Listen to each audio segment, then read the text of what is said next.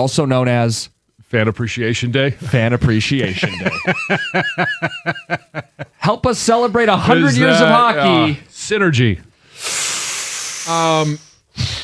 The good news with the Red Wings, and I will give you this, they can't hurt us much longer.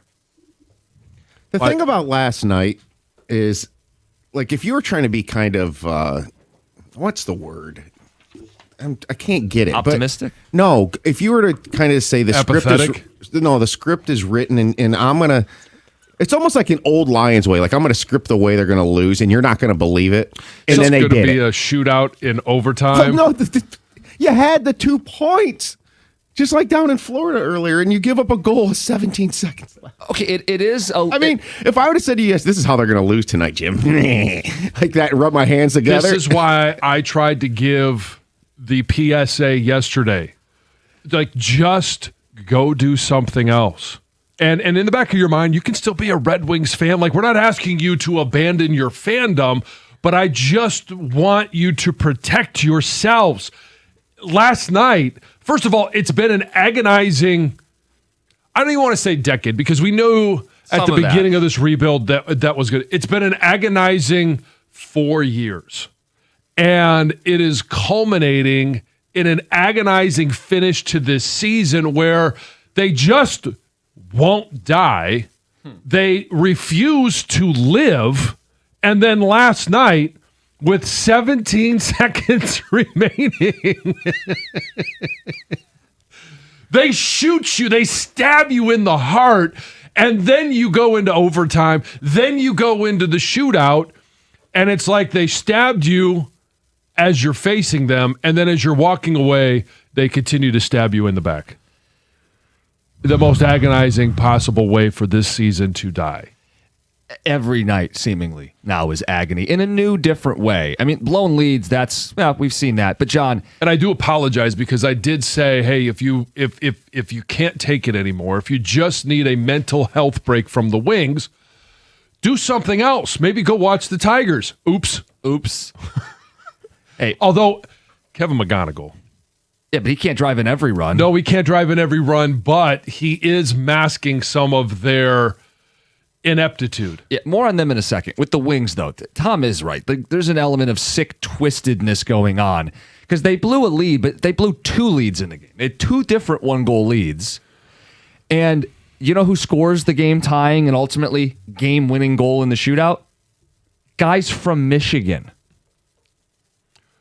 Like, just an extra twisting in the wound. Hey, Fantilli, where'd he play his college hockey? Right here in the great state of Michigan.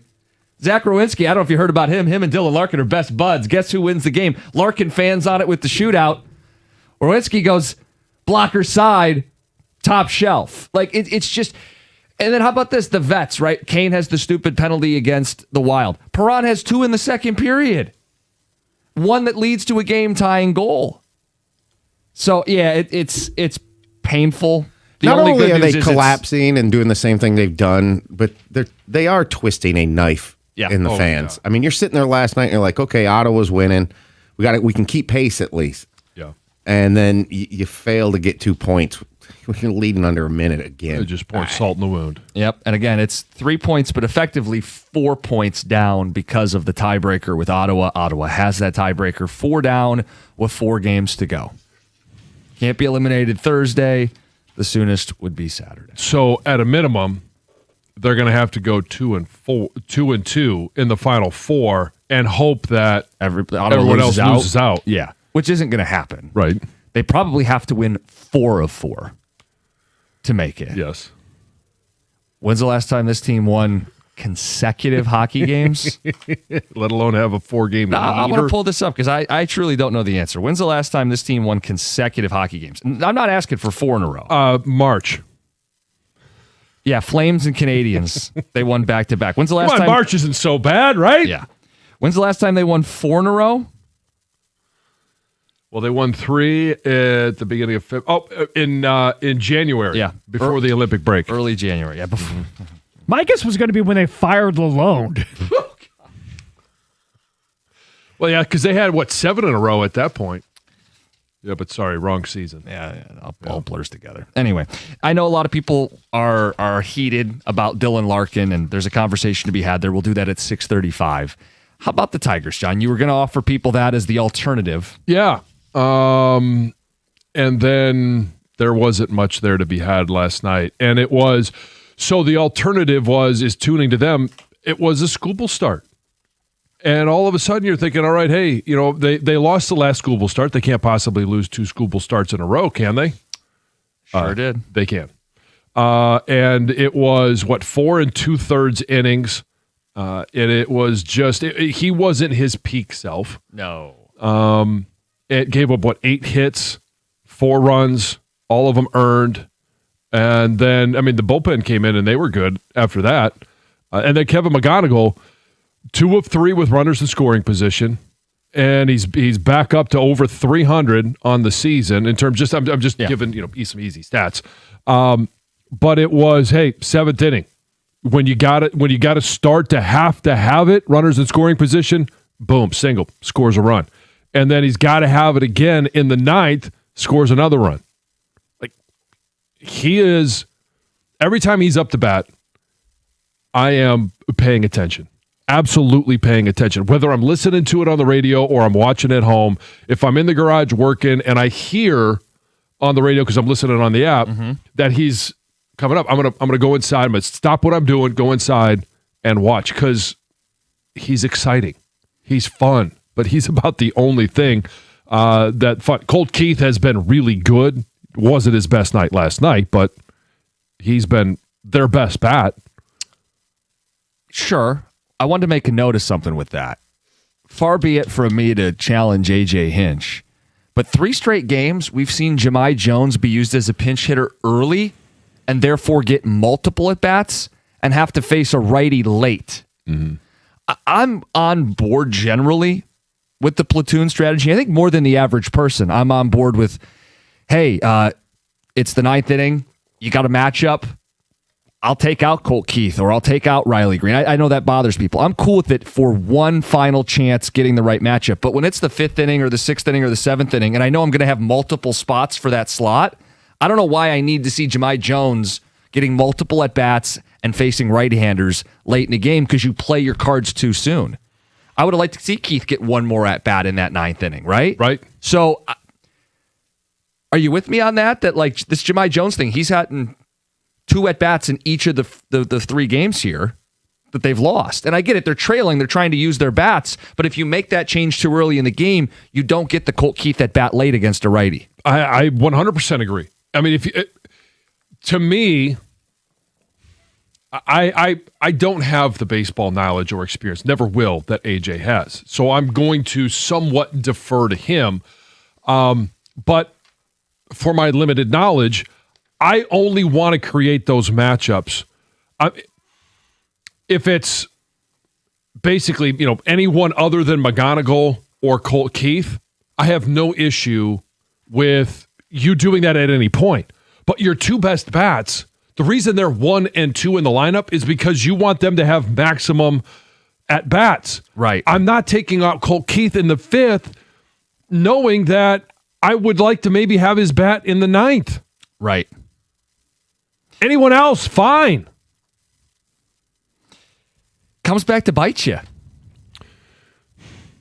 And so, the question is it's early in the season, but what's your level of concern with what you've seen from the Tigers so far? Is it just, hey, it's 11 games, they're 4-7, they're tied with Chicago in last place? When you say it like that, it's like, oh, whoa, wait, hold on. But it's only 11 games.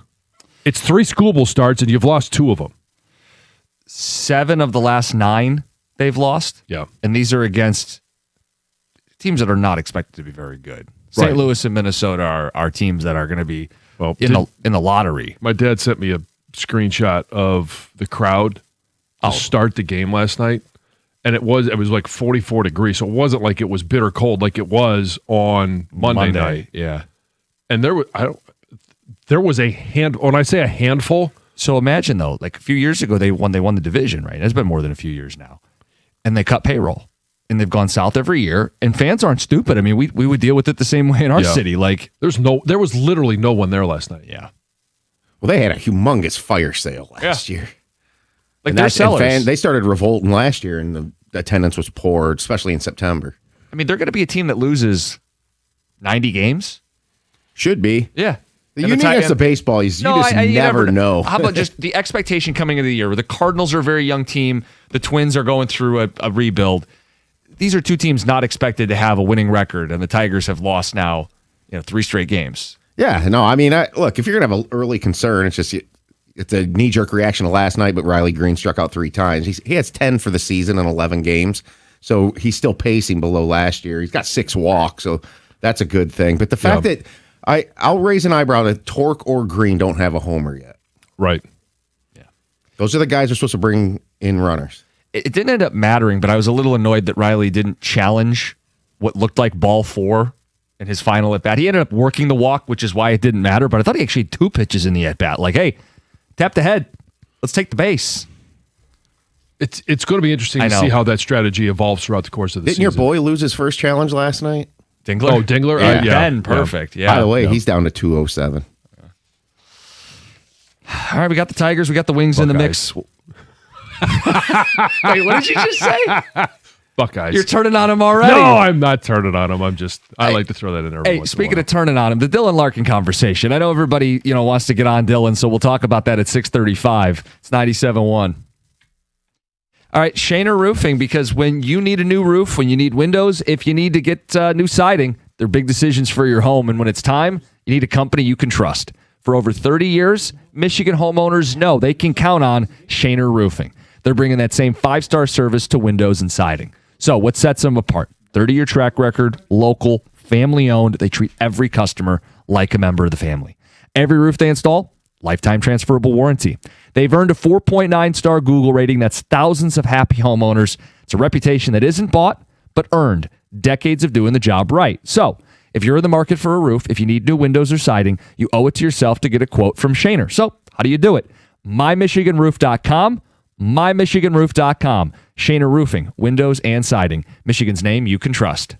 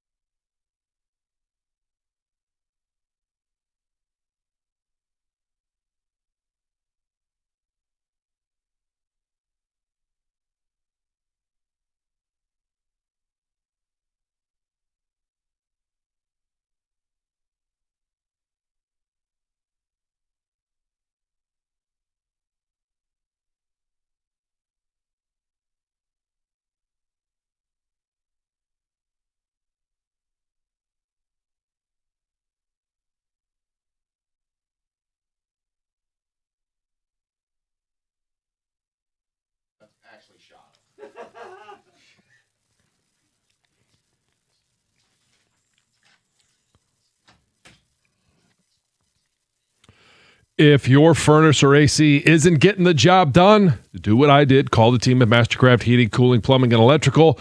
Mastercraft has 24/7 emergency service, and they back their work with a 5-year warranty. Early spring special is buy a new furnace or AC, and you're going to get half off installation. If you're tired of all the power outages, and we know we might have some more this summer, they've got generators in stock and ready to install. Financing is available. Schedule your free in-home estimate. You can do it at mastercraftheating.com.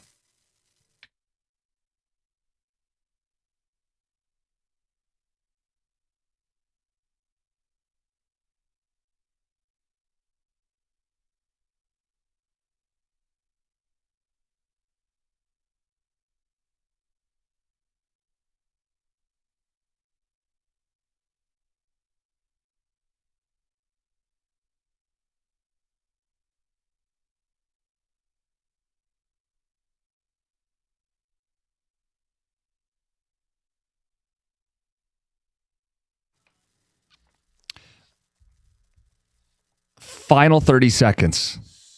Blown lead. So close to those 2 points. Critical 2 points. Yeah, every single one, right? 2 different blown leads and a Michigan Wolverine twisting the knife. It always gets a little worse as Columbus ends up winning the game in the shootout. Wings are 4 points back effectively with 4 to go. Hey, Dylan Larkin's taking a lot of heat. We're going to tackle the Larkin conversation coming up at 6:35. Some of your feedback on last night's festivities featuring both the Tigers and Red Wings. Tex says we can keep saying it's only 11 games, but the Tigers look mediocre. I'm concerned Minnesota is not a good team, Dan in Plymouth. Yeah, I mean, I probably am in that same camp where I'm a little concerned. It wasn't a great spring training. No one cares about the win-losses in spring training, but they haven't started out at all like we anticipated they would. No one thought that they were going to light the world on fire, but to right now be tied with Chicago at 4 wins through 11 games. Yeah. 7 of 9 are losses. That's the point from another texter. Wings spit in our face. At least the Tigers have dropped 7 of 9 to teams that finished under 500 last year. Right. This division, I don't think, is going to have a runaway train that wins 90 plus. So, grand scheme of things, it's not a big deal, but it's annoying. That's what it is. It's annoying, especially when you look and if it was Cleveland Kansas City that was 7-5, you'd be like, oh, okay, it's. I don't want them to start heating the bats up and making a move, but it's Cleveland. It kind of just annoys the hell out of you. Speaking of annoying, this is a two-parter. I got 2 different texts that make the same point. AJ Hinch is a good manager, but he would hit Jansen for prime Barry Bonds if the other team brought in a lefty. Well, I swing left-handed, so yeah, I don't think wouldn't be a good matchup. No, I'm so tired of Jahmai Jones. Bring up Wenzel. He's more versatile. He's a switch hitter. Jake in Oxford. That is a question because we did the 2 home runs after he was sent to AAA, but since he's been there, he has hit well. The bat's been on fire. It's the tinkering, and I guess you could call it over-managing. When Jahmai Jones comes in for a spot, fine, but when he's getting multiple at-bats and has to face righties in 3 consecutive games, and when you're pulling the trigger for his best bat. Yeah. Well, Colt Keith was 2 of those 3 games. Yeah. Yeah, Parker Meadows was the other guy you pinch hit for yesterday. And Parker's actually been doing all right. Yeah. Frustrating. It is frustrating. Hey, we're going to have a little more fun at 7:02 because it is portal season. And I wonder if there's been a shift. Are we treating this like free agency now? Because if I'm a Michigan or Michigan State fan, I got designs on the Final Four in my backyard. I just saw Michigan land 3 top 50 guys last year's portal class. Are fans now starting to truly embrace the transfer portal to the point where they're looking at names? Yeah. They're looking at needs. This is kind of like when your basketball team or your football team gets to free agency. We know our hockey team doesn't do very much of that. But is this exciting now? 7:02, we're going to look forward for Michigan and Michigan State. Let's get to Heather with the news. Well, good morning, guys. In news that we'll be hearing about all day long, the University of Michigan will celebrate their national championship with a parade and an event at Chrysler Center. So the championship event will take place this Saturday, which is April 11th. Things will get kicked off with the parade, which is scheduled to start at 10 a.m. It's going to begin at the President's House, travel down State Street, ending at Yost Ice Arena. Then, of course, you have this big event at Chrysler Center as well. Tickets can be bought for that. There's student tickets, reserved seats tickets, all sorts of different tickets available. City officials plan to close streets along the route of the parade starting at 8 a.m. And anyone who is going to attend is advised to use nearby parking structures. And if you don't make it to the event, right, you can't get down there, it will be broadcast live on the Big Ten Network. Oh. And plus, they say Metro Detroit media outlets will also cover the event. So you can watch at home. Drivers, be on alert. So more and more drivers are saying rocks have struck their cars on westbound I-94 in St. Clair Shores over the weekend. So on Sunday, a driver reported hearing this loud bang and then finding a dent in her vehicle. The woman called 911 because she said she saw a group of teens run across the freeway near an overpass. Come on. She said they were all in black. They had their hoods up. She felt instant panic, some anxiety. And this incident, along with others that have been reported, come about a week after we talked about that one man who found that massive chunk of concrete in his windshield. Right. So St. Clair Shores police have reopened the case. They are investigating. They're asking anyone with video or photos from the area at the time of the incidents to contact them immediately. Speaking of windshields, Ford is recalling hundreds of thousands of vehicles due to windshield wiper issues. So the recall includes over 422,000 pickups and SUVs, including certain 2021 through 2023 Lincoln Navigators, Ford Expeditions, and some Super Duty pickups from the 22 and 23 model years. Ford said that there's been a lot of customers complaining about the wiper arm breaking and in some cases just completely falling off the vehicles altogether. This can, of course, impact visibility, which can be very dangerous. So if you're noticing anything, or even if you're noticing your wipers acting like erratically, you should take them to the dealer. They will inspect the wipers and, if needed, replace them. Well, Delta is the latest major airline to announce an increase to its baggage fees. So the fees for the first and second checked bags will rise by $10. So for the first checked bag, it will be $45. Second, it will be $55. Now, the biggest increase comes on the third checked bag, which is going up from $150 to $200. So the new increase will take effect for tickets that are purchased on or after April 8th, which is today. United has also increased their baggage fees. JetBlue is another airline that has done the same. Now, there are some people who still won't have to pay those fees. Premium cabin customers, elite frequent flyers, and co-branded credit card holders will maintain their free checked bag benefits. How long are these fees going to be in place for? Because if fuel costs go down, They did not say that, that's but that is why wonder. they're increasing, is because of the jet fuel costs due to the war. So maybe I'm hoping, or maybe they'll just skeptical stick that around. Once they're there, they don't go away. Yeah. Right. So Nancy Guthrie has been missing for over 2 months. I mean, it's wild because we really haven't heard of any new leads. We really haven't heard of any leads in general. Yeah. Well, on Monday, TMZ did receive 2 more ransom notes, right? Claiming to know where Nancy's body is and who is responsible for her kidnapping. So the pair of notes was sent from the same, mystery person who demanded 1 Bitcoin in exchange for information related to her disappearance. Mm-hmm. Like they sent that about 2 months ago. There's been a lot of ransom notes, but this person has been persistent. TMZ says they've been persistent even though they know they could be charged with a crime of sending fake ransom notes. But the first note stated that Nancy is no longer alive. The second note stated that she was seen in Mexico. They know where she was and apparently is and who has her. The sender claims that they will surrender the information for half a Bitcoin with another half transferred to their wallet when there is a public arrest. So let me ask this question. And I know you don't have the answer to this. What's a half a Bitcoin worth? Oh, Quite a bit, I think. It's a lot. I mean, but I don't know that, but it's significant value. You said this has gone on for 2 months now? Yeah. Oh, you guys, she went missing on February 1st. Right. John, one Bitcoin with one quick search is 71 grand. Okay. All right. I mean, so it's a decent chunk of money. Heck yeah. Gosh, you got to wonder. And this was the same day that Savannah Guthrie returned to work on the Today Show. During her return to work, there was no mention of her mother. That was not one of the topics or a leading story. She just returned to work, and it carried on like it always had been. Something like, happy to be back. Right. And then it was business as usual. But man, I wonder how she feels. You hear these, and you're like, what if we just pay it, right? Like horrible. But like, I would be tempted to just let's pay. I will pay any amount of money in order to find my mother. And I know police are aware of these ransom notes, and I'm sure they're advising her, but... Yeah, but if once you pay one... Now you're in. I know. Then you're on the hook. Yeah, what are the rest of them? Because you don't want to pay one and be like, it didn't turn out, and I'm not going to pay the other one, and maybe that was one the of right them one. would. Yeah, it's a whack-a-mole at that point. Yeah.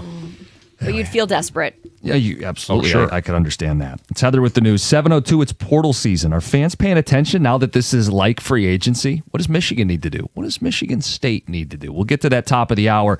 Coming up next, when the Wings are going through what they're going through, nobody is safe. Is it time to trade Dylan Larkin? It's 97.1. Hey, Detroit, it's finally time for baseball and getting back outside, and I've got your drink for the season. Surfside iced tea and vodka made with real brewed tea with summer in mind, and a proud partner of the Detroit Tigers. Surfside is only 100 calories, 2 grams of sugar, and with no bubbles, it's super easy to drink. Their iced tea and lemonade variety packs are so good. So just go look for the Surfside's Sunset Stripes. Surfside iced tea and vodka. It's not a seltzer, it's Surfside. Must be 21. Please drink responsibly.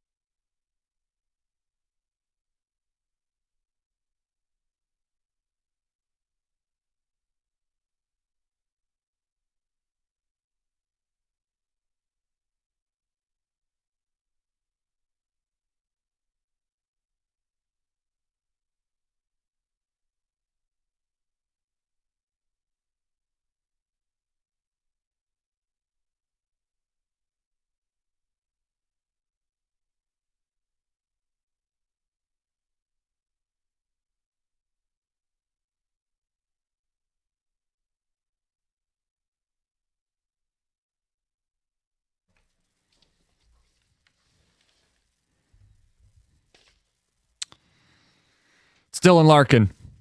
Look, when it's this bad, nobody's safe. So let's tackle the Larkin conversation. It's another March collapse. There's a lack of fight. He is the captain. He's taking the heat. Do you want to trade Dylan Larkin this summer? We'll go through this. I would just caution people. He is the team's only playoff quality center. He's a winning player on Team USA, 5 straight 30-goal seasons. And I'll use last night. On one leg, he's got a goal. He's got an assist. He had 5 shots and 4 hits. Do you want to trade Dylan Larkin? He has a no-trade clause. So if this is the way things go, he would have to agree with the destination, which shrinks the pool and minimizes your return. And if I'm trading Dylan Larkin, I don't want spare parts back. I want a quality, comparable, ideally better player. He's a consensus top 50 player. So take away, the McDavids and the McKinnons and the goalies and the defensemen. How many viable players are you trading Larkin for that are better? Are those destinations places that he wants to go to, and are those teams making the deal? See, it's not as simple as he's the captain, it's his fault, tar and feather him and kick him out of the city. My conclusion is you're not trading Dylan Larkin. Now, maybe the best compromise would be someone else needs to be the leader of this team. Like with Team USA, he's not the captain. Someone else shoulders that burden. It weighs heavy on him, these collapses. Does someone else need to wear the C? Is that the compromise? Because I just don't see a world where trading Larkin is happening this summer. I don't see that world either. I don't know that that's even an option. And fans can want whatever they want, but what reality is he's going to, and the only way it happens is if he wants out of Detroit.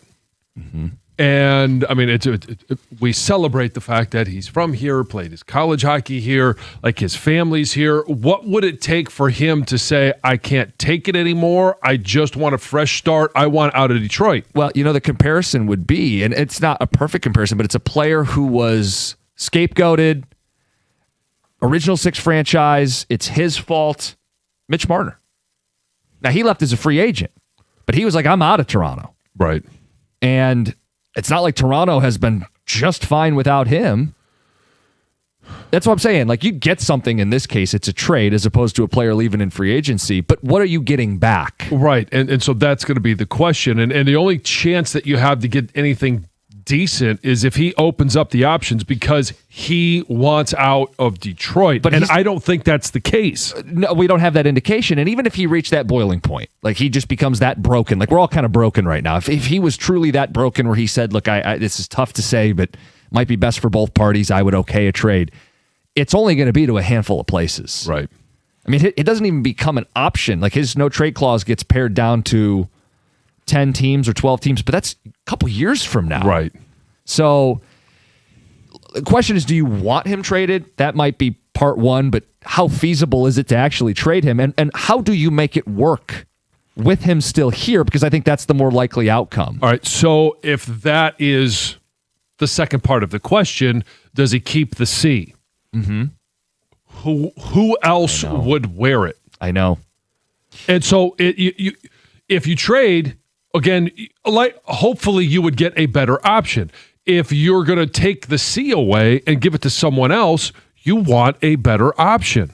So the challenge is you aren't going to add those kind of players in free agency. They just don't hit free agency. Right. You'd have to swing a trade involving someone other than Larkin to get that type of player, or you'd have to give the seat to someone who's also been part of the March collapses. I mean, you could say DeBrincat grew up here. He stepped up. He's played well. This is his best year. He's due a contract extension. Maybe that comes with it. He has the C. Or you say Mo Seider is the pillar of, Iron Man toughness. He hasn't missed a game in his NHL career. He won't win a Norris because he doesn't score enough like Werenski, but he is regarded as one of the better players at his position. You could give it to Seider. I mean, these are the things I would throw out. Right.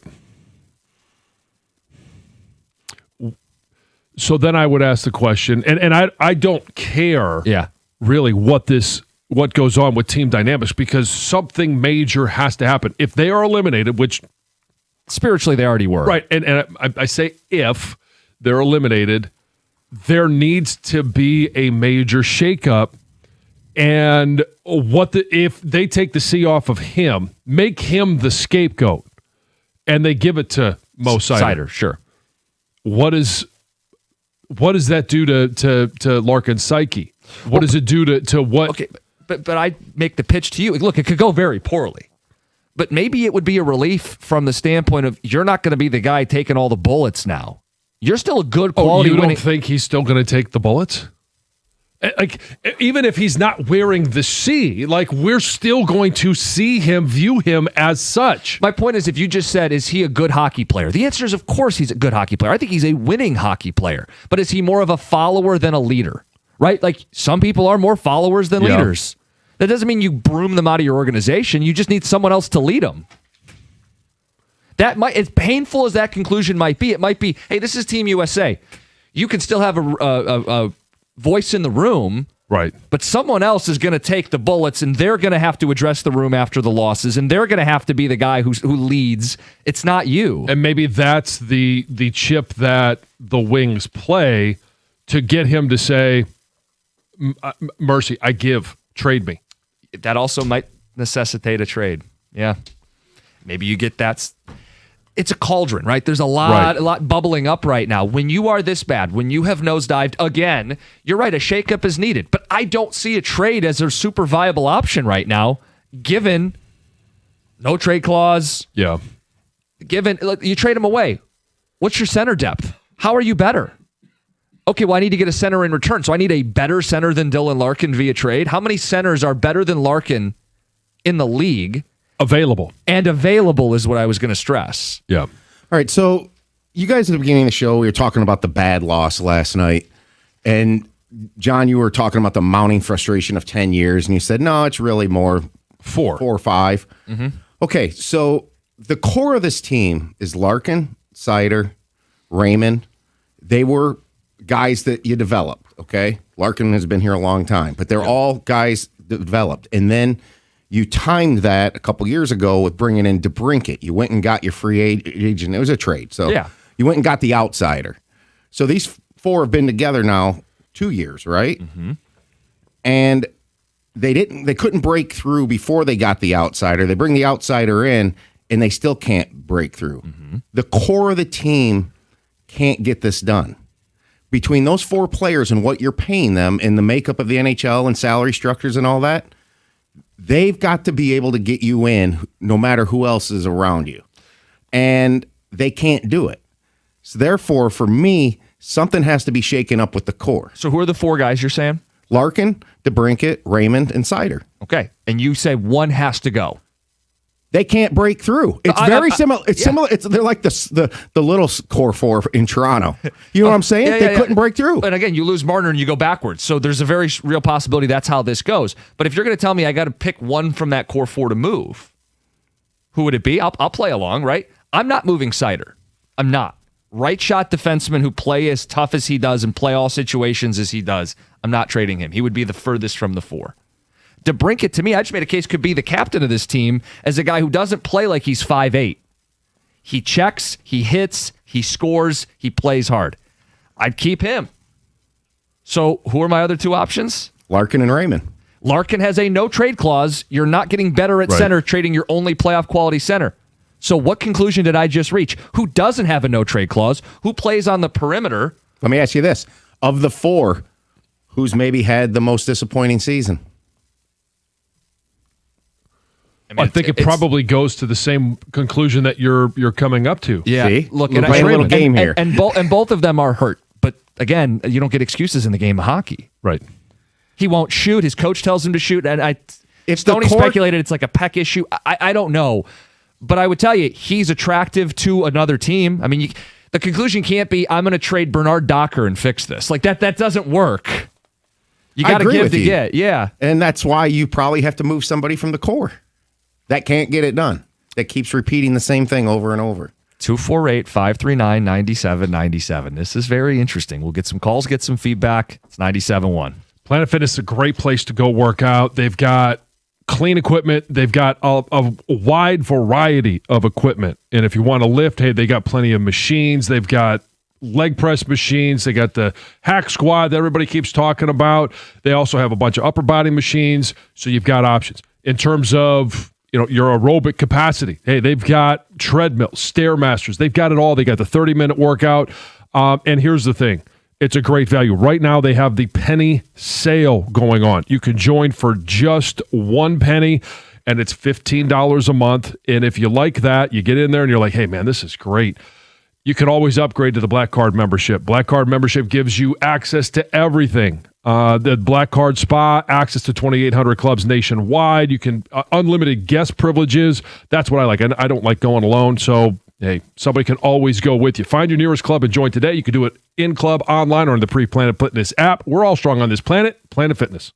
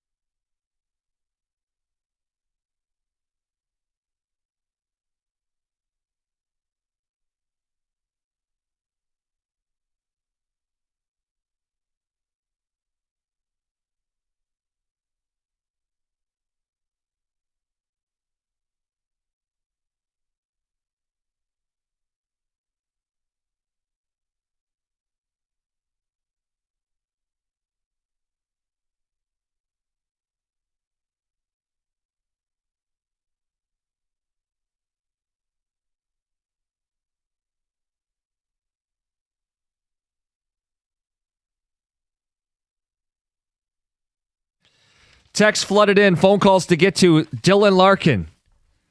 Is the answer trading him this offseason? And laid out why it's not quite that simple. But the response, John, yes, trade him. Trade ASAP. Trade him for a stack of pucks and Labatt's. Look, he's the captain. He's the leader. The team doesn't fight, so he becomes the hot button guy. But I laid out to you, he's the only playoff quality center on the team. 5 straight 30-goal seasons. Last night on one leg, had a goal and assist, 5 shots and 4 hits. If you're trading him, he has a no-trade clause. He'd have to okay it. It'd have to be to his preferred destination. And are you getting a player of his caliber back? Probably not. So is the solution, you make him Team USA, Larkin. He can be a leader, but not the leader. So someone else has got to wear the C. And Tex says, yeah, I've been saying it all year. Larkin doesn't look like the leader DeBrincat does. He plays hard as nails every night. That's Jarrett. It's obvious the C needs to go to Sider. That's from Roy. Guys, blow the team up. Trade 2 of the core 4. Take a step back before you can take 2 steps forward. The 4 we mentioned are right. It's Larkin, Raymond, Sider, and DeBrincat. Yeah. Is that what it's going to take? Because this is going to be a decade now with no playoffs. Longest active streak. If you blow it up and start over, is that another 2 years, 3 years? Yeah. Before you're a playoff contender? Not even talking about Stanley Cup, just playoff contender? No, it's not supposed to take this long to make the playoff. Is that going to be really helpful for, say, wanting Steve Yzerman to stick around? I mean, if they do take a step back, and well, it's another year of not making the playoffs, and now it's more heat on Steve Yzerman. No, I wonder if someone else is making those decisions at that point. Someone else makes the assessment, hey, we don't have it. We need to step back, and some new person would probably be given the levity to do that, as opposed to 8 years and no results. 7, next year would be 8. Would they, though? A new GM is not going to be told you have to make the playoffs immediately. No, but do you think they'll make that move? I don't. Right. I mean, look, we've started this conversation with saying when you're this bad, everything's on the table. Nobody's safe. Hockey purgatory. They very much are. Let's get to Jack in Rockwood. You're on 97.1. Yeah, good morning, guys. Hey, on the Larkin thing, here's my thought. You laid out all of his stats. You didn't even talk about his face-off wins. He is a quality player on a team that's going nowhere. So, team that's going nowhere, I think no one's untouchable, but you don't trade him because he's the core reason why we're not winning. I think there's way too much emphasis put on a letter on a jersey. If the GM, the coach, the coaching staff can't motivate a bunch of high-paid athletes to perform, how is one guy in the locker room supposed to do that? I think his contributions on the ice indicate that he's part of what could be a winning team. He needs talent around him. So if you can trade him and the team gets better, trade him. But don't trade him because he's the fault for the team not performing at the level should be. I have the same read you do. I'm not trading to trade. And the number of guys I would trade him for, people might not realize. It's a pretty small list. He's a consensus top 50 player in the NHL. Before the year began, NHL.com listed him 41. ESPN listed him 24. You can squabble and fight. I'm just going to say consensus top 50. Throw out goalies, defensemen, the untouchables, the McDavids, the McKinnons. How small is this list of guys that you would realistically trade him for? Yeah. And that he'd okay going to that team. Right. Yeah. Can you count it on one hand? Do you use both hands? Yeah, no more than. Yeah. I mean, that's a two-hander, you're saying? Is it 5? Is it less than 5? Is it less than 10? Thought that's where you were going. James and Howell, good morning. Hey, good morning, guys. Go Blue. Go Blue. Hey, I was going to say, yeah, we definitely need to break up at least one of the guys in the core, and I think we need to trade Raymond. I think we need to go out and try and get either Brady Tkachuk or go after Austin Matthews and give up some prospects and some future first-round picks. I mean, that's the only way forward unless they want to blow the team up. Right. That's the scenario where you don't have to take a 2-year reset. Mm-hmm. Yeah. I mean, it's getting to the point where it's either Stevie's got to do that this offseason or Stevie's got to go. I know Illich will never do it, but that's what's going to have to happen. So you mentioned Matthews and Tkachuk. Those are two players, American players in Canadian cities. They'd have to want out too. It sucks because in basketball, we see the disgruntled star move way more often than we do in hockey. Because there's more opportunity under a loose cap. Yeah. As you might say. Now, Tom threw out the 4 names. Yeah. And we kind of played the thought exercise of if you had to trade one, who would it be? You think it's Raymond? I that would be the one that I think most people would get behind and say, yeah, okay, that's not going to impact. He's in my opinion underperformed this year. He's not been the player, and you even go to like, hey, when Larkin was out and you needed someone to step up, he wasn't there. Mm-hmm. And so I think he is the one that you could trade and get the best return for without making a huge dent in what you're trying to do if you keep the other 3 in the core together. So the Florida Panthers traded Jonathan Huberdeau, who was a playmaking winger. Yeah. He had 100 points in a season. That's better than anything Raymond's ever done. Yeah. He was traded as a part of a bigger deal to land Matthew Tkachuk. So the guy just called in and brought up Brady. I mean, yeah, I would do that if it was Raymond and I got to give up a little more to get it over the hump, and then I get Brady Tkachuk, who is a more physical drive the net player as opposed to a more passive perimeter, and that has value. But what does this team need to do? Get to the dirty areas, get to the high danger zones, bury chances, bury people into the boards. Yeah. I'd trade. I don't think many people would fight that. I would trade Raymond for Brady Tkachuk. Yeah, I don't know that you'd have much pushback. If that was the case, I don't think you'd have much, if any, pushback. Yeah, we'd all do that. Ottawa would do that. No, exactly. Well, you need things to get. They're probably going to make the playoffs, right? Like, that's the other thing. Like, as one of the consequences of the Wings not being good enough to get in is Ottawa's going to get that last spot. And are they going to trade their captain? They've made the playoffs back-to-back years? Probably not. I mean, he would probably have to make a pretty adamant public trade demand. Yeah. And let's play this game. You're Brady Tkachuk. You want out of Ottawa. Is Detroit the place you're clamoring to go? It depends. I mean, the history of the franchise still has value for some guys. No, send me to Florida. I want to play with my brother. Okay. Send me to Vegas. Everybody else goes there. Like, that's the reality now.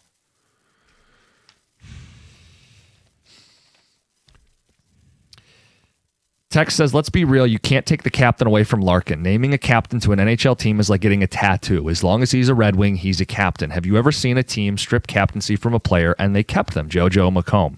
I have one example, and I can hit it coming up next. We'll take phone calls, and then we'll get into the transfer portal for Michigan and Michigan State because people should be excited. 97.1.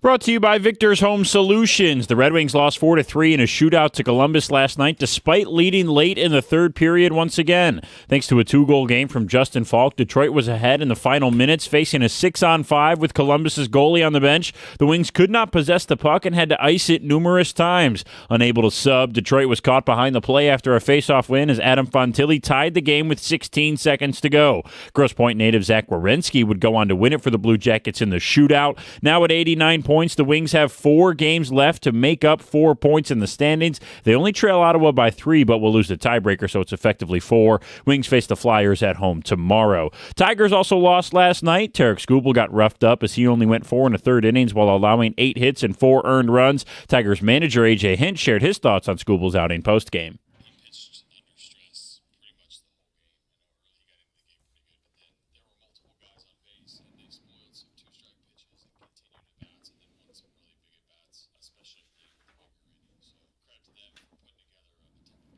Tigers are now 4-7 this year. That's tied for 4th worst in the American League at the moment. Game 3 against Minnesota is at 7:40 tonight. And Michigan basketball's national championship parade will take place Saturday at 10 a.m. and will run from the President's House to Yost Arena. There's also a celebration at Chrysler Center after at 1 p.m. At the Cornwall Health Sports Desk, I'm Brendan Shabath. For more, go to 97.1theticket or Odyssey.com.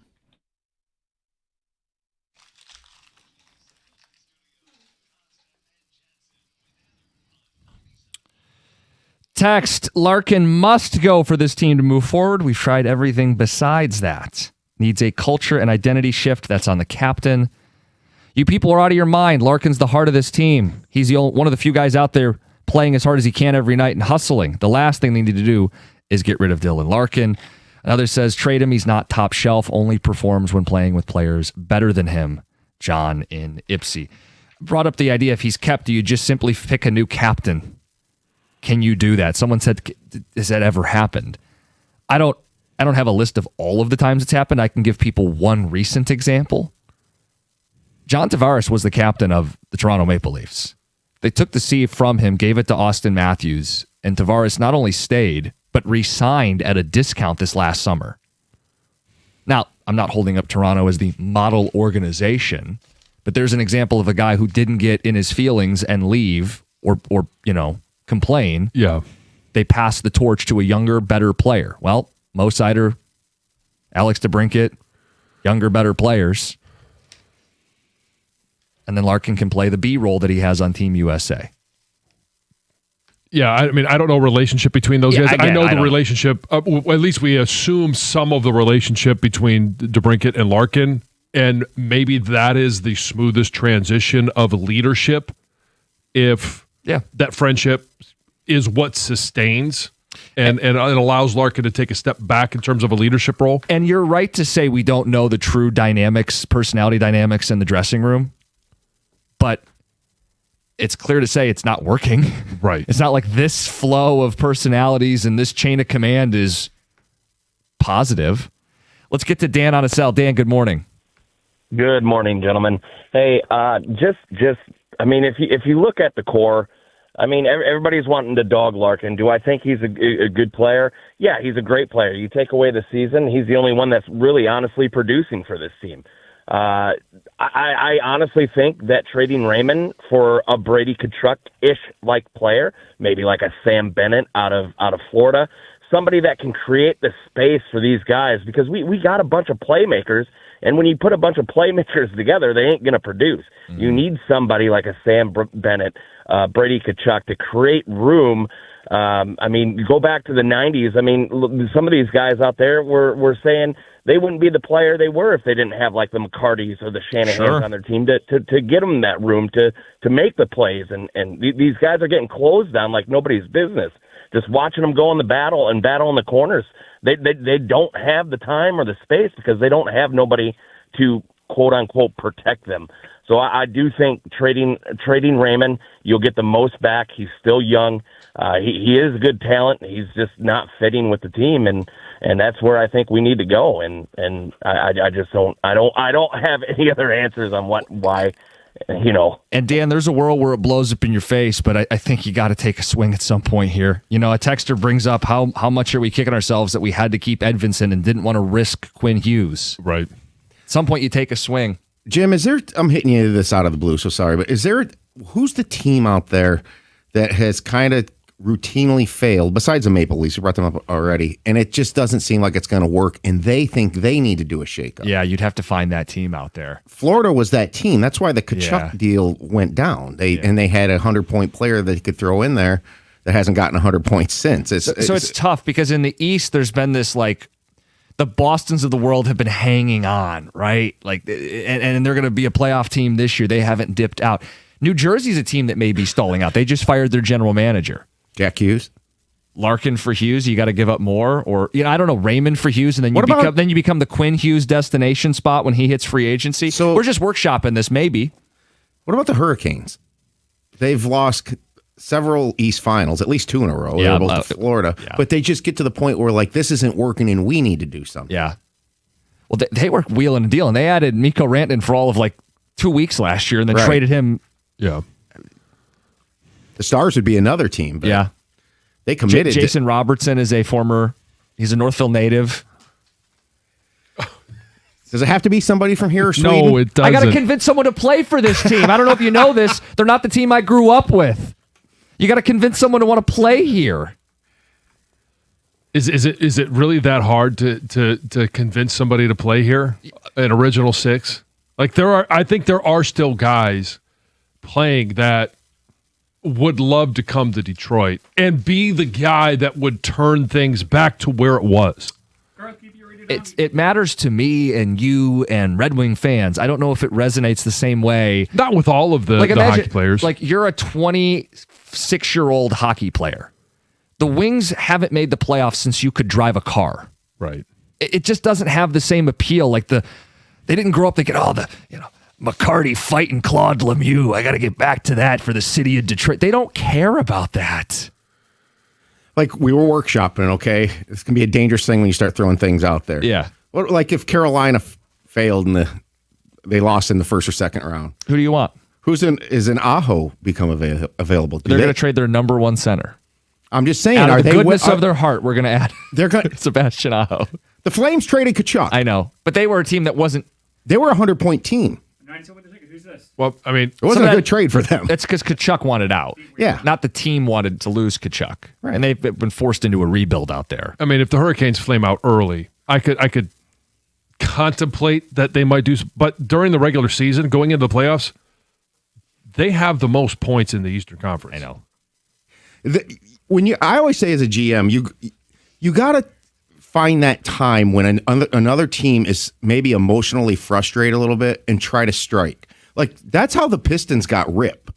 Mm-hmm. The Wizards they had was it Arenas back then, right? Mm-hmm. And it was such a savvy deal.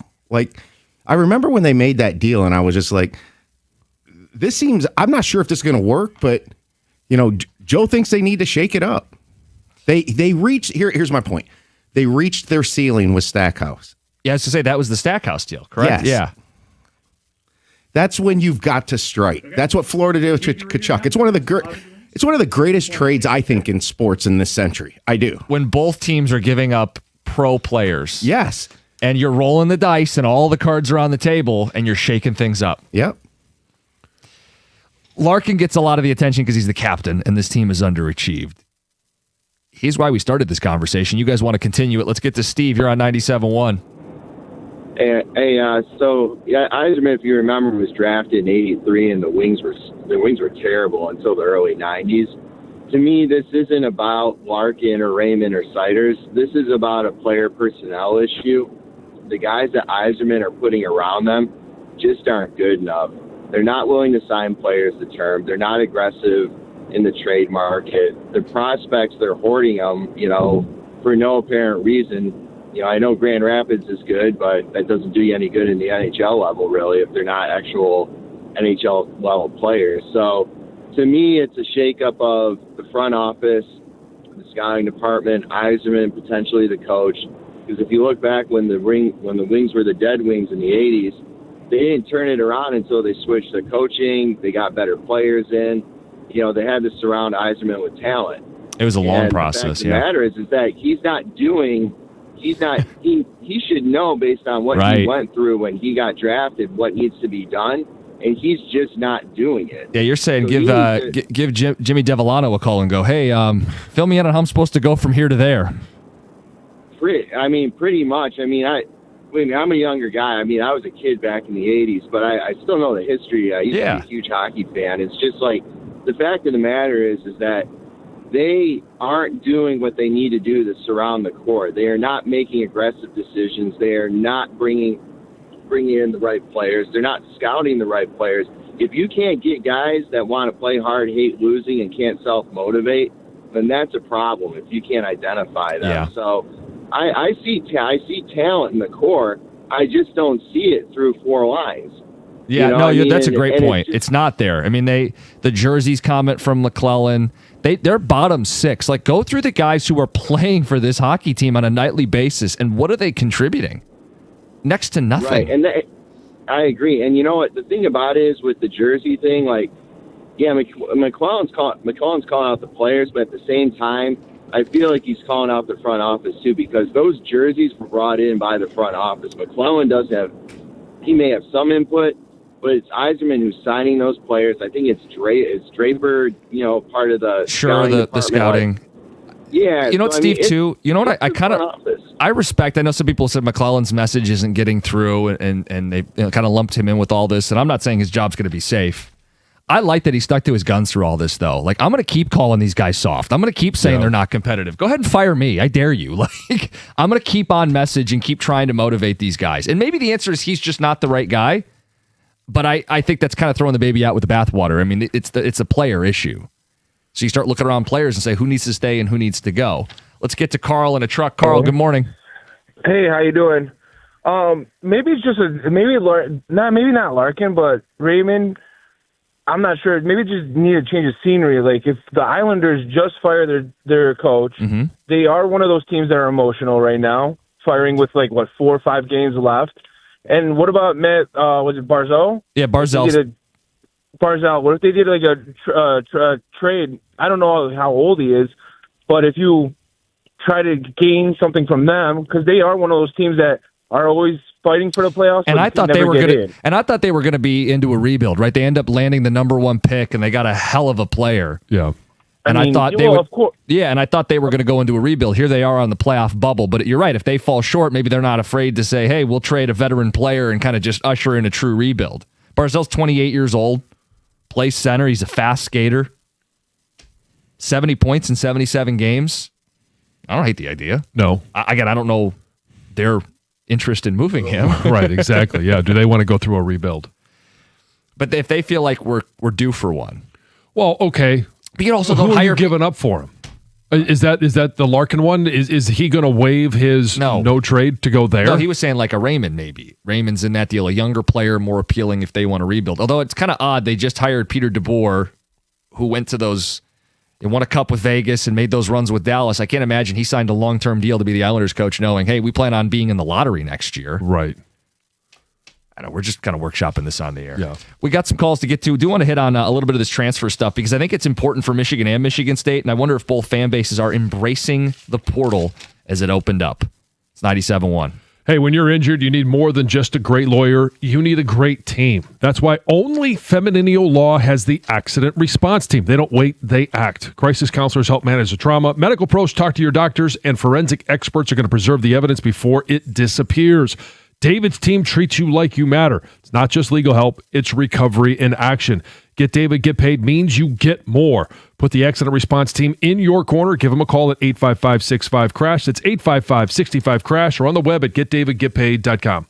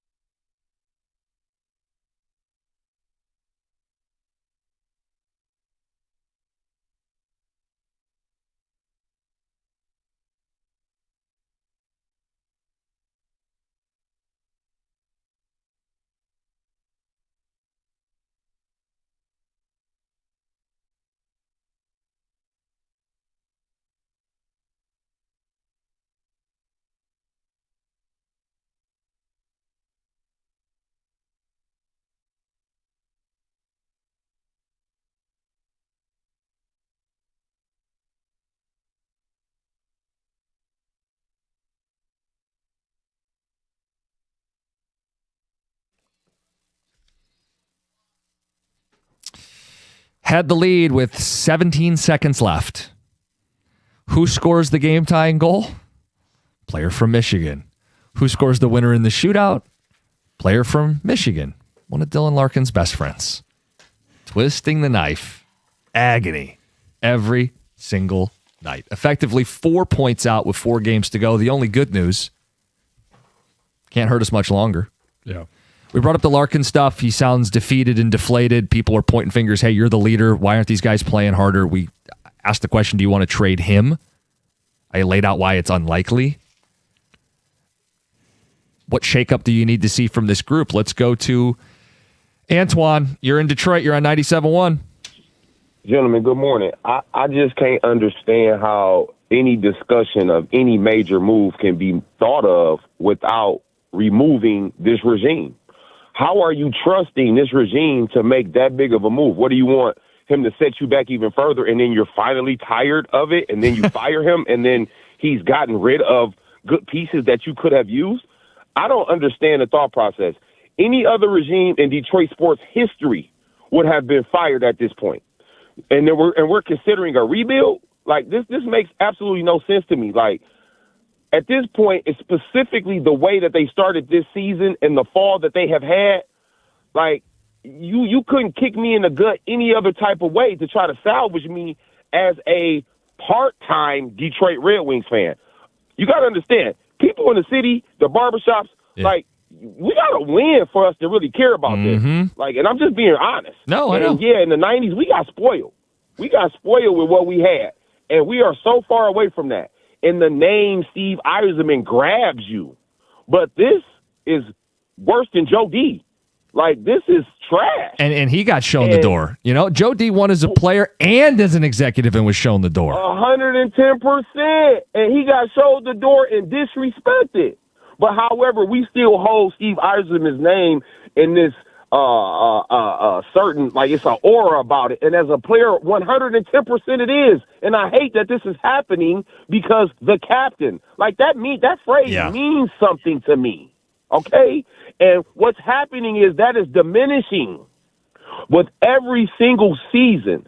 So, no, I don't trust that this regime should be able to make a move of that magnitude at this point. So, yeah, Antoine, I think that's 10 years ago, it's a great point. When we're talking about shakeups and trading one of your 3 or 4 best players and involving, gutting prospects and more future first, these are wholesale mortgaging, all-in moves. It's moves that, quite honestly, we wanted to see them make earlier. Do you trust them to make those kind of moves this offseason? And to your point about it hurting, like, yeah, the captain, it means something. You grow up with that run in the 90s or early 2000s, and Yzerman's gutting it out on a bad knee for the O2 Cup. Like, these are the things you grow up on. And, right. But this generation of current NHL players, that mystique isn't there for them. The younger players didn't grow up in a world where the Red Wings are dominant.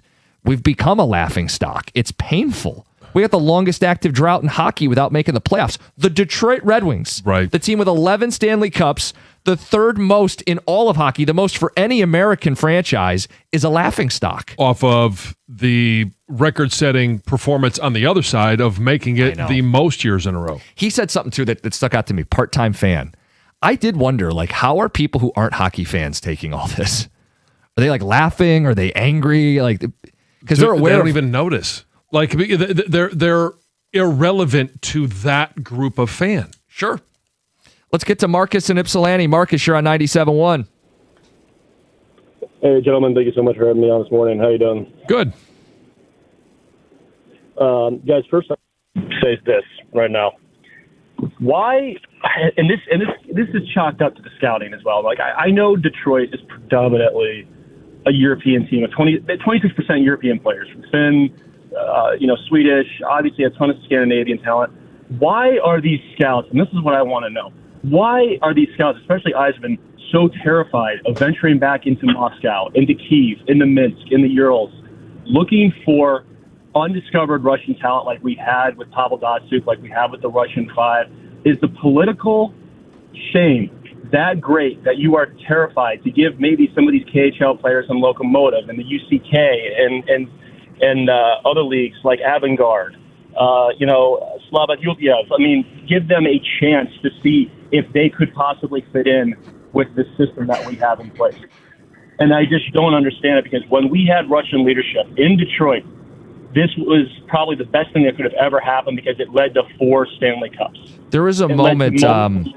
There was a moment Sunday. Kirill Kaprizov was in town. And I saw a video of him walking by the wall of all the accomplishments of the former Russian players for the Red Wings. It was kind of a cool moment. And you're right; they don't have those guys right now. And I don't know, to your point about geopolitical, and I know scouting Russian players and all that stuff, but it's a good note. I mean, I don't know the answer. Yeah, it's one of those things where the politics of scouting some of those players probably plays more a part of it in the hockey world than it does. NBA is now global as well. Yeah. But I got to believe in today's day and age, if you're good enough at something, they'll find you. Like Yzerman found Kucherov when he was in Tampa. He's the best Russian player, arguably one of the best players in today's game. But that was more than a decade ago. Let's get to Heather with the news.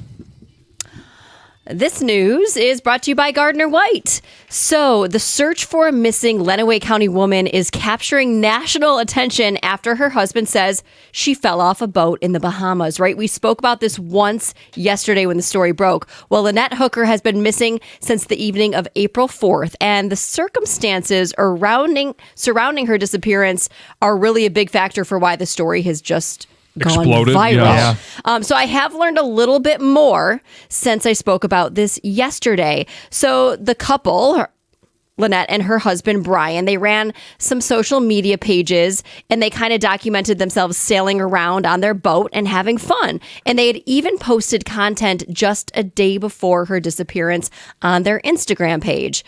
And then poof, she disappeared. Her husband told authorities that the couple was on this small dinghy. They were headed back to their, this article says yacht. I've also just read their sailboat, whatever it was. They were headed back to their boat when she fell off the dinghy and got swept away in the strong current. Mm-hmm. He told authorities that she had the keys on her, so that when she fell off, the boat shut off. He had to paddle back. Took him forever, right? Because he was out there. Sure. He didn't arrive back to shore until 4 a.m. on Sunday. That's when he notified police, told somebody, and that's like when the call was made. Now, crews are still searching for most likely her body, but they have yet to find her, had no luck. Well, now her daughter, Lynette's daughter, is calling for an investigation. So she says, quote, "There have been prior issues brought to my attention, which may be important for any thorough investigation.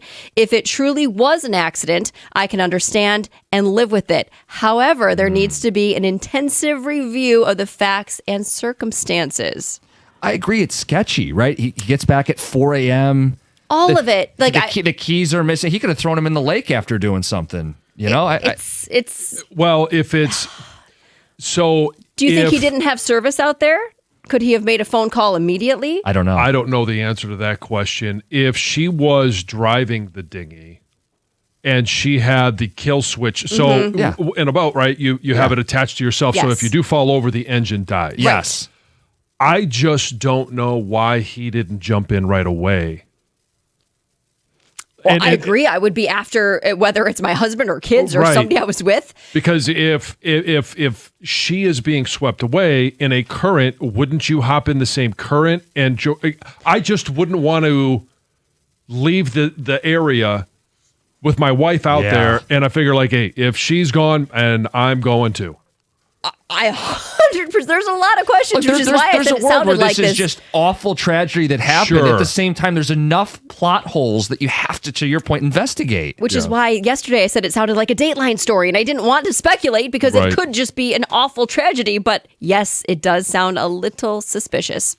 Well, the University of Michigan will celebrate its 2026 men's basketball national championship with a parade and event in Ann Arbor on Saturday. So the parade will begin at 10 a.m. It's going to start at the President's House. It will end at Yost Ice Arena. Then the rally at Chrysler Center will begin at 1 p.m. Tickets for that event go on sale tomorrow. And if you're headed to the celebration, road closures begin at 8 a.m. and fans are advised to use nearby campus parking structures. Now, speaking of road closures, more closures are going into effect today around us. So the southbound 75 ramp to westbound 696 in Oakland County is closing through the summer for the Restore the Ruther project. So from what I hear, it begins today at 9 a.m., should go through at least mid-June. So be prepared for that. There is going to be obviously a detour. We'll take drivers from southbound 75 to westbound 8 Mile Road to northbound M10 and then back to westbound 696. So just be prepared, right? As you see more cones and closure signs. It's that season. Yeah. Construction. Sure is. Everywhere. It's Heather with the news. Is it a bad time to tell people we have Red Wing tickets to give away later in the show? 8 o'clock hour, your chance to win tickets to Thursday night's game where they cannot be eliminated from the playoffs. Nope. Gonna hang on and just keep this going. Sure. 8 o'clock hour, chance to win Wings tickets. I want to talk about best sports road trips because I am going on one starting today. We'll get to that in the 8 o'clock hour. And a note on the transfer portal. Let's do that next because we've been kind of teasing this, and I think it's a big deal. And I wonder if fans are viewing this like we do free agency in our pro sports. Because if they do, gear up. Michigan and Michigan State trying to make the Final Four in Detroit next year. It's 97-1. Hey, if hair loss has been on your mind, you need to go check out Michigan Hair Restoration. Dr. Mark Berkowitz has been doing hair restoration for over 30 years, and he intentionally limits how many patients he takes at one time. So when his consultation calendar is full, it closes, and yes, there is a wait list. So there's a lot of guys I've heard talking about looking to fly to Turkey to get their hair restoration done. But what they don't think about is the follow-up care, right? Like what happens if something doesn't go perfectly once you're home? This is medical. Follow-up matters. Accountability matters. Michigan Hair Restoration is local, medically supervised, and the same team is with you before, during, and after. Now, Dr. B has trusted the process enough to have it done himself, and he's also performed it on his own son, which tells you everything. So if hair loss has been on your mind, this is one of those moments where waiting usually means missing your window. So go to MichiganHairRestoration.com today and request a consultation before you're out of time.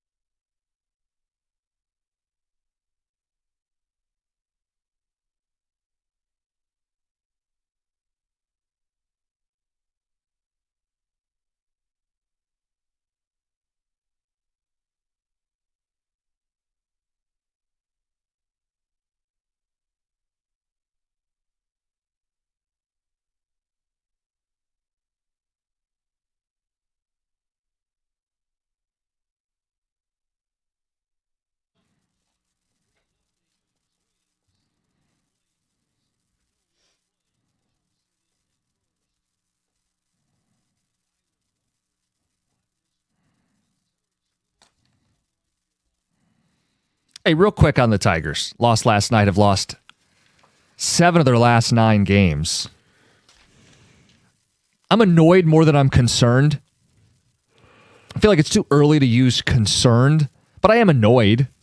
I am too, and it's like one of the things that we've talked about for really going on 3 years now is if you're on a skid, what's what's supposed to cure all ails? Skubal. Skubal start. They've lost 2 in a row.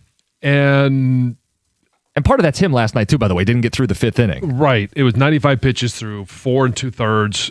It wasn't his best performance. All 4 runs were earned. Yeah. They also didn't hit for him. Right. I'm not going to hold him to some unlivable standard, but it just wasn't up to his standard. I guess we can all agree on that. That's a great way to put it. That was not up to his standard, and it's not an or, it's and they also didn't do enough offensively. McGonigal drove in their only 2 runs with a couple really nice at-bats. One annoyance I'm having right now is the fact that Jahmai Jones has played in 3 straight games, and I'm okay with him as a pinch hitter against lefties, but because they're making this change so early in the game, they're taking out Colt Keith, and Jahmai Jones is facing righties late. And, I mean, the reason Colt Keith is leading off is he and McGonigal are 1-2, and they're the 1-2 bats on this roster. And I just don't want to take him out of the lineup. It's one thing if it's the 8th inning, 9th inning, the spot's not going to come back. I got 2 guys on. I'm going to play the numbers. I'll defend AJ there. I'm probably more on his side than I think a lot of fans are just recoil at the idea of taking, remember, Riley Green out of a playoff game. But to do it in the 5th, 6th, or 7th inning when you still might get another at-bat, and it's 3 straight games that they've done it. Anyway, long season. Just a quick note on the Tigers. Final Four is in Detroit next year. We're already looking ahead. Michigan got 3 of the top 50 players in last year's portal. Are we looking now and truly embracing this to where this is free agency? Like, we get excited when the Lions have a chance to do something in free agency. We get excited when the Pistons or the Tigers have a chance to do something in free agency. Do you view this now like we're entering free agency? Like you got names you circle or positions of need? If I was familiar with the names. See, that's the challenge. Can I give you a name? Sure. So there is a guy that we should be familiar with or is easy to understand.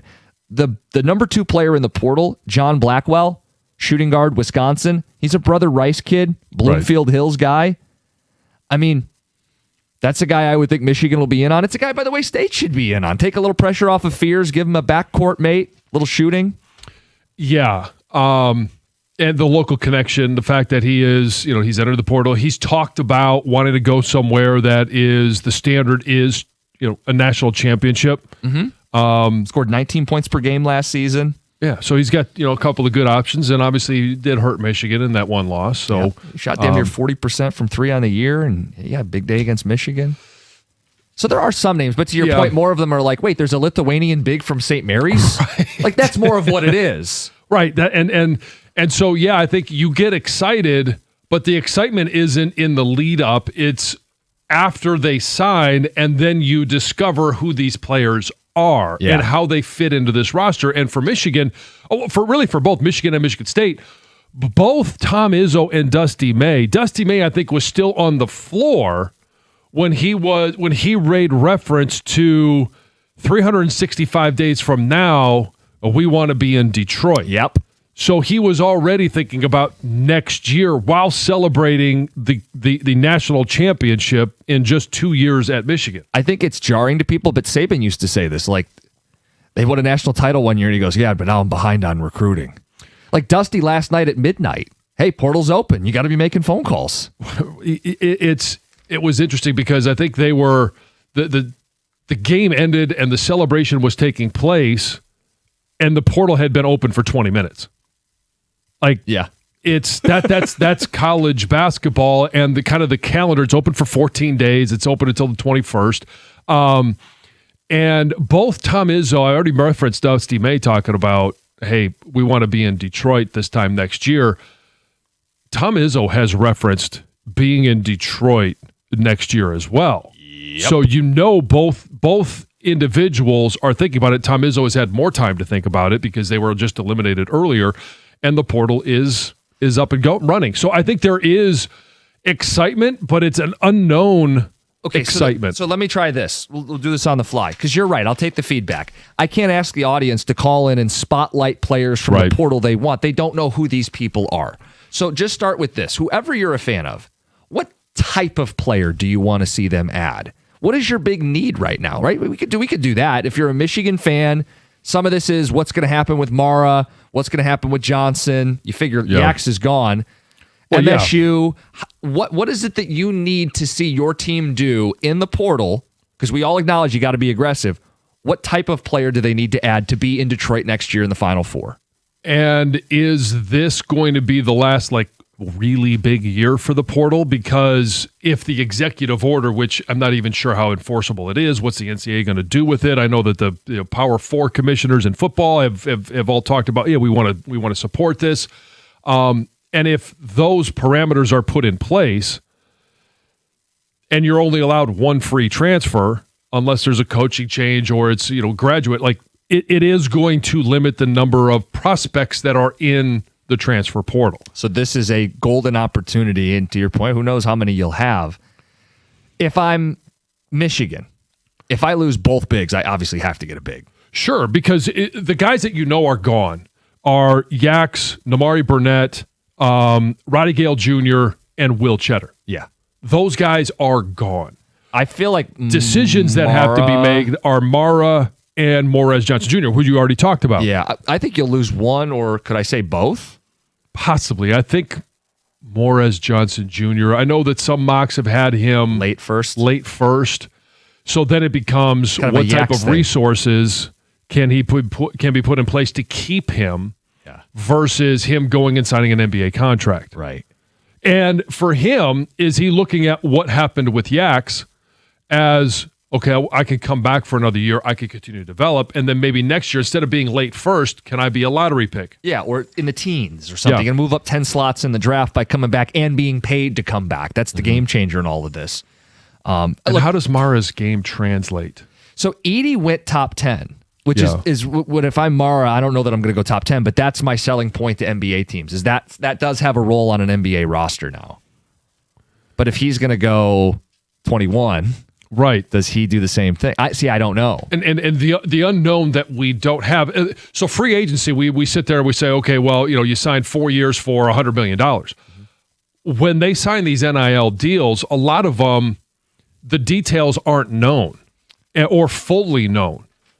And what is the benefit of both of those guys coming back? And we could talk about this with Michigan State players as well. Yeah, so a couple texts. As a Spartan fan, Izzo will never do what it takes, so it doesn't make sense for me to get all worked up and learn about these guys. He'll get some random kid averaging 6 points per game from a small school and call it a day. The transfer portal is free agency, and Izzo is the Lions. He'll run it back with his own guys and a few broken parts along the way.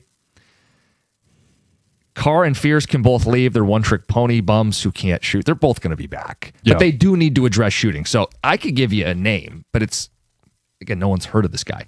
Drew Fielder. He's a big from Boise State.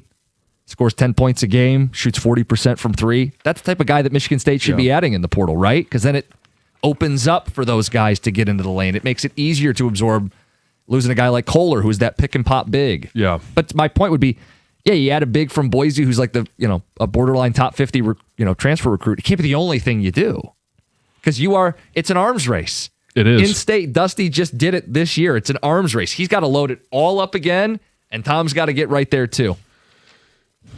And there's over 1,000 players that have already entered the portal, and we're only 2 days in. Brush up, boys. It's going to be absolutely bizarre. Michigan fans, maybe it's a little harder for you to answer, but what do you want to see your team do in the portal? What type of players do you want them to add? And for Spartan fans, maybe this is tough because you don't have faith your team will do it, but let's live on the bright side. What does Izzo need to do?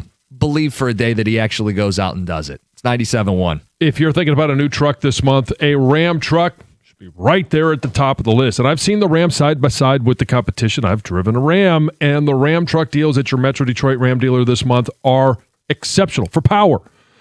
Really not much of a competition here, but I'll let you know what's going on here. The Rams, you could choose from two options from the Rams award-winning Pentastar V6 or Rams legendary 5.7 Hemi V8. And on the competition side, why would you trust any full-size pickup in the same class at any price with a 4-cylinder engine? Try passing somebody with a 4-banger. Try towing something and passing someone. It's not going to happen. Full-size Ram is also built right here in Sterling Heights. For comfort and easy-use technology, nothing beats a Ram. Ram also offers the 5-link coil suspension, and all it's going to take is one test drive, and you're going to feel how much smoother a Ram is. Right now, lease payments on a new Ram truck are phenomenal. So are their financing offers for well-qualified buyers. All you got to do is pull into your Ram dealer today. It's just that easy, and tell them I sent you.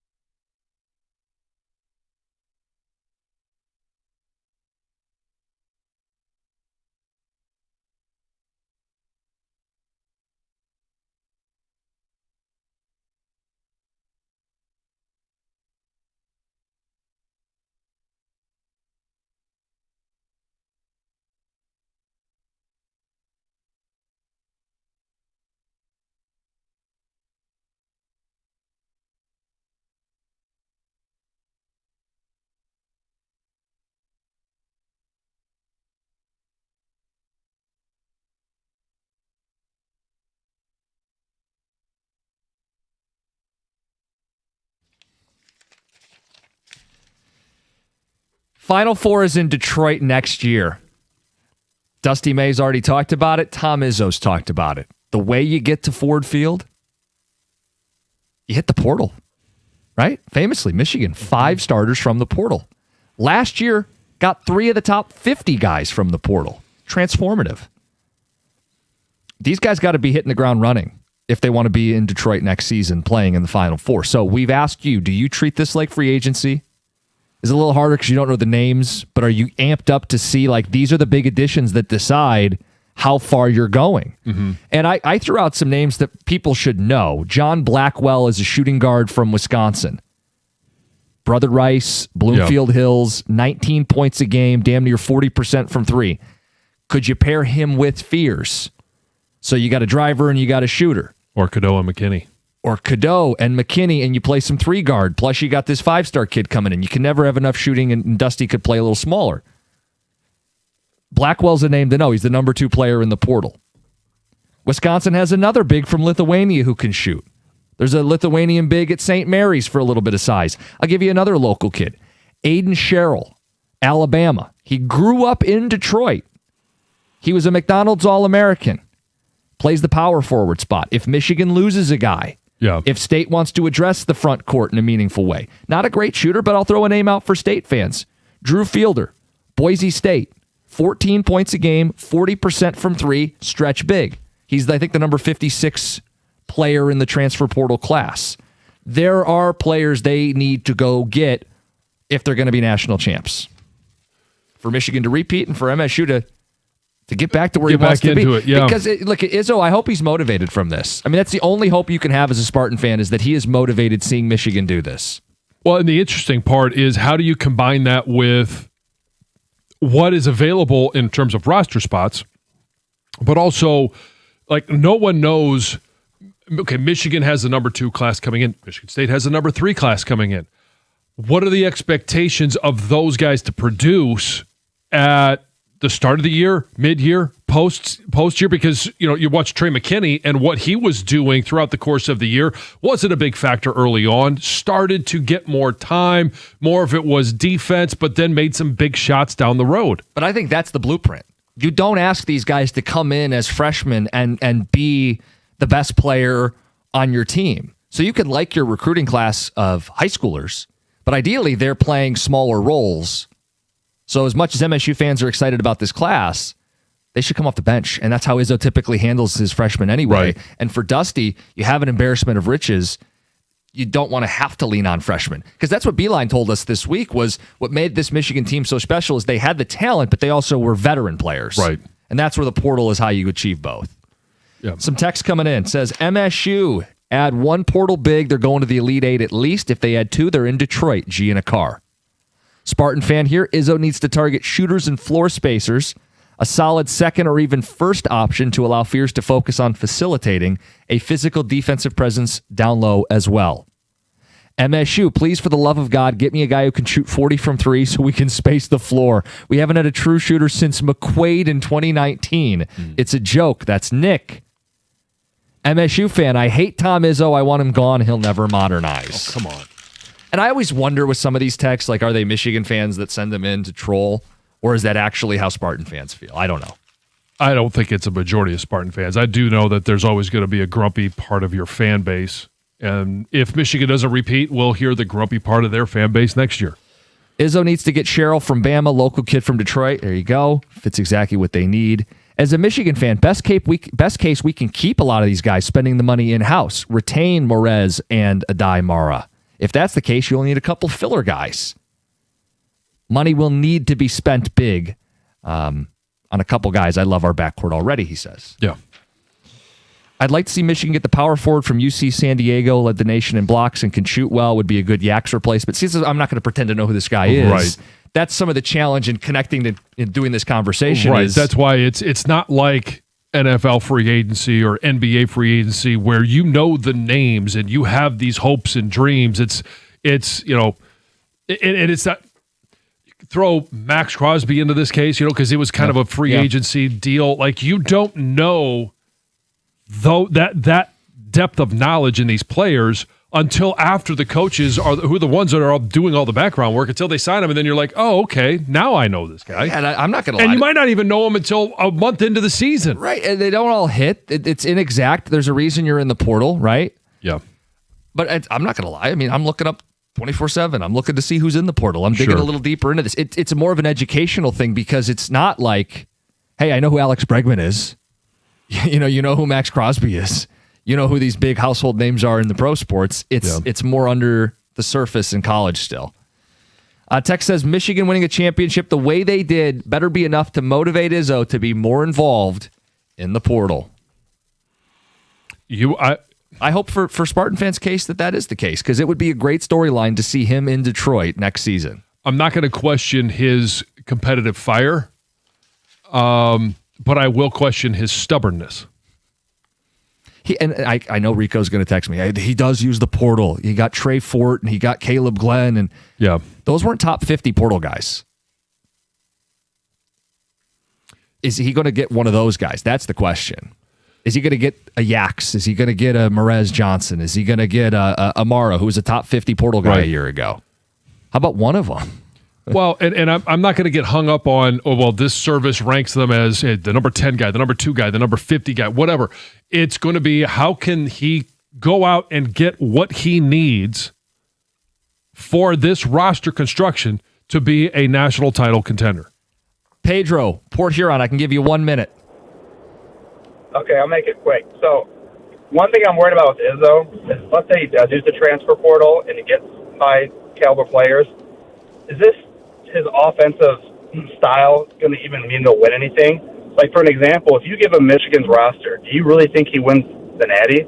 Like, I'm not sold as Izzo as a high level coach anymore, just from an offensive perspective, because there's no floor spacing, there's no movement, it's stagnant. Like, I don't even know if he gets the players, if he can even win in today's game. I think if he had Michigan's roster, he'd been in the Final Four. Yeah. And that's not to take away, but the job is getting that roster. That's not to take away from what Dusty did. The job is you have to assemble that roster. I don't have a doubt that if Izzo had that talent, they'd make a run too. And I don't have a doubt that if they were to be in a position where they had 5 new players that were starting in the transfer portal, and they were all starters, that Tom Izzo would find a way to get them to gel as a team. Yeah. I don't have any doubt of that.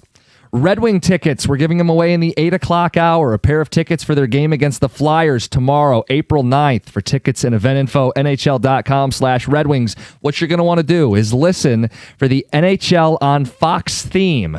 When you hear that, you call in, you win the pair of tickets. Results not guaranteed. Just putting that out there. We're not liable for what happens once you show up. Road trips? Do it next. 97.1.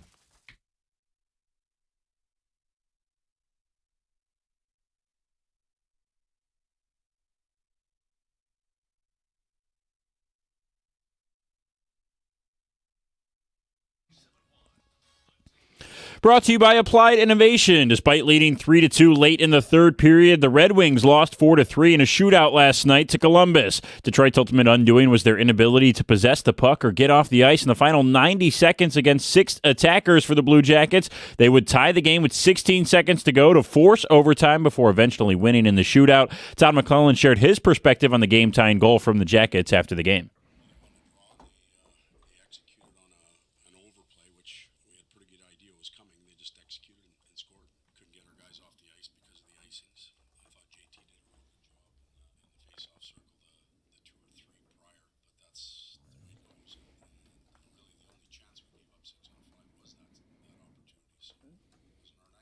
The Wings will face the Flyers at LCA tomorrow in their first of 4 must-win games the rest of the season. Tigers are certainly not in must-win territory, but man, one would be nice. With their 4-2 loss to the Twins yesterday, Detroit has dropped 3 straight and 7 of their last 9. Tarek Skubal got tagged for 4 runs in the 5th inning as he only pitched 4 1/3 before being pulled. That's his second shortest outing since June 19th of last year. Framber Valdez goes in Game 3 tonight for Detroit. And if you want to celebrate Michigan's national championship in Ann Arbor, you could do so at the parade on Saturday at 10 a.m. There's also a celebration going on at Chrysler at 1 p.m. You will need a ticket to get in there.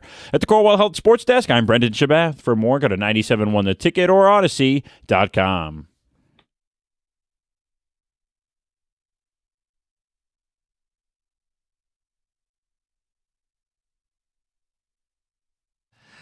Real quick, funny text we just got. Cookies is giving away his season tickets on air now? It's gotten that bad? Scott and Carlton. No, we've had them all year, Centennial season. We got tickets for Thursday night, and later in the week, tickets for Fan Appreciation Night on Saturday. Which, if you're a sick, twisted person like me, you've looked ahead and you've realized they could have their season mathematically eliminated on Fan Appreciation Day. Look, every night's agony, but they can't hurt us for much longer. Let's look ahead to better days and better things. Okay. John, I am taking one of the great sports road trips.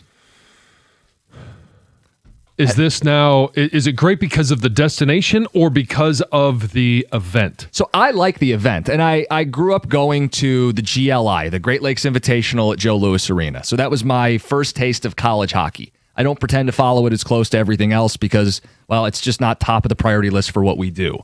But I do like hockey, and Midwest college hockey is actually pretty good. So this will be my second time going to the Frozen Four. And it'll be in Vegas. Doesn't hurt. Mm-hmm. But it's a chance to go and watch the sport culminate. And it truly is a culmination. It's a celebration of college hockey. You get fans from teams that don't even play in the tournament that just make the pilgrimage every year. Right. Like last year, it was in St. Louis, and there were Minnesota Golden Gopher fans. The Wisconsin Badgers fans made the trip. It becomes kind of this like celebration of college hockey. I imagine it's a lot like what Omaha is for college baseball. And I've never done that, but that'd be a trip I'd love to do too. Yeah. But what makes this one so great for you, and in the ones that I'm going to talk about, is your wife is just as big of a hockey fan as you are. Mm-hmm. And this is something that she desires and wants to do. Her family also is a part of this. This will be 20 years for him. I think that's amazing. And so to be able to have that synergy. He's been going with the same friend that he's had this whole time, and now he brings his kid. Like, it's become this big thing. Okay. Yeah.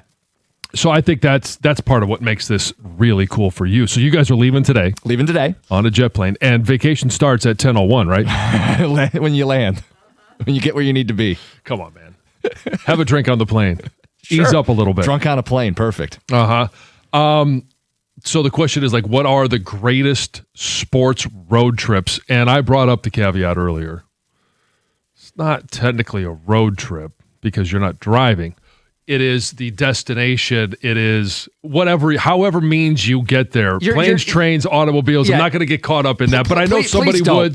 Because when the Lions play on the road against the Rams. Right. When they go to Germany, right, you're not driving there. Right. It's still a road trip. Thank you. Okay, we got that out of the way.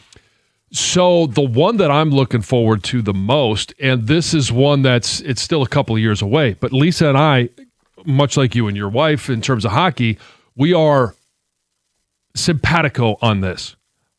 We get a chance this weekend to get our tickets for the 28 Olympics. And it's going to be obviously LA, but it's going to be more kind of West Coast, western part of the U.S., because as we're looking at it, she's like, well, what events do you want to go to? I want to go to baseball. And I said, I hope you don't think less of me, but I do want to go to the Rose Bowl. Huh.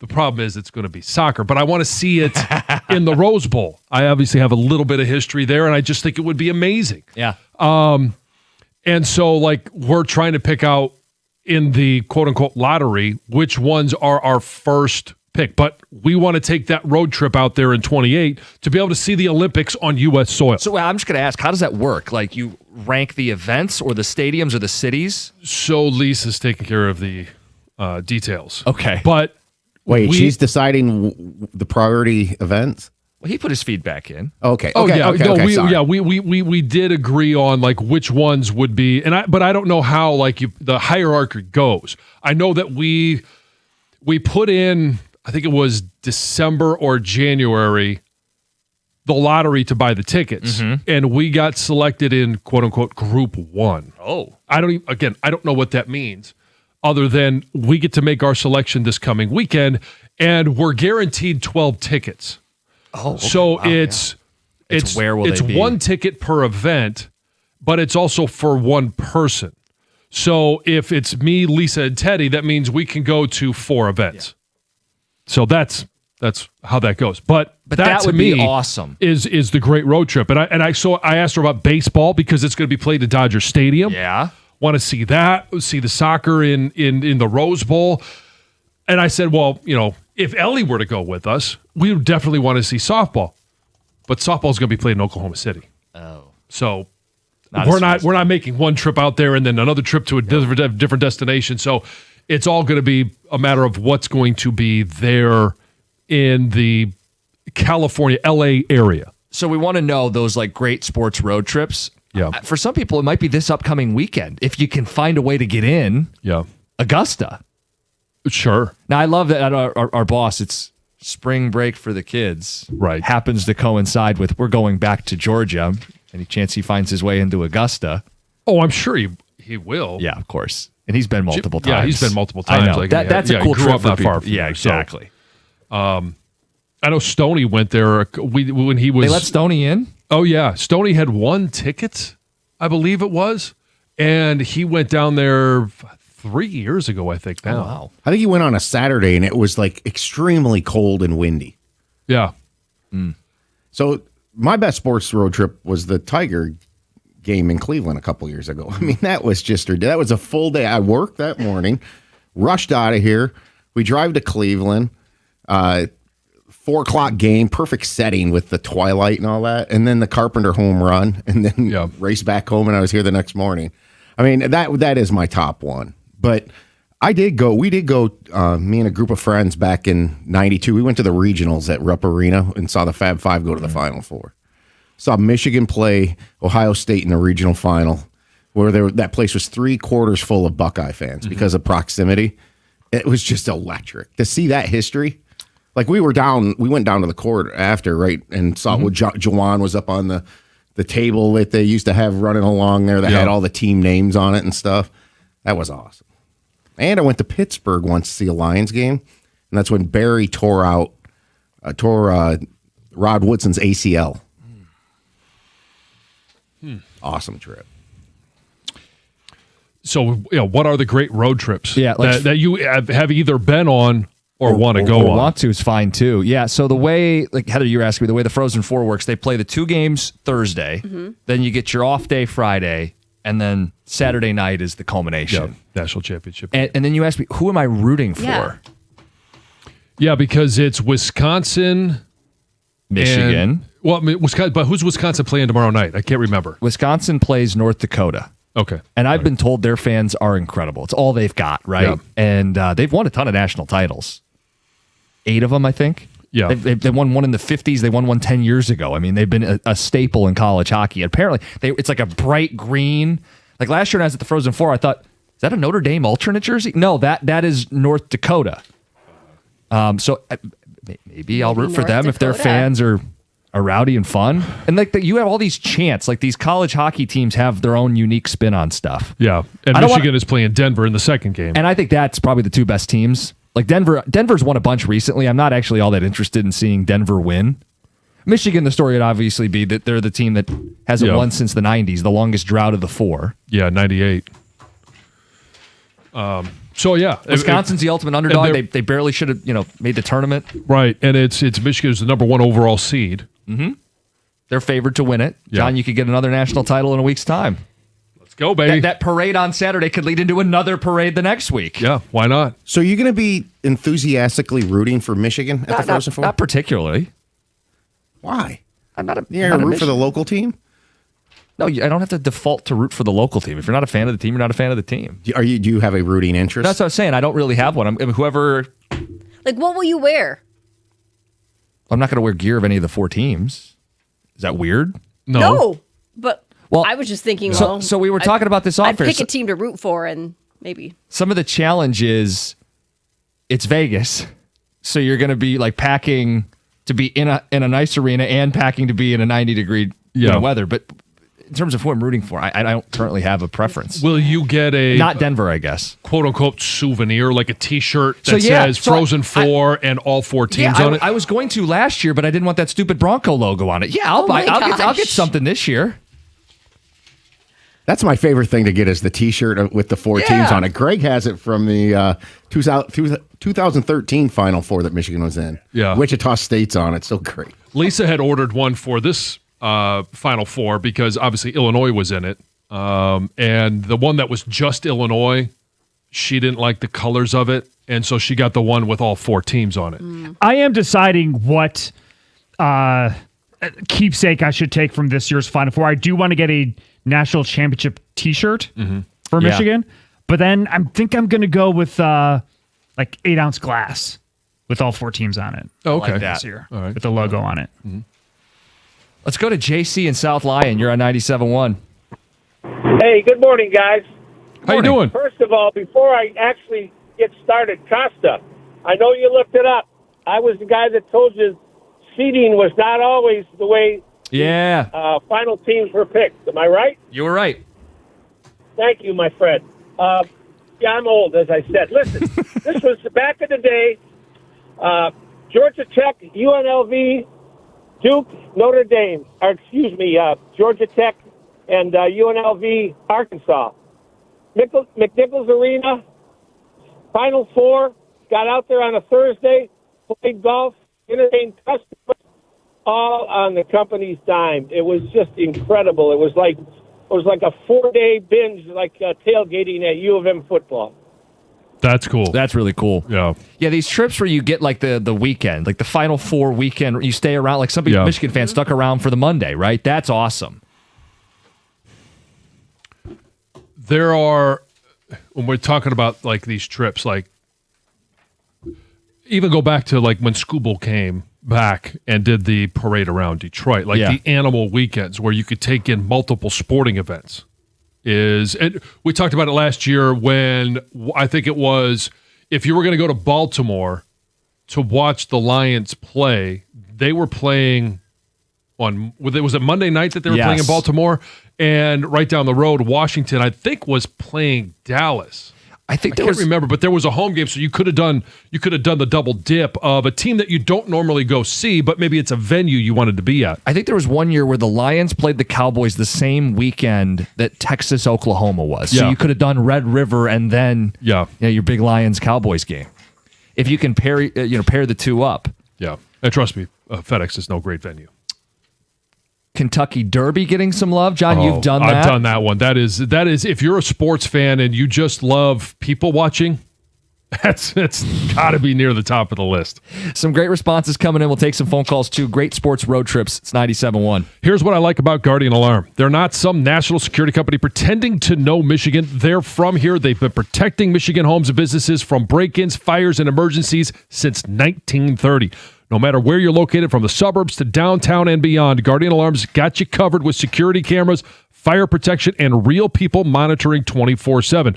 Local team, local service, real protection. If you want security from a company that actually knows this community, call Guardian Alarm. You can call them at 1-800-STAY-OUT for a free quote. That's 1-800-STAY-OUT.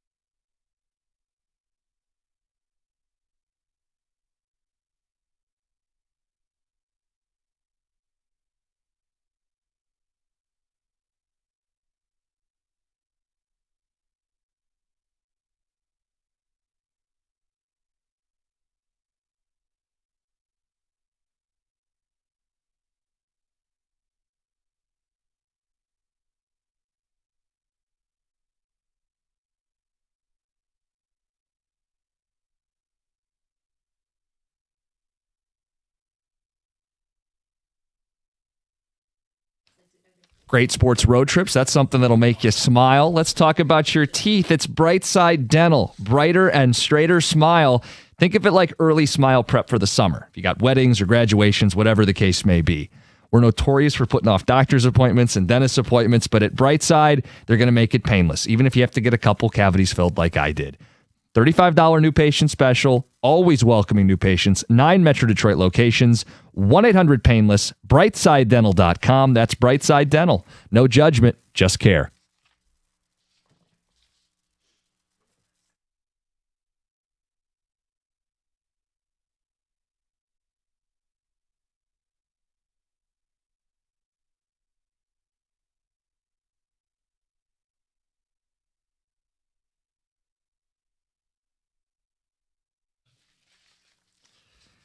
Wheels up to Vegas later today, going to the Frozen Four. It's becoming a tradition. Cool sports road trips. We want to know yours.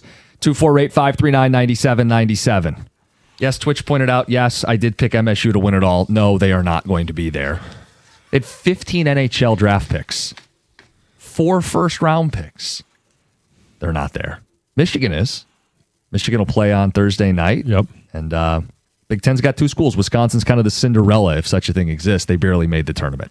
Anyway, we had a guy bring up Kentucky Derby. John, you said it's great people watching. You've done that? Oh, yeah. I was on the, what they call it, the infield. I didn't have to go up in the stands where you got to dress up and do all that thing. And the wide variety of individuals. There were still people that were, wearing gowns and hats and all that stuff. But there were people that had made, one of the things is like people make their own T-shirts. And they're cut off sleeves, cut off sweatpants.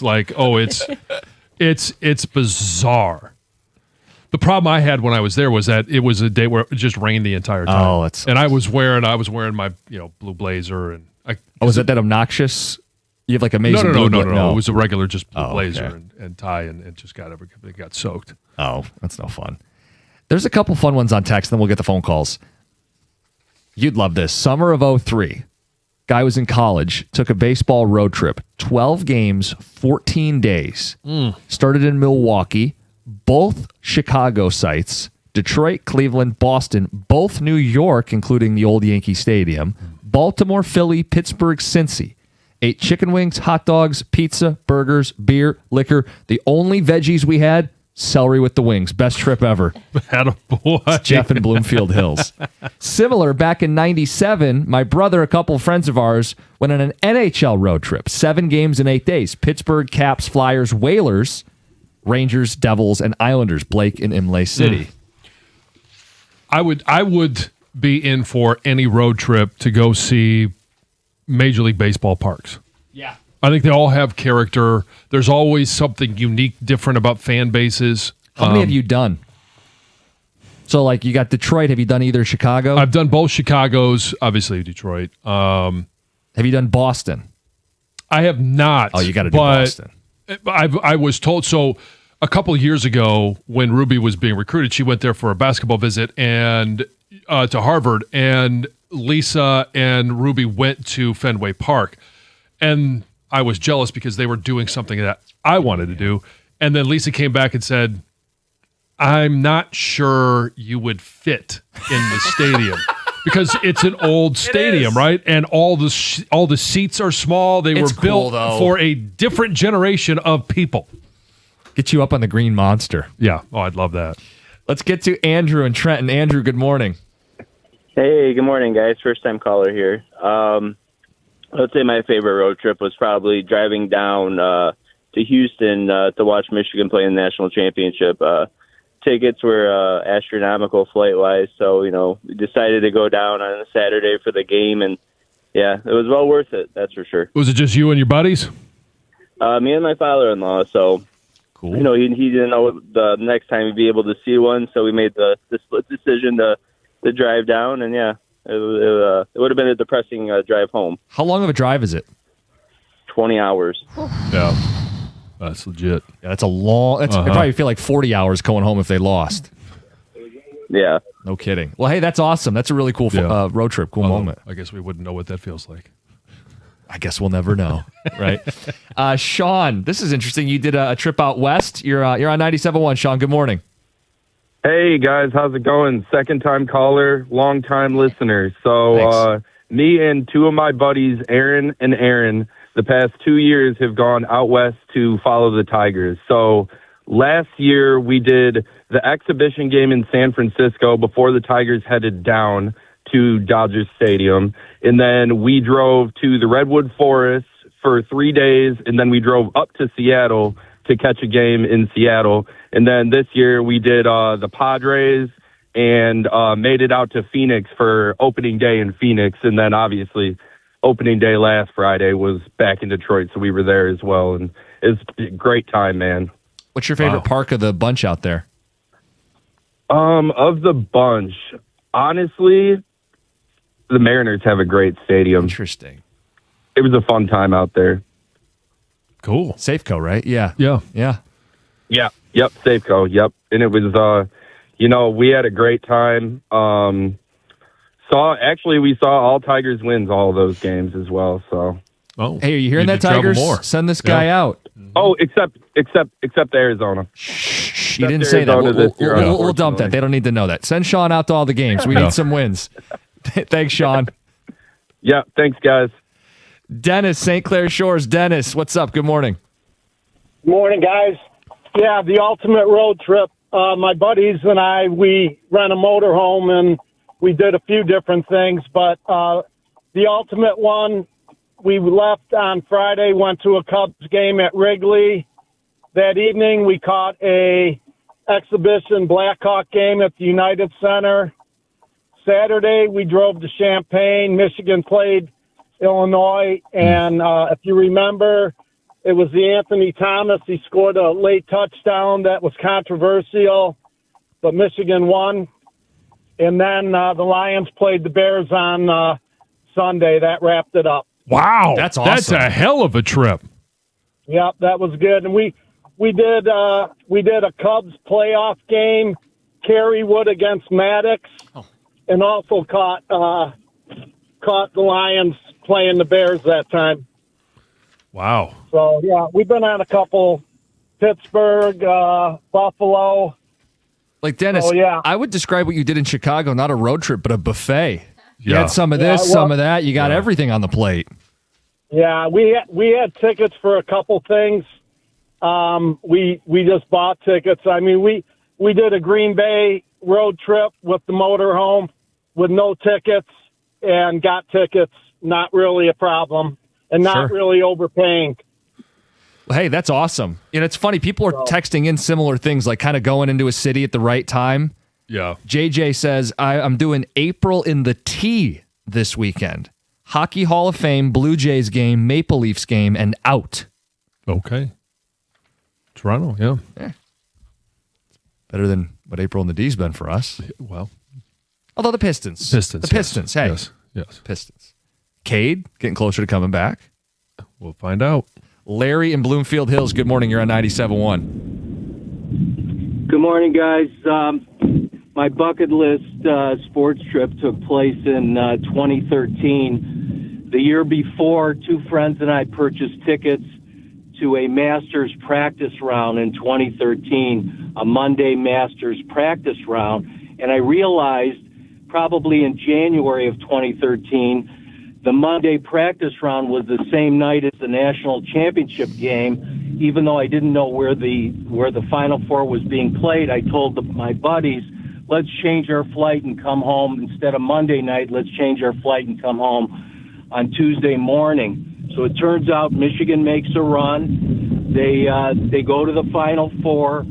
We had friends from Michigan attending the semifinals. Michigan was playing at Syracuse, and we had our friends purchase tickets from Syracuse fans who weren't going to attend the final, and we attended the Masters practice round and the NCAA championship game in 2013, Michigan versus Louisville. There was only one problem. We couldn't find a rental car to go from Augusta to Atlanta, so we finally found someone who would rent us a blue pickup truck with a Confederate flag and a gun rack, and we drove from Augusta to Atlanta singing the Deliverance song the entire way, but it ding, ding, ding, ding, ding, ding, ding. But it was one of the greatest sports days of our lives, and just a very, very memorable trip. The only bad part was the final score in the championship games. Yeah. How about that working out for you, where the Final Four's in Atlanta while you're going to the Masters at Augusta? Yeah, that's awesome. So we had a text that says the Indy 500 is a blast. Says it's spring break, Mardi Gras, and camping all rolled into one. Yeah, Jim I know. While Lucy's down in West Lafayette, I want to go down for one of them and take her over there because I've never been there. Well, I wanted to get to Jim in Fenton because he has, and he can tell us, is that true? Is it Mardi Gras, spring break, camping trip, all rolled into one? Jim, good morning. Good morning. Yeah, it is. It's everything that you could ever want to do and go see cars race around an oval. We'd leave on Thursday night, rent a van, make a temporary platform on the top, and go over to Canada, get some really good beers, and camp out Thursday, Friday, Saturday, and then make the mad dash to the infield on Sunday. Pass out on the platform until the race starts, and just have a great time in the infield. It's insane. If you ever want to do something like that, go for it. Can't beat it. John? Huh. You got to do it. Yeah. I'll have to wait till Lucy's 21. As I look down, we got people that want to spotlight the Field of Dreams game. Oh, yeah. Oh, yeah. An NBA kind of run through where you get a bunch of games in a short amount of time. Kentucky Derby, bunch of phone calls. We'll get to that. We are going to talk Red Wings later in the hour. Last night was another example of brutal, painful agony. Blowing a lead in the final 15 seconds of the game and then twisting the knife. Yeah. Ken Daniels' point, someone had to win. It kept going, OT, and then a shootout, and that someone wasn't us. If this team's in need of a shakeup, what do? I know Dylan Larkin takes a lot of heat. We'll have that discussion at 8:50. It's 97.1. Hey, when it comes to an IRS collection or audit, Abraham & Rose has successfully specialized in resolving all types of tax problems for over 30 years. Their extensive experience means that when you're facing an IRS collection or audit, you can rely on their firm. Many law firms have come and gone, but for 30 years of experience, it's a true testament to their success. Their experienced team is ready to evaluate any underlying federal or state income taxes or payroll taxes. All you got to do is visit abrahamandrose.com or call 248-539-5040 so you never personally have to deal with the IRS.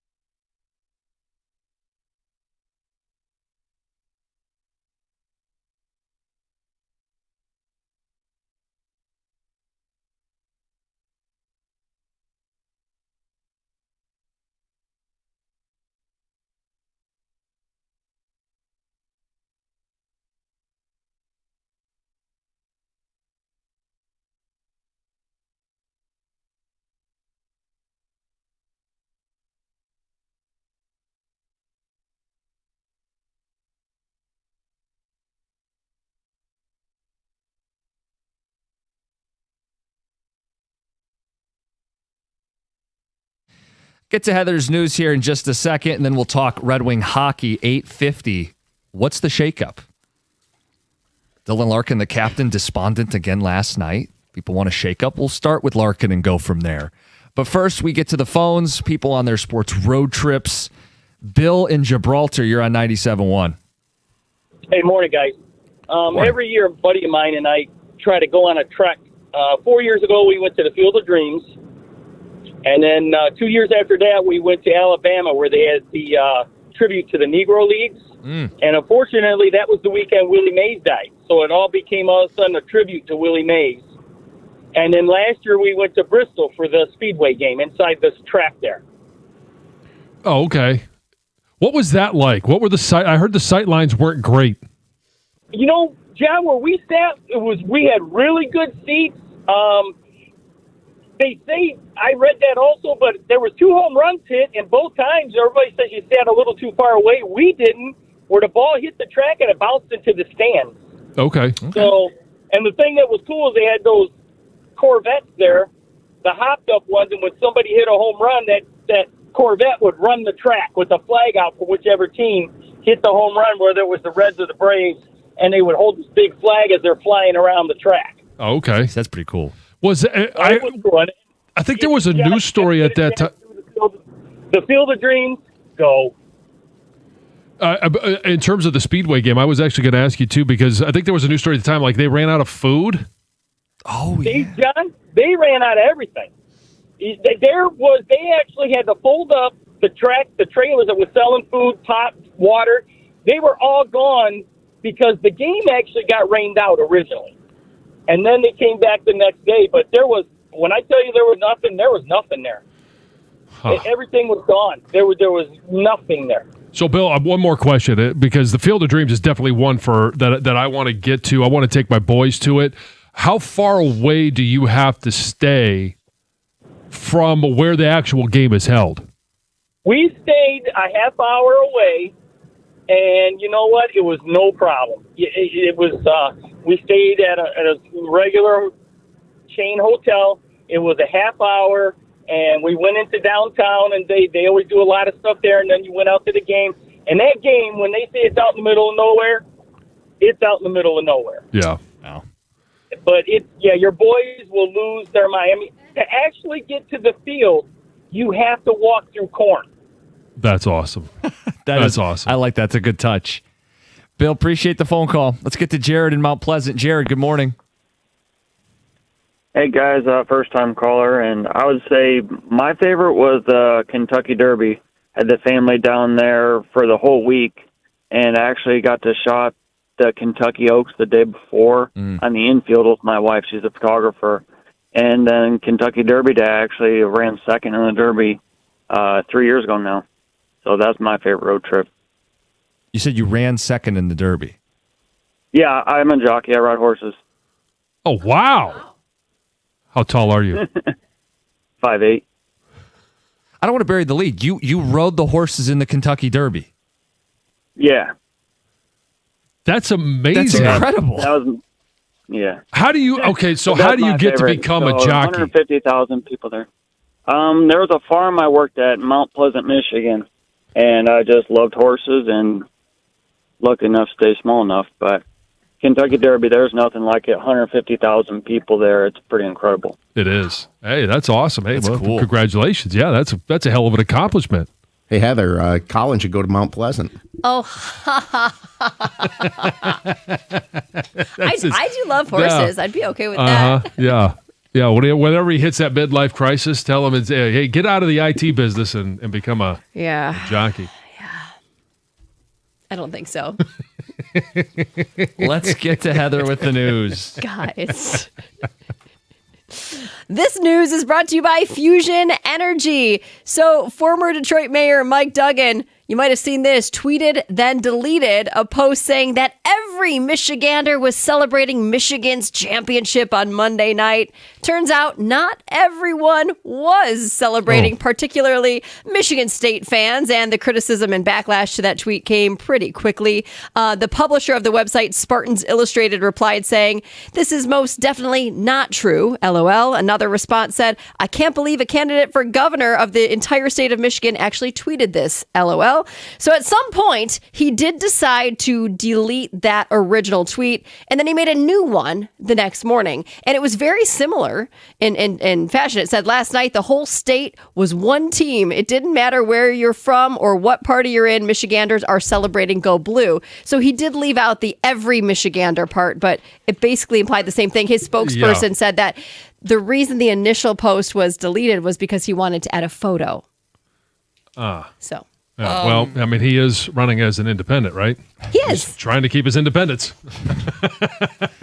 It's like one of those, and he's not the only politician that has done this. Like, when you're going to wade into the sports waters, it's better to just own it. Some people aren't rooting for Michigan. They're Spartan fans. People respect that.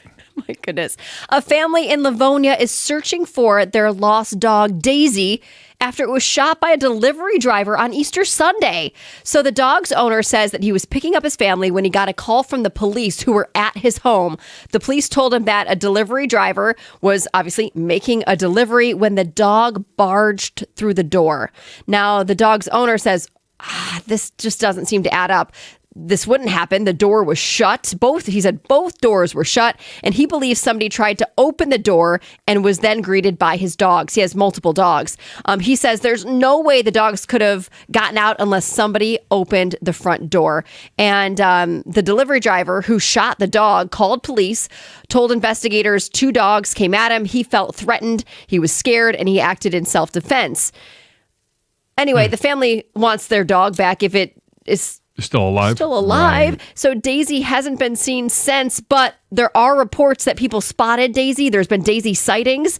And the family actually hired a drone operator to search for her. Been searching the area, including nearby parks, but so far nobody has found Daisy. And it sounds like the Livonia police are continuing to investigate what actually happened. Sure. Do they have a camera?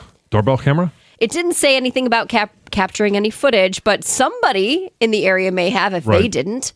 A heartbreaking and mysterious case involving a Michigan woman missing in the Bahamas is now raising more questions, and her family is demanding answers. So 55-year-old Lynette Hooker from Lenawee County disappeared during a boating trip with her husband on April 4th.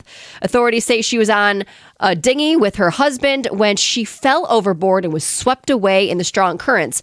Her husband told police that she had the boat's key when she fell, so obviously the engine was cut. He had to paddle ashore. Crews have been searching for her body ever since, and so far no luck finding her.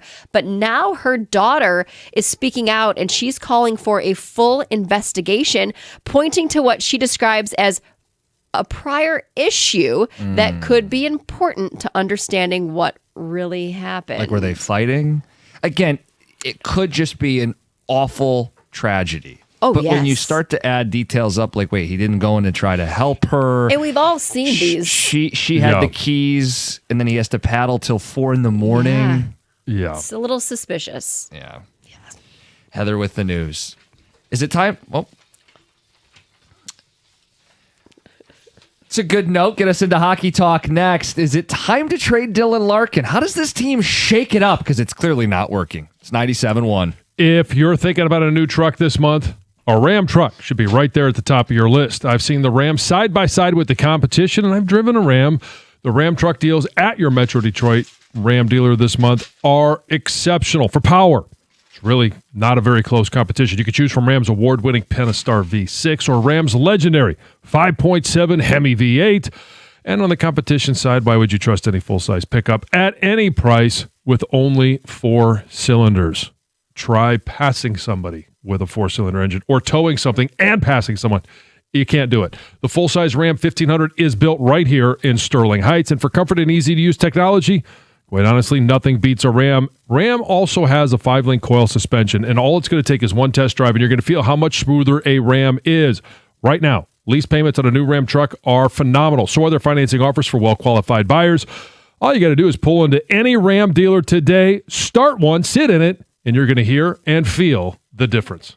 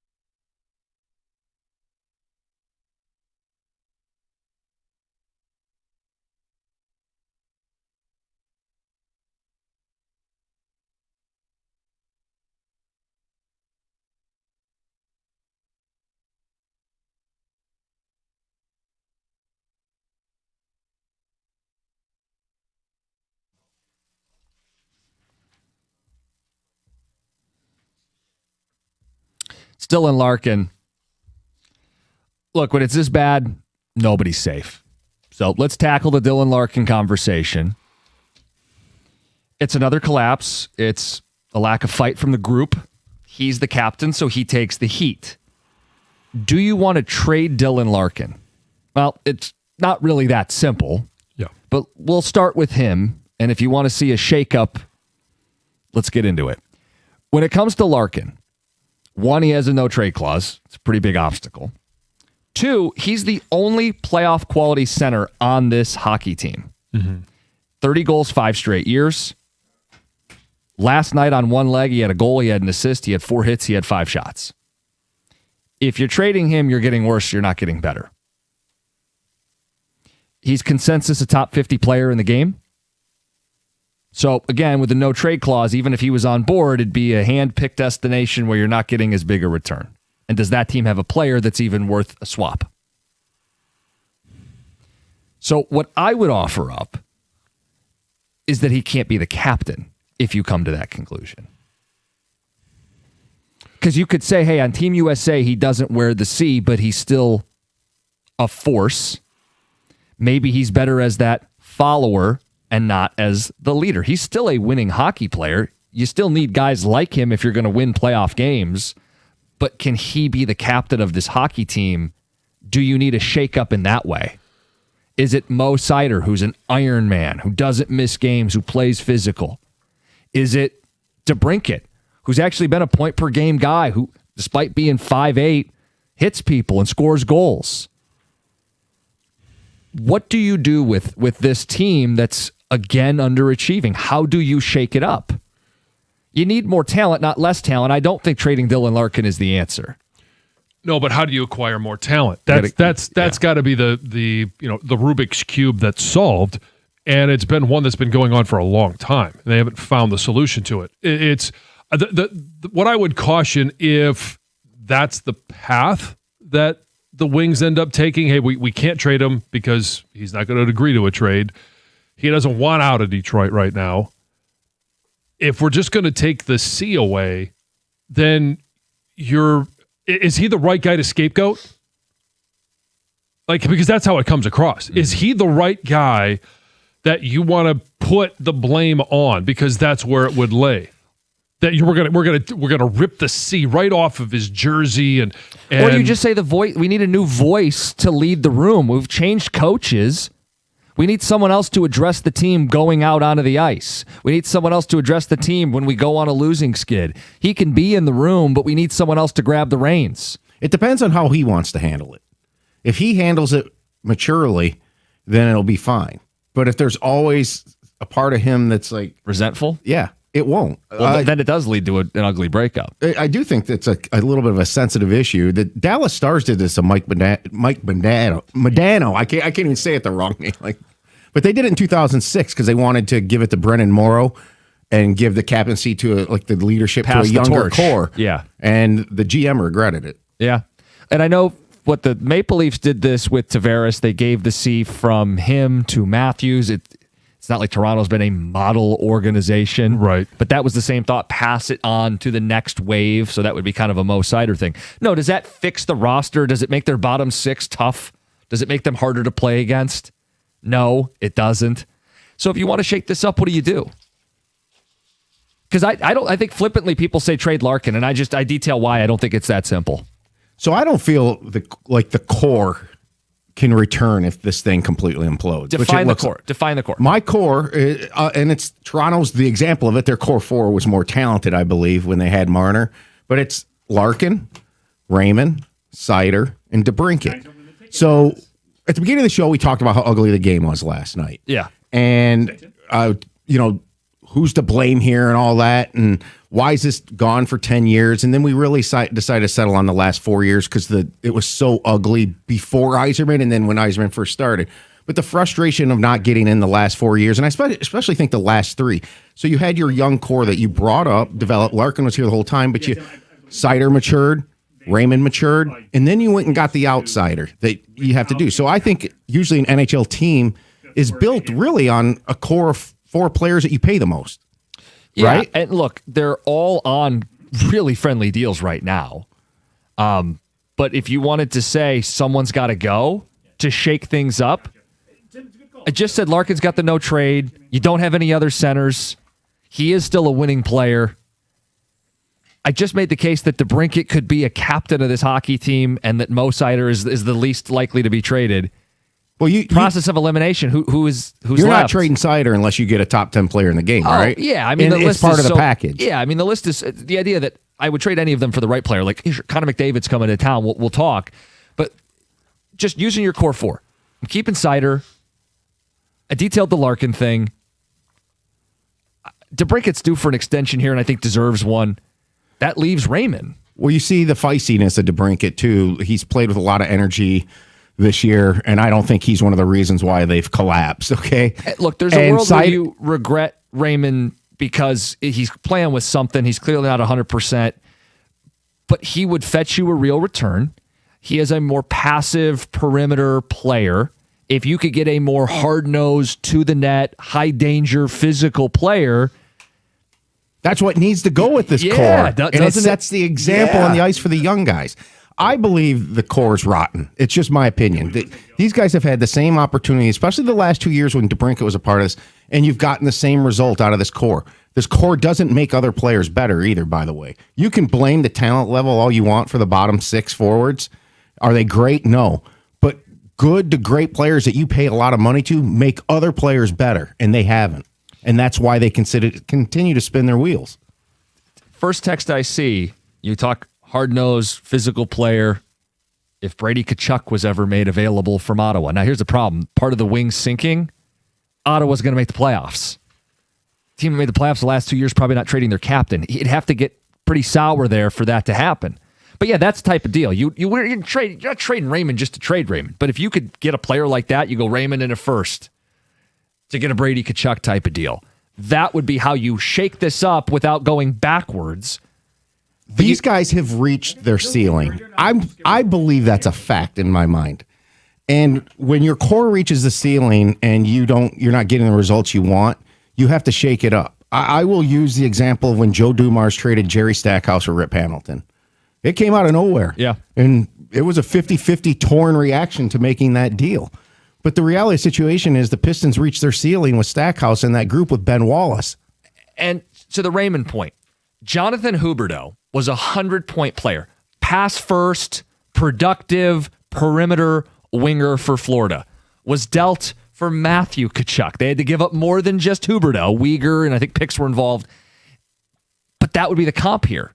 Raymond could be a point-per-game guy in his Florida 80-point seasons and maybe a 100-point guy, and maybe you regret it, but it's about shaking up, getting a better player for the fit, getting a productive piece in return. You're referring to one of the powerhouse NHL trades in this century, in my mind. Yep. And the reason it happened was because Matthew Tkachuk wanted out and had 1 year left on his deal. Brady Tkachuk would have to demand his way out of Ottawa to even open that door. Yeah, and then there'd be other suitors involved. And why would he come here?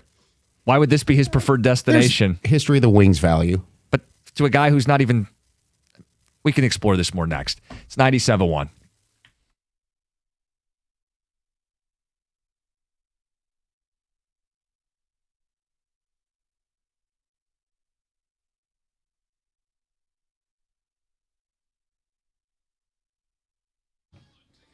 Brought to you by Guardian Alarm. Red Wings and Tigers both lost yesterday. The Wings fell 4-3 in a shootout to Columbus after leading 3-2 in the final minute of regulation. Now Detroit has 89 points and are 3 real points back of Ottawa, but mathematically 4 behind the Senators as Detroit does not hold the tiebreaker. Detroit's final 4 games are versus Philly tomorrow, versus New Jersey, at Tampa, and at Florida. While the Wings will probably need help elsewhere, Ottawa closes their last 4 with Florida, the Islanders, New Jersey, and Toronto. The Tigers also lost last night as their offense continues to struggle on the road. They fell 4-2 to the Twins as Minnesota starter Taj Bradley twirled 6 1/3 innings with 6 hits, 1 run, no walks, and 10 Ks. Detroit has currently struck out the 8th most in baseball at 106 times as a team. They've also worked the 7th most walks with 47 so far. Tigers can still split this 4-gamer with Minnesota. They need a win tonight in Game 3 with Framber Valdez on the mound. First pitch is at 7:40 right here on 97.1. And new this hour, Ross Dellinger of Yahoo Sports says the NCAA is exploring a proposal to change eligibility rules in college. The proposal states athletes would have 5 years of eligibility from their 19th birthday or high school graduation. No redshirts or waivers would be allowed. Dellinger says while this aligns with the recent executive order from the president, the NCAA has been exploring it for weeks, and it'll be reviewed by the D1 cabinet next week. At the Carwell Health Sports Desk, I'm Brendan Shabath. For more, go to 97wintheticket or Odyssey.com.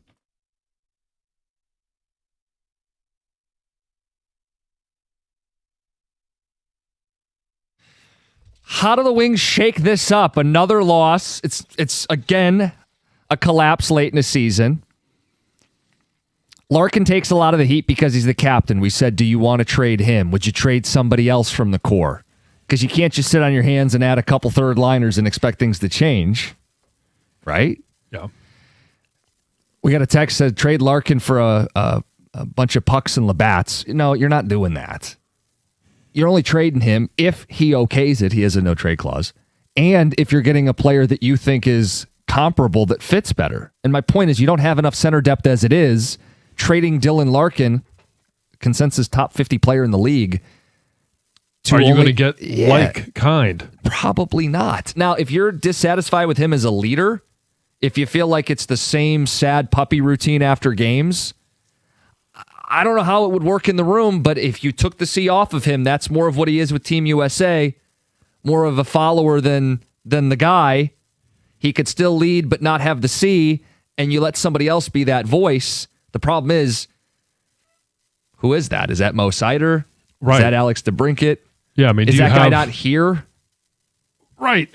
So then you get into, if that guy's not here, then how do you attain that guy? And well, that's the challenge, right? Those guys don't grow on trees. They don't become available very often. So, look, Texter says the problem with a guy like Larkin is just because you're skilled doesn't mean you're a good leader when things go bad. He would not be a captain on another team. He's the captain here because he's the hometown kid. Or is this a case where, I mean, it was the case before Dylan Larkin was the captain. You go into next year without the C on anyone. Sure.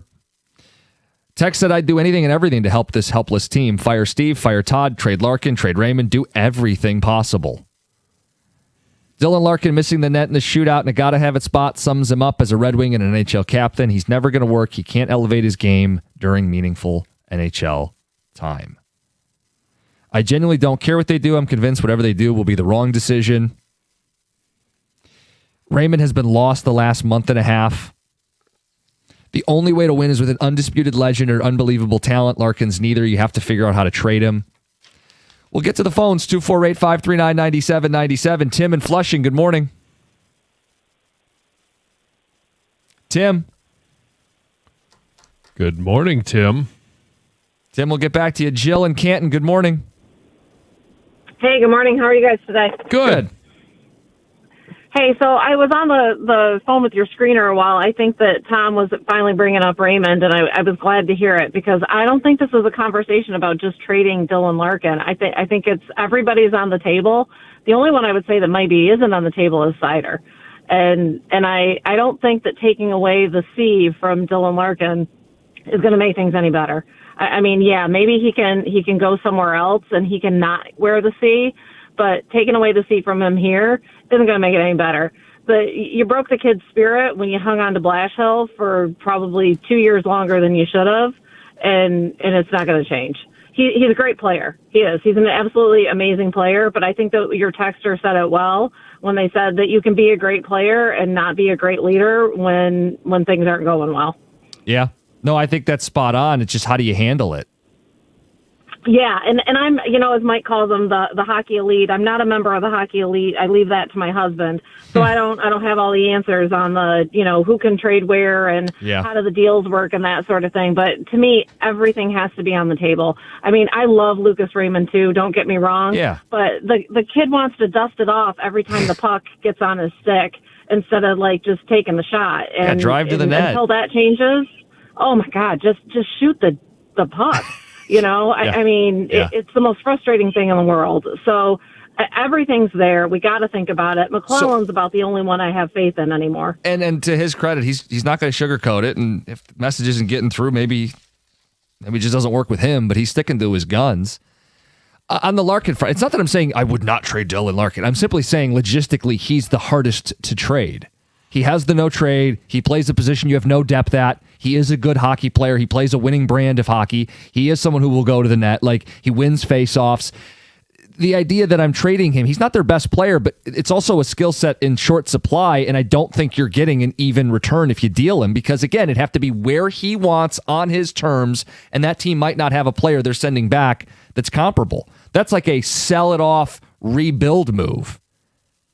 If you're trying to trade someone, like a text brings up the Paul Coffey, Brendan Shanahan thing. If you're trying to do something like that, Lucas Raymond is more of that piece. It's a great comparison. Now, the different Coffey was a defenseman, but beyond that, Coffey's, and he had seen his better days in his career, obviously. That's not in common with Raymond, but Coffey was considered kind of a soft player. Shanahan, man. I mean, that's a guy that got in the corners. That's a guy that yucked it up. That's what this team needs. Like, do you agree, Jim, that they're almost for sure not making the playoffs, that they need to shake this up? Well, yeah, do you think they can return all four of them again? I don't know how anything changes if that. We got a text to just trim the fat. Replace the Comfers and the Rasmussens and the JVRs. Get better in the. They do need to get better in the bottom six, but is that move the needle enough? Because again, the goal isn't even just to make the playoffs. At some point, it is to do something with them. You would hope some of those bottom six forwards would be replaced by some of the guys down in Grand Rapids. MBN. That way you're not putting so much pressure on them, because I think people are starting to sour slightly on what's down there in terms of, quote, star talent. Yeah. I like Pellikka. I'm basing it on going to a game and sitting at ice level and watching him play, that I think he's got a chance to be an offensive-minded, dynamic defenseman. And I actually would have supported if they would have played him a lot more this year and let him get the time. Yeah. But look, if I'm getting a superstar, I'll throw Pellikka in the deal. Yeah. 248-539-9797. We'll get some of your phone calls in. Let's go to Douglas in Detroit. Douglas, you're on 97.1. Gentlemen, how we doing today? All right. How you doing? I'm not doing great. Where do you want me to start with these Red Wings? Wherever you want. Absolute collapse. I am a hockey elite, as they would say in the afternoon. I'm a season ticket holder, have been for multiple seasons. This is the last season that I will be a season ticket holder. I'm fed up. I'm done. Trade Larkin, trade Raymond, trade everybody. Fire everybody. They're heartless. They're gutless. I don't want to even go to the last game. I don't even want to show up to the fan appreciation night, because what am I going to do? Shake these guys' hands and say, hey, thanks for letting me down again. Hey, thanks for not making the playoffs again. Every year we sign up to get the tickets, they sell us on hope. Oh, we got it this year. We're got close. Young guys in the system. We're close. We're there. We're not there. We are far from it. Absolute collapse in March, leading into April, and now look at us. You have your captain in the shootout, missing the net by 25 feet. Yeah, it's you have JVR not even making a move and trying to just shoot it at the goalie. Where is Lucas Raymond in the shootout? He had a breakaway in the game. That's the thing. Yep. He had a breakaway in the game. You need the killer instinct. You got to finish it off. And Cop? Dude, these guys are You're right, and Cop. You're right. They're soft. Last night's game. I can't keep doing it. I can't keep doing it. And you know what's crazy? They're still not out of the playoffs yet. They still have a chance. Technically, yes, but I mean, like, you're down 4 points with the tiebreaker with 4 games to go. Now. I see it. I know. But Douglas, to your point, got to help you. You're worked up, and to your point, last night it had no shortage of those moments. Multiple breakaways. I got Perron, who was this big veteran add to the room, taking dumb penalties, plural, in the second period, one that leads to a game-tying goal. You got a lead, 2 different leads in the hockey game, 2-1, 3-2. You blow it in the final 15 seconds of the game, and who scores the game-tying goal? Who scores the game-winning goal? People who played at Michigan. Like, it's just twisting of the knife. So again, no, they're not mathematically out. The soonest they could be eliminated would be Saturday, which is, again, twisting of the knife. It would be fan appreciation night. Hey, let's wrap up 100 years of hockey as we're eliminated from the playoffs for the 10th consecutive year, the longest streak in the game. No, it does have a chance. Or they just win it and prolong the agony. Maybe they do, but there is a fed upness. So that guy calls in and says, I don't care. There's no sacred cows. Trade, fire, anybody's on the table. And I totally understand. My thing with Larkin isn't that he's McDavid or McKinnon. It's just that's a harder piece to move and get a fair return and make your hockey team better. I don't know if people realize that, but it's not to say that Larkin's done it right, which is why I floated the idea of taking the C off. Maybe he's still in the room, but he's not the leader. He could be a good hockey player, but he's not the leader. You still need guys like that. But you also have to have guys that lead. Well, to lead. Yes, you still need guys who do grab the team's attention. Hey, our coaches called us out. No, I'm not. I'm talking about if Dylan Larkin still has the C, he still needs guys more than just DeBrincat, more than just Mo Seider that he can turn to say, hey, I can't do this by myself. You got to come along, and we need more to come along with us. Think about it like this. They showed last night, because they gave up an early goal, that they're the worst first period team in the National Hockey League. And some people say that's McClellan not getting his guys up. I feel like he's tried to push every button. Yeah. Why is someone in that room not going, hey, guys, before we go out to skate here, we need to be the hottest team in hockey in the first period? I think people need to be clear when they evaluate and they're about criticizing the coach. So a player coach, Lalone, couldn't get him up 2 years ago. Yeah. Now McClellan, the tough guy, hard ass, can't get him up. Right. So you've had two different types of coaches. Need to chew it and do it, don't they? Rieger can get him up. I just think one thing too here and clear. Rieger for captain.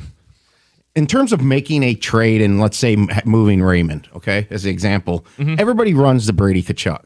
He's going to have to publicly demand a trade just like his brother did for them to move him because they're not moving their captain who is actually getting their teams to the playoffs and has the reputation of him. They're not moving him unless he takes action. And what I was getting at before we ran up against it was, why would he pick here? Like, I grew up here. I love the Red Wings. I know the tradition. If you're 26 years old, they haven't made the playoffs since you could drive a car. You know, you didn't grow up with, hey, McCarty made him turtle, right? Like, you don't have Steve Yzerman gutting it out on a bad knee in 2002 or that initial hoisting of the cup after 40 plus years of coming up short. You don't have those memories if you're Brady Tkachuk. The mystique of Hockey Town, of Detroit, of the winged wheel, it doesn't hold up. So if I'm him and I truly, whatever moment hits an epiphany, if he ever wants out of Ottawa, why wouldn't he go to Florida and play with his brother? Why wouldn't he go to Vegas where all the other great stars I seem hear to you. go I to? think the wing wheel and the logo and the history just carries weight more with hockey players. He grew up knowing what the Red Wings meant to hockey, and I'm pretty sure his dad's probably told him the stories and actually showed him the brawl with Lemieux. Yeah. He's probably showed him the video of it, actually. Yeah. I'm not saying he's oblivious to it. I just don't think it connects the same way that, like, it's not the same. You're right. We think it, like, we sit here and go, well, who wouldn't want to play for the Detroit Red Wings?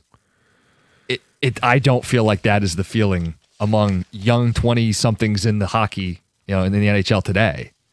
But look, we got calls to get to, a shakeup that needs to happen. It's 97.1.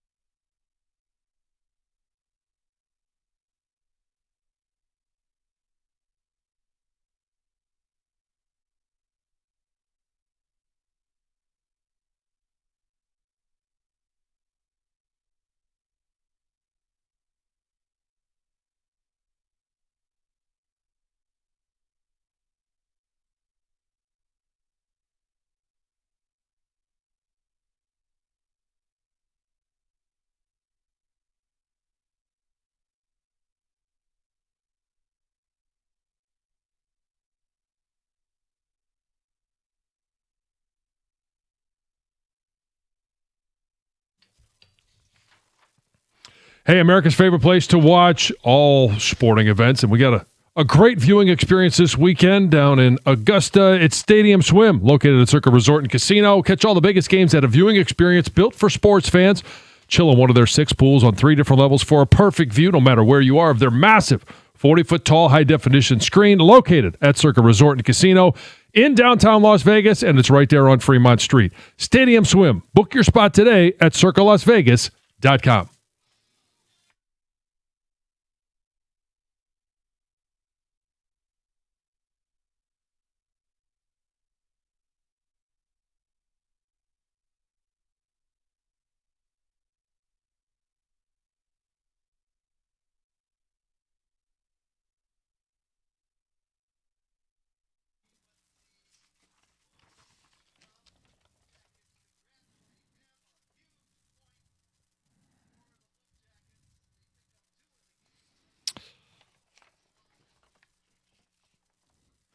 The friend of Dylan Larkin, Zach Rowinski, the favorite for the Norris Trophy, buried a goal on the power play and a goal in the shootout.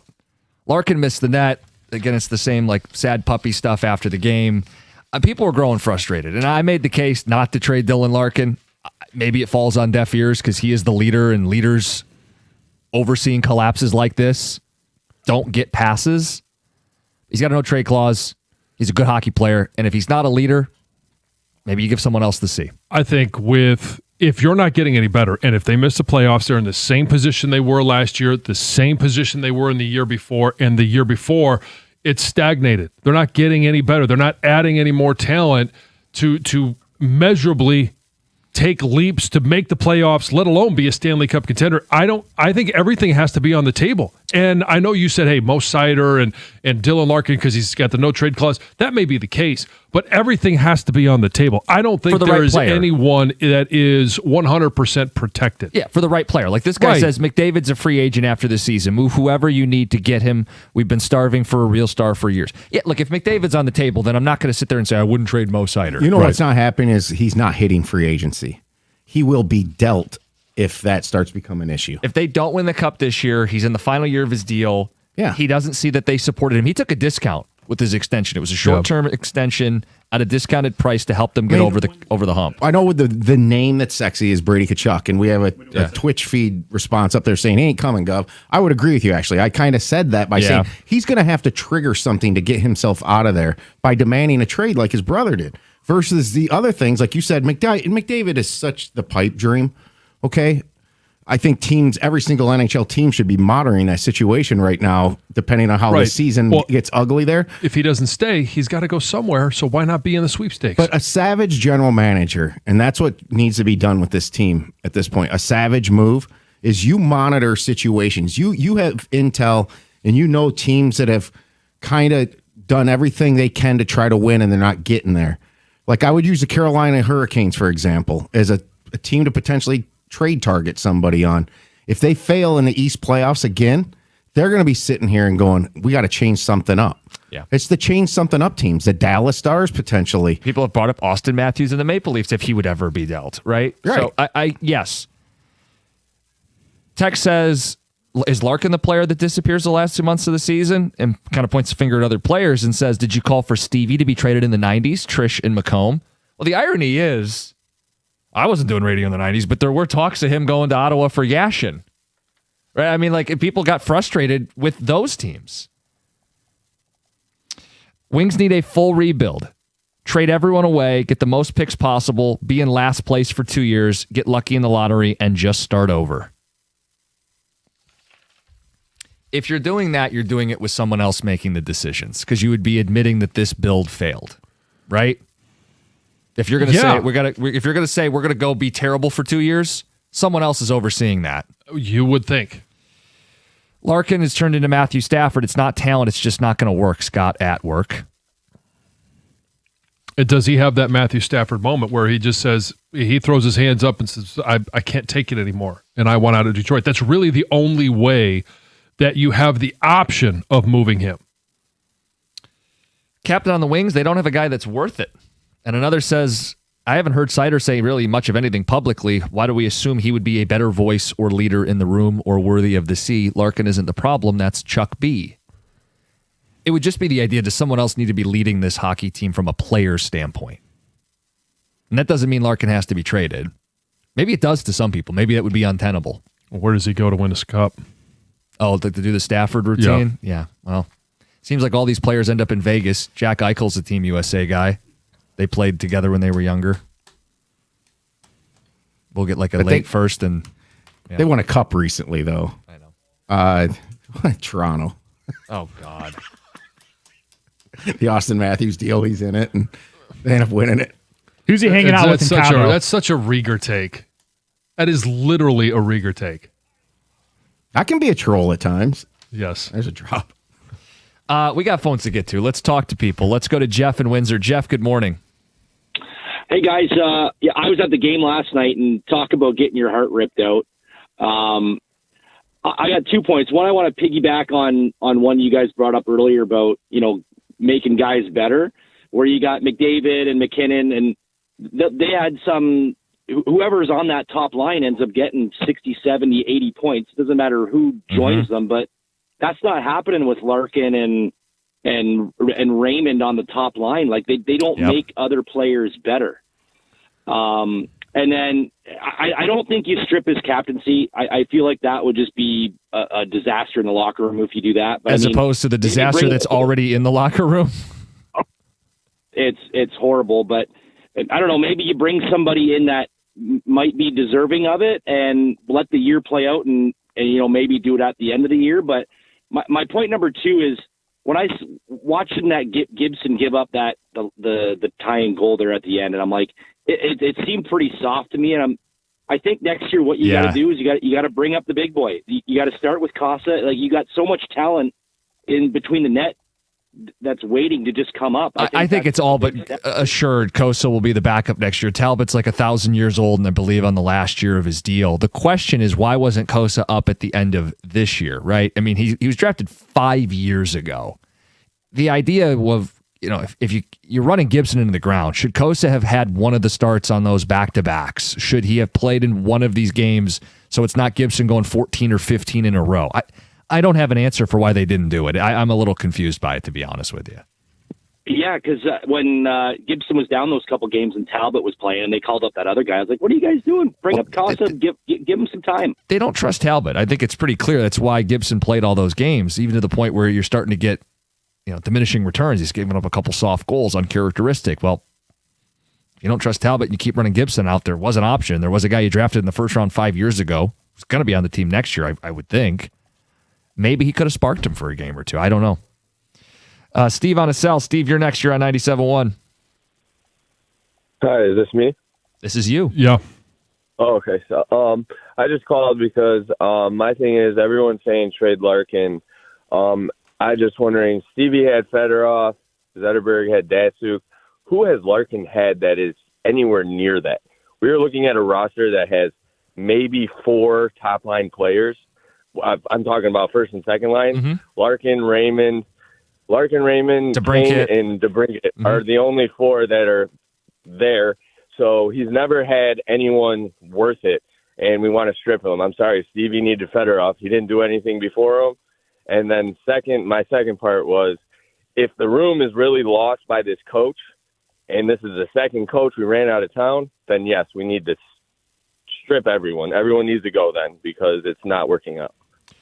Like, I do wonder, is Todd back next year? And not because I think he's personally failed, but if the team doesn't respond to the buttons you push. Okay, but then what style do you go? Because you've gone with... My point is, it wouldn't be the only thing. You'd have to make major changes to the roster. I mean, seriously, that's what you're asking for. It's not a realistic answer. That's why I said it, Right. What's current Scotty up to? You know what? Like last year, I kind of felt like they didn't have very good chemistry, but I couldn't really. You don't want to go with feel with an opinion sometimes. I think it's become evident that they have zero chemistry and that the core is rotten. I think it's visibly evident. And you know what? Even Larkin's personality isn't to call out players, but at some point in time, somebody just needs to say something when a situation is bad. You look at the other 2 guys that have letters. Raymond and Sider both got extensions. They were handed 8-year commitments to be here. don't be afraid to step on a couple, toes and crack a couple eggs. You hear nothing from anybody else. Yeah. And then, you don't hear of a frustration of, breaking a hockey stick in a locker. I mean, where is that competitive? That's what happens with a team, right, John? You got your occasional guys that either say something or just their actions speak volumes. Right. And you don't have to be a vocal leader. You can be a leader by show how everything is supposed to be done. But at some point, when things aren't being done that way, you have to have a voice. You can't be a silent leader. So Nick Lidstrom was a more classic lead by example guy, right? More soft spoken. That team was built with quality veteran winners. It was different. That's a guy too that played with one testicle. Right. Or whatever the story was with this guy. Lead by example. Yeah, exactly. If you're going, but again, I think we're just the tip of the iceberg here. Because think about all that's in play this offseason. If the coach is being tuned out by the players, how many of these players need to be cycled out? Right. Who's making that decision? It's not always the voice. Sometimes it's the receiver. So I went to the Vegas game in early March, and this had just started. Way too early to overreact. They clearly didn't come close to playing full 60 minutes of effort. And that's been a routine thing. And man-to-man in a locker room, I don't know how you do that. I mean, it's way more urgent the last 3 weeks than it was then. And I know you take nights off in an 82-game season. You don't take them off. Not now. Not with what's on the line. And so the shakeup can't be, we're buying out Comfer. Like, what message does that send to the room? That doesn't send much of a message at all, I can still do it, though. No, I know. But hey, Kop's not going to be here anymore. That doesn't... First of all, it doesn't solve much, and it doesn't send the message that this is unacceptable. What about they buy out the empty jersey of Rasmussen? Well, I think that's a gimme at this point. You see, he may be done for the rest of the season. He didn't finish the game last night. That won't matter. I'll put it on a tee for you. We got a bank of callers to get to. We'll get to Heather's news as well, 97.1. Hey, there's a few things that you need in the equation for a beautiful lawn. One of it is rain. The other one is sun. We've had plenty of both. And the third part of that equation, Natural Way Lawn and Tree Service. Get green, stay green, and save some green when you prepay. Call by the end of the month, and you're going to get the early bird discount. And it's about the timing. You need the right timing and the right program. For the best results, you got to start early. For greener grass and fewer weeds, again, your early treatment is the key. Maybe you're tired of fighting that crabgrass. Natural Way Lawn and Tree Service could take care of that. Maybe it's the dandelions. Maybe it's other weeds. Maybe it's thinning grass. They can take care of all of it. And here's the best part is they don't come to the door, knock on the door and tell you, well, we got this problem. What do you want us to do about it? No, they just fix it. That's why I love it. And you can reach them on the phone at 888-GET-GREEN. That's 888-GET-GREEN. Or you can get more information on the web at naturalwaylawn.com.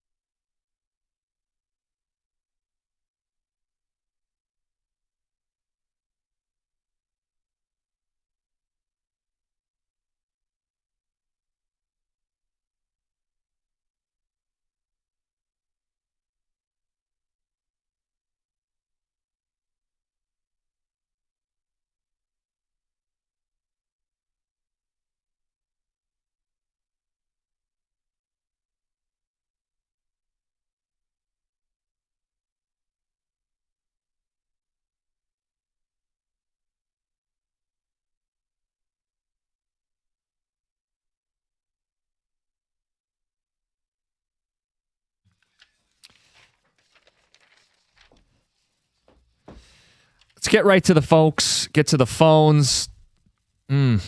Connor, Clinton Township. Good morning. You're on 97.1. Hi. Hey, good morning, guys. How you doing?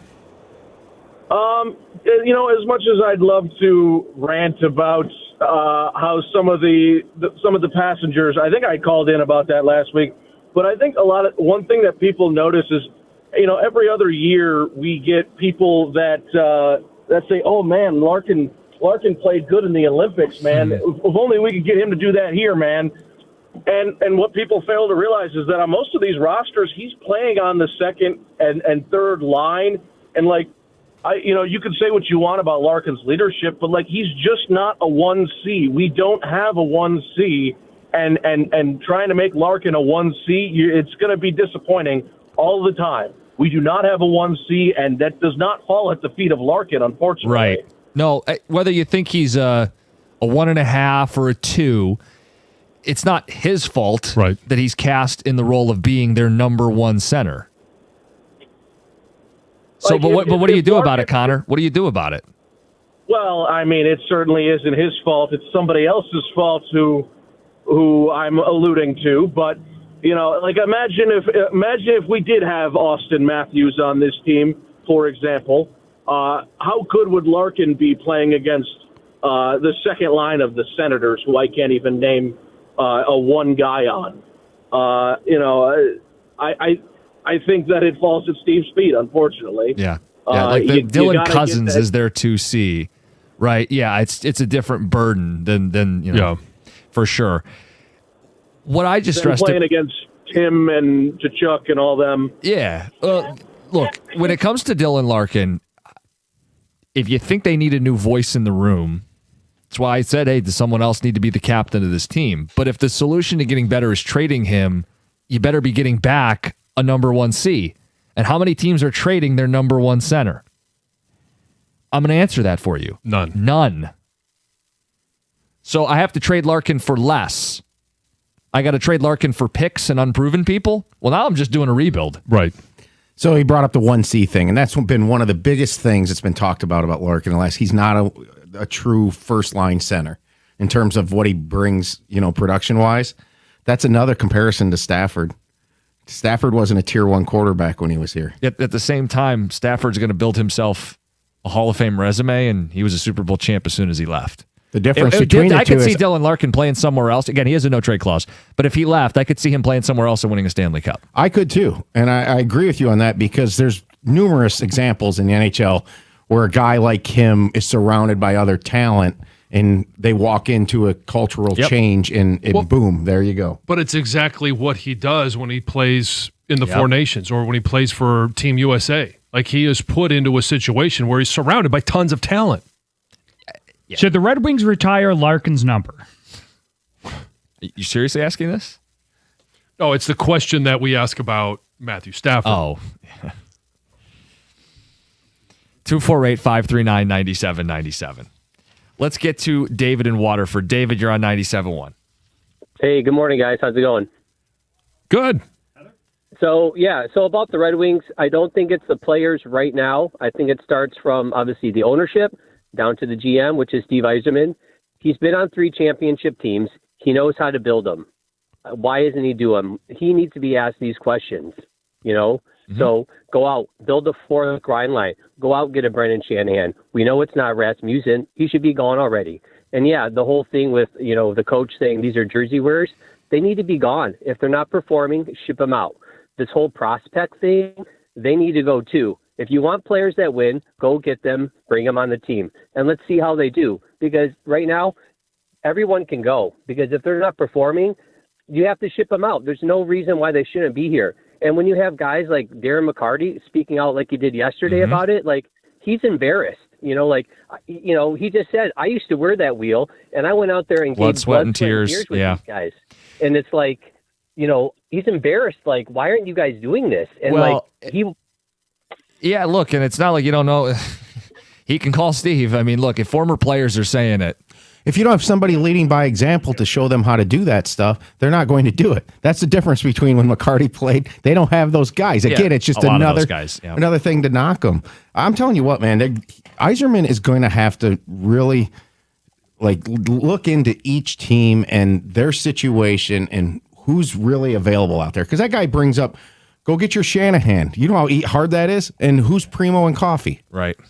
Okay, I can probably find Primo and Coffee on the wings. I don't know if I can find Brendan Shanahan out there. Mm-hmm. We speculated when we talked about this earlier. Maybe New Jersey and Jack Hughes. Is that a good idea? Yeah, I don't know. He scored a humongous goal, but is he the right fit? Are you more likely to get Quinn Hughes in free agency? You know, all the USA Friends here thing. I don't know. But the idea of we just need a couple third, fourth liners and it'll be okay. They do need those guys, but the issues, it's got to be running deeper than that. They need JD Martinez. Get that guy that just all of a sudden blossoms here. Out of nowhere. Brandon, Shelby Township. You're on 97.1. Hey, Brandon. Back in November and December, it's super exciting to go to the games. Like, you were excited to go downtown to the LCA, but now it just feels like a chore. You're like, oh man, come on, let's get in the car. Yeah, were you at the game last night? Yeah, and that's another thing I was going to say. So it's funny. So all the games they played John Cena, Until You Beat Me, You Ain't Nothing. Mm-hmm. And right after they played that, we got scores on it. And so it's like, okay, I guess we can beat you. Yeah, I was curious. I saw online that there were a bunch of Blue Jackets fans. Was that the case? It was the same thing with the Minnesota game. There was more Minnesota fans than there were Columbus fans. But there were a lot of Columbus fans all throughout the arena yesterday. And it seems like the last few days, they've just been overtaking the arena.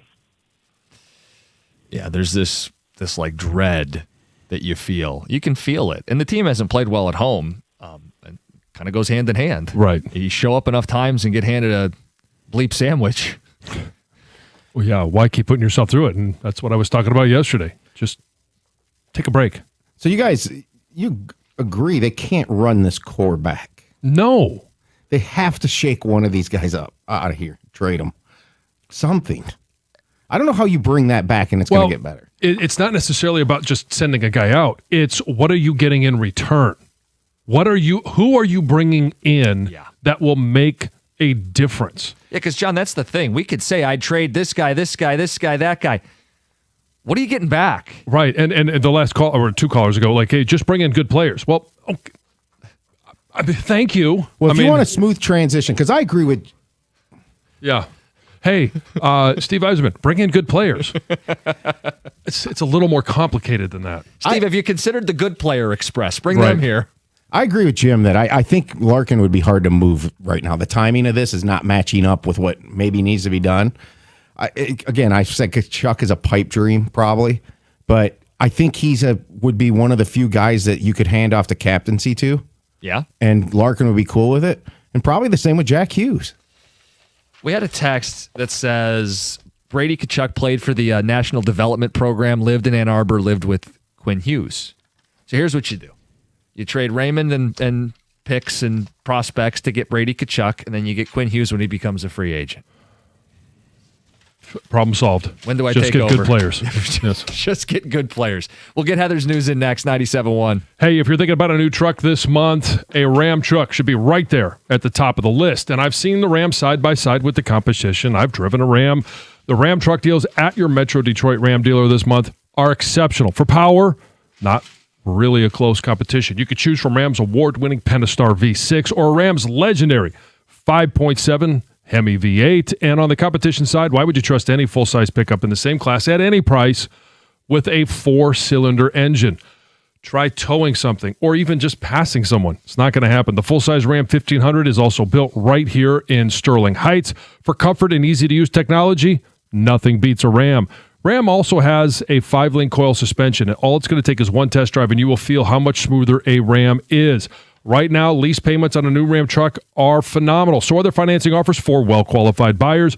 All you got to do is pull into a Ram dealer today. It's just that easy. And when you get there, tell them I sent you.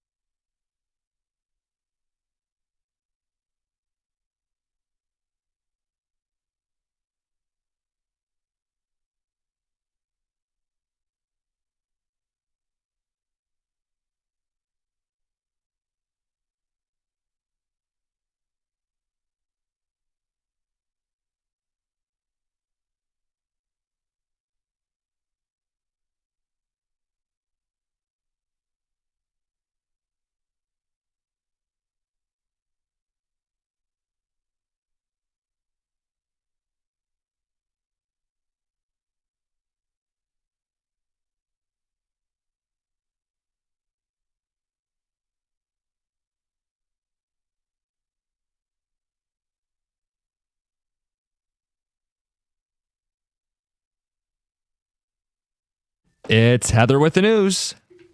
This news is brought to you by Gardner White.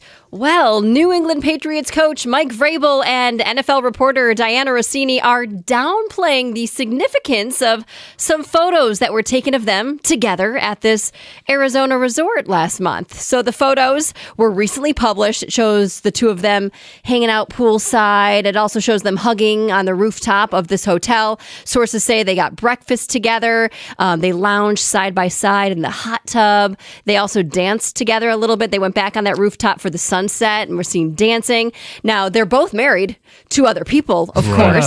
So Vrabel says that the photos show a completely innocent interaction, and anyone that suggests otherwise is crazy, right? It's laughable.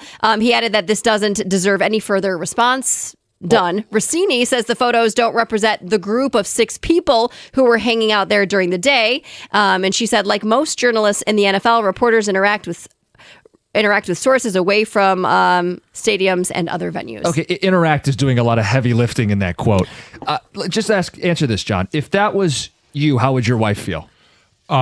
She would not be excited at the fact that I was holding hands. Yeah, you can see them, like the fingers are interlocked. Oh, yeah, and they're hugging in the hot tub, and they're in the hot tub. They're floating in the pool together. No, I don't think that would. You'd be getting interrogated. You wouldn't go, "There's nothing to see here." Well, first of all, like I would be unbelievably uncomfortable, even being in that position. It would be. I mean. It would be very strange. And not to mention the ethical component of this, of she is someone you're giving information to, and she is getting information from. And this hotel they were at, this boutique hotel, is apparently, it prides itself on being a very romantic getaway, has hundreds of proposals there all of the time. And I guess the only way to get to the rooftop is if you have one of these ultimate deluxe rooms, right? So, well, and you can imagine where this is gone. People are digging up favorable things she said about Vrabel over the years and going, A Tennessee congressman is making headlines with some pretty wild claims about aliens. Tim Burchett claims that Americans would be up all night worrying and come unglued if they knew the truth about aliens. He also said that what he's been briefed on about extraterrestrial life would set the earth on fire if they released it to the public. So he did do an interview with TMZ, and he claims that aliens are real. They have traveled to our planet on a spacecraft, and they have communicated with humans.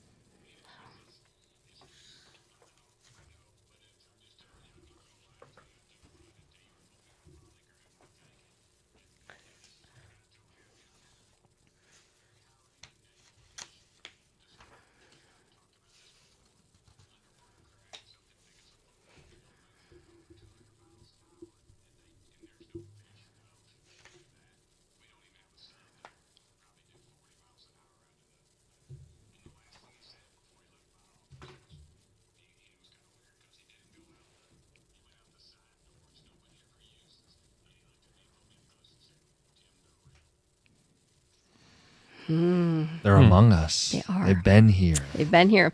Shorts Brewing is expanding. This is exciting for them. The brewery is planning to open a 3rd location in Traverse City. So they partnered with Keen Energy to redevelop a building known as Logan's Landing East. It's on South Airport Road, nearly 16,000 square foot building. It's going to be a mixed use development with the brewery being like the anchor tenant. The location is expected to be completed by April of 2027. And they say it's expected to be similar to the Bel Air Beer Garden, offering some live music and other events to enjoy with craft beer and food. Cedar Point is officially retiring a ride that's been around for more than 50 years. A park spokesperson says that the Monster Ride, which debuted in 1970, has reached the end of its serviceable life. So it's this old school, if you're not familiar with it, because I haven't been there in a long time, but I didn't recognize the name of this. I've never been on it. It's like an old school carnival ride, right? That it's got like these 6 arms, and then each arm has a car where 2 people can sit in and they spin around. So it just sounds like replacement parts are just hard to find, very expensive, and it's time to go. It's not like a main attraction ride, obviously, but Probably popular with some kids, families, for Oh, sure. sure. Yeah. It's one that nearly everyone can ride, especially if you don't like roller coasters. Yes. The park will open on May 9th. Oh, yeah. If you're interested in going. Reese's is introducing a brand new candy and bringing back a fan favorite. So on Tuesday, Hershey's announced that it will introduce the Marshmallow Cup and bring back the Reese's Strawberry PB&J Cup for a limited time. Both don't sound like my type of candy, but isn't that a thing people do? Peanut butter and marshmallow? they do, yes. So the marshmallow cup features a layer of marshmallow filling with a classic peanut butter layer. Obviously, it's going to look like a Reese's cup. And then the strawberry PB&J is returning to shelves for the first time since 2025. That can't be right. But anyway. All the way since last year. Last year, I mean, maybe. But it has a layer of classic peanut butter along with a layer of strawberry flavored filling. John, not for you? No, neither of them are really for me. I'd like the just original. I'm not a complicated individual. Yeah, just give me me too. peanut butter and chocolate. I'm sure they're amazing because they always are, but if you're traveling anytime soon, Delta is the latest major airline to announce an increase in its baggage fees. So the fees for first and second checked bags will rise by $10. So the first checked bag will be $45, second will be $55, and then there's a big jump if you've got a third checked bag. It's going to go from $150 to $200. So you're going to be paying quite a bit if you're checking a lot of bags. The new increase will take effect for tickets purchased on or after April 8th, which is today. So people are going to be cramming stuff into the carry-on. Yeah, exactly. And this is because of fuel costs? It is. But my fear is once they put this in place, even if fuel costs come down, are we ever going to see it go away? Yeah, once prices go up, it's not likely they ever come back down. That's Heather with the news. John? I got a little bit of a follow-up, actually, on this Vrabel thing. Oh, yeah. What do you got? So there was something in the past with Rossini and former Redskins general manager at the time, Redskins, now Commanders. Right. Scott McClowan. His wife made a comment. She tweeted that something about after Rossini had a scoop, how many bleeps did you get in order to get this scoop? Right. And she later retracted it, and I think She deleted it, but her son's account had retweeted it. Everything lives on forever if you put it on the internet. Don't hit It's there. send. Yeah. That's unbelievable. Any credibility you have. Yeah.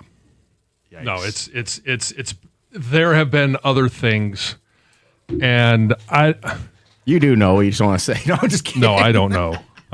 Clinton Portis? No. Oh. No, that's a completely different topic. But it's what you don't want it to be is people taking shots at her because she's a female doing something that has predominantly been a male-dominated position. So, but now there's ammunition.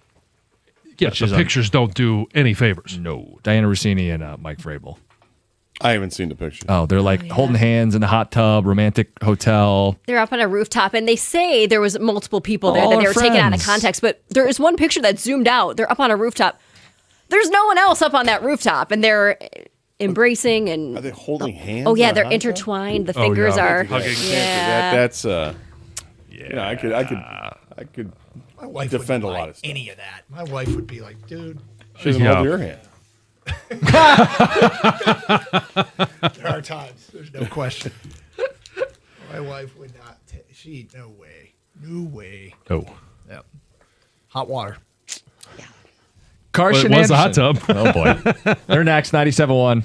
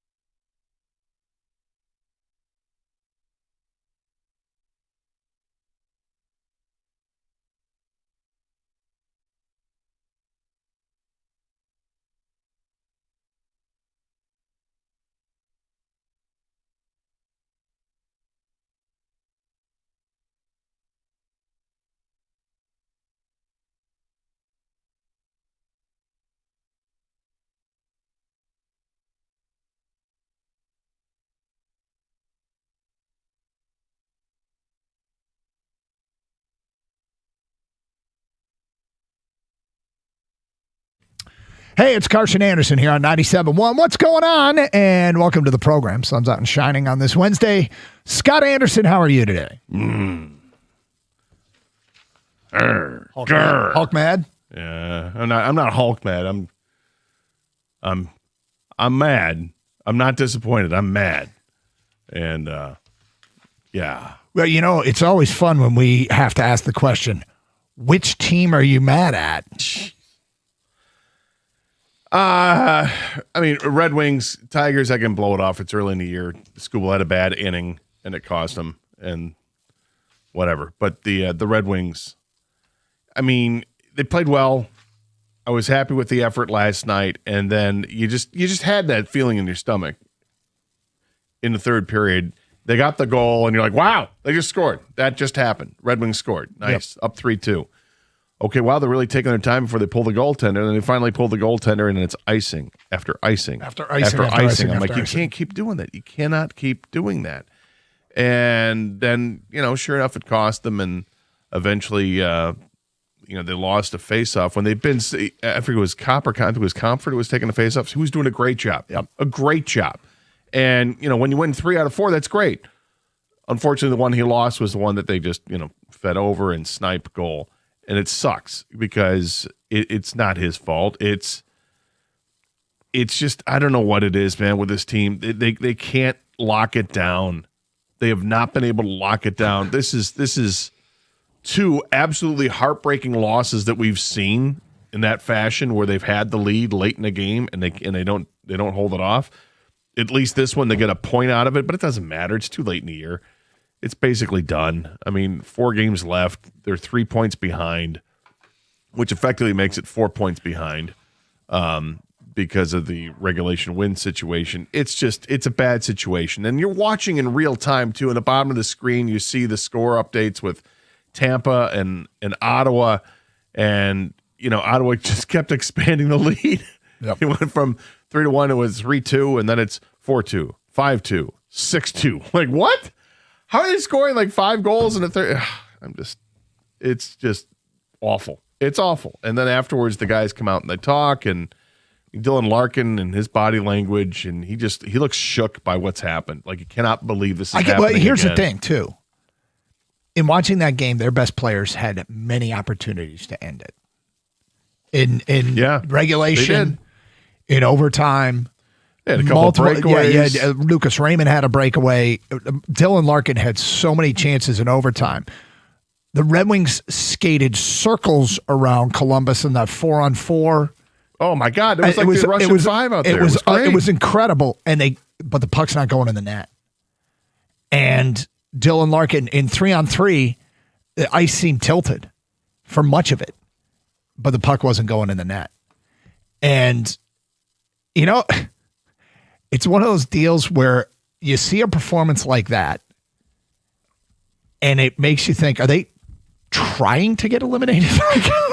Everything they could do to not get the 2 points was done. And all we want, Scott, is a cupcake with the Red Wing fondant on top for you to eat or not eat. Because NBC years ago brought us a tray full of cupcakes with every team, their logo, 16 cupcakes on a fondant on top, and when that team got eliminated, Gator ate the cupcake.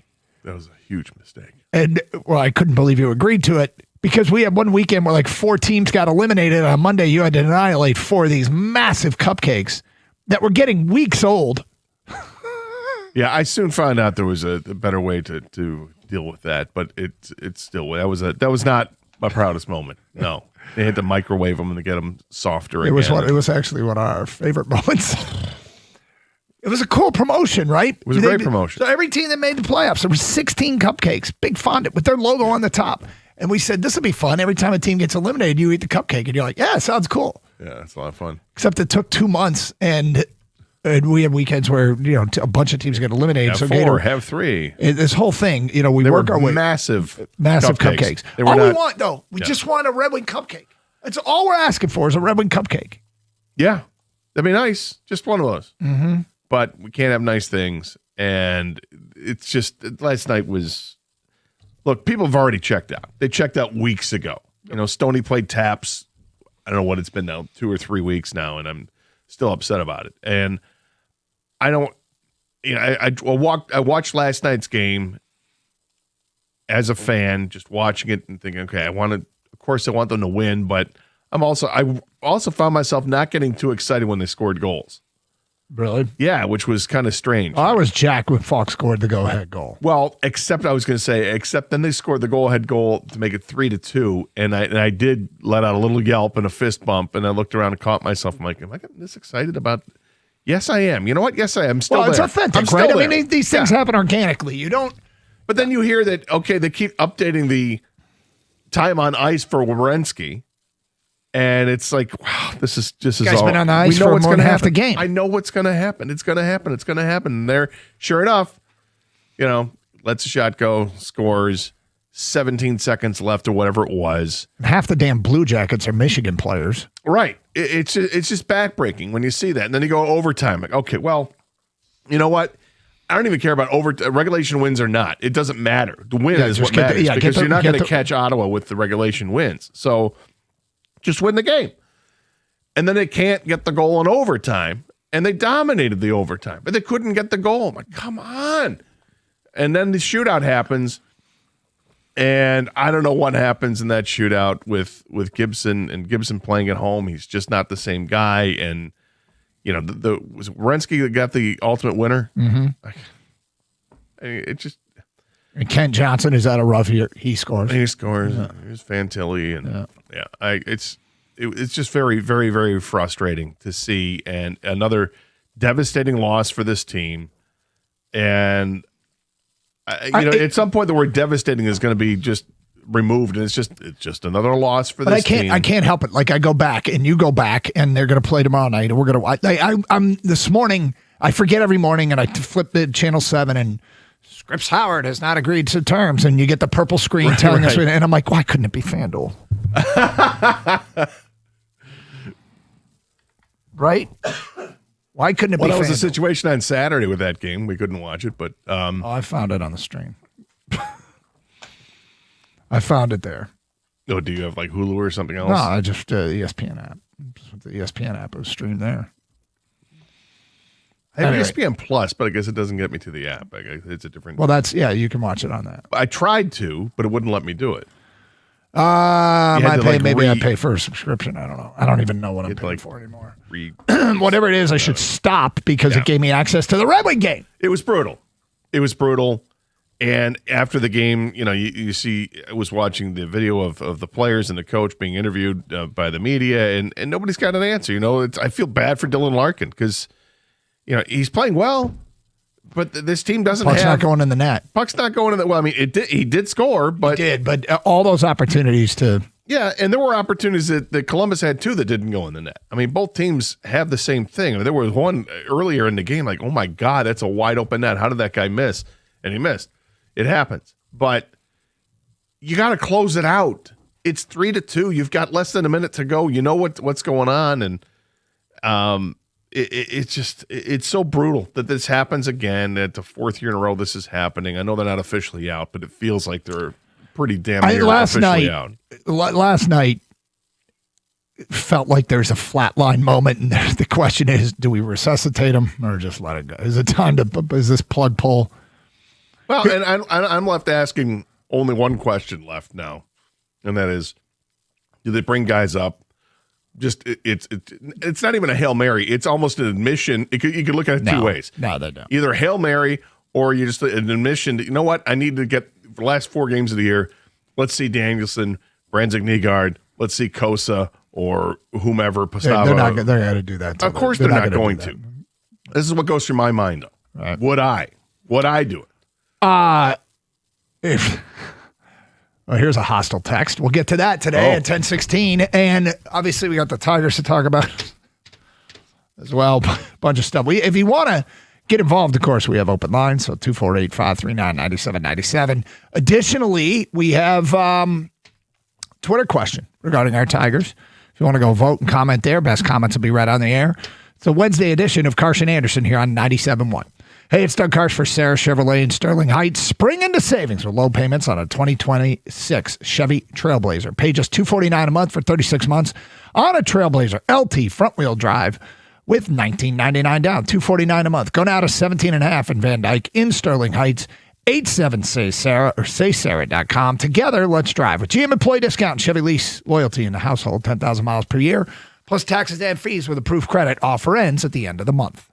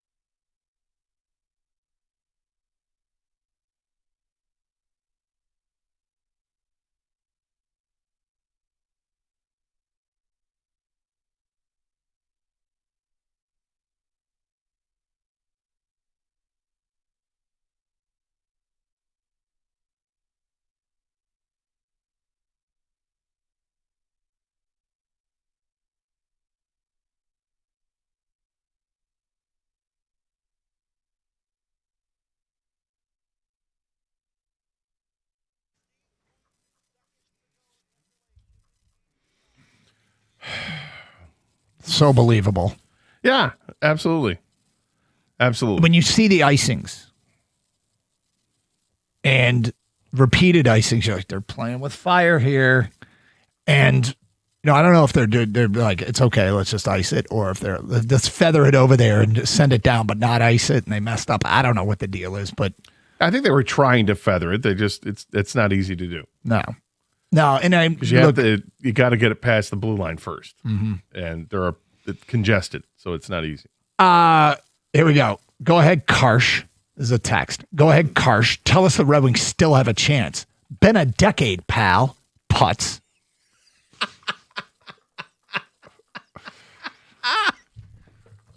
Keg, it's not that funny. Well, I'm just giving you an opportunity to respond. That's all. By the way, Gator's laughing way harder than me. Well, I have a microphone on. You didn't. Yeah.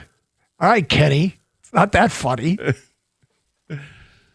Okay, so a couple things. Calling you Karsh is always great. Yeah. No. Been a decade, pal.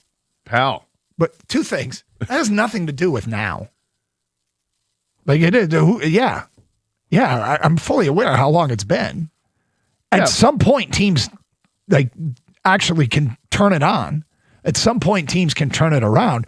Not this particular team. Not the 2025, 2026 Red Wings, apparently.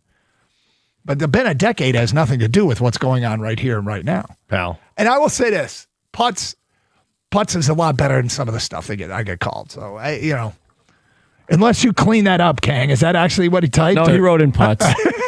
That made it funnier. I don't know. Pal also is dripping with disrespect. Isn't Pal it? is great. Yeah. All right, hero.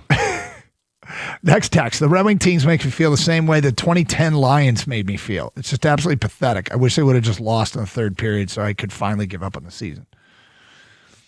I can't bring myself to root against them, but I can watch that game and go, how they're best players with multiple opportunities and guys who at times look dominant. Can't put the puck in the net. The Raymond breakaway, the overtime chances for Larkin. Was it Kopp or Comfort? I can't even remember. Another one had a breakaway. I think it was Kopp. Had a breakaway. And all a chance to get that extra point and keep pace with Ottawa. And you're right. There's something about the torture of the scroll at the bottom of the screen. 4-2, 5-2, Just kept changing. 6-2. Like how is it As still Ottawa changing? pulls further away. I think it was 3-2 God, I with hate 8 minutes to go into third period. Like they just in Tampa Bay has scored to make it 3-2. I'm like, oh, okay, here we go. Maybe this is going to happen. And then 30 seconds later, it's 4-2. Mm-hmm. 30 seconds later, it's 5-2. Yep. Come on. Next text. The bottom line is Larkin is not a number one center on a playoff team. It's been proven year after year. He has to be replaced by a better top line center. He had 29 assists going into last night's game, and Sider had 45. That's not top line center material.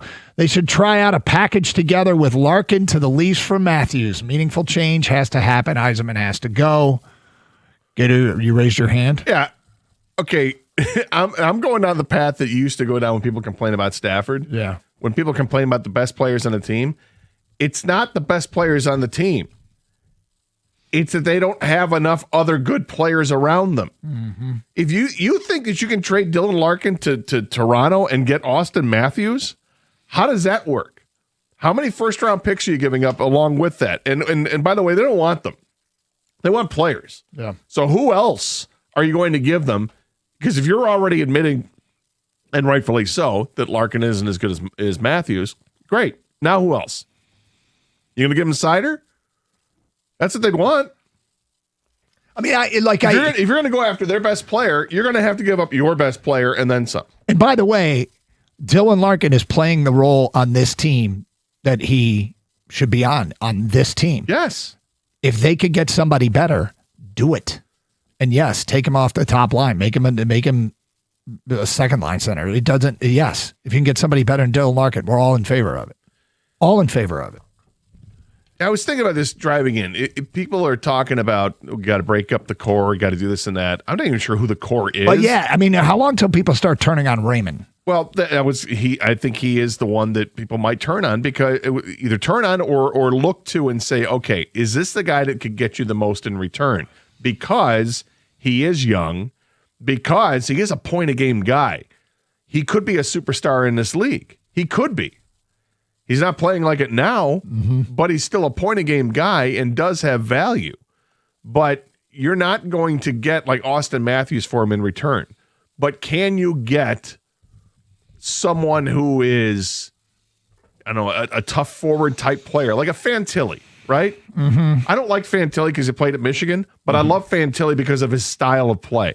I'll take that guy every day. I love his style of play. He's abrasive, he's big, he puts the puck in the net, and he's relatively young. I'll take him. But is that somebody you can get? Probably not. I mean, the first thing has to be decided is Yzerman's future when this season is done. The second thing that has to be decided is, does it need to be broken down to the studs and basically ship out everybody with value and start all over, which sounds terrible after a decade, Putz, but it is. It's easier to do it when you're coming off success, saying, okay, we're going to break it all down and start all over. That's because another 2 rebuilds, years, you're not going to make the playoffs. Well, guess, yeah, right? at least, because rebuilds can take 10 years, somebody said, and it's been 10 years. And that's, rebuilds can take a long time. And that doesn't sound like fun. But when I think about the most prudent way moving forward, that's getting a bigger part of the pie for me, is that they just start shipping guys out and start over. They take a long time when you're not drafting at the top of the draft every year. That's when it takes a long time. When you're bad enough to miss the playoffs, but you're not bad enough to have one of those top 3 picks, that's where it gets difficult. That's what the Red Wings have been. Okay, occasionally, I don't know what the highest pick they've had in the draft in the Yzerman era is, if it's 4th overall or something like that, but it ain't 1st overall. You know, you look at teams that have had the quick turnarounds, whether it's the Colorado Avalanche or, Edmonton or Chicago back in the day. They were able to do it because they had a couple years in a row where they were the worst team in hockey and they benefited from having the top picks in the draft. Red Wings haven't had that benefit. So if you want to go ahead and say we're going to have to rebuild and start and take it down to the studs and do all that, be prepared for it to take a long time. This is why I asked the question, okay, what is the core of this team? Who should be in the core of this team? You can try. I think the way to try to rebuild it and take a jump rather than taking 3 steps back to try to take a couple steps forward down the road is you're going to have to look at free agency and you're going to have to make a commitment. Well, and I'm not sure that players even want to come to Detroit right now because of better situations elsewhere. People in the game think they're war chesting for big moves in free agency, but the question is, but are those this offseason or are they next offseason? I don't know. That's one. 2 is, war chesting for too far down the road. You might not get to spend the money, and I'm talking about Steve Yzerman. Unless you can convince ownership that this is the plan, need to stay the course because it the will free get agent hostile, class, man. The free it will agent get course, hostile. of course it'll get hostile. It's already hostile. Can you imagine how much more hostile if that's the case? Well, I do think there is some war chesting going on. There are contracts that will be expiring after next season, a contract or 2. And then they have to make, cold, hard decisions on some other players. Do they even want to give extensions to It's kind of an emotional place, but you say, who is the core of this team? The core of this team to me right now feels like the brink insider and everybody must go. And, there's I hate it because I feel like you can win with Larkin and Raymond. You can win with them. They need more help. And the help hasn't come. And if recast in different roles, if they get sent out somewhere else on a better roster, I think they'll be ruining. People are like, oh my God, how good are these guys? Because in different roles, I think they could look fantastic. And, they've not been able to either sign someone or trade for someone better. Yeah, I don't look at the Red Wings and say Dylan Larkin is a problem. I don't think he's a problem at all. I think he's a guy that you still keep on your team. I recognize that he's a common denominator because he's been here since he was drafted, right? And people would automatically assume that that's got to be the problem. He's not the problem. He's a guy that plays with all the characteristics that I want in a hockey player. Mm-hmm. He plays with grit and determination. He tries his ass off. I don't know if he's the most talented guy or not, but he's basically a point-a-game guy. He's scored 30 goals or more, I think, in 5 straight years now, and he's done it 6 times in his career. He's a damn good player. That's not the guy I want to move away. I need more guys like him. So you have to ask yourself, if you're Steve Yzerman, when's the time to start parting with guys that were your top picks that haven't seen the light of day, Bradzak Nygaard, your Nate Danielson, Sandin Pellikka, is he shown enough where you're like, okay, there's lots of potential there, but you know what? He's also got lots of trade value. Do that. Or, do you dare do something like, Simon Edvinsson? You're big. You should be a lot better than what you are, but maybe it's time that I shop you around because I got to take a look, because they got to make a decision on Edvinsson. He's the next guy who's due for an extension. Do you give him the extension? I don't know. I don't know either. It's Carson Anderson, 97.1. Well, what I do know is I want a green lawn. And so what I've done for like the last dozen years is I've called Natural Way Lawn and Tree Service, where you get green and stay green with Natural Way. 888-GET-GREEN is a telephone number, and you get green and stay green, and you'll even save green when you prepay. Call by the end of the month, you get the early bird discount. They've been around serving Michigan since 1990, and they offer the 100% satisfaction guarantee. If you're tired of fighting weeds, and catching something in your throat, if you're tired of watching weeds grow, watching a grass thin every summer, give them a call. They offer a full menu of services to accomplish your dream lawn. It's easier to prevent a problem than it is to fix one. Early treatments, they set the tone for the entire season. For a limited time only, if you purchase a full lawn program, you'll get free grub control, but you have to mention my name, Gator, and the station 97.1. Again, easy number, call 888-GET-GREEN or go to naturalwaylawn.com.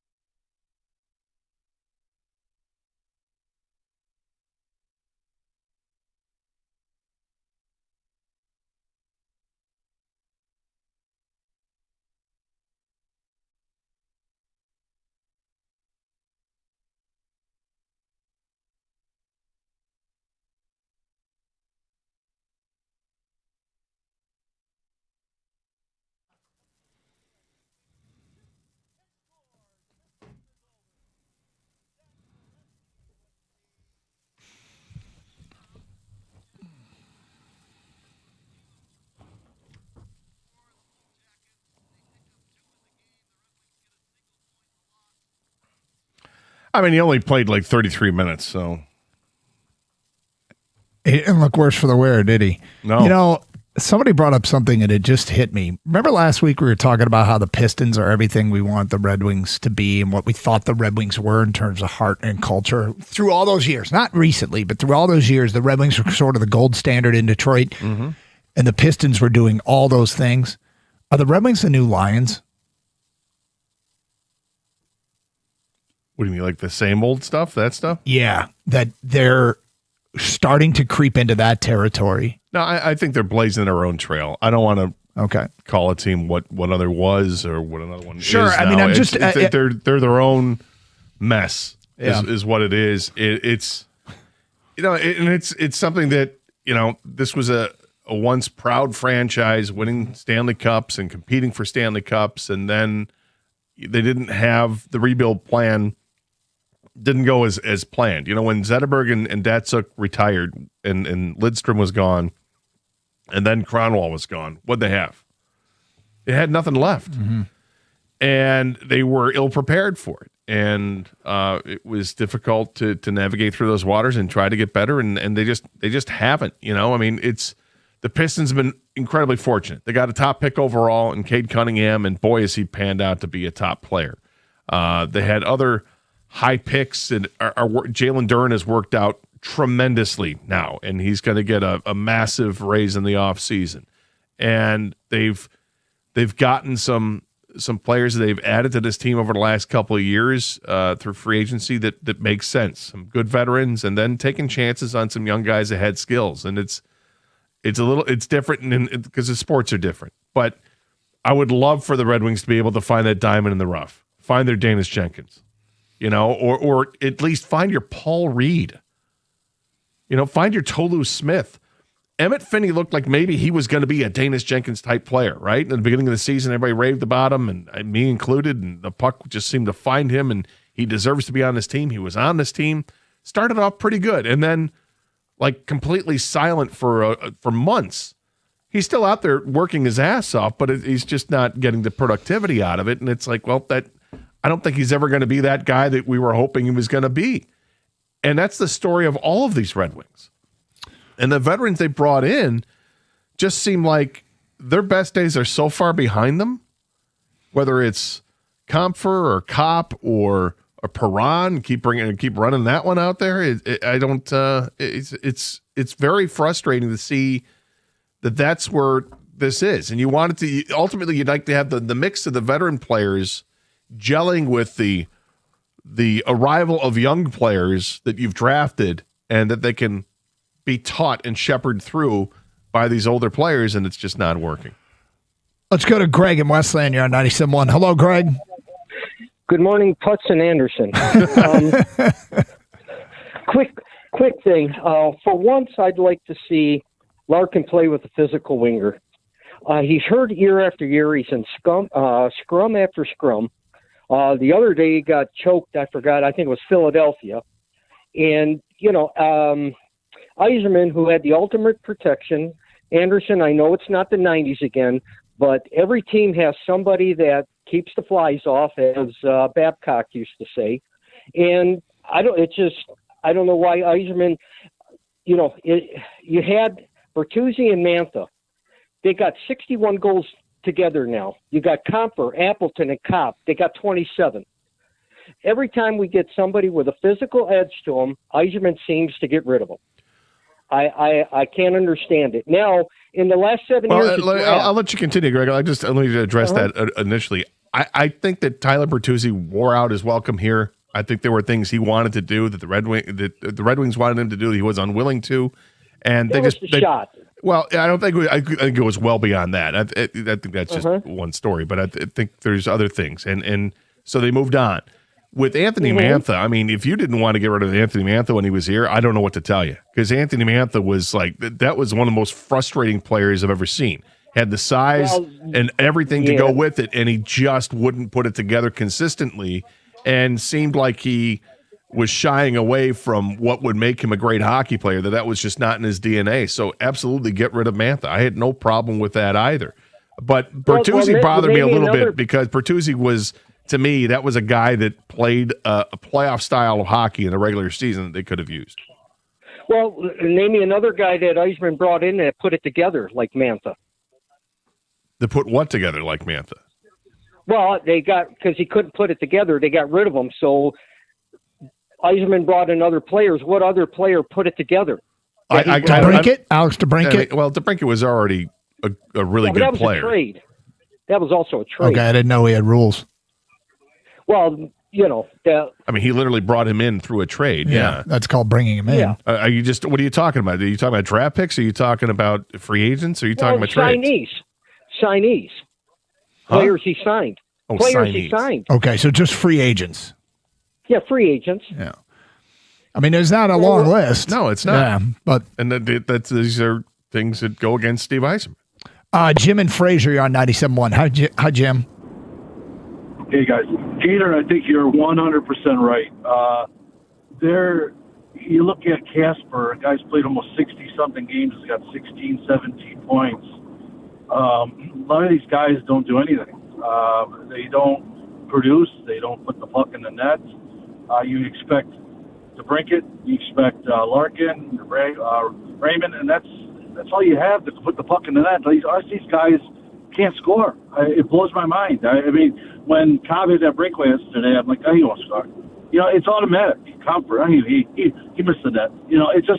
It's frustrating because, I think you're right about I wouldn't get rid of any of those guys, but you got to bring guys in there that can help them, and there's nobody else to help them. So I think you are 110% right about where the Wings are and what they need. And the way I look at this roster is they have a long way to go. I mean, the third and fourth lines aren't very good. And where are they going to pick up these players at? That's what concerns me. Yeah, I just wonder at some point, do you just say, okay, we're going to have a bunch of young players we've drafted come up. We're going to get rid of some of these veteran players that are just mid at best, and we're going to sign a couple of free agents that do exactly what we need. Gritty players. Well, I mean, that sounds to me like a formula that is borderline rebuild. If you're just going to call up the kids, which we've heard how great they are, but none of them have really. I mean, Seider was a player they drafted. There was an expectation for, who's been great, and outside of that, nothing. No, but I'm saying the players they have, your Compers, your Cops, your Perrons. Right. No, guys, I get it. Move on from them. Rasmussen, call up Casper, or what? Mazer, you got a full-time spot. And Mazer. Sandine Pellica, we're going to live through the mistakes. And everybody gets called up. And here comes Danielson, and here comes Carter Bear. Carter Bear is a 19-year-old. Yeah, let's go. Yeah. And but in believing that those guys are going to make a difference is probably wishful thinking. Well, is it believing in those guys are going to make a difference, or believing in those guys are going to do at least what the bottom of the six forwards are doing right now? And it still might be the best path moving forward. I think it's a Hail Mary, but it also looks to me like a lot of losing. But it's, if they take your lumps and hope they get better, and let's circle back in a couple of years and do a wellness check and see where they are. Yeah, this team has problems all over the place, right? I think there's a character issue, a culture issue with this team right now that permeates not just with the forwards and the inability to score in 5-on-5 hockey, but it's with the defensemen too. I mean, they're not clearing guys in front of the net. With guys with size aren't clearing guys in front of the net. I think there's Seider. I like Sherratt. I want to love Edmondson, but I don't, because I don't think he plays nearly as physical as he's capable of, and I think there's some holes in his game. I don't know if he's playing through pain or what, but he just doesn't look like the same player. And then there's everybody else. I don't know if Sandine Pellica is going to be great or not. He shows potential, and then he can't get out of his own way behind his own net. It leads to a goal. Carson Anderson, 97.1. Hey, if you're looking for a new garage door, or yours just stops working, you don't want to call a call center 3 states away. You want M&M Garage Doors, still family-owned and operated right here in Michigan since 2011. Whether it's a fast, reliable repair that you need or a full door replacement, the team of pros, they arrive in fully stocked trucks, ready to get the job done right the first time. You get a heads-up call and a text from your technician's photo, plus easy 24/7 scheduling and clear upfront pricing. Every repair and installation is backed by a warranty. For total peace of mind, call 844-ONLY-DOOR. That's 844-ONLY-DOOR, or visit GarageDoorRightNow.com today. That's Garage Door Right Now. M&M Garage Doors, open your door to exceptional. License 210-220-6147.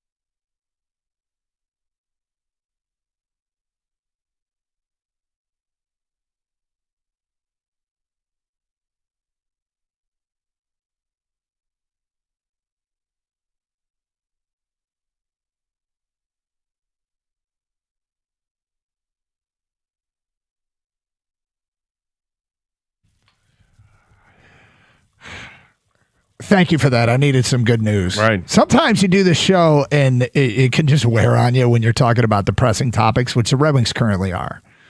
So anyway, Gator gave me some good news off the air, and I appreciate that, buddy.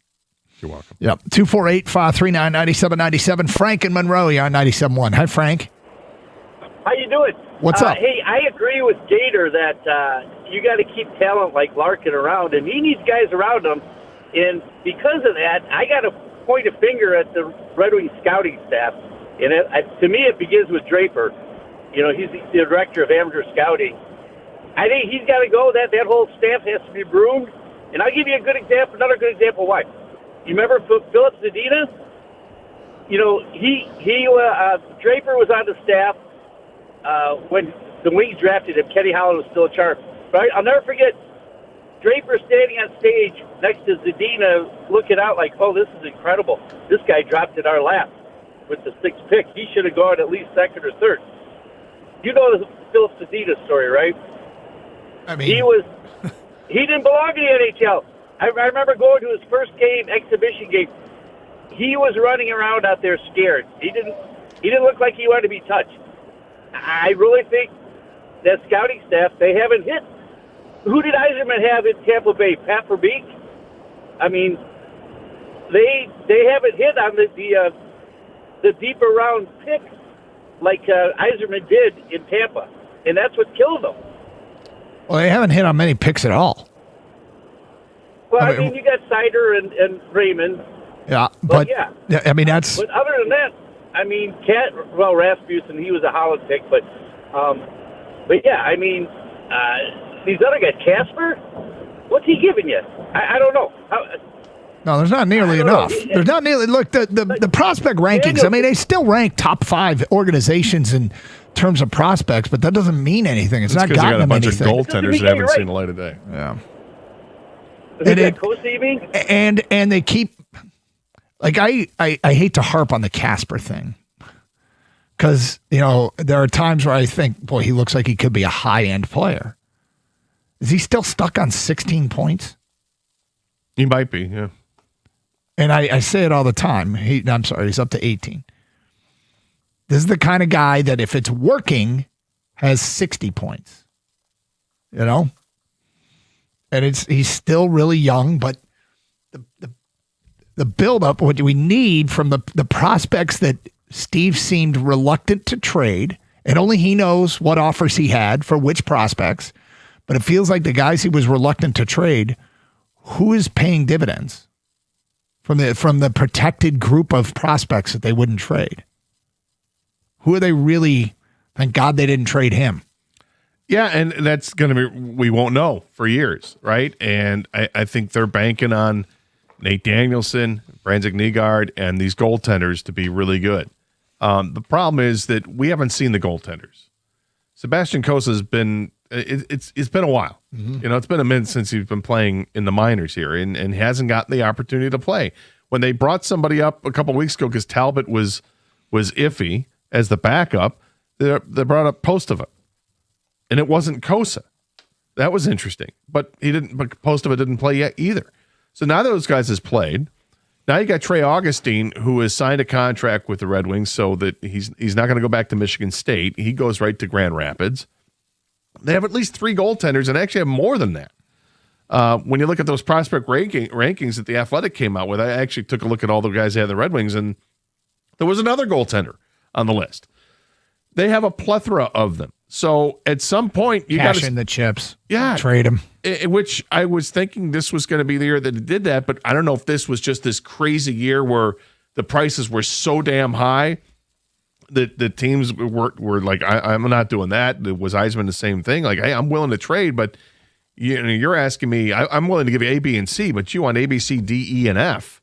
And that just seems like I'm paying. You're talking about other much. GMs and what they're asking for. So now it's like, what are you going to do? You can go through free agency or you can go through trades in the off season, but the draft hasn't yielded anything yet.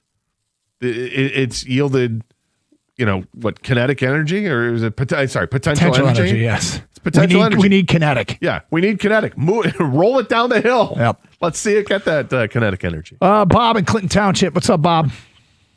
Oh, how you guys doing? I'm pretty disgusted right now because I'm a true Red Wing fan. I fly to flags. I took them off my car today. I say, like you say, they got to retool, but the first thing is I say dump both our goalies.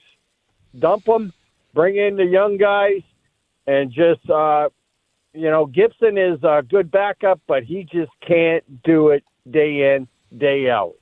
Well, I think Gibson could do it day in, day out, but I don't think Gibson needs to do it 60 games in a year, which is kind of where they're leaning on him here.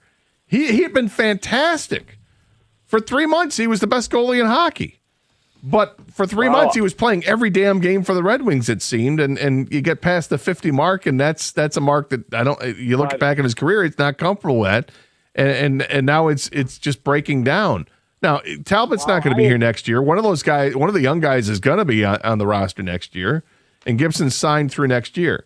Does Gibson have any trade value? I doubt it. Well, I agree. He's just he can't play that many games, and he's just wore out. I think he has some trade value.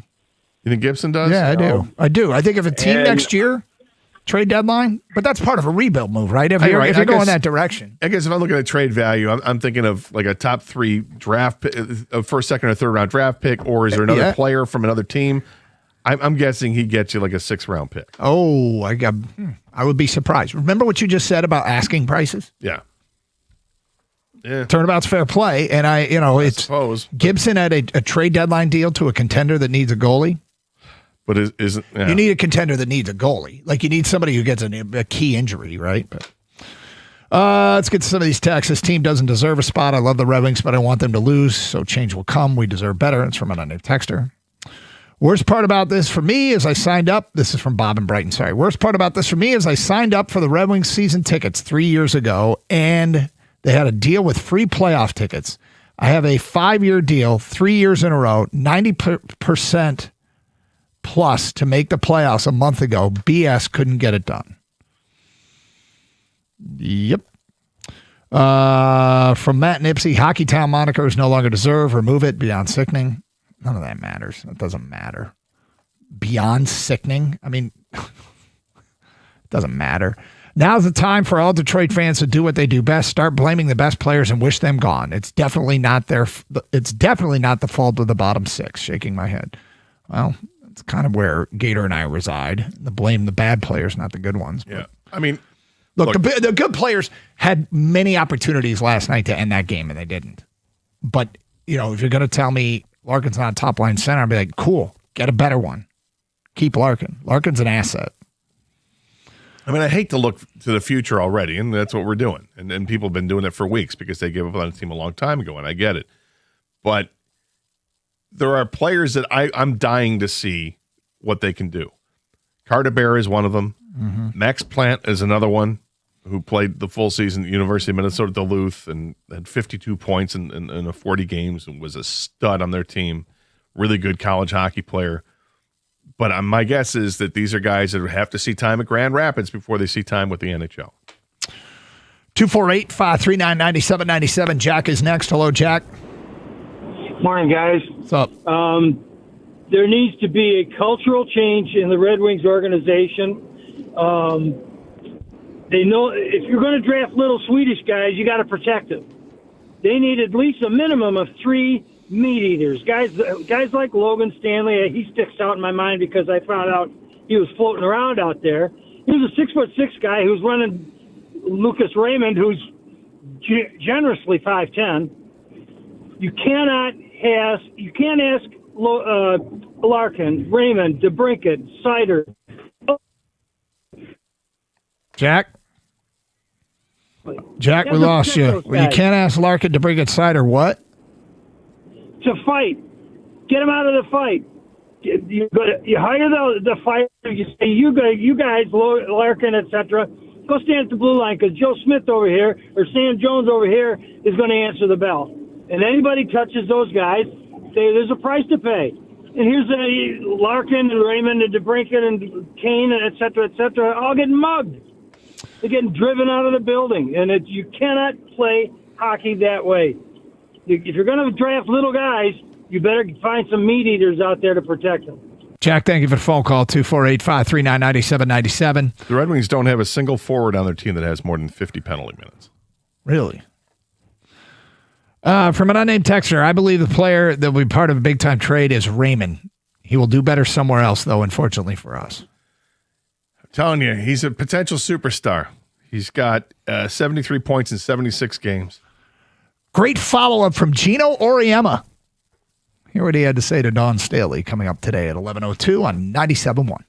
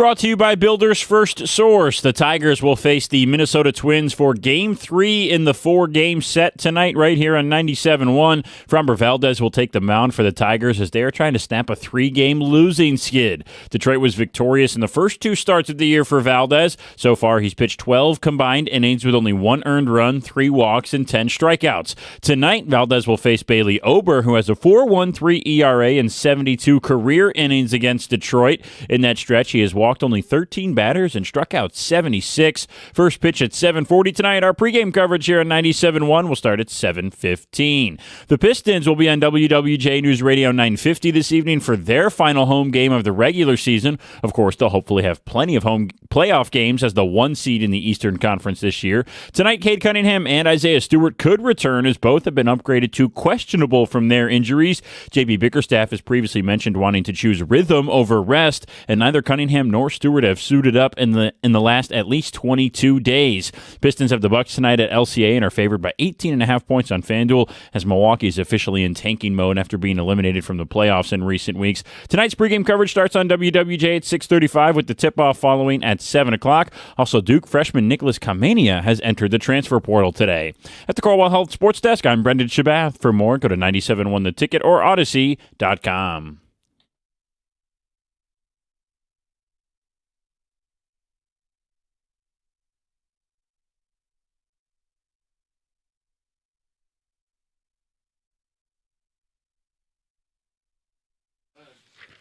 All right, so the chump of the weekend, as voted by the people, was Gino Auriemma for his lashing out Dawn Staley at the end of the women's Final Four game. How dare they beat them?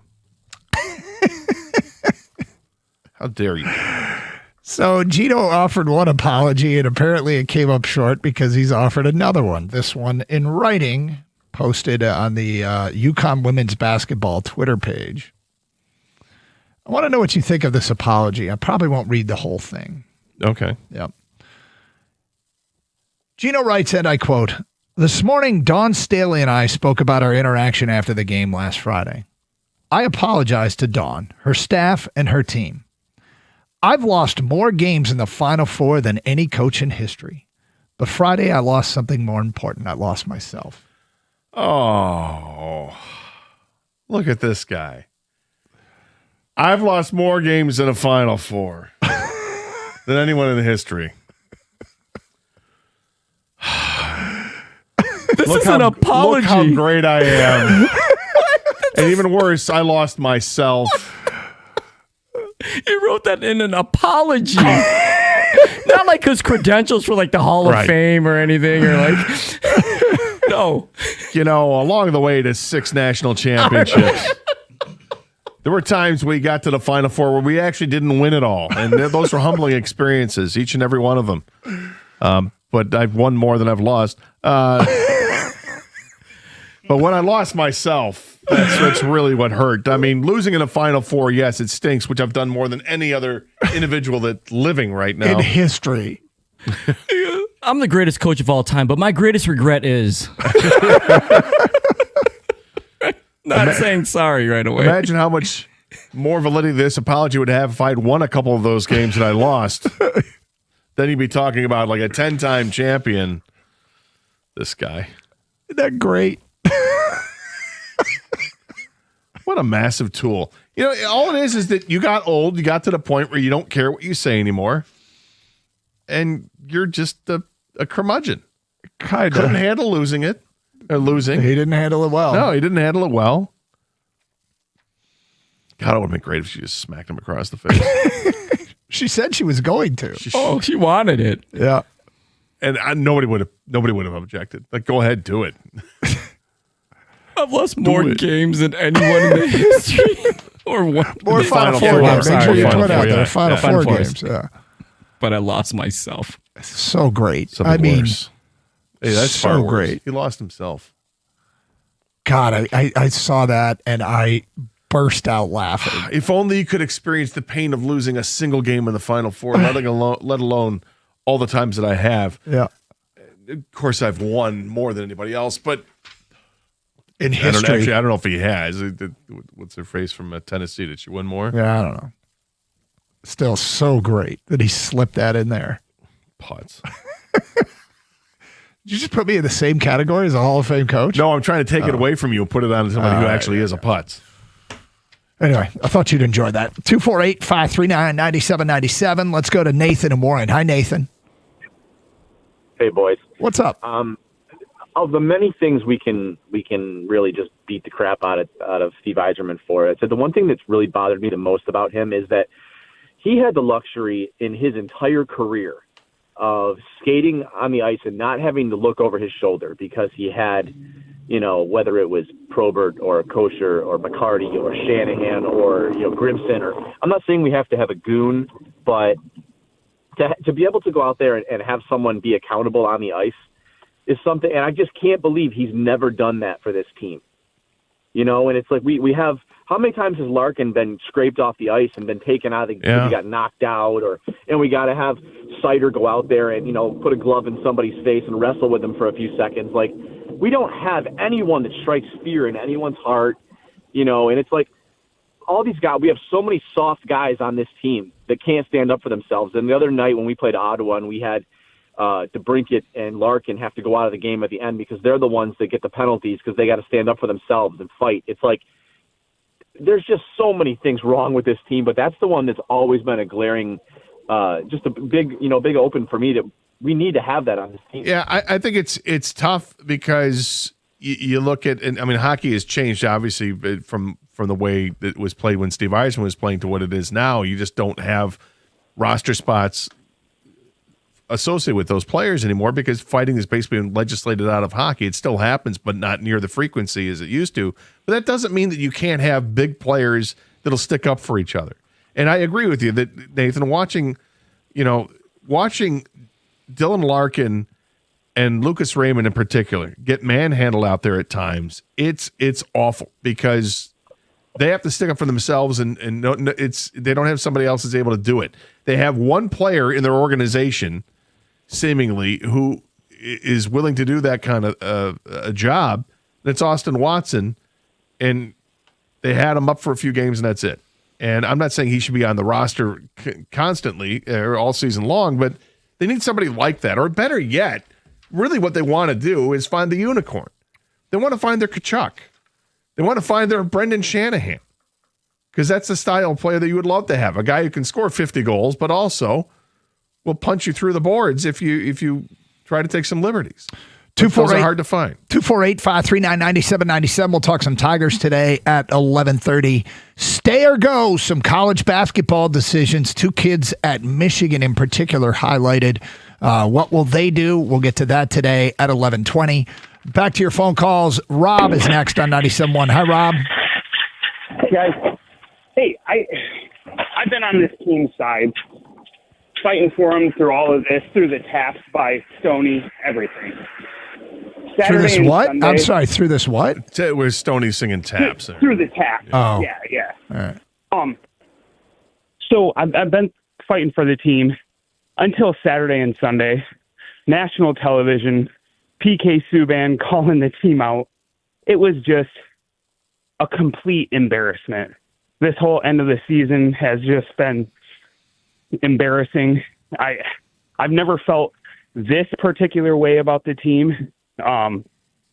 It's just hard to watch. I mean, the stupid penalties, Sherratt taking a high sticking, 4-minute, penalty last night. It just, every chance that we can gain momentum in these games, we just throw it away and give it to the other team. It's just so frustrating. Yeah, the last 3 games have been absolutely brutal. You're right, Rob. I mean, losing to the Rangers on Saturday, where there was actually no effort. They were completely listless, and that's the worst team in the Eastern Conference. And you didn't come away with a single point, and you didn't win, obviously. And then Sunday's game, again, you get down big, you make this massive comeback, and you get tied up, and then inexplicably, Patrick Kane trips a player in the defensive zone when a million miles away from the play, and it's stupid. And then last night you have a lead and 17 seconds left, you give up the equalizer, and then you miss all your opportunities in overtime and end up falling short in a shootout. It's 3 losses in a row.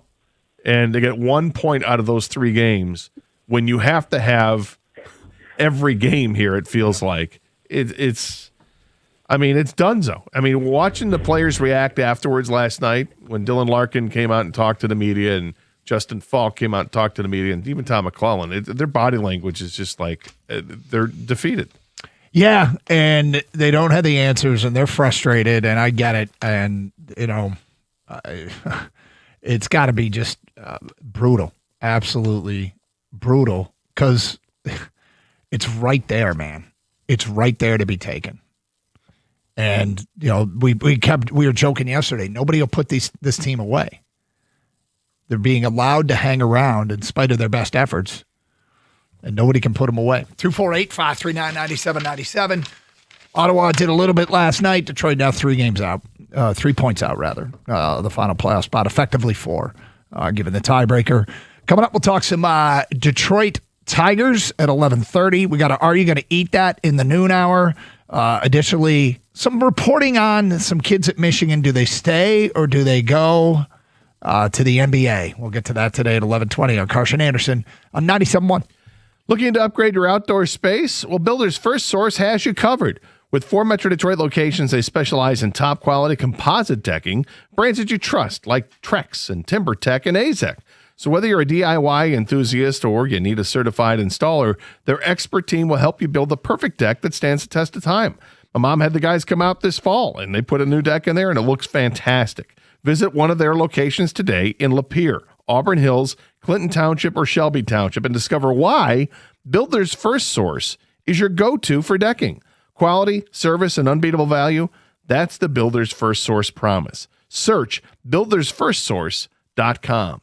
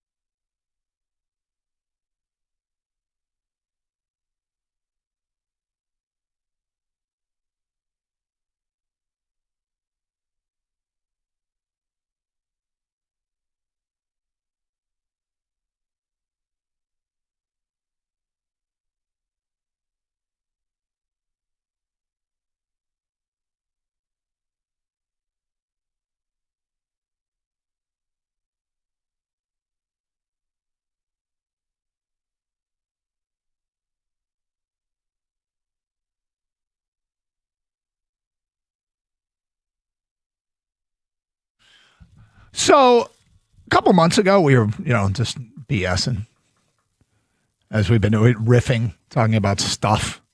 Do you remember when the topic of Buc-ee's came up? The massive gas stations. Yes. They're more than just a gas station, Scott. They're an experience. It's an experience of restaurant quality food. And the cleanest bathrooms you've ever seen. Cleanest. You can eat off the floor at Buc-ee's bathroom. And you can eat good food off the floor of Buc-ee's bathroom. Yeah. And we kind of went into it with a skeptic eye. And then next thing you know, we had 10 phones lit with people going, no, really, Buc-ee's is, all right. Well. And we start, looking at the website, looking at the food. And I think about I'm a guy who drives an EV. So when you plug in your EV and you have to wait 30 minutes for it to charge, sounds like Buc-ee's would be a great place to kill some time. And it didn't start because there was a storm and the Pistons had to bus from Dallas to New Orleans or something. They stopped at a Buc-ee's and there were pictures that went viral on social media of Piston players loading up on stuff from a Buc-ee's in Alabama somewhere. Anyway, they're opening their first Ohio location. Ohio? Yep. Which is that state right over there. Yeah. And unfortunately, it's Huber Heights. I didn't take the time to look up Huber Heights, but I don't think Huber Heights is close to us at all, is it? I looked it up right away because I was like, I got to get to a Buc-ee's before it's all said and done. I have not been to one. I will get to one at some point, but yeah, it's not close enough. Where is it? It's southern Ohio. I think by Columbus, I want to say. Is it a Columbus? And I don't want to go to Columbus. It is just north and east. Well, it's not. It's just north and east of Dayton. Okay. And just north and west of Beaver Creek. Yeah. That's unfortunate. But Gator, now will you go to Dayton for playing games? No. But we can go to Buc-ee's. So? You can buy a lawn chair at Buc-ee's. Sorry, yeah. Remember that? Yeah, you can get life insurance. Yeah. Everyone has swag from Buc-ee's too, by the way. You don't go there without buying a shirt or a hat, apparently. You want a Lego TIE Fighter? Buc-ee's. You want top shelf barbecue. That's the thing that got me is people were raving about the barbecue. And I'm like, at a gas station? But apparently they got great barbecue. Barbecue sauce and Petro go together hand in hand. Coach from Notre Dame, what's his name again? The current coach, Marcus Freeman? Marcus Freeman. Isn't he from Huber Heights? Is he? It's funny how many cities you know because athletes played there. 100%. I'm just looking at some because I thought for sure he's a Huber Heights guy. Yes. Is he? Yeah. Went to Wayne High School in Huber Heights, Ohio. Sweet. Some things just stick with you. Yeah, I guess. Now knowing that, we go to Dayton for playing games. Buc-ee's, Marcus Freeman. Marcus Freeman. What's that? I'm a fan of Marcus Freeman. Freeman's awesome. Yeah. Marcus Freeman's awesome. Sure. But, so that's a no. Travis Trice. Is this Dayton? Am I looking at people from Dayton or Huber Heights? Yeah, Huber Heights. Travis Trice. Did you know that? I did not. Oh. Dude, Jarrell Worthy. Come on, Gates. It's right in your wheelhouse. There you go. Former Spartan. I know. That's why I mentioned I thought I'd let everybody else understand who Jarrell. People don't remember who Jarrell was. All right, so no to Huber Heights for Buc-ee's, huh? It's opening soon. Braxton Miller. How far would you guys go to one? How close does it have to get? I'd go anywhere between, I guess long enough I could get on one charge. Whatever your car's limited to. 200 miles or whatever it is. I'd have to be within 200 miles. An hour. An hour? Yeah. You know what I'm not doing is going out of my way. I don't think I'm going out of my way to go. I'm not entering Ohio to get there. Oh, okay. So not Toledo, you wouldn't do it? No. All right. If I'm going to Toledo to see a Mud Hens game or something like that, would I stop at Buc-ee's? Sure. But I'm not going to Buc-ee's. No. All right. I'm not going to set foot in that state unless, something else. Do you have something specific or just something else? Well, I mean, I guess it would just be watching, a baseball game. I've been to that stadium. The stadium's great. I actually had a great time there. And maybe watching one of our other teams play in Cleveland or something like that. But yeah. Otherwise, no. Okay. Oh, this is really going to get you to like Huber Heights. Former Purdue wide receiver Greg Orton went to he was from Huber Heights. Well, everybody knows that. Well, you're such a massive Purdue guy. So. I mean, this has been, I feel like I have to clear this up every once in a while. This has been wildly misrepresented for a long time because I picked Purdue 2 years in a row to win the West. Has it? And then people assume, like you guys make me out to be this giant Purdue fan, which I am not. But, all right, so do they stay or do they go? CBS Sports put out 10 players with tough decisions to make. Adai Mara and Morez Johnson made the list. Adai Mara, CBS says his NBA draft ranking is 23rd. And Morez Johnson, they say his CBS Sports NBA draft ranking is 21. NBADraft.net has Morez in the first round and Adai Mara undrafted.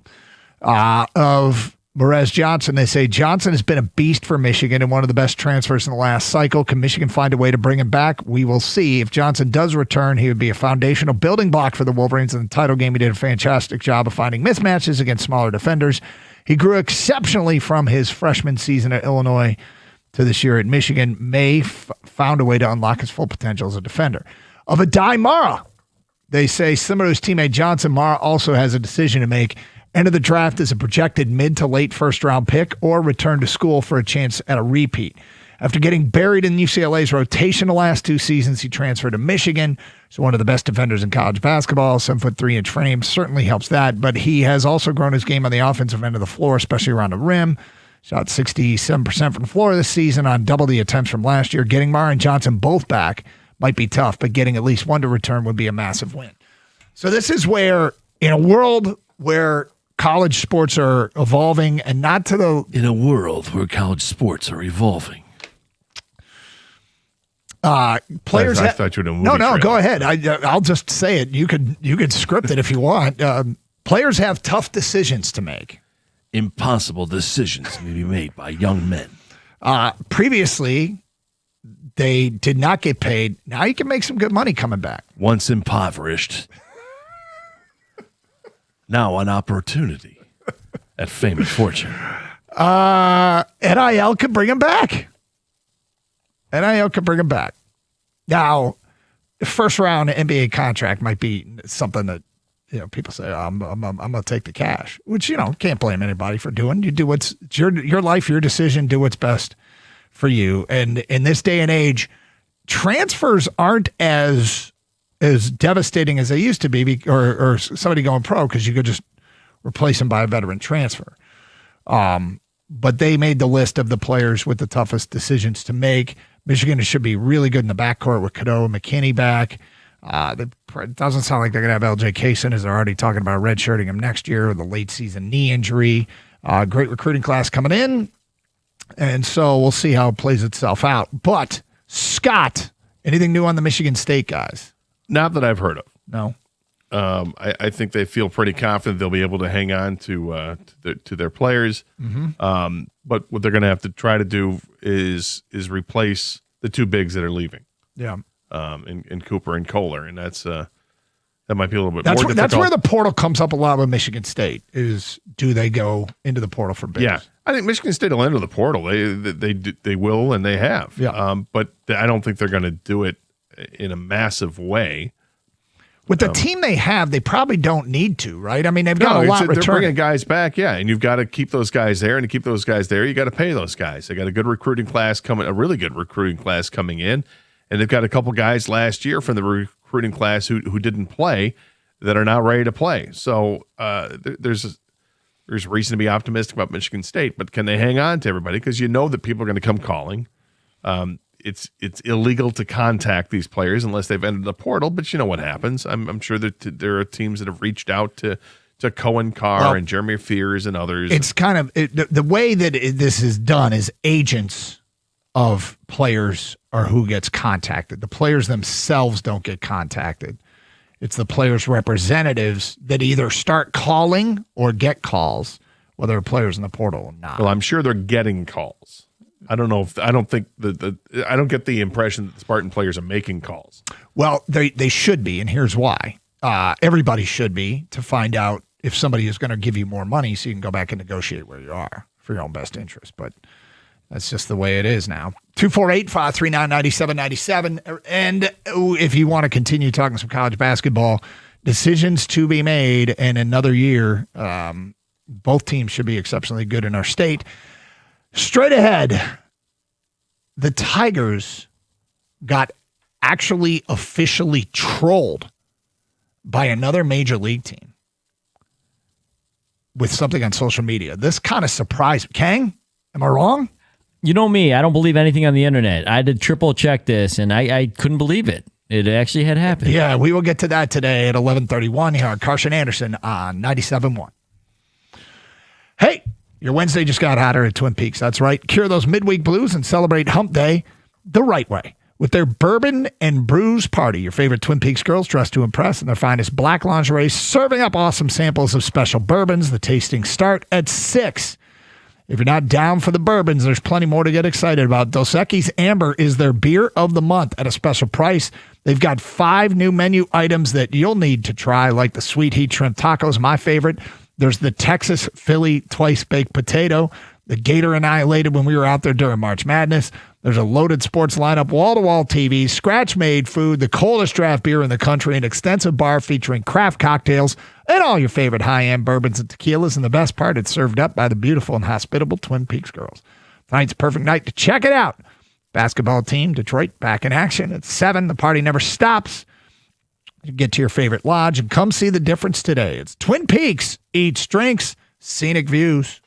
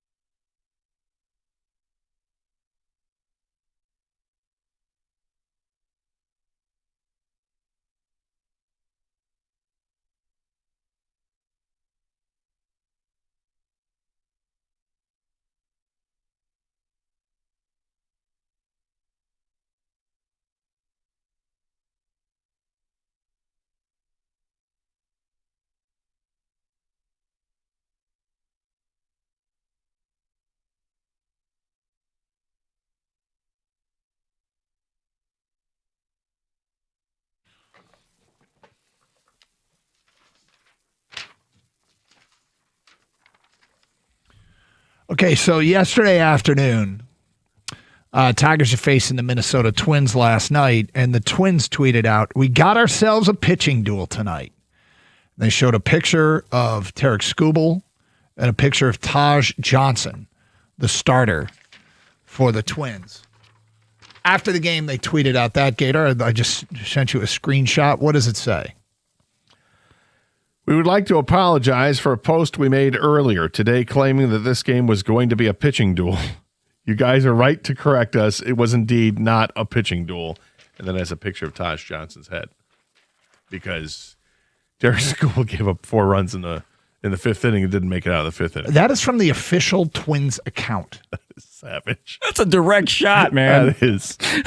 I had to make sure, Gator. That is well done. Right? That is well done. I can't believe they actually tweeted this out, though.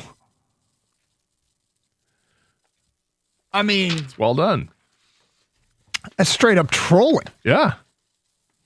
Now, was it a pitching duel? I mean, it kind of was. It was the one. It was for the going Twins. into that. Yeah. They were scoreless going into the fifth inning. Yeah. Nobody was really in trouble. That was the only inning the Twins scored, but yes, they got to Skubal. 11 games in. How do we feel about the bats? And I guess how much weight should we put in how we feel about the bats? Like, what's 11 games worth of evidence worth? Because everybody who started last night, everybody who got a plate appearance last night struck out. Everybody. Yeah. 14 total. Yep. They have on the resume this year a sweep by a bad Arizona team. They're 0-2 in this series against a bad Minnesota team. And it's scary because I do believe that you can look at how one season ended and how the next one begins and say, all right, a team turned a corner or a team started a nosedive and it continued. This is a nosedive offensively that continued. Well, they're 2 weeks into it, right? Basically. And the first week, there were no bats, except for like one inning of one game where they really showed up. And the second week has been better, but it's not good still.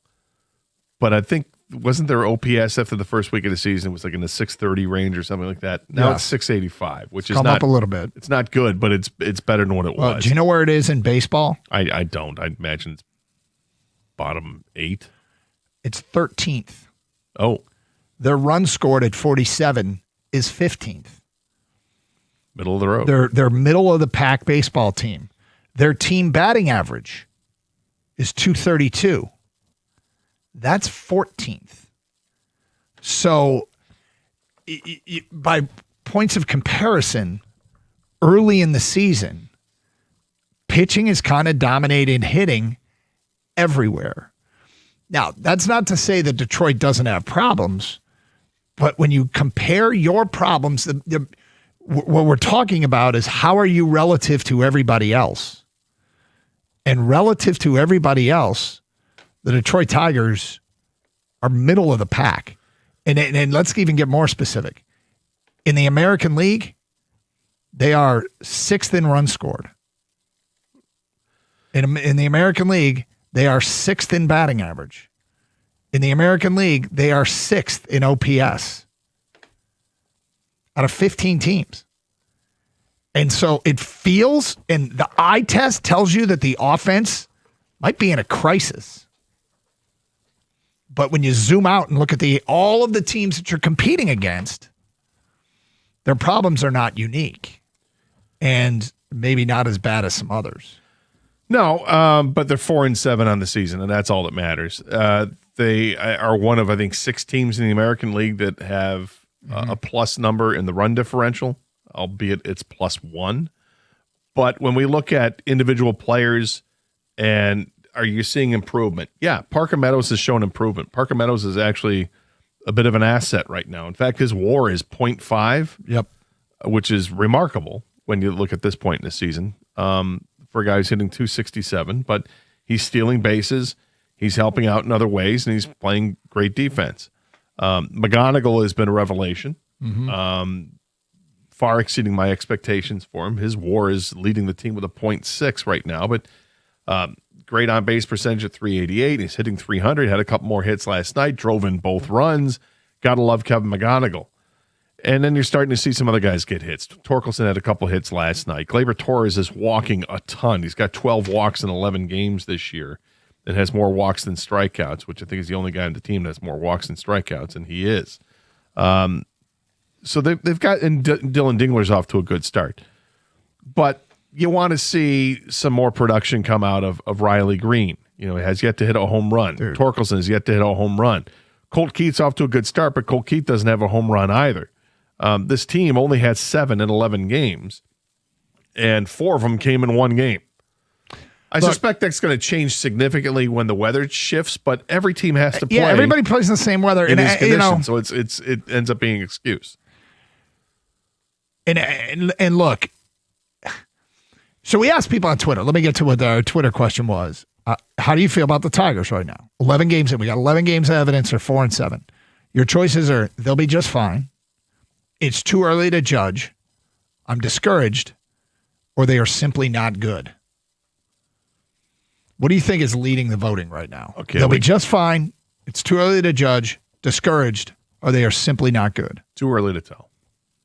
Too early to judge is in second place with 35.5% of the vote. Discouraged. That is first place. 39.9% of the vote. They are simply not good. 18.8. 5.8 say they will be just fine. If I told you going into the season, like if what is going on now is reflective of where they're going to be, that they would be 6th in the American League in runs scored, OPS, batting average, I would kind of feel like, okay, that's not bad. You can win with that. Yeah. Eyeball test, crisis. Relative to the competition, this is not a crisis. And since we all think they can be better and should be better, what they're doing right now is doing it without a lot of contributions from some key guys. Like the power has not been there. Carp hit the 2 home runs in the St. Louis series, and that was good to see. I give Torque credit. He had a couple of hits last night, but still, he's got 2 extra base hits in 2 weeks of baseball. Dingler's cooled off quite a bit.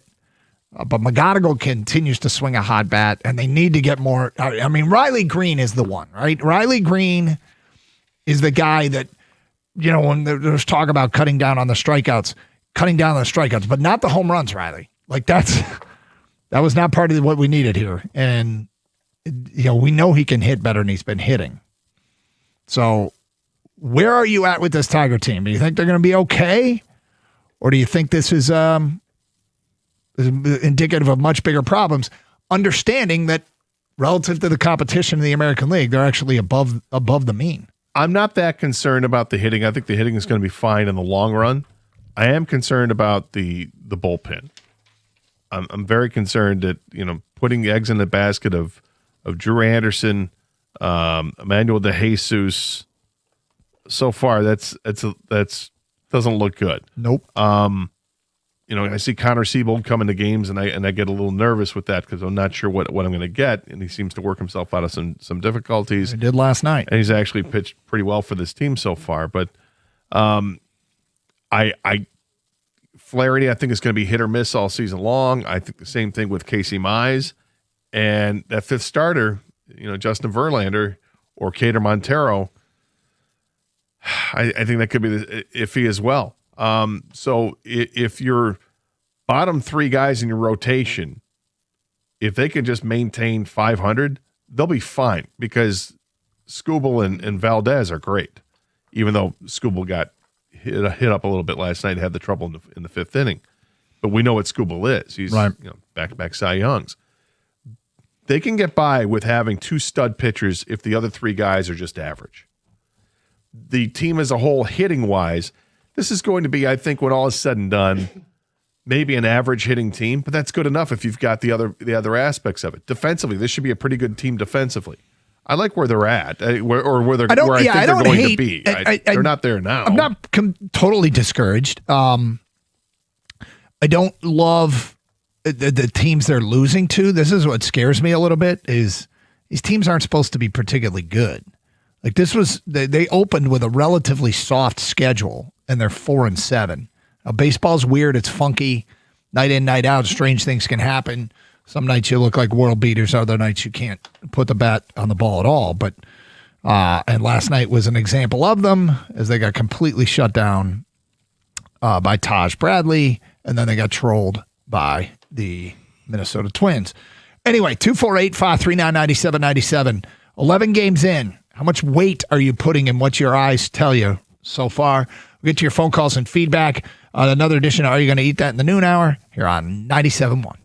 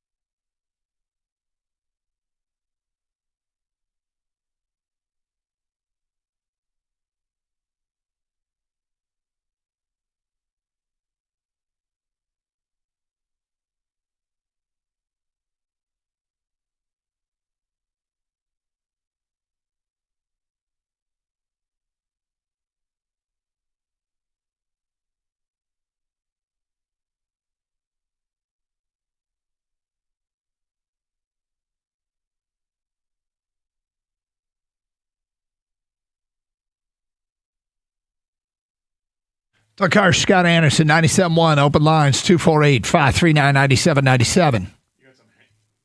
You got some ham? No. No, it's a burrito bowl. Oh. Chicken burrito. You thought it was ham? Smell the... It's the worst guess in the history of guesses, Gator, for Doug's lunch. Ham. I knew it wasn't ham. You sure? Yeah. Enjoy your ham. Yeah, Doug, I'm pretty sure you're not eating ham. Yeah. No, it smells good, though. Oh, I'm glad it doesn't stink up the studio. Well, I mean, it's a burrito bowl, so you brought enough for everybody, right? Yeah, but he might not like the same burrito bowl you like. That's true. You know what Doug is. There might be some tofurkey in there. I don't know. Well, there's chicken, so I think it's off to a good start. Yeah, there's chicken. Real chicken? Yes, real chicken. Anyway. It's got the Southwest seasonings to it. I can smell it. Yep. It's nice. Yep. So a little cumin, something like that. Not bad. Hey, are you going to eat that next hour? So let's get to your phone calls. We go to Jeff here on 97.1. Hi, Jeff. Good morning, gentlemen. It's been a while since I got to talk to you. What's up? I want to talk a few things about the Tigers. First, I have a question for you. Who was the last, the current Hall of Famer who finished his career with the Tigers that wore number 7? Pudge Rodriguez? Finished his career. Huh? Oh, finish his career. I don't know. Finished his career with the Tigers. Are you asking us a trivia question? Yeah, just a quick question. Do you know who won number 7 for the Detroit Tigers, who is now a Hall of Famer, but most of his career was not with the Tigers? He just finished off with the Tigers. No. Well-known player. Wait. I don't even understand the question. He played for the Tiger. He finished his career as a Tiger.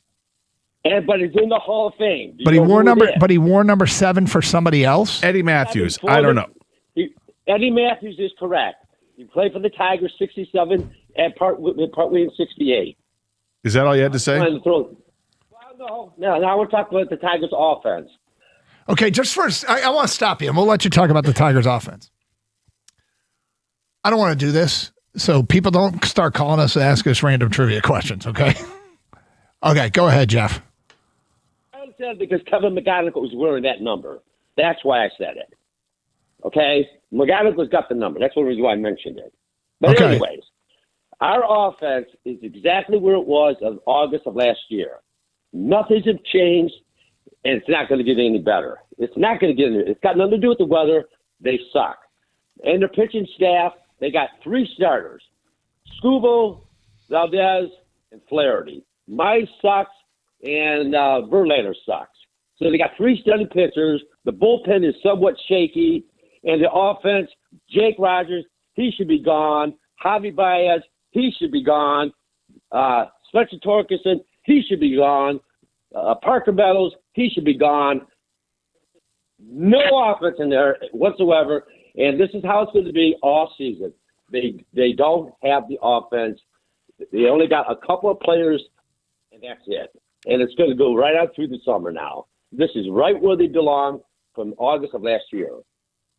All right, so the question on Twitter is, how do you feel about the team? He's in the simply not good category.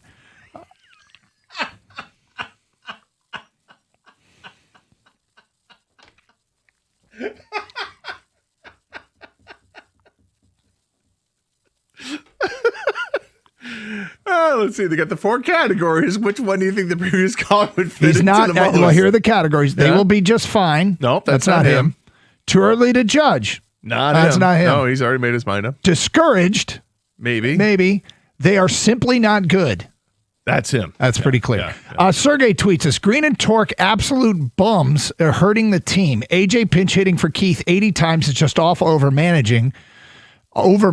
Pitching will be fine, but when you have 5 automatic outs in the lineup, you're not going to win many games. Good thing the division stinks. We can be fine. From Kraken Tyler. Tigers a year ago were 7-4 in the first 11 games. That includes 2 of 3 very close games against the Dodgers and a very close loss to the Mariners. They could have been 10-1 at best with those close games. Anyone saying it's too early to judge just wants to have hope and are not realistic. So you're saying it isn't too early to judge? Is that what the person's saying? He's saying it's not too early to judge. No. Because last year they started off 7-4. We knew how good the team was. I guess. Well, because the second half of the season, as the previous caller mentioned, we're well documented. They were not good. With a whole bunch of players that suck. Stan writes in, reasons for 4-7 records: sloppy defense, bad relief in key situations, and third, lack of clutch hitting with runners in scoring position. They seem to never get the ball out of the infield, most notably Torque, who's an abysmal 6 for 64 over his career with the bases loaded or men on second and third. Not a small sample size. From Mike, we all knew they needed hitting help, and they did nothing to address it in the offseason. Well, I mean, they thought the help would come from, the call would come from inside the house, and it kind of has with McGonigal, but they also expected some guys to get better, and so far that has not been the case, with the exception of maybe Cole Keith, who looks like he went 0 for last night, but he's still, let's take a look. 0 for 3, and they took him out. 0 for 3, they took him out, and so far this year he's slashing pretty well. He's got an 889 OPS, but it's early. But he's, they were hoping guys would take a step forward, and they might be right in the case of Keith. I don't know what's going on with Riley Green. Yeah, he had 3 more strikeouts last night. That's concerning. Yep. And Torkelson had a couple of hits. That's good to see him get a couple of hits. But yeah, I want to see this team start hitting some bombs, hitting the gaps, lots of extra base hits. And we're not seeing that in bunches at this point. But I'm not terribly concerned about it. Not yet? No. I don't think this team is full of players that suck. I think that this team is going to have limitations for sure, but I think there's also going to be some surprises along the way. Hopefully Parker Meadows is a pleasant surprise. Mm-hmm. If he's not, then there are plenty of players that are waiting to take his place and have an opportunity. I have a hunch, Doug. Yeah. I have a hunch that Jahmai Jones is not long for this roster. Well, what is he bringing to the roster? That's why, because his ability to hit lefties was supposed to be his ticket to the Detroit Tigers. Mm-hmm. He runs the bases well, has a little bit of pop in the bat, and that was going to be the thought that, okay, he can play outfield in a pinch. He'll make the roster. And he made it over Wencel Perez, which is interesting because Perez is a switch hitter. Yep. So ideally, he can hit both righties and lefties to his advantage because he switches sides. He's also got speed, versatility, playing infield and outfield, and has a little bit of pop in the bat. Wencel Perez is off to a pretty good start at Toledo. Mm-hmm. Jahmai Jones is not with the Tigers. It wouldn't surprise me in the least. I have a hunch that we're going to see Wencel Perez by the end of the month. 248-539-9797. Danielle, you're on 97.1. Hello, Danielle.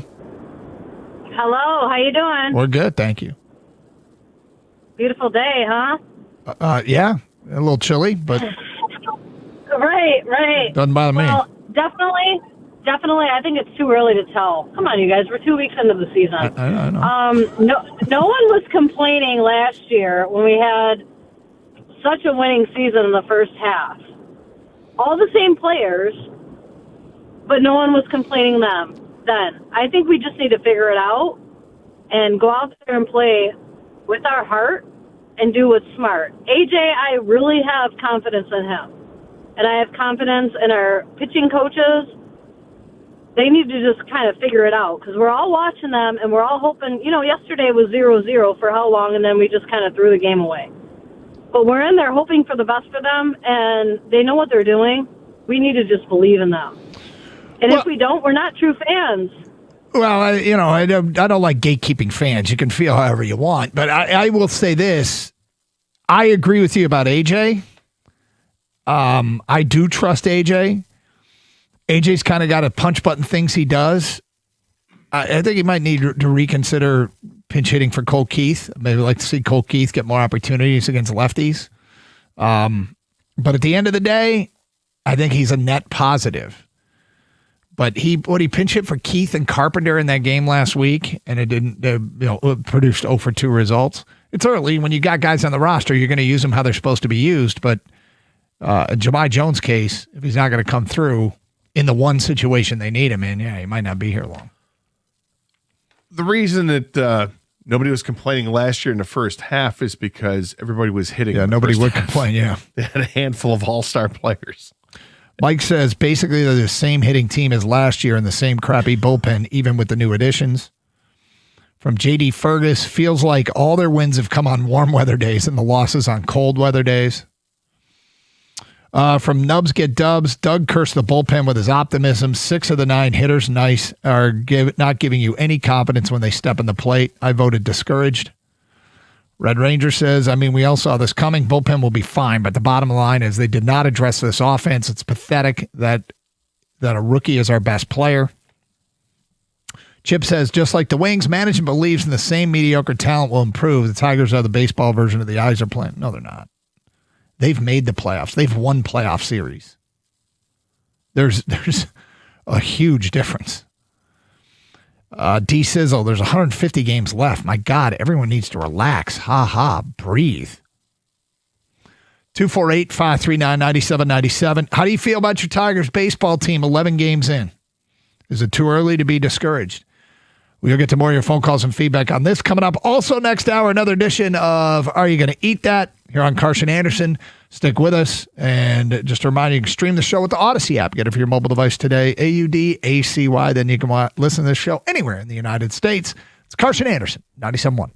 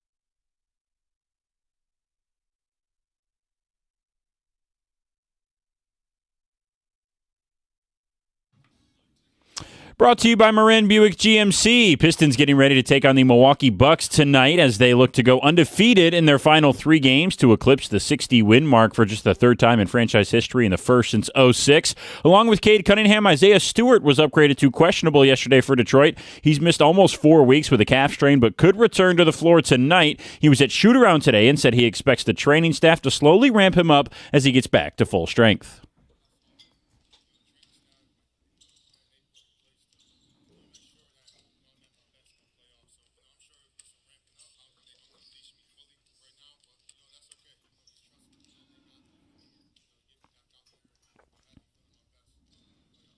Pistons favored by 18.5 points tonight against the Bucks in their final regular season home game this year. You can hear tonight's broadcast on WWJ News Radio 950 at 7 o'clock. Pregame coverage at 6:35. Tigers are hoping to bounce back from back-to-back losses to the Twins tonight. A win would set them up to still split the 4-game series as Framber Valdez is set to take the mound this evening. Detroit won each of Valdez's first 2 starts as a Tiger. Right now he has an 0.75 ERA and 12 innings pitched thus far. The temperature is warming up in Minneapolis, and hopefully the Tiger bats are as well after just scoring 5 runs in the first 2 games. First pitch at 7:40 here on 97.1. Pregame show will begin at 7:15. At the Coralwell Health Sports Desk, I'm Brendan Shabath. For more, go to 97.1 The Ticket or Odyssey.com.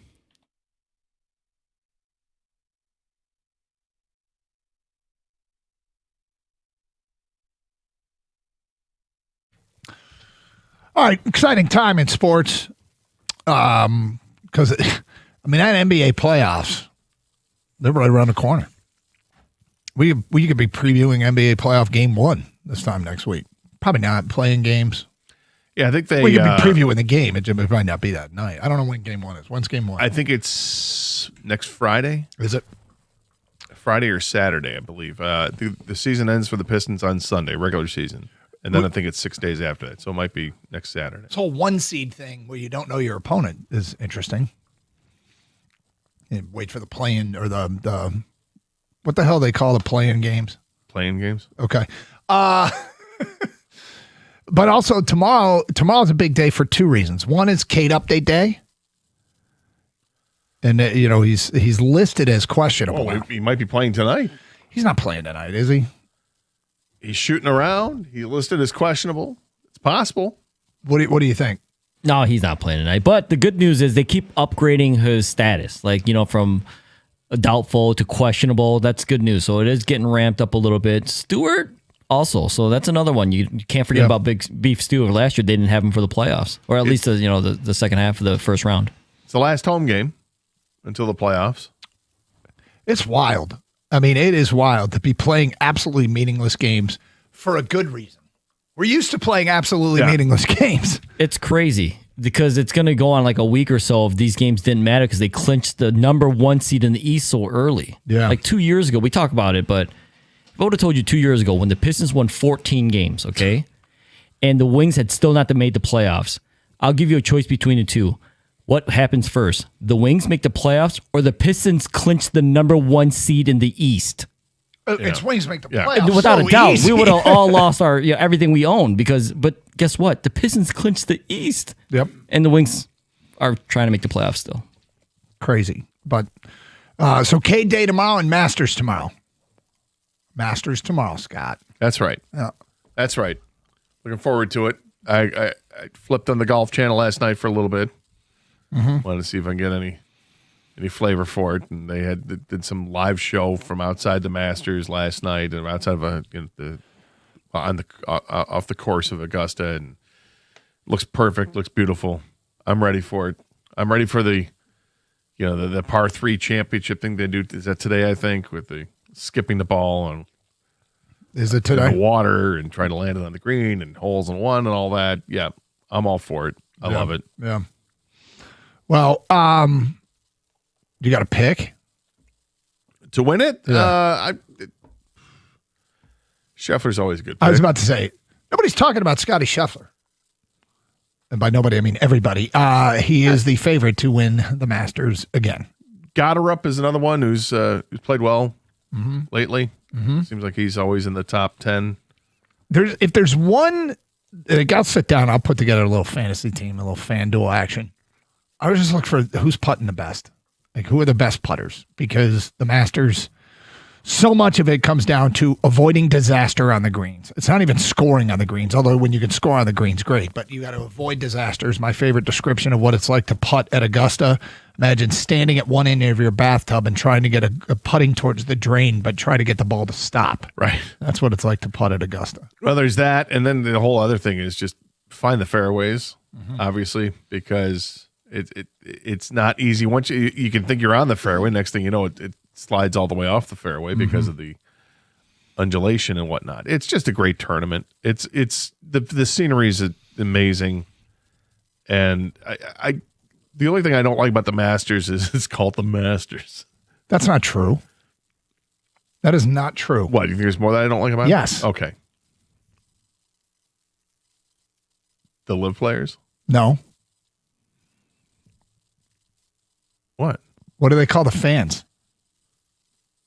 Oh, I call them fans, but what do they call them? The patrons? Is that what the? Yeah, it's all the stuffy stuff that can go, but it's a beautiful place. Looks like a beautiful place. Aren't the broadcast crew required to call them that? I think so. Okay, just like, come on, man. There's some pretentious stuff here. There's a lot of pretentious. I said that was the word I was looking for.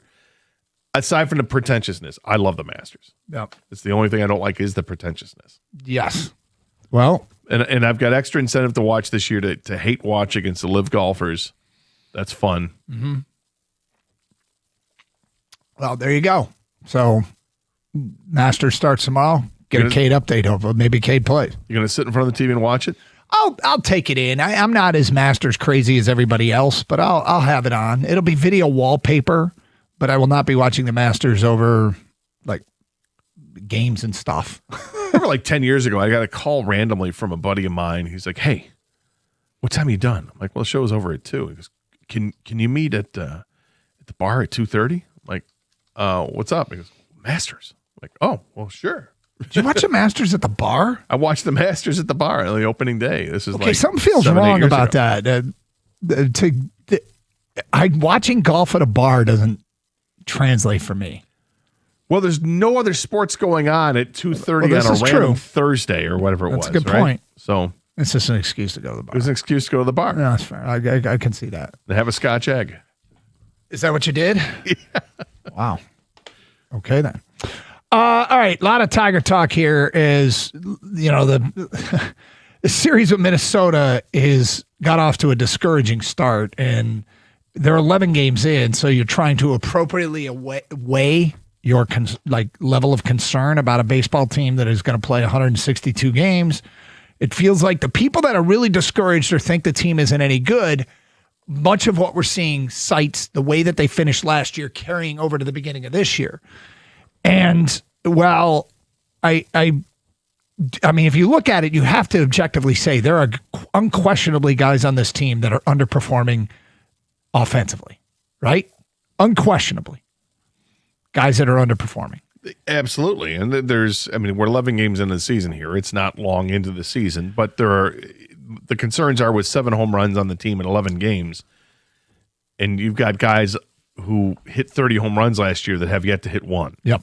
So it's all relative, though. If you do it relative to the competition, which is essentially the American League, and I tell you that they're 6th in runs scored, 6th in OPS, 6th in batting average out of 15 American League teams. You go, okay, you can work with that, especially knowing that there are guys on this team that can do more. And so while they're not hitting all that much, and it looks like a crisis, they're hitting more than some others. The OPS thing is actually kind of funny when you start looking at how bad some of these teams are. Seattle's OPS as a team is 607. Their batting average is 191. They're supposed to contend. Cleveland pushed Detroit, right? Their batting average is 197. Their OPS is 623. Well, the Yankees are hitting 225. Yep. And their OPS is 718. Yep. Which is better than the Tigers. The Blue Jays they have 11 home runs in 10 games. Blue Jays went to the World Series last year. Their batting average is 227. Their OPS is 649. All these teams are behind Detroit. And so, can they give more? We know that some of these guys are going to be better. Even if you aren't a Riley Green fan, he can do more than this. It seems like Green and Torque are taking a particular amount of criticism right now, and that's fine because, Torque had a couple of hits last night, which was cool. But at the end of the day, if you think those guys are going to be this bad all season long, then I get the concern that they just aren't very good.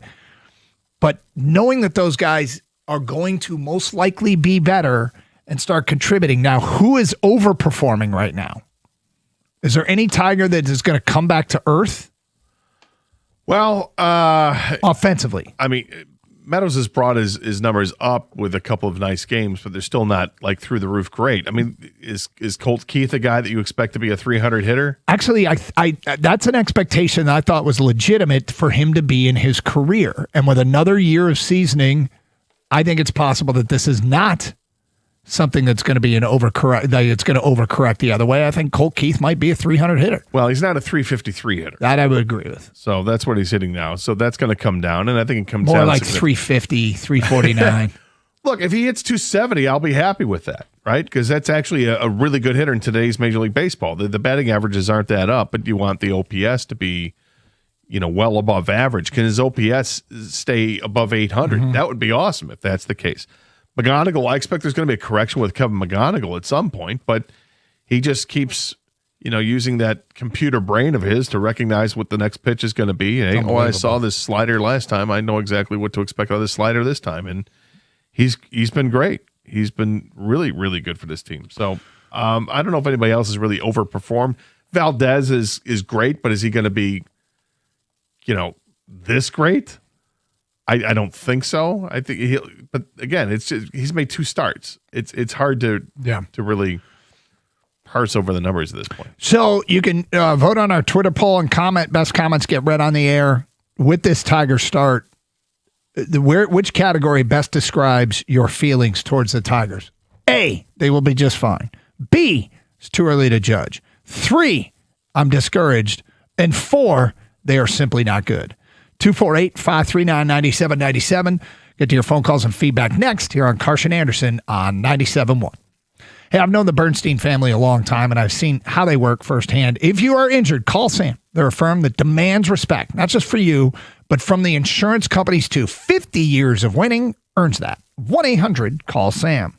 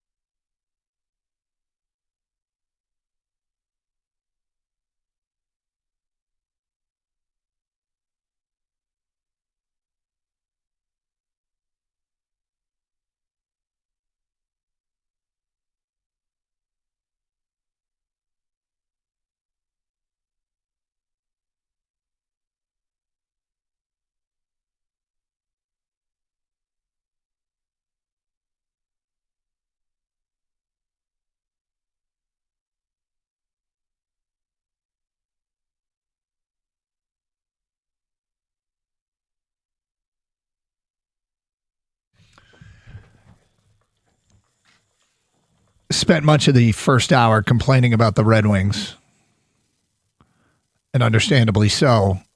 And now we've shifted gears and complaining about the Tigers, which is no fun either. But hey, 11 games in, there is debate on going on right now about how legitimate our concerns should be. There's reason to be worried. The eyeball test, this looks like a crisis. Relative to everybody else in the American League, they're not bad.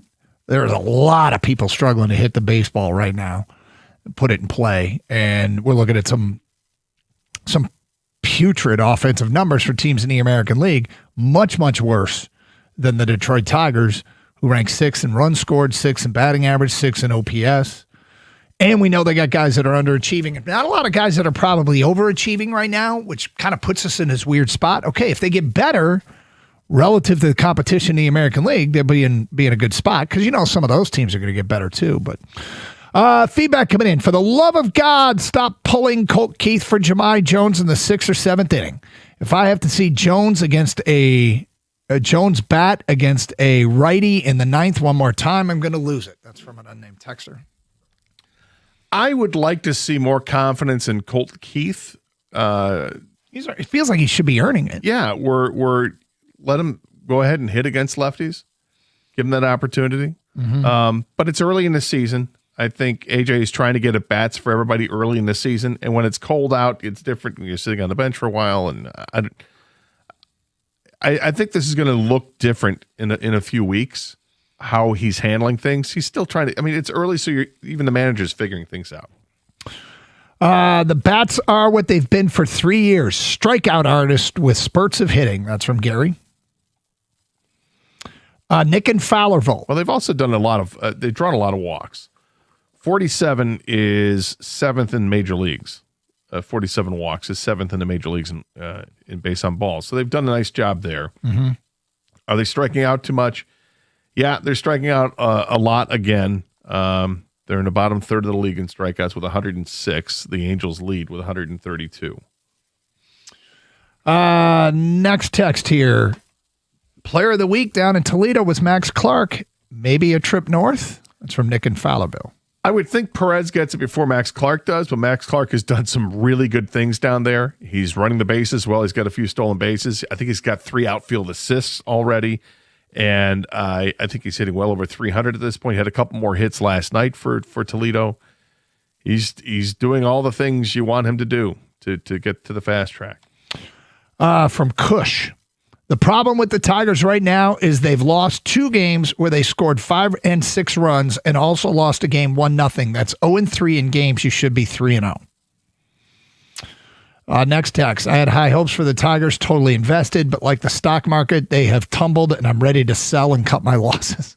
Wow. 248-539-9797. Let's get back to your open line calls. We go to Livonia and talk to Hobbs next. What's up, Hobbs? What's up, fellas? Hey. Hey, a little early to be bailing on the Tigers. However, the trend has been the same. When you strike out 14 times in a game, it's very tough to win that game. Yep. The little stuff, moving runners over, cashing guys from third with less than 2 outs. These guys don't adjust their approach ever. It's rear back, keep your hands high and drop it like it's hot, and swing for the fences. They need to adjust. That's why they've always needed a veteran hitter to teach these kids how to hit in situations. You don't need to swing for the fences every time. Torkelson looks lost, absolutely lost. Watching that guy hit is an event in and of itself. They need a veteran bat. Hobbs, if you had these complaints for AJ Hinch, I can almost guarantee AJ Hinch would say our approach does change. And yes, we have some guys who are struggling right now, but the approach absolutely changes when guys are in scoring position. It might not look like it, but I can guarantee that AJ Hinch doesn't have guys going to the. All right, Hobbs. They don't have. He's not sending people up there with no plan. AJ Hinch would not accept that. They hit as a team 326 with runners in scoring position and 2 outs. With runners in scoring position, they hit. You just said that. No, I said okay. 2 outs. Okay, sorry. With runners in scoring position, they hit 321. They actually do well when they've got the runners on base. Now, those numbers actually have dropped because of the last couple of games. Prior to that, last night it was terrible. Yeah. Last night, it was terrible. But, I mean, you know, dude, it's hard to chalk the negative feedback up as one game when we've been seeing it for a bunch of time. Last night was pretty brutal. Yeah, I mean, the Tigers in the second half of last season was pretty brutal. And they limped into the postseason and won a playoff series and took the next playoff series to the brink. Now, I think it was McGonigal and Torque had the green light on 3-0 on a couple of occasions. That was interesting. Yeah, well, you know, when you're hitting as well as you are, sure. McGonigal, with runners in scoring position, is hitting .714. He is 5 of 7 in those opportunities. Torkelson is hitting 3 for 9 runners in scoring position. Yeah, I don't know if there were runners in scoring position in those times, but they both got the green light on 3-0. I can't remember. I'd have to go back and look. But Ryan says, I am very concerned. I was at game 2 of the Diamondback series where we blew a 5-run lead, then blew a great start by Skubal. These are bad teams we're losing to. All 3 are bad baseball teams. This was an opportunity to race out to a division lead, and we have failed. Yeah, this was a soft part of the schedule. I don't mean to pile on your prediction of the bullpen. I just, yeah, you do. I don't. I really don't. Not this time. No, I don't mean to do that. Because I do think the back end of the bullpen should be fine. I think when you look at Will Vest and Finnegan and Kenley Jansen, it should be fine. And Tyler Holton should be fine too. The rest of it looks like a mess a little bit right now. I think that part, the rest of it is going to change dramatically as the season goes on. Not because these guys are going to get better, because we're going to have different players in there. What I need to do right now is I need to make some other dumbass prediction to take attention away from that first dumbass prediction, and just a distraction. Oh. Yeah, it's a strategy that gets employed sometimes. Has it worked for others? No. People don't forget? No. 248-539-9797. A gun crib on Twitch says, I think the Tigers are not playing good enough for me to spend $20 a month to watch them. Sorry, did you say gun crib? Yeah. Oh, boy. Yeah. So, look, I mean, the fact is, it's problematic. There are problems, though. I think they have more underachievers right now than overachievers, which is why I'm not panicked. Last night was ugly. And yet, in some ways, I almost feel like 2 runs, Skubal on the hill, you got a good chance to win that game. But he gave up the 4 spot. So let's go to Matt. You're next on 97.1. Hi, Matt. Hey, guys. How's it going today? What's up? Well, I want to talk about the trend that I see with the Tigers. I'm a longtime Tigers fan, and I love them. And I want to talk about how, a few years back they started out, really weak, finished super strong, came in the following year, started real strong, finished weak. And now here we are starting out weak, and if we follow that trend, I think we'll be in the playoffs again. Finish strong this time? Yeah, either way, they've made the playoffs the last 2 years. Yeah, so. I hope you're right, Matt. I mean, look, it could. There's, I think what happens when these guys get in slumps and it's hard to get out of it, and you look at a player like Riley Green, and Riley Green's hitting 190, okay? He's going to be, his OPS is 554. If he goes out and has an average season, he's going to raise his batting average 73 points and his OPS over 200 points. And that, when it's manifests itself on the field, that's a lot of run production. That's a lot of base hits. That's a lot of, he's going to hit for a lot of power. And even if he's taking a small step back, he's still going to be way better than this, which is why after 11 games, I'm like, all right, in the moment, it feels like they can't salvage anything. But right now with this many underachievers, I think they're probably going to be okay. They might not be great offensively, but they'll be way better than this. I agree wholeheartedly. Well, we'll see. We'll see if they can keep this up. They were so good for such a long period of time with many of these same component parts. You feel like there's a chance that they can get back to that, and not a hope and a prayer. I mean, at some point, the career arc turns down, but it feels it's too early. Riley Green's 25 years old. Yeah, it's way too early for some of these guys. Yeah. All right, we got some Lions discussion we'll get to today at 12:50. Interesting thing from a mock draft I saw today, and I want to talk to you about it. But we got another edition. Are you going to eat that? Coming up at 12:35. Tiger phone calls and feedback mixed in as well here on Karsch and Anderson on 97.1.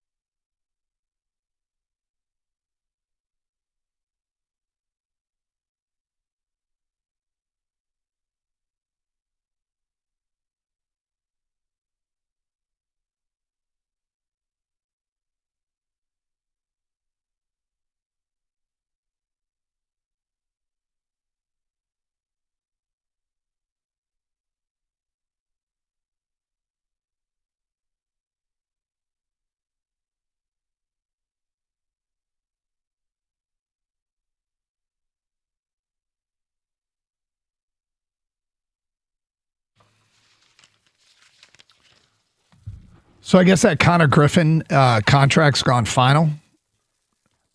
I don't know if this morning it seemed like it was ready to go final. I think they're still working out some last details, but it does seem like they've got it set for 9 years and $140 million. Yeah. So they've agreed. I guess he hasn't. They've agreed to terms. It's not been signed yet. According to ESPN, 9 years, 140, as you said. So basically, Pittsburgh is buying 3 years of free agency for $15.5 million per. So the 6 years he's under club control, instead of making $785,000 this year, he's going to get $15.5 million. What he's giving up is when he could first become a free agent, he's accepting a 3-year, $45 million contract. Now, he's also getting paid $15 per for the 6 years leading up to it. Would you sign McGonigal to that right now? Yep. I wouldn't hesitate. I think I probably would too.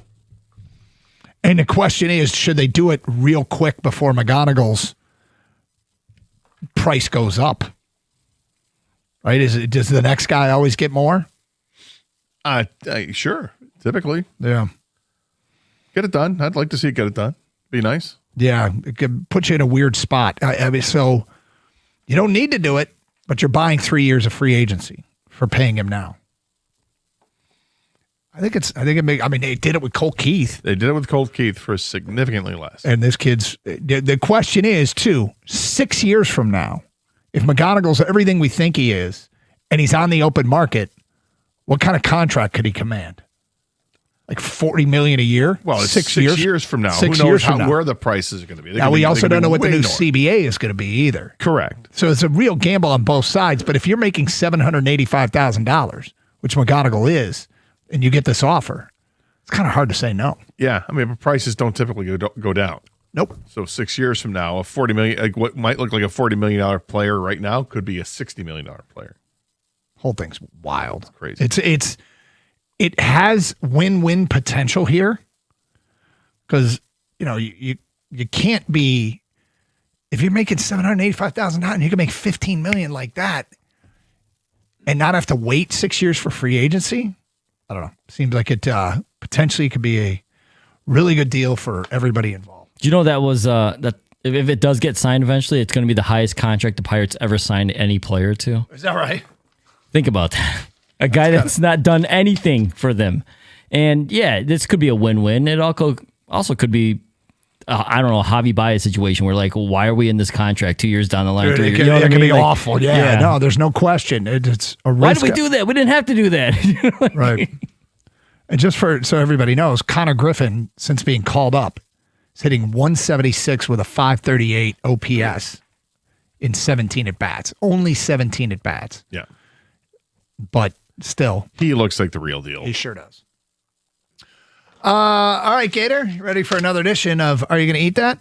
Yes, I'm hungry. Let's go. This could be good.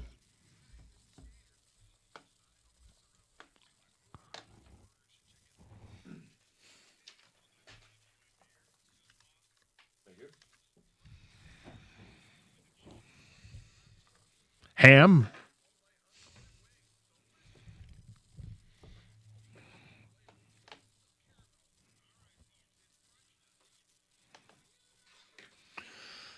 All right, Scott, new menu items or stuff you can get off your store shelves. We will start with Taco Bell. Oh, I just went to Taco Bell. Gator likes the Taco Bell. According to the Food Network, love Taco Bell. Taco Bell is releasing a product that made its debut in Taco Bell, India.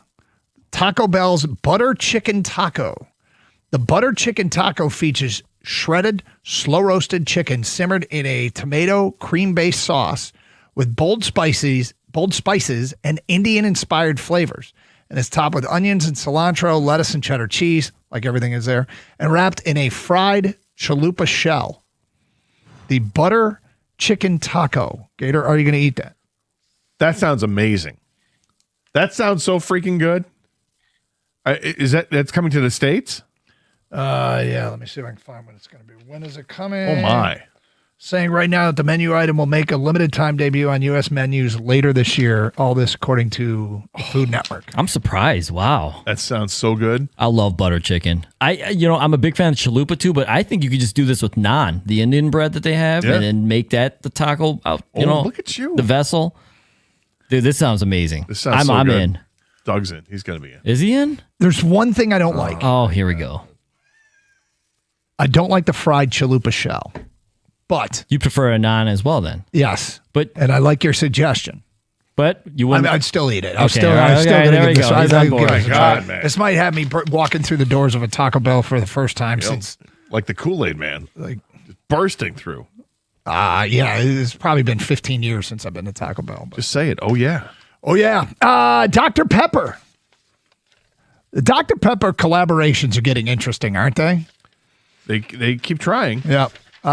They've come out with something with Snack Pack. Like the Snack pudding? Pack, which is known for its single-serve pudding cups and juicy gels, a.k.a. Jell-O. Snack Pack is teaming up with Dr. Pepper to transform the bold beverage into a new sweet treat, the Snack Pack Dr. Pepper flavored juicy gel. Inspired by Dr. Pepper's iconic 23 flavors, these smooth cups of sweet gelatin feature the fan favorite taste in a nostalgic, unexpected format. A soda-flavored gelatin is what it is. Scott Anderson, the Dr. Pepper Jell-O. Are you going to eat that? Doug, there's always room for Jell-O. Is there? Yeah. So I would try it. I'm intrigued by that. That sounds really interesting. Really interesting.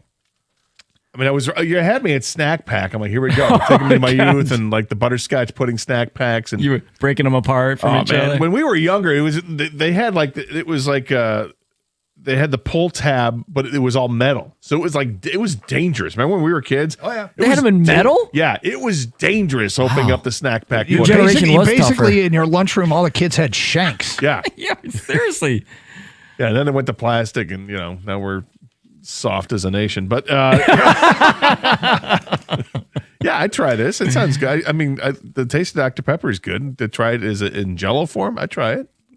Can you? I'm out, man. I'm surprised you were in. I actually love Jell-O, but Dr. Pepper Jell-O, I don't want this. I'm out, man. Doug? I can see myself doing, you know what this is? This is improved colonoscopy prep. So the next time I have to do a colonoscopy, I will try the Dr. Pepper Jell-O. This is like because you have to eat the Jell-O. But they don't want dark colors, I thought. Yeah, you might be right. Yeah. You're going to need clear Dr. Pepper. That's a good point. I was all excited because of colonoscopy prep. Crystal clear Dr. Pepper. So that's probably a no. King's Hawaiian. You familiar with King's Hawaiian bread? You mean a company that makes soft bread? No. Who's heard of that? Soft, delicious bread. Soft, delicious, sweet tasting. Yeah. King's Hawaiian is coming out with an ube coconut sweet roll. The new sweet roll made with coconut and real ube, which is a purple sweet potato hailing from the Philippines that is beloved for its sweet custard-like flavor. Together, these Hawaiian rolls will have a rich, nutty, creamy, sweet flavor. Gator, are you going to eat that? So I have a question. Is it made with like coconut milk, or is it made with actually like flakes of coconut, and then I'm going to have the texture of the coconut? It said it's made with coconut is all it says. I'll still try it. I mean, it's bread. I love bread. You love bread. Yeah. You love your carbs, man. I do. And the sweet potato part is I really like sweet potatoes. The coconut flavor, I like coconut flavor. I don't love coconut texture. But King's Hawaiian Rolls knows what they're doing. I'm willing to try. He's going to bet on the brand, Kang. Betting on the brand. Yeah. What about you? Oh, I'm in. I love King's Hawaiian and I love ube. Ube, my kids love it so much. I'm going to definitely try this. This is coming, right? You said? Yes, it is. I can see this on a breakfast sandwich. I think it sounds really, really good on a breakfast sandwich. Like I'd like to take the King's Hawaiian Rolls, and I've used them for this, and I've used biscuits or English muffins. You get like that turkey patty and put it in there with some turkey sausage and egg white or something for Doug. Yeah, exactly. You get a little bit of the Chick-fil-A sauce, maybe some Swiss. Put some sprouts on there too or something. Love it. Panera. Spinach or kale. You just keep making it better and better. Panera is launching a new menu item that transforms your favorite salad into a handheld. Starting April 8th, guests can order salad stuffers, an all-new way to enjoy Panera's signature salad. So like the Southwest-inspired flavors from the new Santa Fe salad and the Santa Fe salad stuffer, where you get the romaine lettuce, the ranch dressing, the grilled chicken, the roasted corn, the feta, the sweet peppers, the pickled red onion, the fresh cilantro, and the crunchy blue corn tortilla strips, all in a handheld breading. So kind of like a chapati, if you ever had one of those back in the day. Yeah, I don't mind those. I would try that. Mm-hmm. Yeah, that sounds, I like a good salad. Can you? Yeah, this is a healthy way to get some more vegetables in your diet. And I liked all the stuff I think you said. I've struggled mightily finding stuff I like at Panera, which surprises me. I will try this. Next up, Reese's. The real stuff, not the fake stuff. Yeah, exactly. This isn't feces. Reese's has come up with remember the peanut butter and jelly cups? Yes. Yeah, they are disappointing. They were they're now releasing an all-new marshmallow cup, just like the peanut butter and jelly cup. It features a layer of chocolate peanut butter with an added layer of marshmallow filling, marshmallow flavored filling, a gooey marshmallow flavored filling. Gator, you're going to eat that? No, thank you. No, thank you. There are very few things I like that have marshmallow in it.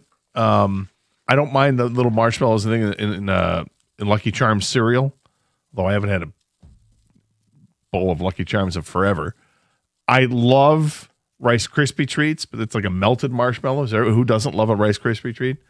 But otherwise, I'm not a marshmallow fan. Not a marshmallow guy, huh? No. Can you? Yeah, I am a marshmallow guy. I thought maybe put this like around the campfire with graham crackers. So here's the thing about this. I want to bet on the brand here. Because you bet on feces for years, so I don't know why you wouldn't go with Reese's. Fake Reese's. Yeah, the Reese's peanut butter cup is I think the best candy out there. The Reese's peanut butter cup, peanut butter and jelly, was as big a disappointment as I've ever had in a candy.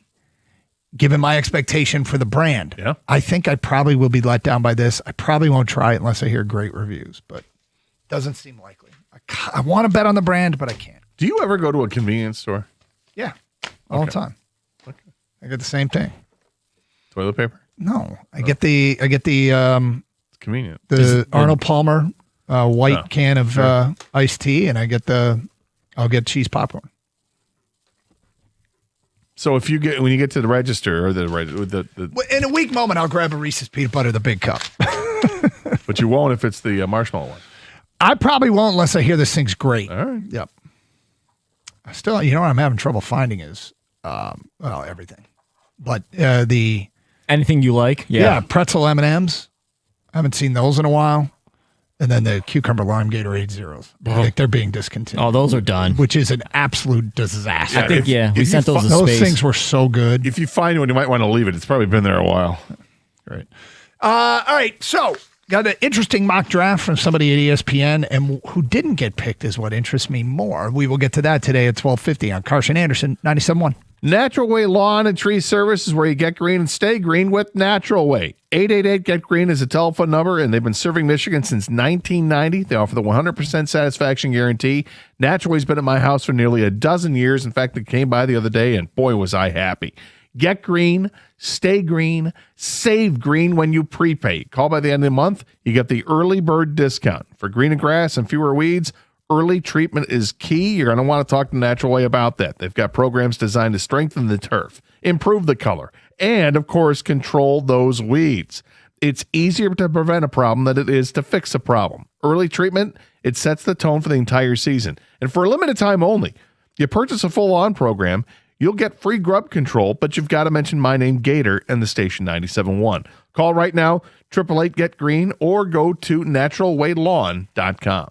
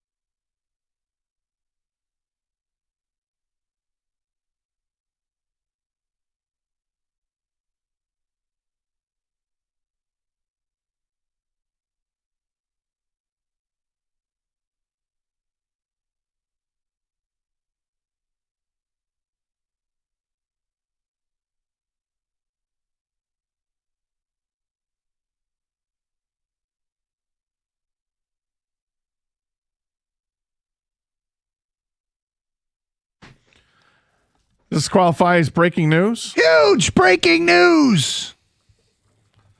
Huge breaking news. According to former intern. Yep, former Carson Anderson intern. And current ESPN writer, Vinny Goodwill. Cade Cunningham is expected to play today. Wow. That's big, man. That is big. Here's the crazy thing. If he plays the final 3 games, which he may not, but if he plays the final 3 games, he will finish with 64 games played, one shy of being eligible for MVP. One shy for being eligible for the postseason award stuff, which sucks. But this team, which has played exceptionally well without him, have found a way to win games without him. Now, getting their best piece back, Cade Cunningham back in the lineup tonight. Now, a couple things about this. One is, let's all talk this through. There's 0.0% chance they'd rush him back, right? Right. Right, Kang? No chance they rush him back. No way. I'm obviously, I expect a minutes limit, a restriction tonight of some sort. But yeah, they're not. They're taking all precautions, so they feel comfortable that he can go out and play an NBA game right now. For how many minutes, that remains to be seen. But he's gonna allegedly suit it up tonight. Right? Yeah, I don't care if it's 10 minutes, 5 minutes, 15 minutes. What matters more is, does he get closer to something? Like a full game. Is he ready? Is he gonna be full go a week from Friday or Saturday, whenever they play their first playoff game? He's got a lot of time to get back into game shape here. He does. Yep. And, we go back to a few weeks ago when we heard the news and immediately looked up to see any comps, anybody gone through the same thing with the collapsed Young, and the comp you had, the player came back and played, it scored 21 points in his first game back, and the next game played 30-something minutes. So, yeah. And with the collapsed lung, I guess basically you're just waiting for the lung to reinflate itself and heal. And once it's there, you're fine. So appears to be the case. Yeah, they went to Bell Tire, got it taken care of. Now it's good for the postseason, right? Hopefully he's nitronized. Yeah, exactly. Does he have the green cap? Is it the green cap? I fell for that stupid crap once. Don't ever get the green cap. It's nitronized. So not that this mattered at all in the decision making, but it is kind of cool that tonight is fan appreciation night at Little Caesars Arena, and Cade's going to be able to show up. Yeah, so. That's great. No, really cool. Last home game of the season until the playoffs. Cade Cunningham, if you're just flipping your radio on, is, according to Vince Goodwill, expected to play tonight for the Detroit Pistons. So we'll see. Probably go through warm-ups and everything and just double and triple check that everything feels good. But, man, that's good news, huh?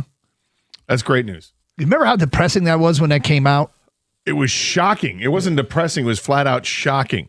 We were just getting ready to this is a half an hour or 20 minutes before we started the show from the Thursday show we did at Twin Peaks for the tournament, for the opening day of the tournament. And I'm sitting in my car, got a text message, and looked at them like, wow, that just happened. I walk in, I'm like, did you? And you're like, yep. We just found out.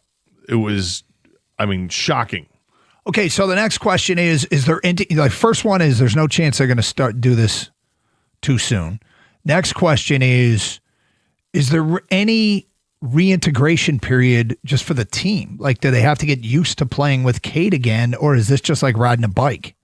I hope it's riding a bike, but I think like everything else, it's going to take a quick adjustment. Hopefully it's not a long adjustment. And we haven't heard about Isaiah Stewart if he's back for tonight, but that'll be another one as well. But Isaiah Stewart, rotational guy. In the wake, okay, if you look at this thing like you and I tend to do, and this is the third question, are they going to be better for this? Not because Cade got hurt, but because Kevin Huerter figured it out here with the Pistons while Cade was out. I think while Cade was out, Danis Jenkins got back to form that he'd showed earlier, and I think it's probably a different thing for him when he's coming off the bench. Hopefully he can be instant offense off the bench the way he has been as a starter. And there's been some more good than bad from Marcus Sasser. Like, I'm not convinced that there aren't some good things overall that happened here with Cade out. Yeah, obviously getting an MVP candidate back is amazing. And let's go. This was, we're we've already seen it. We know what they're like with Cade Cunningham. We know what they're like without Cade Cunningham. I like them better with. That'll be fine. Thank you. We'll take it. Yeah, I don't think there's going to be any really real readjustment period, and I also think it did make him better. It also, or just made him reinforce the fact that what we kind of already knew is they could win without Cade, and Jenkins got more time. He can run the point. I mean, if anything, if you needed to be for sure, I think when Cade was out and they won all those games without him, I think, yeah, you feel pretty confident with the bench guys now, Red Velvet included. Yeah, Red Velvet has really justified the trade, and it's amazing what a difference 3 weeks made. The 3 weeks that Cade was out and the 3 weeks what happened with Jaden Ivey. Well, yeah, I was going to say Jaden Ivey may have, put more confidence in you in the trade after seeing what went down with Chicago over there. But the only adjustment there may be is how does Cade play with that medieval knight's chest, armor plate chest on? Because I don't want this guy diving for any balls. He's got to stay healthy. I mean, just go out there and get your win back, right? Get in the groove. I guess. I mean, one of the things, if there's any concern about a reoccurrence, I wouldn't want him out there at all. I don't want to see him touch the floor at all. If he goes to the floor, don't dive, man. I feel sorry for the person that pushed him to the floor. Oh, like beef stew's coming out. Someone, yeah, right. You're not going to be able to hold them back. Yeah, or Duran for that matter. But I think this is great news. Love it. Looking forward to it now. News. Yeah, it's massive news. Huge news. They're getting the guy back. And getting him back in time for all the things that we mentioned. He's got time to get his win back. He's got time to reintegrate with the team, the roster, get used to playing with him again. Cade Cunningham, according to Vincent Goodwill, expected to play tonight for the Detroit Pistons. And suddenly, this goes for a game against Milwaukee that I was like, maybe I'll have it on, to absolutely I'll have it on. Right? I mean, playing out the string is one thing, but seeing Cade back out there and how, if he hits the ground running, we'll be able to do the show tomorrow with no concerns. If he's typical Cade performance. This is awesome. This is really, really good. This is really, really good. So total was 20 days? Is that what it was, 20 days? Because it was a Thursday where it came out? It'll be 21 tomorrow. Yep. Yeah, now there's premium on the last few games. Before, I was just like, get me to playoffs. Now it's like I'm watching. Yeah.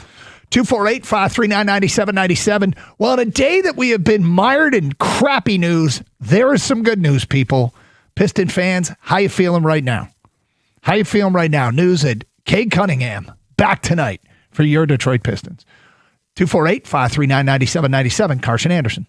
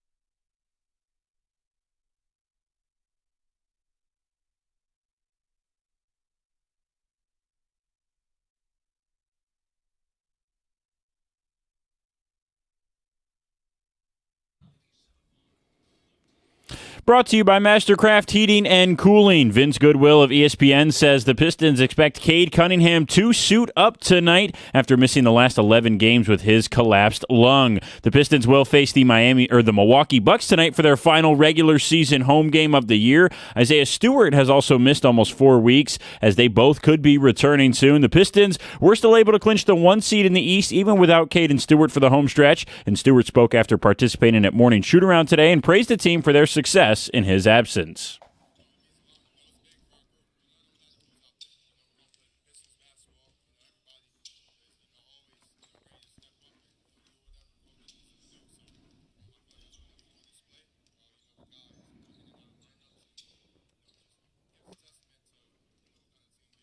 Pistons and Bucks tonight over on WWJ at 7 o'clock. They'll have pregame coverage at 6:35. The Tigers are set to face the Minnesota Twins tonight in Minneapolis. That game will be right here on 97.1 as it's Framber Valdez on the mound for Detroit against Bailey Ober for Minnesota. First pitch at 7:40, pregame at 7:15. In hockey news, Red Wings forward Dominic Schein has been nominated for the Bill Masterton Memorial Trophy, awarded annually to the player who best exemplifies perseverance, sportsmanship, and dedication to hockey. Also, MSU hockey head coach Adam Nightingale has been named the 2027 head coach of the USA Juniors. At the Corwell Health Sports Desk, I'm Brendan Shabath. For more, go to 97.1 The Ticket or Odyssey.com.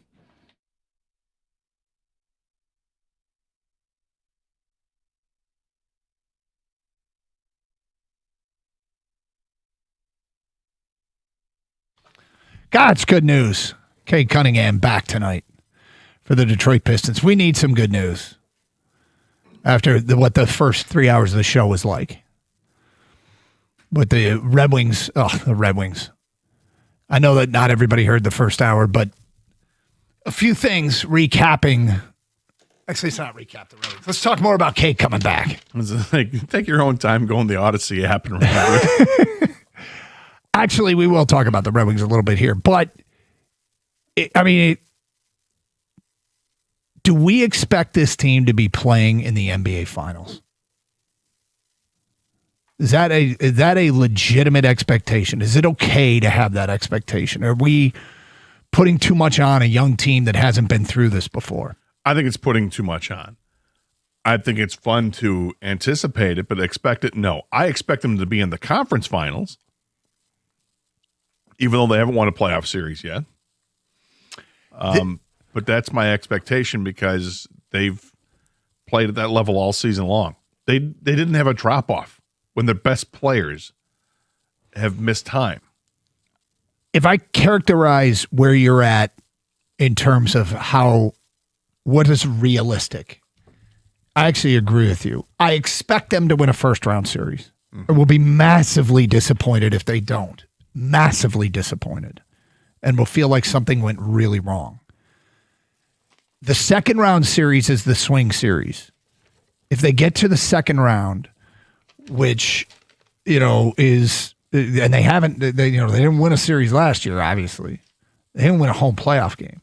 If they get to the second round, it will probably be against Cleveland, could be New York.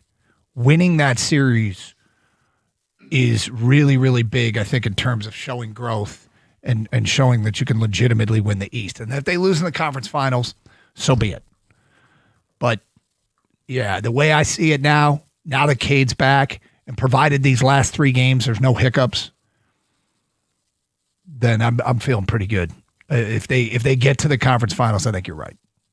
Yeah, I think my personal expectation is get to the conference finals. But I think if you have the expectation as a fan to get to the NBA finals, I don't think there's anything wrong with that. They've been the number 1 seed. They've locked up the number 1 seed last week, right? They've been the best team by record throughout the, almost from start to finish. So I don't think if you have NBA finals expectations, I don't think you're way off base.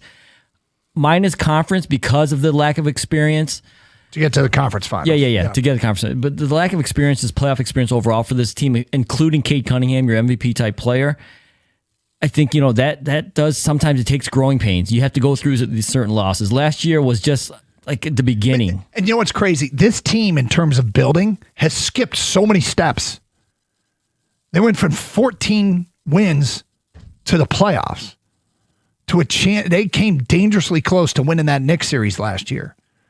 And that was sort of out of nowhere. When you skip steps if they get to the NBA Finals, that will feel like they skipped even more steps, and they're still so young. But if they were due for somehow get to the NBA Finals, you know how it is. At that point, there's going to be fans saying, why not us then? Oh, you know what I mean? Yeah. Like at that but you point. know, I think about it's weird how so much in your world when you do this job comes into the context of what the shows are going to be like. If they lose in the first round, there are going to be some depressing shows done. There are going to be some people that are really upset. And looking for changes. If they lose in the second round, I think we'll have some people that are disappointed but not upset. If they lose in the conference finals, I don't know how you can be upset. You can be disappointed. You can be disappointed, but like upset, like mad upset, like what are you doing? I don't think you're going to have that noise. I don't want to make the noise again. Yeah, what was that? It's like my dog. No, you're not going outside. You shouldn't be upset if they lose in the conference finals. You can be disappointed thinking this was a remarkable run, but it feels like we're getting in on the ground floor here. Yep. You know, or we've been in the ground floor for the last few years, and then last year was like, okay, we start moving up the elevator, and we're very excited about where the elevator can go this year. Are we going to the penthouse? You know, or are we going to stop on, is it floor 13? Is it 14? I don't know. It doesn't have a 13. I don't know what's here. We'll see. The crazy thing is, if this team gets to the mountaintop at some point in the next few years. I said elevator. What if they get to the top floor? Yeah. Okay. Whatever it is, however you want to characterize it. I think the skipping of the first steps, the growing pains to get to good. They went from worst in the league to good. Yeah, but I don't think they skipped growing pains. I think this team went. Yeah, they skip steps though, man. You don't. You're not supposed to go from 14 wins to what they were last year. No, but you're not supposed to do that. But at the same time, I mean, isn't this this is probably a progression you'd like to see from a team that had the first overall pick, whatever it was, 5 years ago? Mm-hmm. And do you expect your team to be where you're at now after 5 years, and you had that top pick, and he ends up being a superstar? Yeah, kind of. Yeah. So it followed the best possible path. Yeah, they definitely had growing pains a couple of years ago with the 14. They've had to change coaches. They've changed general managers. They've changed the whole idea on how to work the draft and whatnot and free agency. And then they got to the playoffs last year. Okay, disappointing. It'd be another huge leap this year to skip the whole, hey, let's just get to the second round thing and get to the conference finals. Yeah, it'd be a big step, but I'm okay with it. I think they paid their dues. It's cool to see them now with just a bit of some juice back with Cade Cunningham. News today that he will be expected to play tonight, according to Vince Goodwill of ESPN. There'll probably be some pregame discussion, and when that happens, what JB Bickerstaff has to say, we will pass that along. Probably not during our show, but probably the next show. So good news there today with Cade Cunningham. And meanwhile, Milwaukee's a total mess with what's going on there with Giannis. Games played, he's missing out on a bonus because they've sat him for so much here late in the year. Meanwhile, Cade's missing out on postseason award eligibility by one game if he plays the final three. Do you think this rule gets changed? And do you think it gets changed because of an authentic injury that kept the guy out for 3 weeks late in the year that was an MVP conversation? I think it might get changed. It's not going to affect this year. No, I don't think they're going to change the rules in mid swing here. But I think there are several players that are in the same boat. So, yeah, I think it's something that could be looked at. When you've had such a spectacular season, and if you're going to fall a game short of it just seems like it's a mistake. I don't think Cade's the MVP of the league. I think he's a candidate, but I don't think he's the MVP. No, but there's the All NBA thing though, and that he probably got a big escalator in his contract for making All NBA. And I don't think it's going to change either, guys. But there is a push, not just from Cade. Like Luka Doncic's agent made a long statement when Luka had to, he's out with a hamstring, that he's going to miss all these games and not be eligible for MVP and All NBA. There is a big push from players and their agents, at least, trying to change it. So I don't think it gets changed this year, but I think there might be some kind of, they might open up some loopholes next year, I feel like. I don't know how they're going to do it, but Adam Silver seems very reactionary to a lot of things, so I feel like he is going to react to this. Big news, Cade Cunningham expected to play. 248-539-9797. Let's get back to your open line calls. We go to William in Northville. You're on 97.1. What's up, William? Yeah, how you doing, man? Great. Man, I'm doing all right. Yeah, I just found out that Cade was going to be in the lineup tonight. I think that based upon he's been sitting out and he should be well rested, I said that probably a good 23, 24-point night for him. And that the fact that it also gives the team another opportunity for when they get prepared for the playoffs, they can be already on deck. And I believe that if they get past the first round, then the second round, we just have to maybe throw it in the air to see who's going to be playing them. But I guarantee you, with the way that the Pistons have the number one seed locked down, I think they're going to take advantage of it. William, they have a great opportunity here. I think, I don't know if you heard our discussion regarding did the team actually get better while Cade was out, and I think you can make the case that they did. First of all, Duren has turned his game even up another level. You've got Kevin Huerter, Red Velvet, finding his Piston sea legs, finding out what he can do for this team, and the team figuring out maybe how to use him. Danis Jenkins got back to ridiculous Allen Iverson impersonator form, and Marcus Sasser did some stuff. I feel better about if there's no long-lasting ramifications from this collapsed lung, I think the team's in better shape than they were before the injury. I believe so too, and that the fact that they did well when he was out, and I believe that's going to be a part of good advantage. Even though that he wasn't in the lineup, they still to me by far one of the best teams in the NBA. Yeah, they're so deep. You know, you mentioned all those players. Here's other guys we didn't mention: Paul Reed and Tolu Smith. They've got depth throughout. They got depth of the bigs. They got depth of the guards. This team is ready to roll. William, you get some playoff tickets yet? No, I'm probably going to be watching them at home, but I would definitely love to have some playoff tickets. Yeah, I'm thinking it's going to be crazy. That building, like I said, that's where you get your buildings get souls when you play games in the postseason. And this LCA still got to see a playoff win. That's crazy. There's no playoff wins in that building. It's gonna be, you know what I'm looking forward to is when the weather does get like really nice, let's say 70s and whatnot, and the Pistons are still in the playoffs, and the Tigers are at home. Yeah, and you get both crowds commingling before the game. Yep. At the plaza, and then when it's time for the Tiger crowd to walk over to their game, they do that, and the Piston crowd to go into their game. But just how fun downtown can be, it'd be like mini opening days. Got a ton of feedback here on the Tigers and Cade Cunningham. News that he is back. 248-539-9797. It's Carson Anderson, 97.1. April is here, and while the flowers are starting to bloom, the spring rains are moving in. Is your home ready? Before those heavy showers hit, check your basement and make sure that your sump pump is ready to work. And if you're worried about water or a pump that won't kick on, do what I did and call Birmingham Plumbing, Heating, and Cooling. We just had a bunch of rain, and thank God that it was pumping just fine for me. And while you have them there, beat the summer rush by getting your AC or your pool boiler tuned up. Don't wait for the humidity to hit. Get ahead of the heat today. From leaky basements to cooling prep, visit BirminghamPlumbingCO.com. Birmingham Plumbing, Heating, and Cooling, your Metro Detroit boiler experts.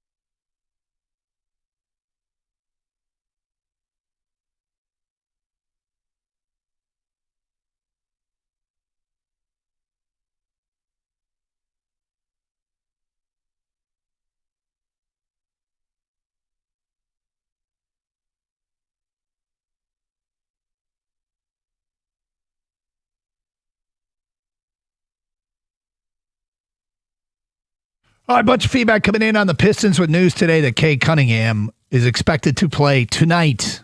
A little surprised by that news, but hey, great news. Great news. In a town at a time where we need some great news. Here's the feedback coming in from Kip in a U-Haul truck. Feeling chesty about the Pistons beating Denver in the NBA Finals. Wow. Well, that would be something. Well, I'm glad he didn't say San Antonio because I may not believe that.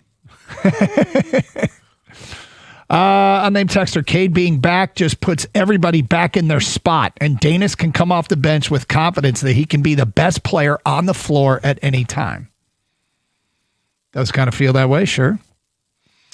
Next text, skipping steps is what happens for winning teams. What about those Lions teams a few years ago? The thought of linear growth isn't really for winners. Winners win. All right, tough guy. I mean, if you think back to every championship, I mean, I don't know that there's, when you think of all the Piston championship teams, they built up. They literally built up. They didn't skip a lot of steps. The Red Wings built up. They didn't skip a lot of steps. I mean, I think just because some teams do it faster than others doesn't mean the Pistons aren't, or those teams aren't winners. Doesn't make sense. No, it doesn't make any sense. There's plenty of examples of teams that did it stage by stage and got to the mountaintop. Jim and Escanaba, the only acceptable loss in the East would be to Boston. Anything else would seem like a failure. Wow. I don't know, man. You got to slay the team that beat you last year. Yeah, let's start with that. That's yeah. the Knicks, and that's a very good basketball team. Cleveland's awfully good with their big duo they have now. Yeah, I mean, I'm not in a rush to deem too much a failure. A failure to me says none of it was worth it.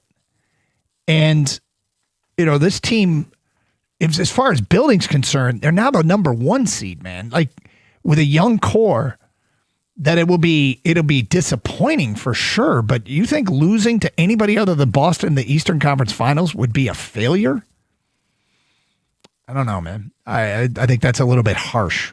But then again, sports talk radio often devolves into who's got higher standards, and clearly Jim and Escanaba does. Next text, I'm expecting NBA Finals, and we should rename LCA the Stable for the Pistons being the hope for that arena because it's not the Wings. That's from an unnamed texter. Yeah. You don't like that nickname? How about the Garage? Makes more sense. It's obviously depends how they lose. What a dumb thing to say. How can you say you can't be disappointed with them losing in the Eastern Conference Finals? What if they're up 3-0 and blow it or something like that? Yeah, that's fine. I could see that qualifier. If they get to the Eastern Conference Finals, take a 3-0 lead, everybody's healthy, and they lose a series in 7 games, yes. You've come up with an extreme where it would qualify as a disappointment, yes. Let's just maybe enjoy the first round. How did this get hostile? Cade's back, man. I mean, can I enjoy tonight? Gonna get a superstar back. Maybe Stewart's back too. I don't know. Mm-hmm. Got 3 games left in the regular season. They've already clinched the top spot in the East. This is just like, let's stay healthy games. And can I enjoy that? Seeing the big fella come back, be nice. I guess we started the conversation about expectations, and so where we're getting is some people, what would make them disappointed. But ultimately, they're at a good spot to make a bit of a run. 248-539-9797. All right, regarding the Tigers, does Kevin McGonigal happen to have 3 twin brothers asking for a friend signed to AJ in Minneapolis? Solid question. Yep. Solid question. Well, I mean, the other prospect they have that's obviously highly touted is Max Clark.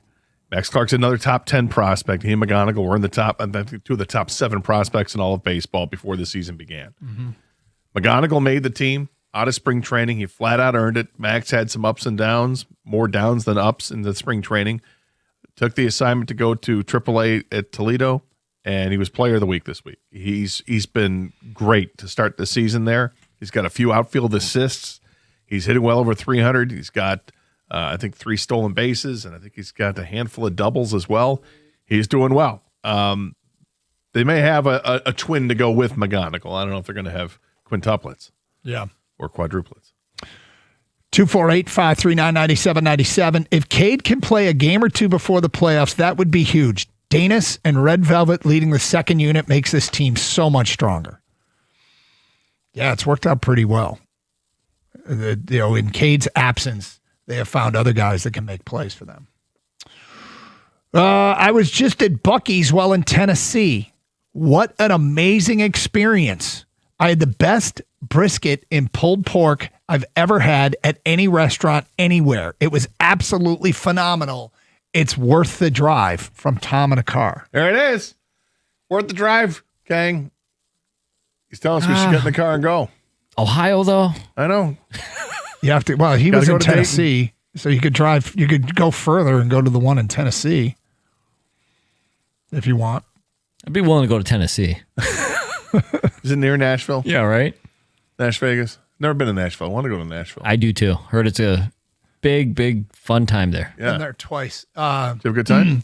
Yeah, it was quick, and we were with the kids, but my son's that's going there for a bachelor party next weekend. I'll have to talk to Shizzle and see what's going on. Dude, it sounds like it's going to be something. It's going to be lit, Doug. Yep. Guys went to Buc-ee. Aura. Guys went to Buc-ee's for the first time last year, and it was overwhelming. One of the best sandwiches. It's from Vince. Someone on the Twins needs to get plunked. That's from Bob in L.A.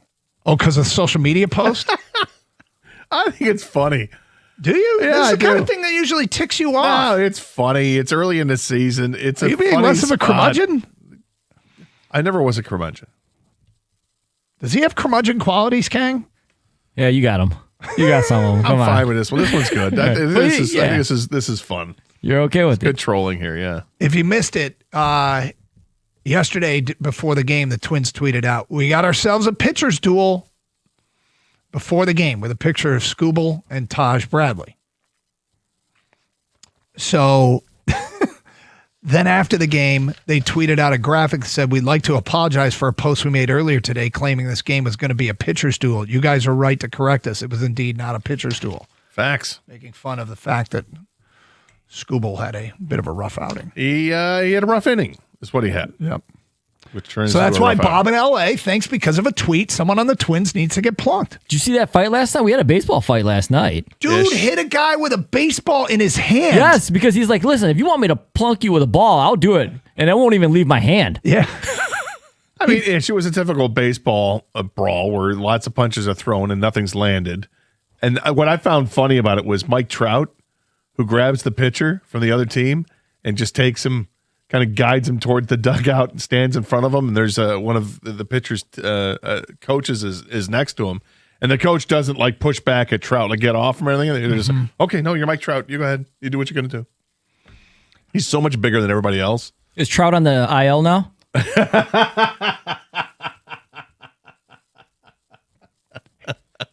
Am I wrong? I mean, You're not wrong. Is that the next tweet that's going to come out? All right. Well, here's my question. We regret to inform you that Mike Trout is on the IL. If you punch someone holding a baseball, if you're holding a baseball and you punch somebody, is this the equivalent of hitting a hockey helmet in a fight? Like, are you likely to hurt your own hand? I think you're more likely to hurt your hand if you have it wrapped around a baseball. Yes. Because you're not holding it like a fist. Your fist is balled up and tight. If you've got your hand around a baseball, your fingers are spread out more. Yep. I think you're separating those fingers. It's going to hurt. I don't know if you want to punch somebody while holding a baseball. No.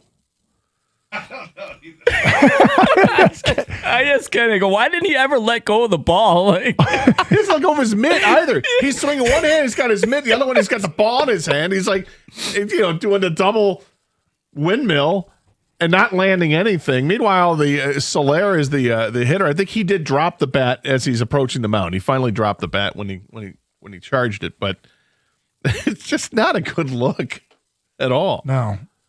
So it was Ronaldo Lopez and Jorge Soler, and Lopez had the baseball still in his hand, the pitcher, and was punching Soler while holding a baseball. Trying to punch him. Well, yeah. I mean, is that It's not brass knuckles here, right? I mean, no, it's not brass knuckles at all. Again, brass knuckles, you've got your hand and a fist, and you just have, hardware on top of the knuckles. All right, let's get to this mock draft. That we had the breaking news regarding Cade Cunningham back tonight. You want to sound off on that? He is going to play for the Pistons tonight. It is Carson Anderson, 97.1.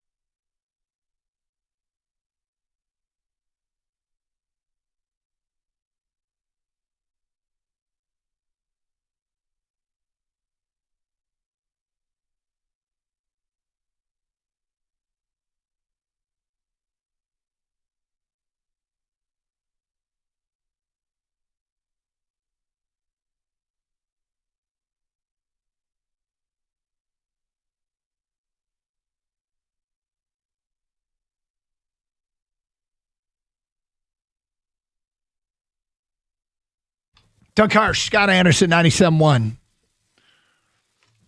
Feedback still coming in on the Cade news. Back in the lineup, which is freaking awesome. Also, the Detroit Tigers, given their offensive struggles, somebody says, well, it's not an 11-game sample, dude. Wow. Today we've gotten Pal, Putz, now dude. And Pal and Putz were and called you by your last name, Karsh. Yeah. That was all in one text. Now you got this one's, dude. well, it's not an 11-game sample, dude. It's a 3-year and 11-game sample the Tigers team sucks. Skubal sucks. All right, that's just a troll. Let's be clear here. If we take this out and poll every beat writer in America that covers Major League Baseball and ask them, does the Tigers team suck over the last 3 years and 11 games? Do the Tigers suck? Or does Skubal suck? Every beat writer in Major League Baseball. How many of you think would agree with this text, dude? None. I mean, you're talking about a team that has made the playoffs each of the last 2 years. Mm-hmm. I don't even know how you could say Skubal sucks with a straight face when he's the 2-time Cy Young winner. I mean, it's just ridiculous. It's a dude. Now you can make some arguments. That's insulting to the word dude. You think? Yeah, I do. I think in theory it's insulting to me. Well, but yeah, there's that. Yeah, but hey, look. If considering where they are in the American, they're 6th in the American League in runs scored, batting average, and OPS out of 15 teams. I'm sorry, I still can't wrap my head around how somebody could actually type out Skubal sucks. Best pitcher in baseball over the last 2 years is Tarek Skubal. Yeah, and you're going to say he sucks. All right, Gator. Interesting mock draft here from Pete Schrager, ESPN. I don't know if I want to do we can do the normal draft thing, and I'll tell you who's on the board. You haven't looked at this yet, have you? I have not. Okay. Fernando Mendoza goes 1 to Vegas, blah, blah, blah. 2, David Bailey, edge rusher, Texas Tech, goes to the Jets. At 3, Arvell Reese, linebacker, Ohio State, goes to Arizona. Other picks of interest, Francis Muiaga, tackle from Miami, goes to the New York Giants at 5. At 6, Spencer Fano, the guard tackle from Utah, goes to the Browns. At 7, Sonny Styles, linebacker, Ohio State, goes to Washington. At 8, Reuben Bain Jr., edge rusher, Miami, goes to the Saints. Other picks of interest. Seattle takes Mansour Delane, corner from LSU, at 10. Cincinnati. Did I say Seattle? Cincinnati. Caleb Downs lasts till 12, where he goes to the Dallas Cowboys, the safety from Ohio State. Jermod McCoy, corner from Tennessee, goes to Tampa at 15, and the Jets at 16 take Amari Cooper Jr., wide receiver, Indiana. So all those linemen are on the board. Caden Proctor, Monroe Freeling, Olavi Venga, Owane. You got the 2 safeties. You got Akeem Mesidor. You got TJ Parker. Gator, do you have a preference here, given all those guys? Which of the tackles again are available? Monroe Freeling and Caden Proctor. Yep, one of those guys. I'll take Monroe Freeling. I tell you what, if they take Monroe Freeling, we're going to have to work hard on how to pronounce his first name. Nope. Because Mel Kiper has changed the pronunciation of his name to Monroe. I think we make it a thing. It's Monroe Freeling. Yeah. Kang, who would you take under these circumstances? Who, Monroe or Monroe? Yeah. I'll probably go with Freeling, but I ain't mad at either one, Gator. Yeah, I'll take one of these two. Proctor. I like Caden Proctor. All right, well, the pick is in. Yeah, I'd take Monroe Freeling. Pick is in, and with the 17th pick, according to Pete Schrager, the Detroit Lions select Olavi Venga Owane, guard, Penn State. And he goes, I'm not sure there's a more Dan Campbell player in the draft than Owane. He's 6'4", 320 pounds, and plays with a mean streak. Owane didn't give up a single sack and was an All-American last season at Penn State. Nice fit in the interior Detroit line. Well, here's the thing. All I hear are great things about him, like that he is the best guard, obviously the best guard in the draft. And a lot of people think he's one of the better guards to come out of football, college football in the last few years. Okay, I can live with that. It's because to me that puts him on the same platform as, it looks like Francis Mawanoa is the number 1 tackle in this year's draft. Everybody keeps saying, Mawanoa is going to go first for among the tackles ahead of Fano and all this or whoever. Fine. If you think that Owane is that good, I don't have a problem with it. I really don't.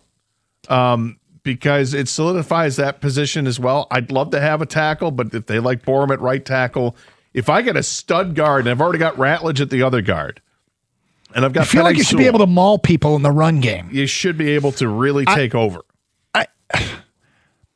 I like it, don't love it.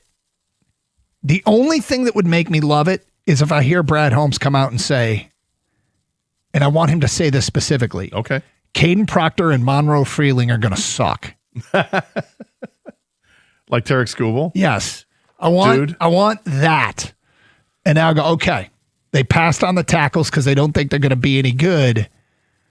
I feel like those two kids are well worth the opportunity to both Freeling and Proctor could play right tackle in this league. But so here's what's interesting to me with this mock. I'm going to read the rest of the first round. Emmanuel McNeil Warren, the safety from Toledo, goes with the next pick to Minnesota. Like him a lot. Freeling goes to the Carolina Panthers at 19. Akeem Mesidor goes to Dallas at 20, the edge rusher from Miami. TJ Parker, the edge rusher from Clemson, goes to Pittsburgh at 21. Who else is interesting? Proctor ends up going to the Bears at 25. Caden McDonald, the defensive tackle from Ohio State, goes to Buffalo at 26. Caleb Lomu, the tackle from Utah, goes to San Francisco at 27. Hanicher, tackle from Arizona State, goes to Houston at 28. Thieneman goes to Miami at 30. Like Safety him. from Oregon. Formerly of Purdue. Here's who doesn't go in the first round. And I'm really intrigued by these three defensive linemen. Zion Young from Missouri, not in Schrager's first round. Keldrick Falk from Auburn, not in Schrager's first round. Peter Woods, the defensive tackle from Clemson, not in Schrager's first round. And I got to tell you, if they could move up in the second round and get one of those two, specifically the edge rushers, in Zion Young and Keldrick Falk, that would be a 1-2 punch in the draft. Well, if they went tackle and one of those guys, but they obviously in this draft they go guard, but that could be something, huh? Sure. But, defensive side of the ball, teams are always looking for that. So I wouldn't expect any of those guys to be there by 50, although the defensive tackle maybe. Like I said, trade up. Yeah, I don't want a defensive tackle. But what do you have to give up to get that? Mm-hmm. That's the big question. I don't like Zion Young. Saw him at Michigan State. Did not like him at Michigan State. Didn't think there was anything special. Obviously, you can get better, and he has gotten better. But that's not where I would go. Keldrick Falk, I would lean towards more. I'd love Falk. That Out of situation. all those guys, Falk would be the one I would want the most. Kang, what do you make of these guys falling out of the first round? This is why we do the mock draft. There are going to be guys that we thought were first round grades and first round picks that will be available in the second round. Like look at Sam Laporta and Brian Branch, two guys that people thought were going to be in the first round. Now, obviously, the Lions don't have the ammunition or aren't picking as high in the second round as they did with those two guys. But yeah, it could be some trade up candidates like you mentioned, Doug. But this is where you have to be strategic with your first pick too. The thing about the first pick that Schrager had, by the way, that's a completely high floor guy, right? The guard from Penn State. That's just the safe BPA type guy if you don't want to take any quote unquote chances. Interesting stuff there. 248-539-9797. What will you think if the pick is Ione and they pass on the two tackles? How do you feel about that, Detroit? Is that a mistake in your estimation? Would that be a mistake? And did anybody that didn't go in the first round really make you feel like trading up in round two? They do have extra picks. Could they move up a few spots and get a Keldrick Falk? Get a Zion Young? Could they get aggressive? They decide they want Peter Woods, who I thought was lock in the first round, but I guess not. The defensive tackle from Clemson. It's Carson Anderson, 97.1. You know, whether it's a new roof, windows, or siding, these are big decisions for your home. And when it's time, you want a company that you can actually trust. For over 30 years, Michigan homeowners have counted on Shaner Roofing. And now they're bringing that same 5-star service to windows and siding. And here's what sets them apart. Shaner is a local family-owned company, and they treat every customer just like family. Every roof that they install, it comes with a lifetime transferable warranty, and they've earned a 4.9-star Google rating from thousands of happy homeowners. That kind of reputation isn't bought, it's earned through decades of doing the job right. So if you're in the market for a roof, new windows, or siding, you owe it to yourself to get a quote from Shaner. Go to mymichiganroof.com. That's mymichiganroof.com. Shaner Roofing, Windows, and Siding. Michigan's name you can trust.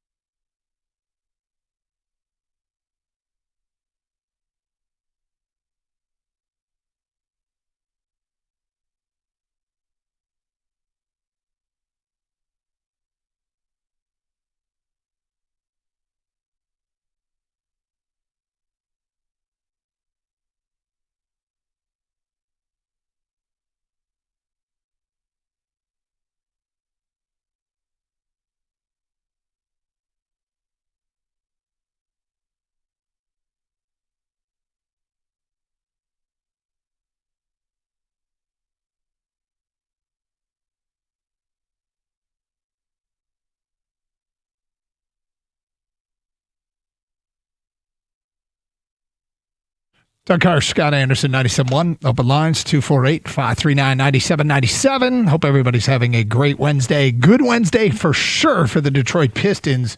With news today that Cade Cunningham is expected to play tonight against the Milwaukee Bucks. Missed 11 games, collapsed lung. Unfortunately, he's not back in time to get himself eligible for NBA postseason awards.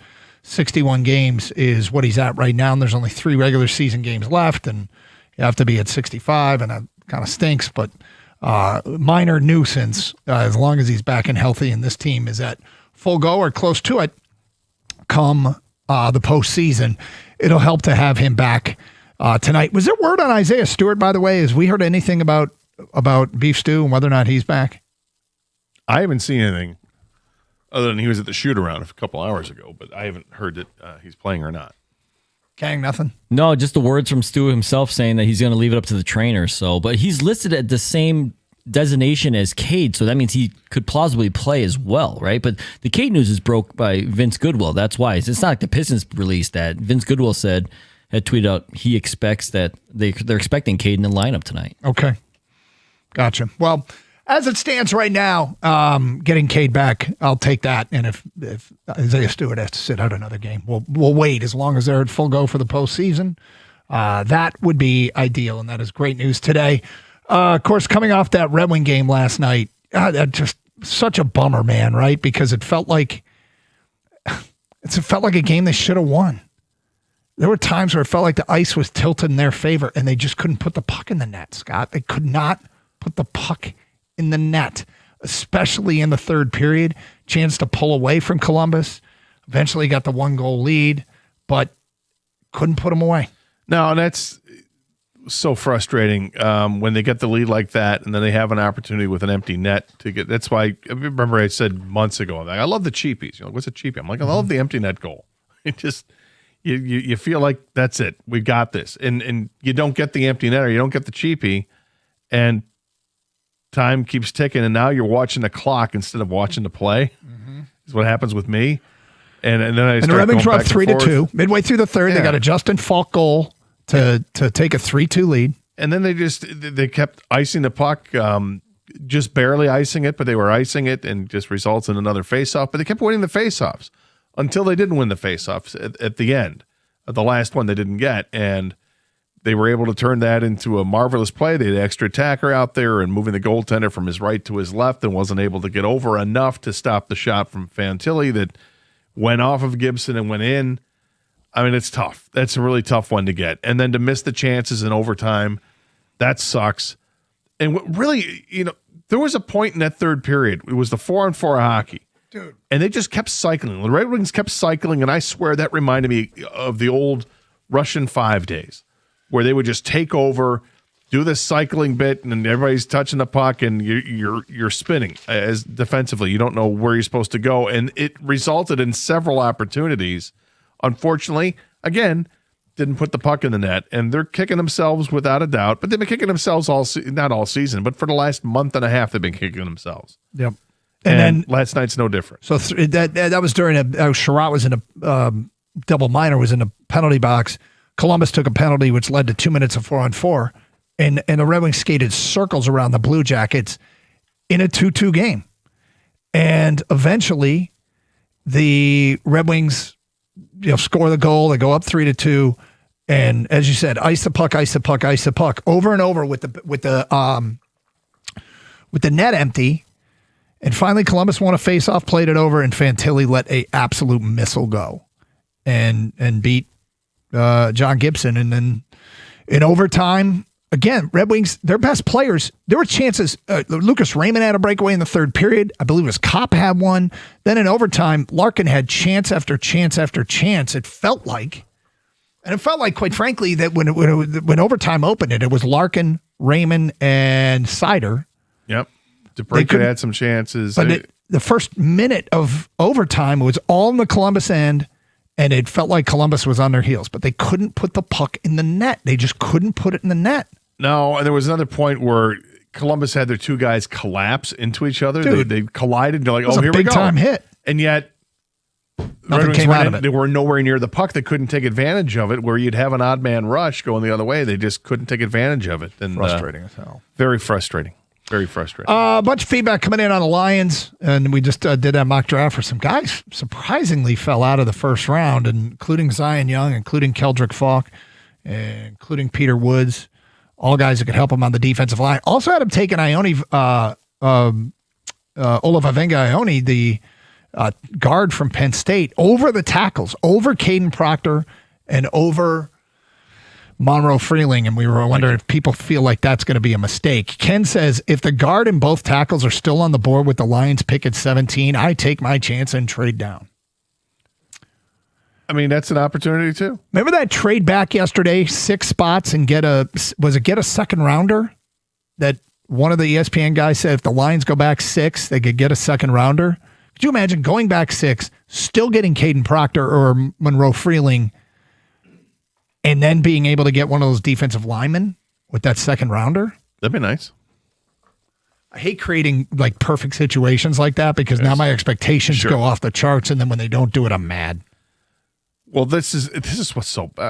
We love the draft. I don't know if anybody knows this. We do love the draft. Secret's out. These are one of those things I love about the draft is when you see players coming off the board and then seeing a pool of players that you really covet that are still on the board. And then as you get close to 17, now you're on the clock and you know, okay, I've got 6 guys on my board that I'm dying to have that I could pick here. Can you trade back and still get one of them? And then it's the buckets, probably right? trade back. Yeah, you I have a trade back feeling 10 spots and get one of those. I have a feeling that Brad Holmes' buckets are smaller than ours.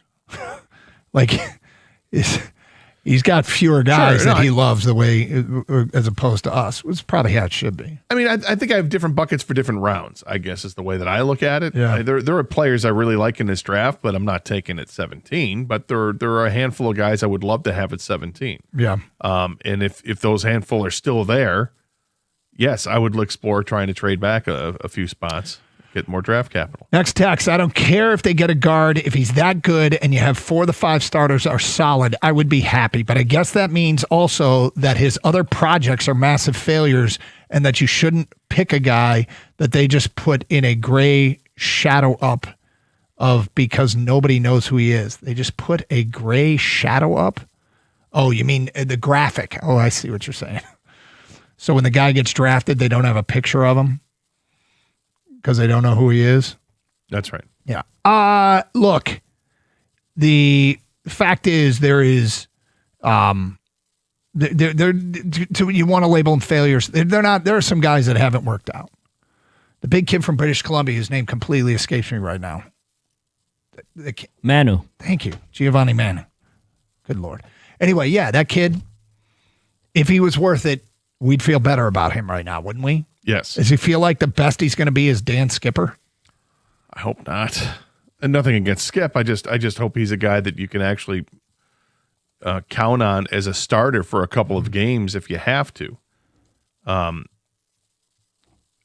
As opposed to just this guy that comes in and taps his chest to report eligible. Right.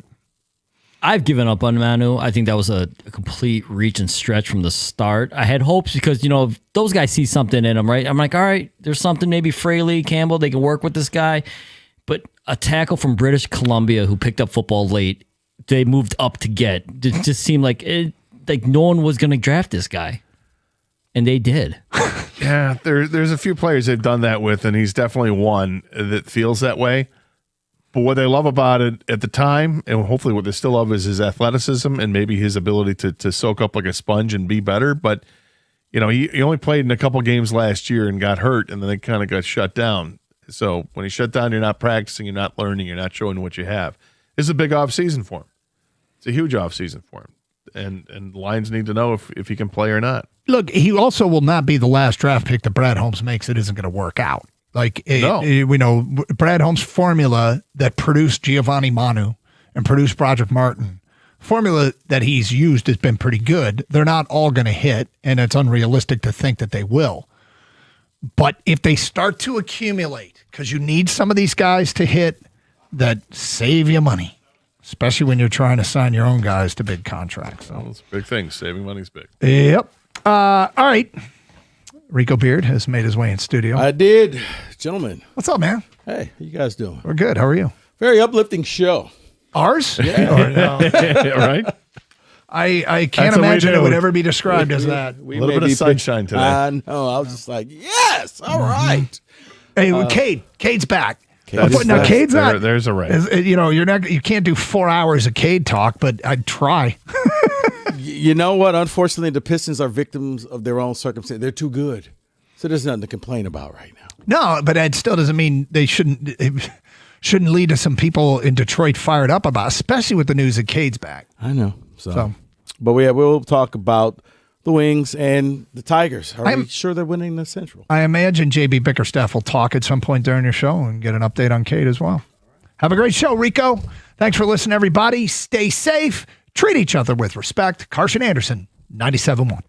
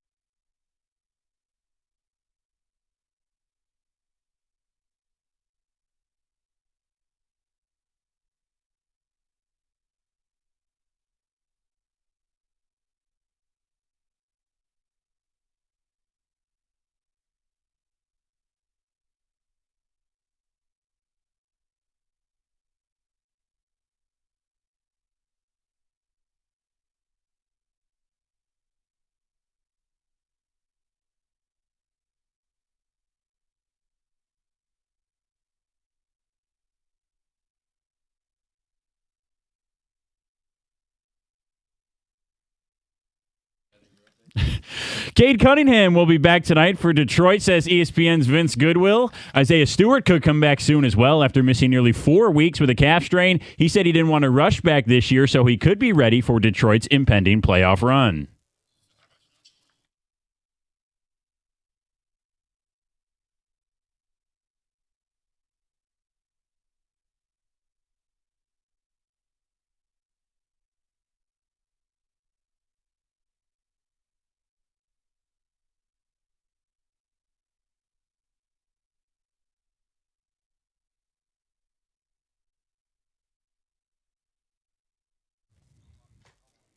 Pistons face the Bucks tonight over on WWJ at 7 o'clock. Framber Valdez will do with Minnesota's Bailey Ober tonight right here on 97.1. Detroit is currently 4-7 this year and last in the AL Central right now as they try to end a 3-game skid. First pitch right here at 7:40, pregame at 7:15. The Bill Masterton Memorial Trophy gets awarded every year to the NHL player who exemplifies perseverance, sportsmanship, and dedication, and Red Wings forward Dominic Shine was nominated for the award today. In other hockey news, MSU head coach Adam Nightingale has been named the 2027 head coach of the USA Juniors team. His rival school, Michigan, competes in the Frozen Four in Vegas this weekend. And in the NFL, the Texans have exercised the fifth-year options of C.J. Stroud and Will Anderson, keeping the duo locked in Houston. At the Corwell Health Sports Desk, I'm Brendan Shabath. For more, go to 971theticket or Odyssey.com.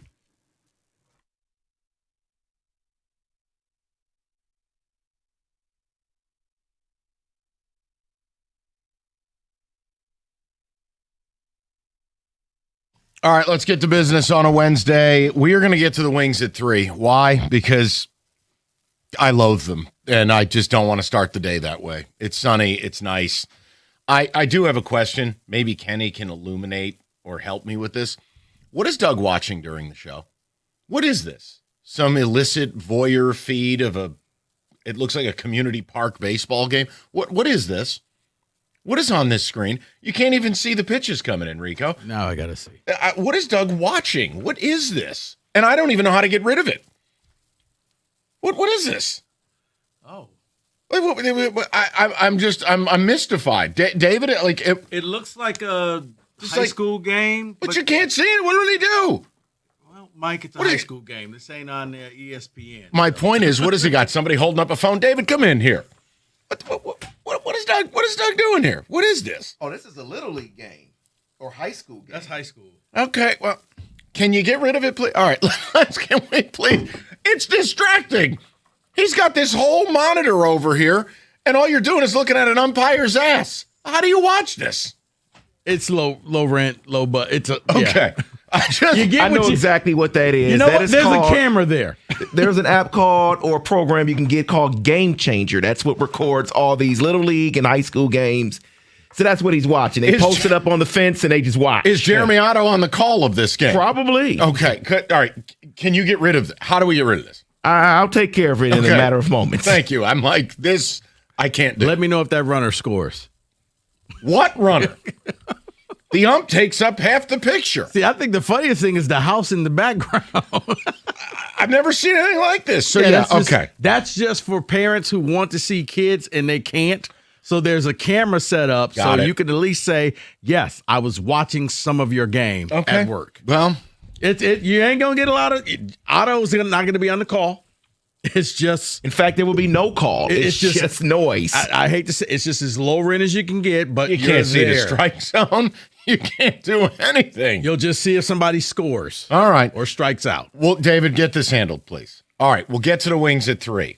But baseball on the mind. What? I was just like, what are you talking about? Okay. I sat down and I'm like, what is this? So look, I'll bring this up because, I think people are overreacting a little bit. I'm not ready to go crazy after, with 93% of the season to go. But yeah, the Tigers are not playing good baseball. And Skubal was not good last night. Offensively, the strikeouts are egregious. The bottom of the order has been bad. But they're 4-6. But I wanted to have this conversation early. Why? Because I think, look, there's been a lot of conversation, right? Other shows are talking about it. We can bring it up for a segment or two. Yeah. I'm not going to be mean about it, but I am going to be dismissive. At 4-6, no, I have 4-7. I have no concerns. Not about winning the Central, not about who they are, none of it. Do I wish it looked better? Yes. Do I understand why baseball players look like they're going to summit Kilimanjaro when it's like 40 degrees? Guys, nut up a little bit. Will you please? Football players playing this crap all the time. But outside of that, it's a slow start. It's nasty weather. They started on the left coast. You're on a road trip again. But yeah, top 10 in the league in strikeouts. No bueno. Yeah. Some of the guys, when you're looking at how Carey started the year. Also, Doug's feed has commercials. There's money behind this. They're now advertising automobiles. Okay. Carry on. We've talked about this. Yeah, kids sports, Mike. There's tons of money into kids sports. This is remarkable. Seriously, we could just go out and open up a sports facility and become rich men. My point is, do you have a concern? Is there something bothering you with this Tiger team? I'm not going there, and I'm not trying to kill what we're doing. But I want to stand up for people who are like me, who go, hey, I got 151 games to go. Like, I'm just going to breathe a little bit. It's not a concern, but, you know, the cliche, you can't win the World Series. You can't win the division in April, but you can lose it. And the fact that, yeah, your hitting is not up to par. Your school starts that are normally the automatic victories, you're not getting those as well. And, yeah, as of now, and I know it's 2 weeks in, it's just like because the Tigers have been on the back burner because of everything else been going on, from Michigan winning the title to the Wings trying to get into the playoffs to the Pistons and what's going on with Cade. We had opening day, and then we kind of forgotten about them. And then you look at the standing, you're like, well, yeah, they're probably at the top. No, they're not at the top of their division. They're actually at the bottom, tied with the White Sox at 4-7, with Cleveland at 7-5. Now, is it over? No. But like I said, the hitting is not there. The hitting is going to be the conversation until it's not, meaning there are plenty of fans who are still plenty annoyed with the offseason. I was fine because they invested heavily in pitching in the bullpen. The bullpen hasn't been good, let's be clear. But I just give things more time in baseball. Like if McGonigal was bad right now, which he's not, I'd say the same thing. I'd give it time. So I'm not going to react to that stuff because, look, there's one town in America that should be reacting. It should be Boston. The Red Sox are off to a ghastly start. And there's so many things wrong, including who was the number one prospect in baseball, Roman Anthony, can't throw a baseball. He looks like Chuck Knobloch. So that's the only town to me where I look at it and I go, hey, you know what? I'd be freaking out too. No, but it's just more so that, and, you know, are the Guardians going to keep this going? Like, because I think, at least for me, I thought it was just going to be a foregone conclusion. You spent the money. You did what you had to do. You're going to be the best team in the Central. Now you just have to worry about what happens when it comes to the playoffs. And you're looking like, guys, you're kind of stumbling out the gate. And like I said, it used to be, okay, no matter what, when Schoolboy hit the bump, okay, that was a self-correcting thing. Well, if there's anything I'd bank on, and this is going to seem counterintuitive, but we talked about, I think you did the receipt segment, and you're like, Skubal, Cy Young, and I'm like, no way. Why? Well, because it's only happened twice ever that a guy's won 3 in a row. Yeah. Skubal's due to regress because he's been that good. He's been Marvel Comics character good. He'll regress a little bit. But what I always am careful of is judging pitchers in the month of April. It's cold. Baseball players are not football players. You saw him last night. No, and I don't even know if that caller's still amongst us. The point is, you saw him blowing on his hand last night. Like, I just try to be patient with baseball. So I'm fine if people want to carp on about stuff. And no. Please don't get it. It's not like, oh my goodness, this thing is falling apart. It's just one of those when you just took a really good look. Like, wait, how, you guys are 4-7. Maybe this thing won't be as easy as we thought it's going to be. Talk to me Memorial Day weekend. Okay. If you want to start having the 40 games. A little bit, but also too, I think the last 2 years has taught me to try to be even, more patient in one regard, which is trade deadline, you're 10 games out. That's an auto write-off. This team came back from it. And then last year, it's like the inverse where I got way too comfortable being up 15 and a half games. I'm trying just to let it breathe. Okay. And I feel like once you get a little bit more time, a little bit more data, but again, in fairness to you and anyone else who has some concerns, no, you don't want to end the month of April 6 games under 500 or something like that. I hear you. I do. I just don't want to go crazy now. And like I said, it's not a going crazy. It's just an eyebrow raise of, okay, this is not the start that I thought that this team would have, especially with the off season that they had. I thought that they would have a better start, similar to like what your Yankees are doing, where you're just out there getting the job done. But where do you stand? 248-539-9797. No big deal, or is it an eyebrow raise? Like I said, this ain't full panic. It's just a that's interesting. Yeah, it's definitely not panic for me, but what it is, it's something to monitor, something to keep an eye on. Because when you see a team last night in the Tigers who strike out 14 times in the game, and then when you look at what they've done all year, and they are one of the worst teams with 47 strikeouts as a team. I'm sorry, 106 strikeouts. Yeah, I was going to say. As a team. Kind of which is missing a bottom number 10 in the league, and they've only scored 47 runs, which is middle of the pack of the league. That is something where I'm like, I want to monitor that. You can, but remember what I said to start the season, okay? I thought the pitching would be there, and I still believe that to be the case. I know it's weird for Skubal to lose starts. The offense is going to be a work in progress. Why? Okay, it's unsustainable for Riley Green to strike out 200-plus times. There's going to be a work in progress there. McGonigal making this team, work in progress. A Parker Meadows is fighting for his career. If Parker Meadows is awful in the first half, he won't be here in the second half. And then we talked about some of the fairy tale stuff. Reality comes calling. For a McKinstry, for a Baez, for some of these guys, it was going to be a work in progress. And by the deadline, you have the data you need, the pitching will carry it, and you can address the offense by way of farm system or by way of trade.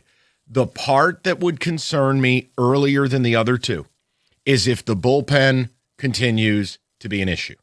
That's different. They reinforced the bullpen, and they did it with veterans. If that's bad, that's different. And that's why, like I said, concerning eyebrow raise for me because of what you've done and how you tried to bolster all of this. And I guess it set my expectations higher. And it's like, wait a minute, what's going on here? Let me ask you a question. How many wins did you think they'd have this year? Let's start there. I had them at, I think I had like 86, 87. Then there's nothing to worry about, buddy. If you came on the air and said 97 wins, well, then you got to play a different style of ball. The point I'm making is if you took this start where you lose 7 out of 11 and it happened in June, you really wouldn't notice it.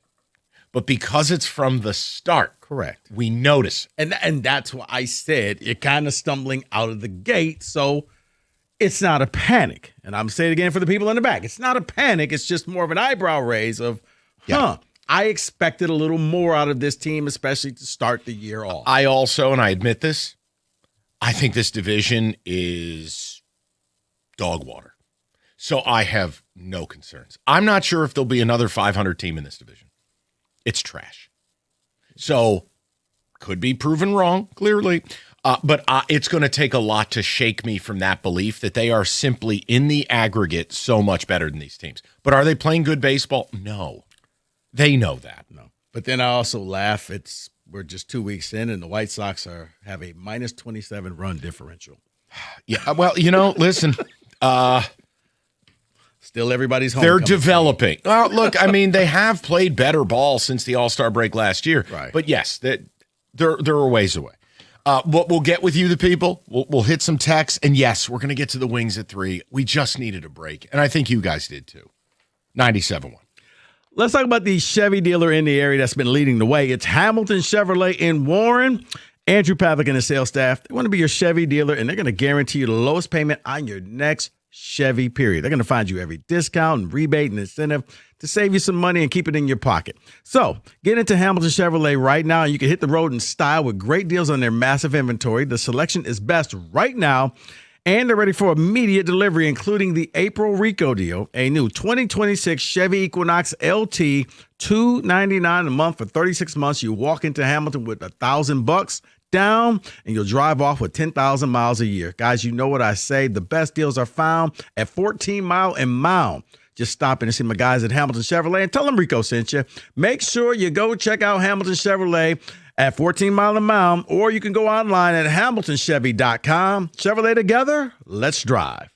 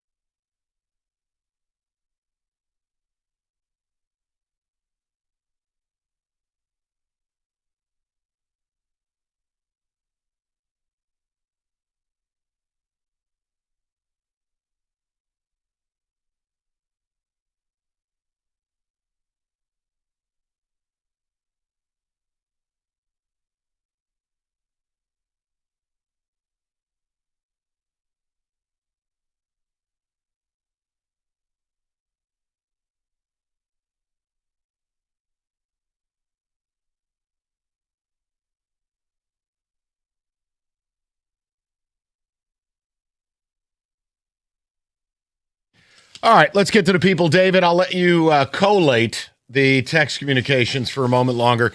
We just started with Tigers. We're going to get to the Wings of 3. Everyone needed an emotional and mental break. We'll get to it. But the Tigers, look, they lost to the Scooble Star. They're 4-7. They're not playing good baseball. And maybe I'm too cavalier about it, but 93% of the season left to go. Yeah. It is April. It's early. They've had a weird schedule. I'm just letting it breathe. But I'm cool if you just want to call up and be like, look, they got to be better.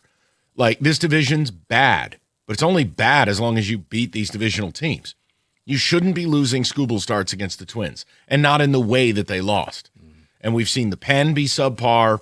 Obviously, the offense is an issue early, but that can be common in baseball. It's just, I didn't expect this type of start for this team. You thought they were just going to come out and go gangbusters? I didn't expect them to come out and be 11-0, but it's just, okay, you're having problems hitting the ball. Your bullpen's not up to par. And then, like I said, I just assumed, yes, and maybe I got seduced by the fact when Scooble hits on the mound, just chalk that one up as a win. Yeah, that you need to stop that. You're just. I got seduced, man. All right. To the people, go to Dawson, 97.1. Dawson, how you doing, buddy? Hey, fellas, how's it going? Good. What's on your mind? Awesome. Let me just rant for a minute, then it's all you. Sure. So I might be in the minority here. I am pretty concerned early, and I know we've only played, like 11 games so far. This lineup is trash. And it goes back, 2 years now. We just have never had a good lineup full of guys who can hit the ball, especially, with runners in scoring position. That seems to just never happen ever when you're watching this team. And it goes back to spring training. I can understand slow starts with players across the league because you do play 162 games, and it's a lot, and it takes a while for players at times. But none of these guys really had a good spring training. Obviously, the kid, McGonigal did, and that's why he earned the right to come up here in Detroit opening day. Go figure, 11 games in, and he's leading off rather than starting sixth on opening day. And when it comes to the lineup, it's just you didn't add anything throughout the offseason, and you expect different results. And Riley Green and Torque right now, like I said, early, of course, but they just don't look good. Sure. And they're not getting the hits they need to. There's no power. The body language of the team, and I don't know if that's stretching it all, but the body language just doesn't look great. It doesn't look like a team that wants to be super competitive. The pitching, I think, outside of Framber and Scooble is very 50-50. I think Mize and Flaherty are basically playing roulette in the casino. You have a 50-50 shot picking a color if they're going to be good or not. Mm-hmm. And, now obviously JV's hurt, shocker. 42-year-old pitcher's hurt, 1 week in, and you got to gamble between, Keeter now. So I'm a little concerned. It's early. I'm not going to completely jump the ship yet and freak out. Obviously, this team's probably going to make the playoffs because our division is absolute crap.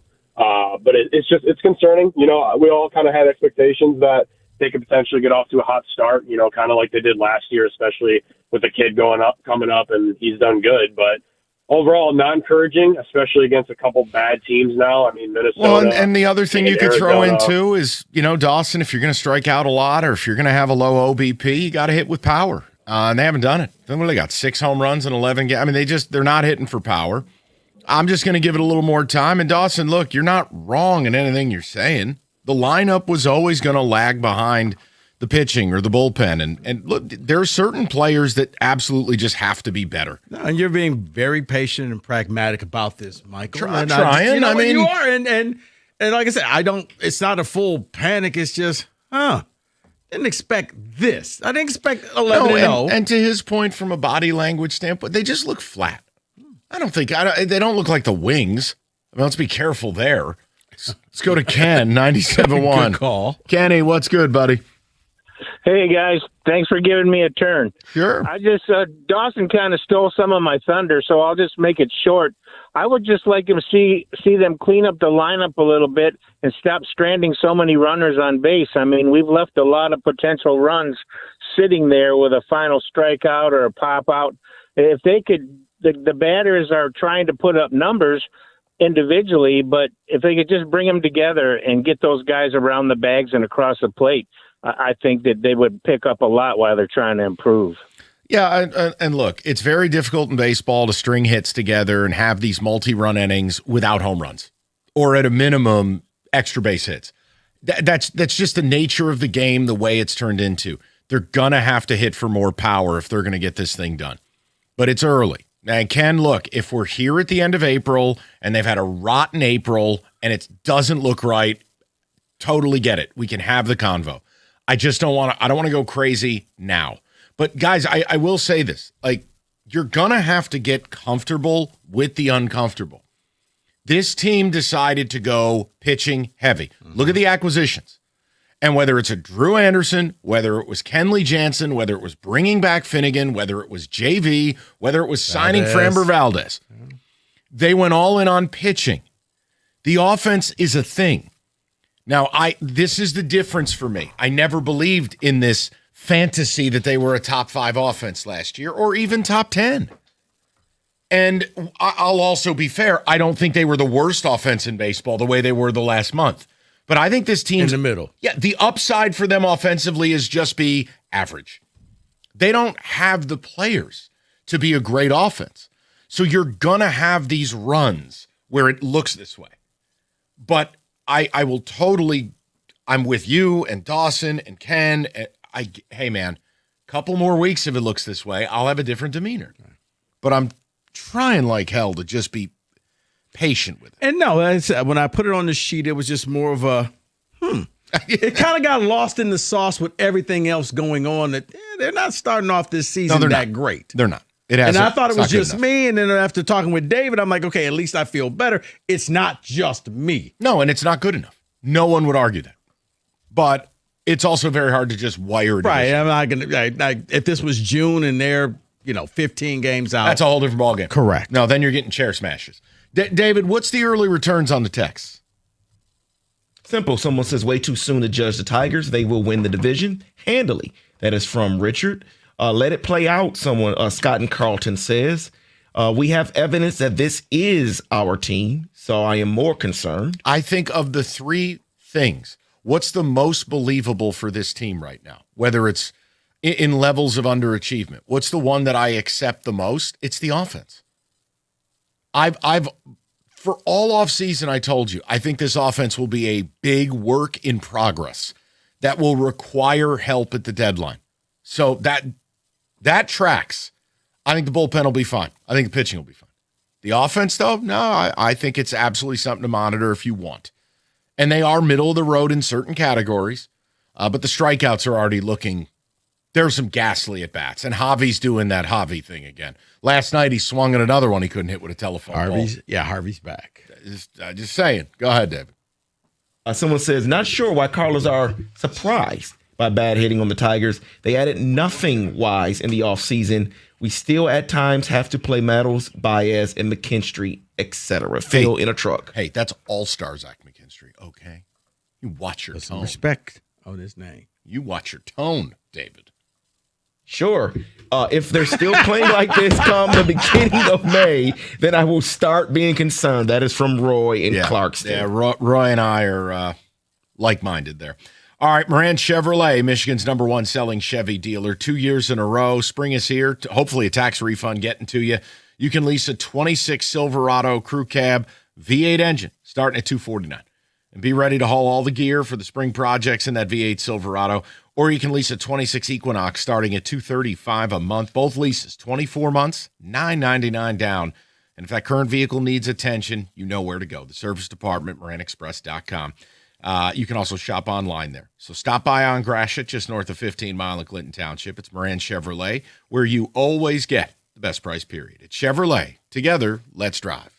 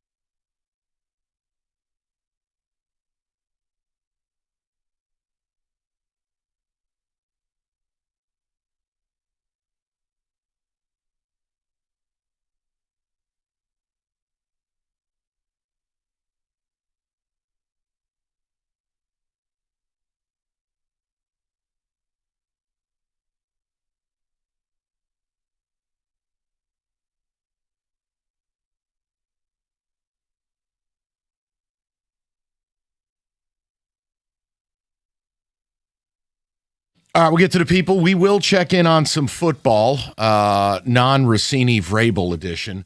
And then, yes, the Wings at 3, because we're going to have a different conversation today. I thought the morning show got into it, but of course, Costa didn't have the spine for it. So we'll talk about it, because once again, they burped all over themselves last night. And I feel nothing but spite, anger, vengeance. I want it all. I want it nuked to the ground. I've had it. I just simply have had it. And it starts with the captain. The audio angered me. Maybe I'm unfair. Needing help? Yeah. Help yourself. Let's just go to Ivory, 97.1. Ivory, how you doing? All right. How are you guys doing today? Good, Ivory. What's going on? Much. As far as the Tigers, I'm not really panicked because it's like 152 games left. But I will say, they're 38 and 50 over the last 83 games, and the same roster. They kind of just ran it back, and okay, that was cool. But at the same time, you were betting on guys like you didn't know really what you had in McGonigal. He's going to hit that rookie wall.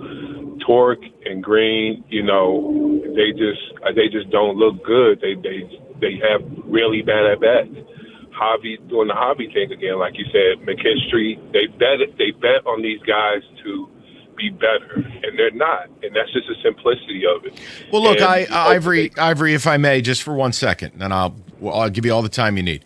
I think the bet they're making is, and again, last place I want to be is inside their brain down there. I'm just saying, I think they said, hey, we know they're not the guys they were in the first half. They're also not the guys they were the last month. Meet me in the middle. Just be average, and we'll be okay. And I think that's a reasonable bet. Go ahead. Yeah, but, they haven't, like you said, until the deadline, and they can figure this out as far as maybe moving some pieces. Because Javi's just Javi. I don't know what they thought McKinstry was going to be, like this everyday guy, and, all those things. But before I go, my biggest thing is that bullpen is butt cheeks. It's terrible. It's terrible. And I think their biggest, if I had to say anything that really concerned me, and I'm is that bullpen is butt cheeks. It's terrible. Yeah. And so that's their biggest issue. I think that's going to be their biggest issue moving forward. Well, the one to monitor, and I criticized it. I mean, I'm open about it. I didn't want Kenley Jansen here. And when you just look at the numbers, you're like, wow, he had a great year. And I'm like, right, I don't want to pay for that year. He's 38 years old. I don't want to pay an old person for what they just did. I got to pay him for what they're going to do. Now, maybe he goes on to have a good year for this team. And I'm surely not going to judge any reliever in baseball over the first couple appearances. But that's one I'll monitor longer. I have no problem with Finnegan. I don't know enough about Drew Anderson. You better show me. But like some of these other cats, come on. Yeah, you kind of paid them for what they did, and you're a little shell-shocked because they did that not once but twice last year for pitchers who really didn't contribute to the team. Yes. We'll go to Denny, 97.1. Denny, what's going on, buddy? Hi, Mike. How you doing today? Good, D. What's up? Well, I'm not really worried too much, but I do have big concerns about the Tigers. This has been going on for the last couple of years. I'm concerned about the strikeouts, of course, but especially with men on base. They do that so often that it really does cost them a lot in the long run, the games. And also, you don't want to go too many games losing because you're 4-7 now. You don't want to get 10 games under 500 because it's so difficult to come back from 10 games because I looked over the last couple of years. When was the last time the Tigers put a 8 or 9 or 10 game win streak together? It's been a long time. But again, Denny, it's never about the win streak. It's about what did you do over 20, 30, 40, 50 games. It's about the aggregate. That's how baseball is. Take 2 of every 3, and you find yourself in the playoffs. So look, exactly. Denny, if we're sitting here and it's August 24th and they're 8-16, we'll have a different conversation. But I'm just, I wanted to at least, we can talk about it. I don't have any problem with people going, this is tough to watch, or this is what I'm going to monitor. But I don't think anyone on this show is no one's panicked. That's silly. Oh, no, I'm not really panicking, but I have one last concern is Spencer Torkelson. What do we do with him, Mike? Do we keep playing him? Do we send him down to hit again? I mean, he looks completely lost. He looks like. Look, I think what are we you all doing? have to. You probably got to come to grips. He's just not going to be reliable. He'll have some stretches he can help you, and then he's going to have some stretches where he's unplayable. But Denny, for right now, you got to play the guy. I mean, they don't have some great answer. They just don't. And by the way, the fact that Torque is one of their only right-handed power sources, you got to play the guy, Den. They didn't go out and get a right-handed hitter the way I wanted, the way all of you wanted, if we're being fair. So, yeah. Now, again, if one of your lefties is struggling, much easier to sit them down. Yeah. Because you're imbalanced in that manner. Go to Jeff, 97.1. Jeff, how you doing, buddy? Hey, how are you, buddy? Good. I'm calling because I'm going to get you off speed. Sorry. I'm calling. I think the Tigers really need a good batting coach. I mean, I don't think their batting coach is very great. And a lot of players just keep striking out. I mean, Torkelson's like one of the worst.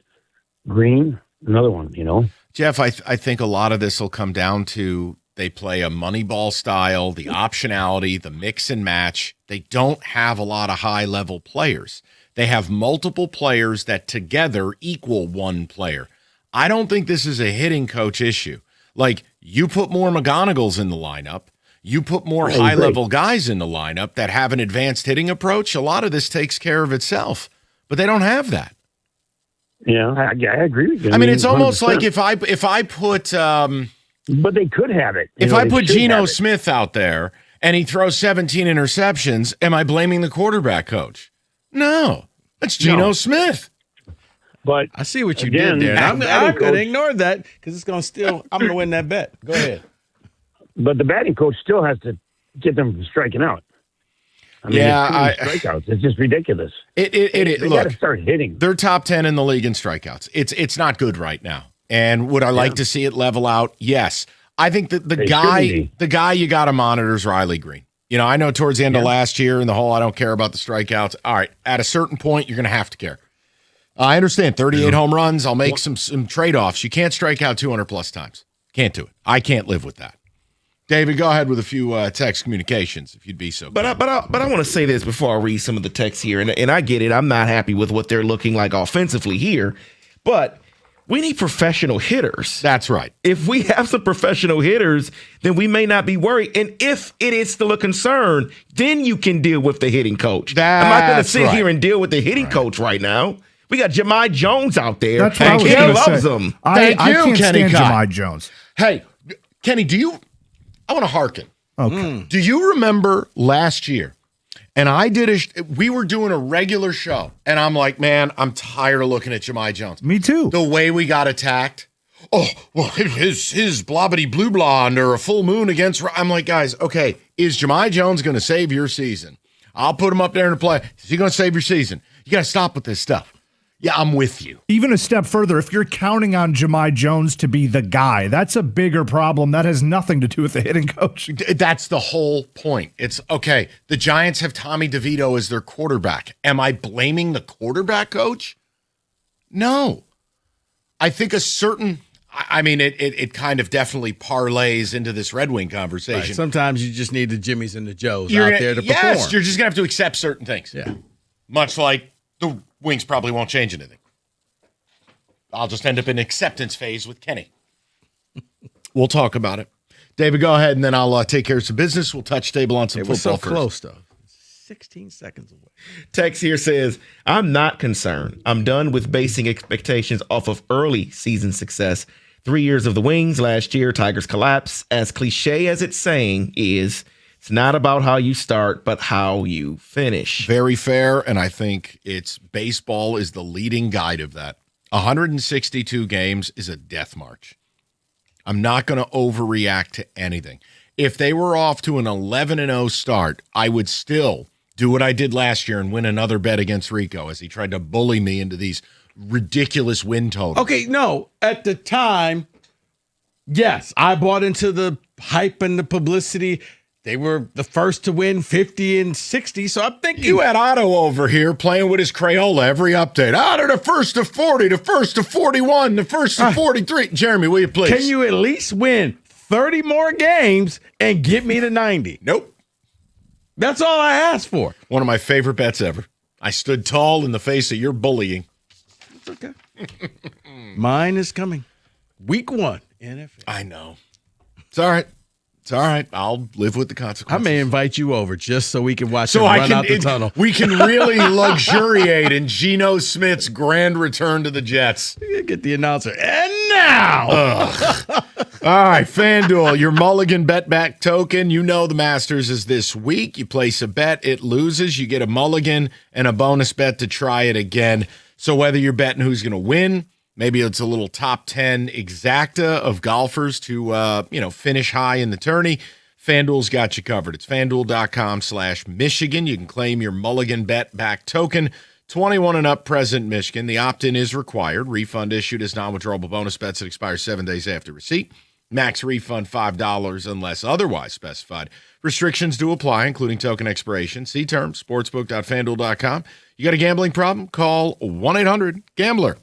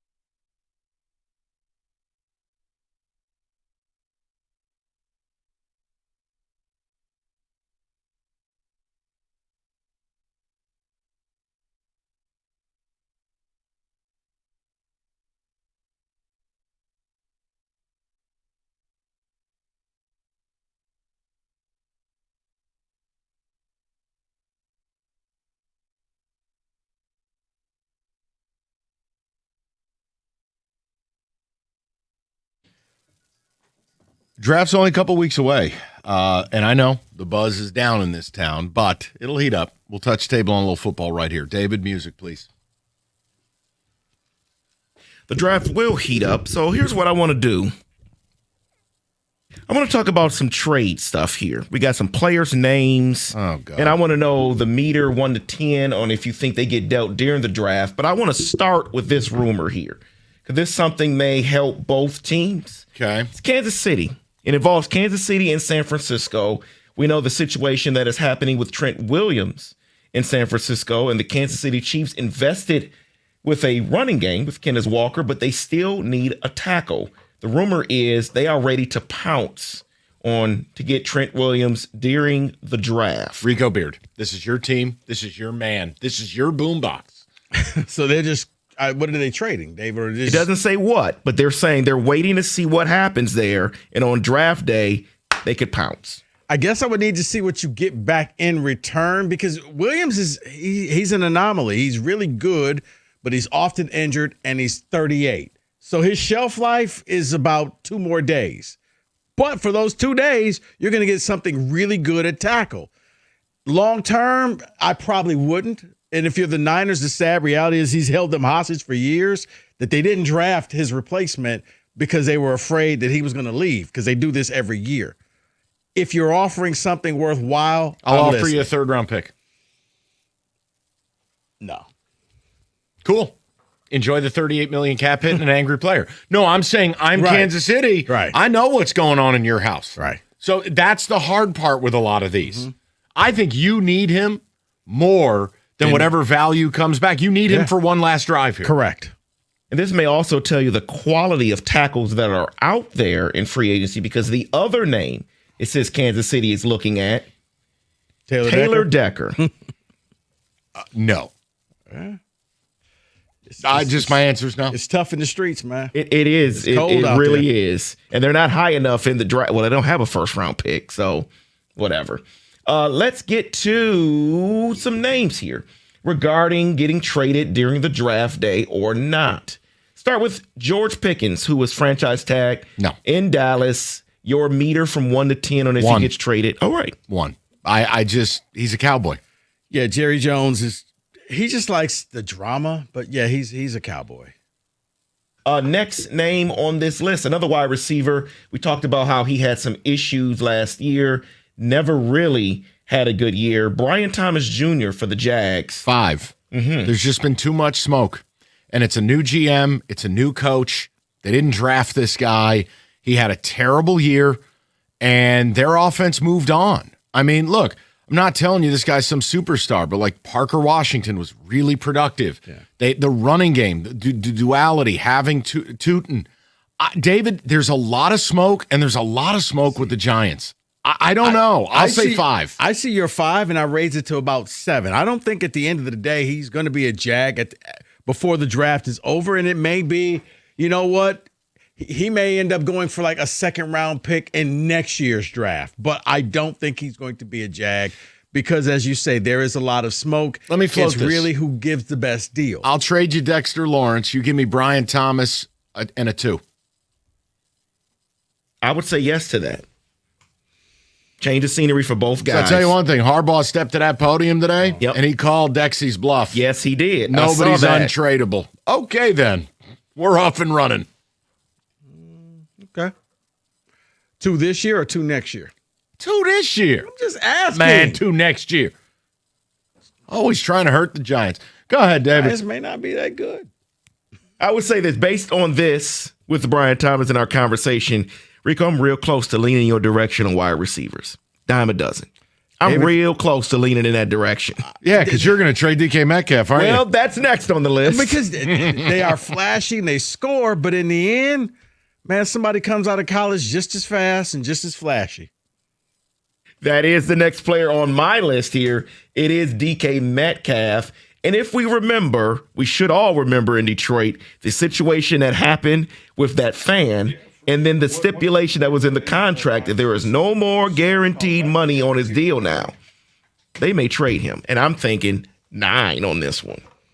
Okay, conspiracy theory. Did the Steelers send the fan down to say, okay, I can't go that far. Hey, camera guy, make sure you focus in this area because there may be an altercation before the game.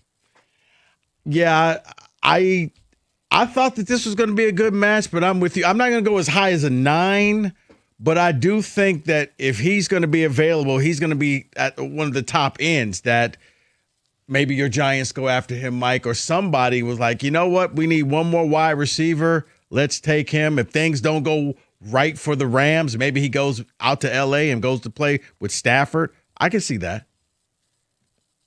Next player on the list, not a wide receiver. This guy may be washed in my mind. Well, great Alvin sales pitch. Kamara. 2. Expensive, old, running back. 2. Yeah, they would take a $21.4 million debt. Yeah, here's the thing. I would say none, 0, because I would just wait for you to cut him. If I really wanted him, but yeah, I'm not gonna trade you for him. No. So I'm throwing this name out here just because he was already dealt and then it was canceled. I just want to know, can it still revive itself in a trade Max Crosby? 2. I just don't. It would be too funny. It would be too awesome. And I think it's very hard to go back down that road again. Plus, they spent a ton of money on defense. What would make that what's the final piece to the defense, ironically? Max Crosby. Mm-hmm. Go look, man. They spent a ton of money on some very good players. It actually ended up working out there by mistake. Hey, David, can I add something to this real quick? Let's go. It's just funny because I saw this and I thought it was ridiculous. So, Mike, David, I want to float this past you. Michigan State forward Cohen Carr goes into the draft and he pulls an Antonio Gate. No. 0. Only because he came out and said that there's NFL teams, including the Chicago Bears, with interest of him becoming that receiver because he has a 51-inch vertical. Just curious. He pulls an Antonio Gates, gives up basketball, and goes into football. I don't Not care. saying he'll be a Hall of Famer. I don't care what he does, but I would never waste a pick. Okay. That's like taking Manu. No. Yeah, that's not a pick. That's you would get invited to off-season workouts after the draft. Plus, he's crazy to give up hoops. Stay in college, make another $4 million. No. Like I said, he said it on a podcast, and I was just like, oh, interesting. One final Ben player. Johnson would get a new toy. Yeah, but it's a project. I know, but he's got Iceman throwing to him. Okay. One final player here. Kayvon Thibodeau for the New York Giants. Say 5. Look, he's a luxury at this point because they have Brian Burns and they have Abdul Carter. And when he's healthy, he's been productive.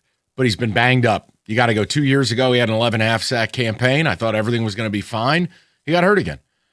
I think there's enough need. Somebody might flip you a 3 or a 4. I was about to say, if I walk in and say, I'll give you a 4 for him. No, I'd hang on to it. A 3, a top 100 pick, I'll move him. Any lower than that, I may as well keep the damn guy. Why? Because you never can have enough pass. So a 3rd round compensatory pick. You take that? I'd probably do it because Harbaugh wants to rebuild this thing and draft players that he wants. Okay. I'm always a fan of trades like this if you have a new coach. If you have a new regime. You're in your honeymoon period. You got to give the guy enough lottery tickets to do what he wants to do. I'm fine hanging on to Kayvon because now I've got a rotation. Well, it's his 5th-year option, so I don't know, 14, 15 million bucks. Something like that. It's not even real. Who cares? That is your NFL Blitz 97.1.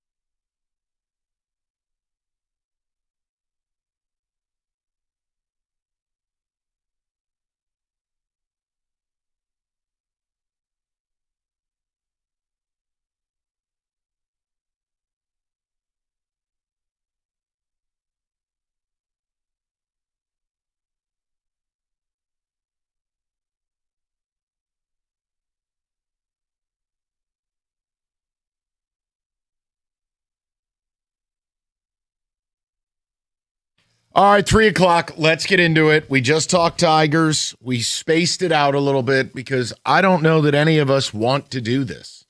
Probably shouldn't say that as a radio host, but I'm honest with you. I am so effing sick of this hockey team. They disgust me. The sight of them gives me agita. There I was again, watching last night, and this team simply doesn't want it.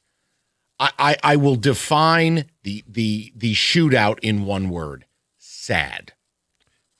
It shouldn't even got there. It looked like they pulled fans from the crowd when JVR, old man skates without so much as even feigning a move, and essentially crash test dummies. Okay, fine. Then here's the captain. Misses the net by 60 feet. The fact they were in overtime angered me. Mm-hmm. The fact that Lucas Raymond had a breakaway and he didn't cash in. Mm-hmm. The fact that they got saved because the Blue Jackets are a collection of idiots. They get a 4-minute power play. The Wings are beautifully killing this thing off. And the Jackets go, you know what? You guys have worked so hard. Let me help you. They let them off the hook. They take a stupid penalty. And it still results in, at the end of the day, this team gagging away the win, under 20 seconds to go, and then they don't seal the deal in overtime, even though they had the preponderance, the vast majority of chances. Then they had the saddest shootout in the world. It was awful. And then postgame happens. And I think that upsets you more. I might be getting unfair here. I've had enough, and I don't want to hear about a movement clause.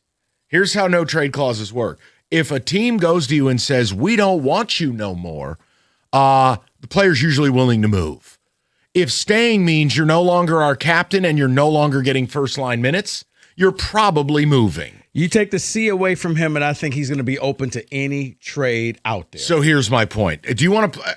I think we should play the audio because this is what the winged wheel in their centennial season has turned into. Yeah, after losing a collection of beggars. Yeah, losing a game up 3-2 with 16 seconds to go, and they got tied. Oh God, maybe somebody else could help us. Here's your captain sounding more like a mumble rapper on SoundCloud. Here's Dylan Larkin. Take a listen to this.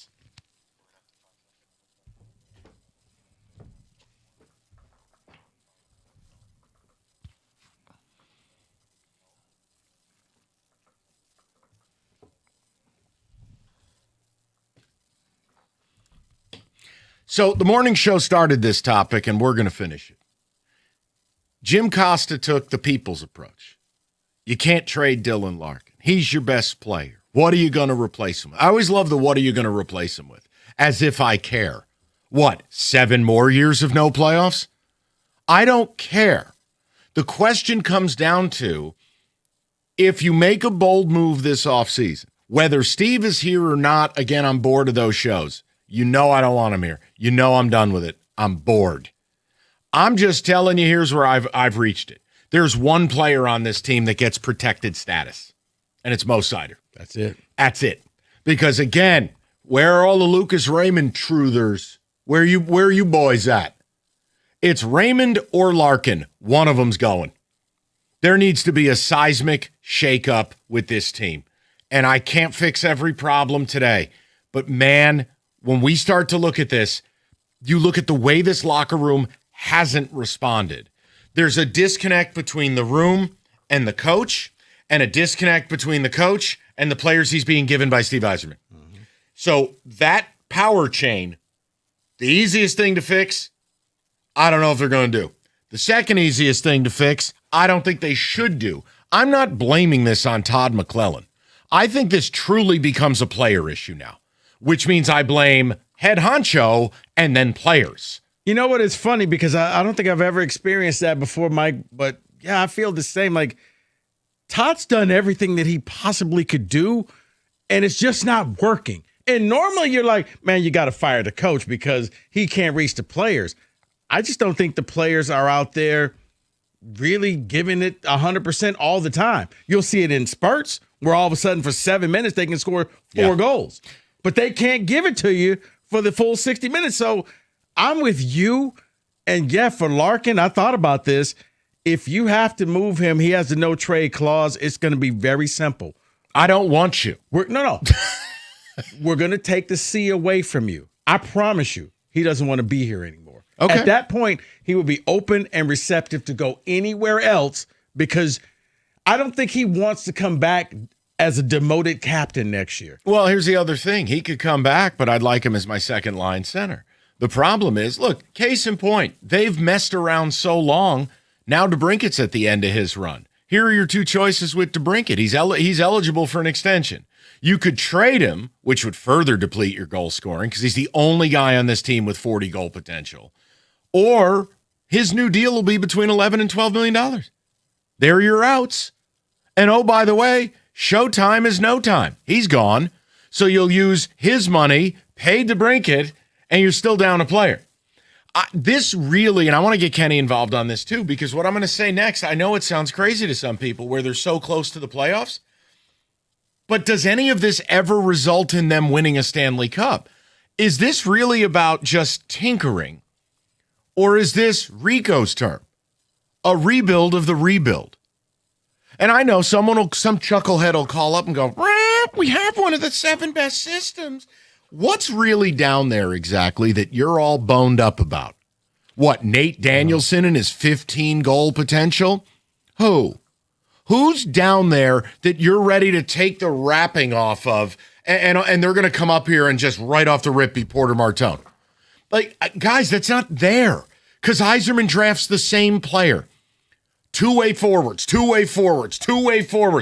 None of them have elite offensive ability. Well, you don't even have anybody down there that can give Gibson a night off. Sure you do. You've been sitting on Kosa for 5 years. And apparently he's not good enough to I don't know what it off. is. I don't know what it is, but don't tell me there isn't a player down there that could have given him a night off. I'm with you. And it's like, what are you waiting for? At some point, use some of these chess pieces and show us what you got. I want to hear from Kenny on this. Now, I know Kenny wasn't in spite mode like me. Oh, no, last night, when the Jackets scored, I was Tiger at the 98 Masters.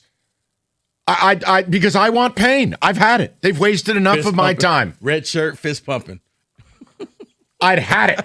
I was so spiteful they were even in overtime, and then spiteful of the shootout looked like Cocoon, like Wilford Brimley on skates. It was sad. Kenny, go ahead. Well, you'll appreciate this because last night when they scored the shootout goal, I just basically turned the TV off of that channel and then started watching the other guys.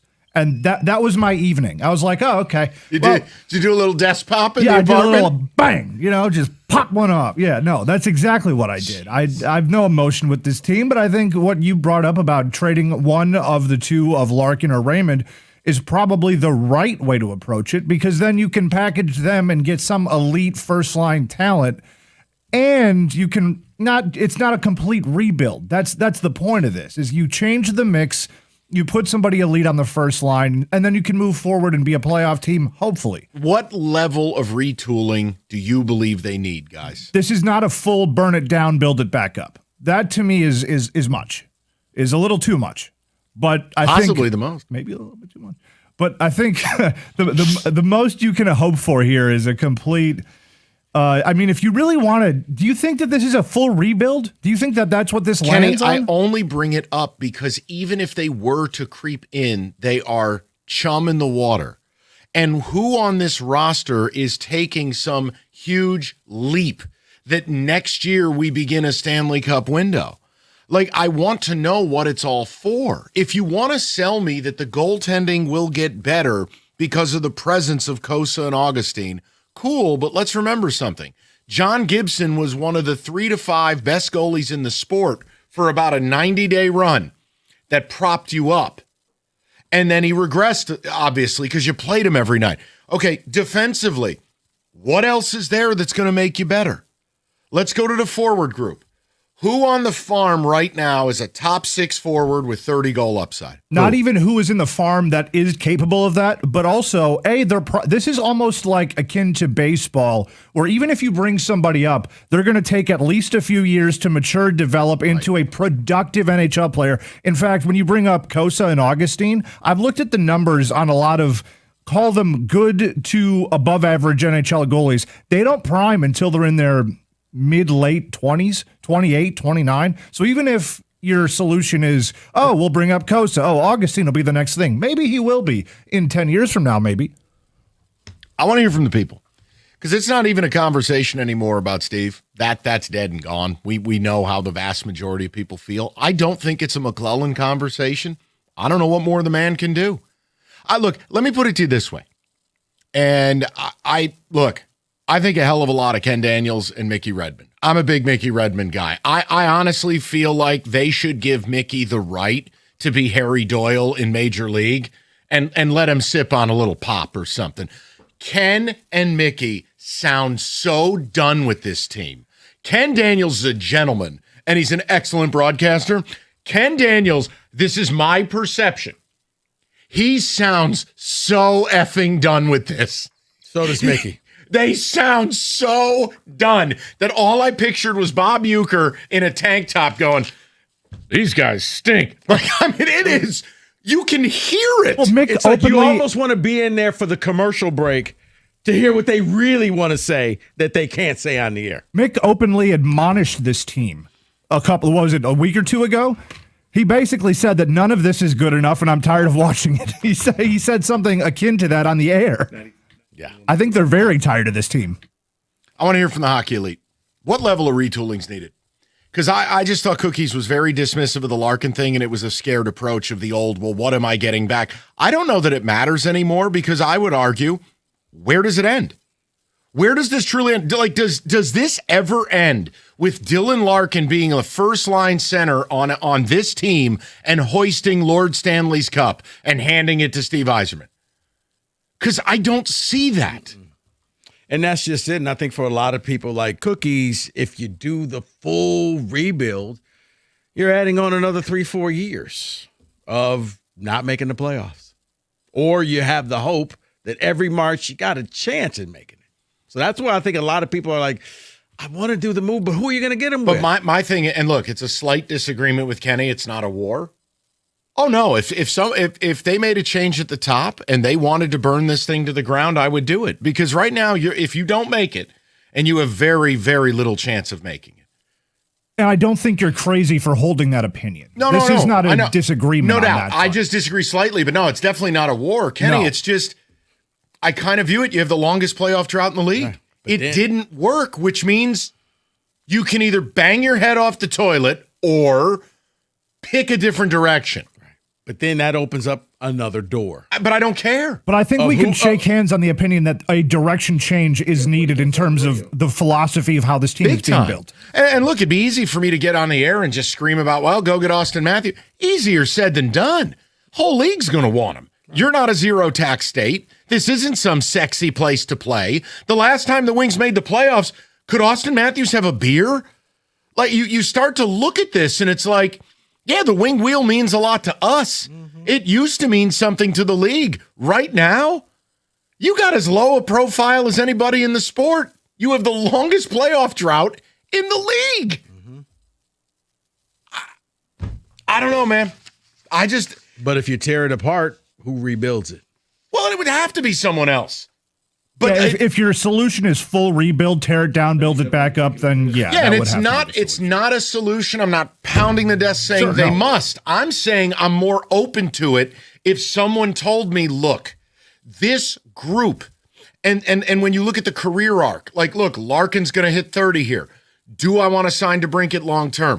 Is Lucas Raymond ever going to be more than what he is? When you start to look at this, is this group in any packaging going to be a Stanley Cup team? Pardon me if I've got a hard time when they can't even find a way to play a first period. They are the worst first period team in hockey. That falls at the feet of the veteran leadership of this team, period. And if you know what I would love to, where are all of you ball breakers, hockey nerd bleeps, David Perron, the voice in the room? You were shaping your Crayola over this guy at the deadline. Really? Nice back-to-back penalties last night. Real voice in the room. Get out. Nonsense. You traded for a guy who wasn't even healthy after sports hernia surgery. Oh, phenomenal. Sorry. Okay. All right, Real. Who cares? Management's not even here this week. Northville Lumber, largest Trex decking outlet in the country. Northville's Michigan's Trex Superstore. They stock all colors of Trex decking, railing, lighting. They have it all the time and at the absolute best prices. Stop by the showroom, take home some samples, and call Northville Lumber, Michigan's Trex Superstore today, or go to northvillelumber.com. That's northvillelumber.com.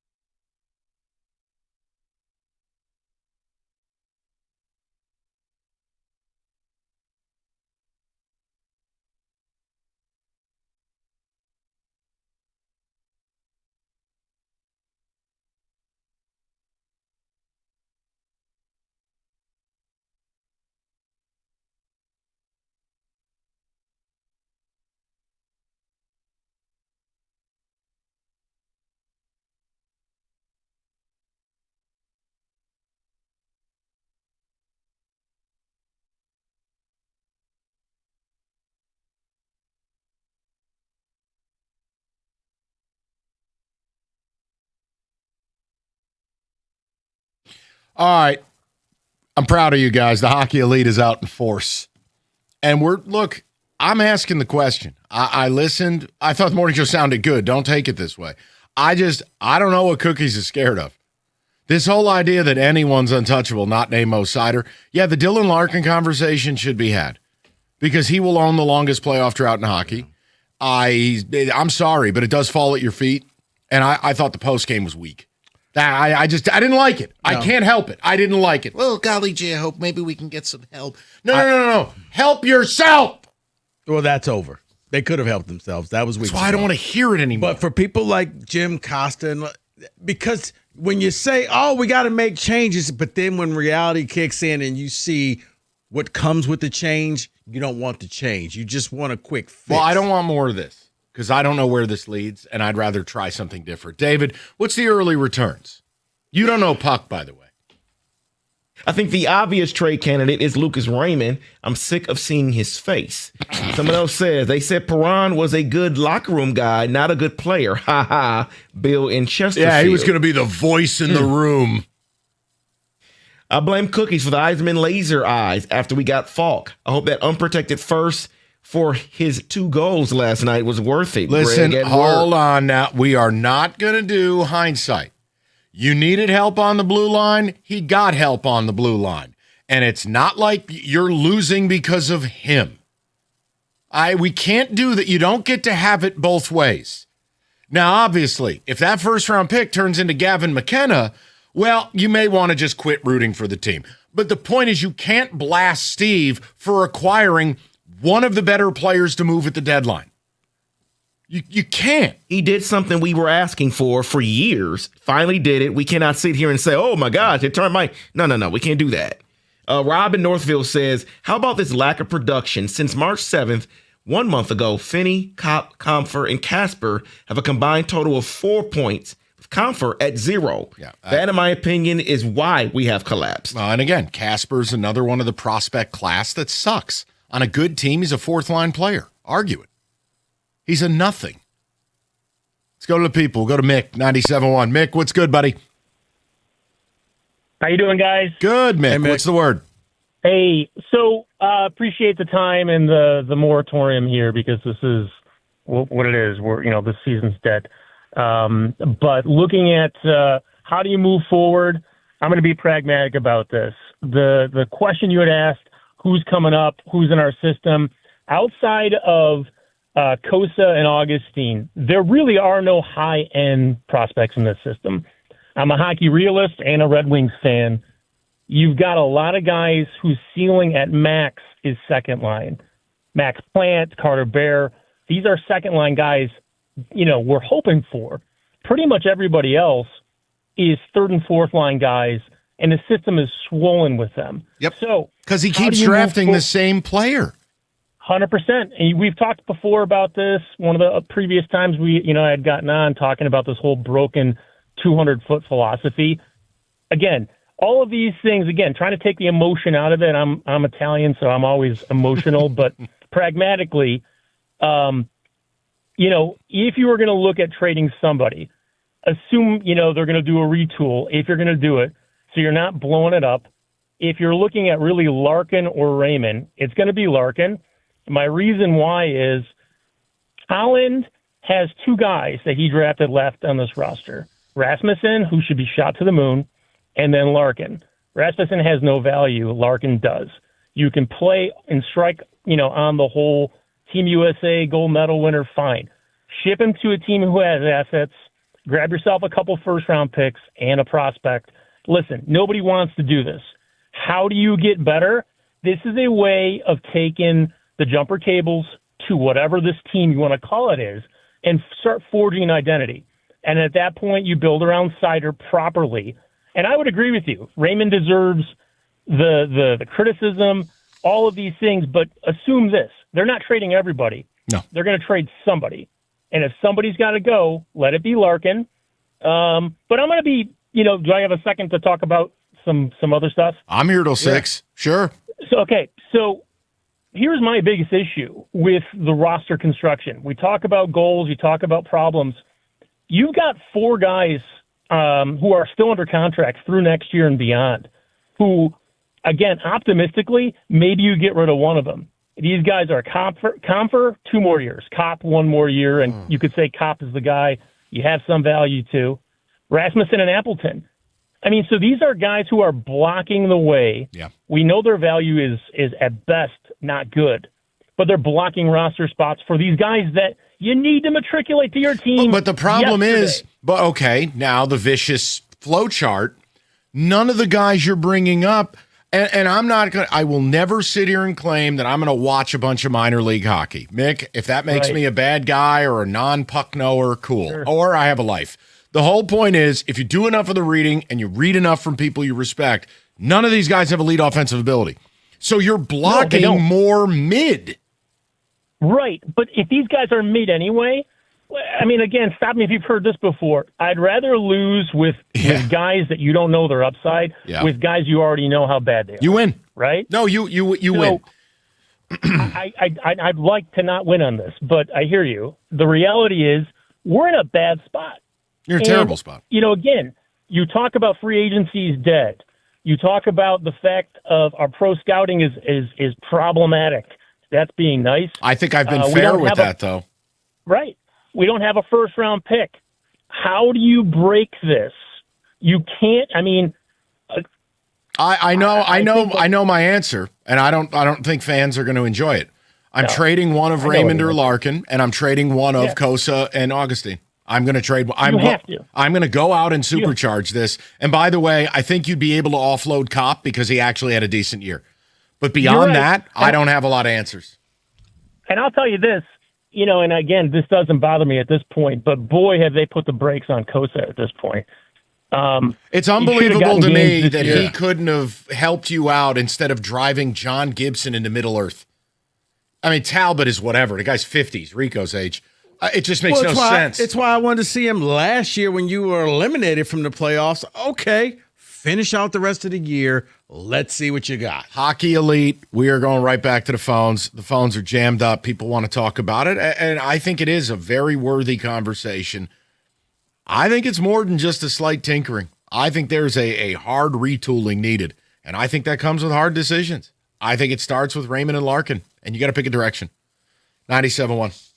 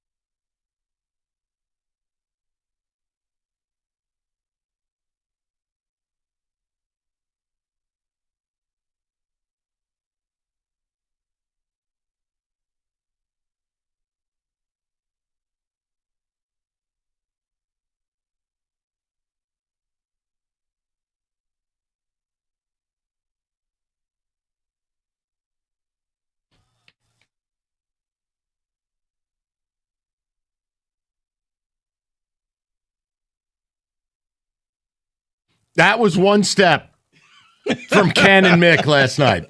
They've had enough. And they're both gentlemen. They're excellent at what they do. I feel so bad for both of them, but Mickey especially, because I think he's ready to absolutely throw something at a player. Mm-hmm.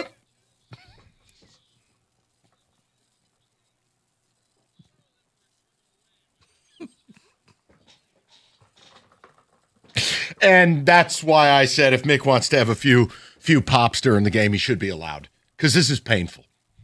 You can hear it. You know it's bad if the announcers sound done with it. Mm-hmm. So we're getting to it. I think it's more than just tinkering. Because like I said, Mickey knows what the wing wheel means and what it means to wear it. And it's one of those iconic logos, Mike, we talked about in the break. It's the Cowboy Star. It's the Yankee NY. There's certain things that's supposed to mean something a little more. If you're wearing that, if you're privileged enough to be in this uniform, you got to show it. Well, it's ironic. ironic. They're not showing it. Ironic. You hired a legend to make that happen, and he's the one who basically made it mean nothing. Congrats. You have a lower profile than the Minnesota Wild.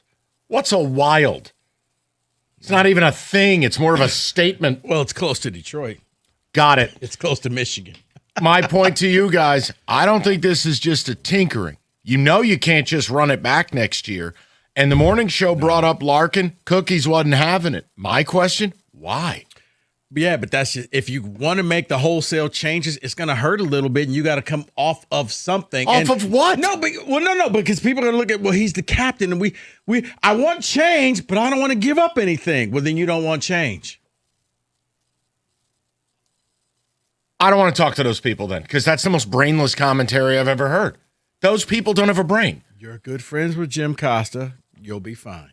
No, I like Jim, but you can't. No. But what I'm saying is, for a lot of people, they want change, but they don't want to have to give up anything. I don't want to have to. You hear that all the time with everything. Mm-hmm. I don't want to make a trade of one of our core players, because what happens if he goes someplace else and he's good? Right. That's a wasteful conversation. It is. Let's get to the people. Kevin is up next. 97.1. Kev, how you doing? Not bad. Thanks for taking my call. Yes, sir. Yeah, so it's an unpopular take, I feel, but I really think it's at the top with Yzerman. It's a systemic ripple effect.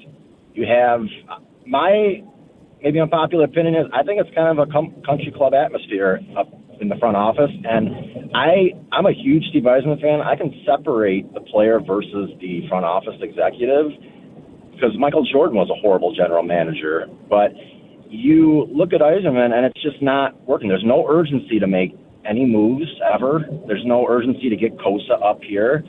And I think it ripples down to the players on the ice. I mean, I think McClellan's the only consistent one where he's doing everything he can to get any just fight out of his team.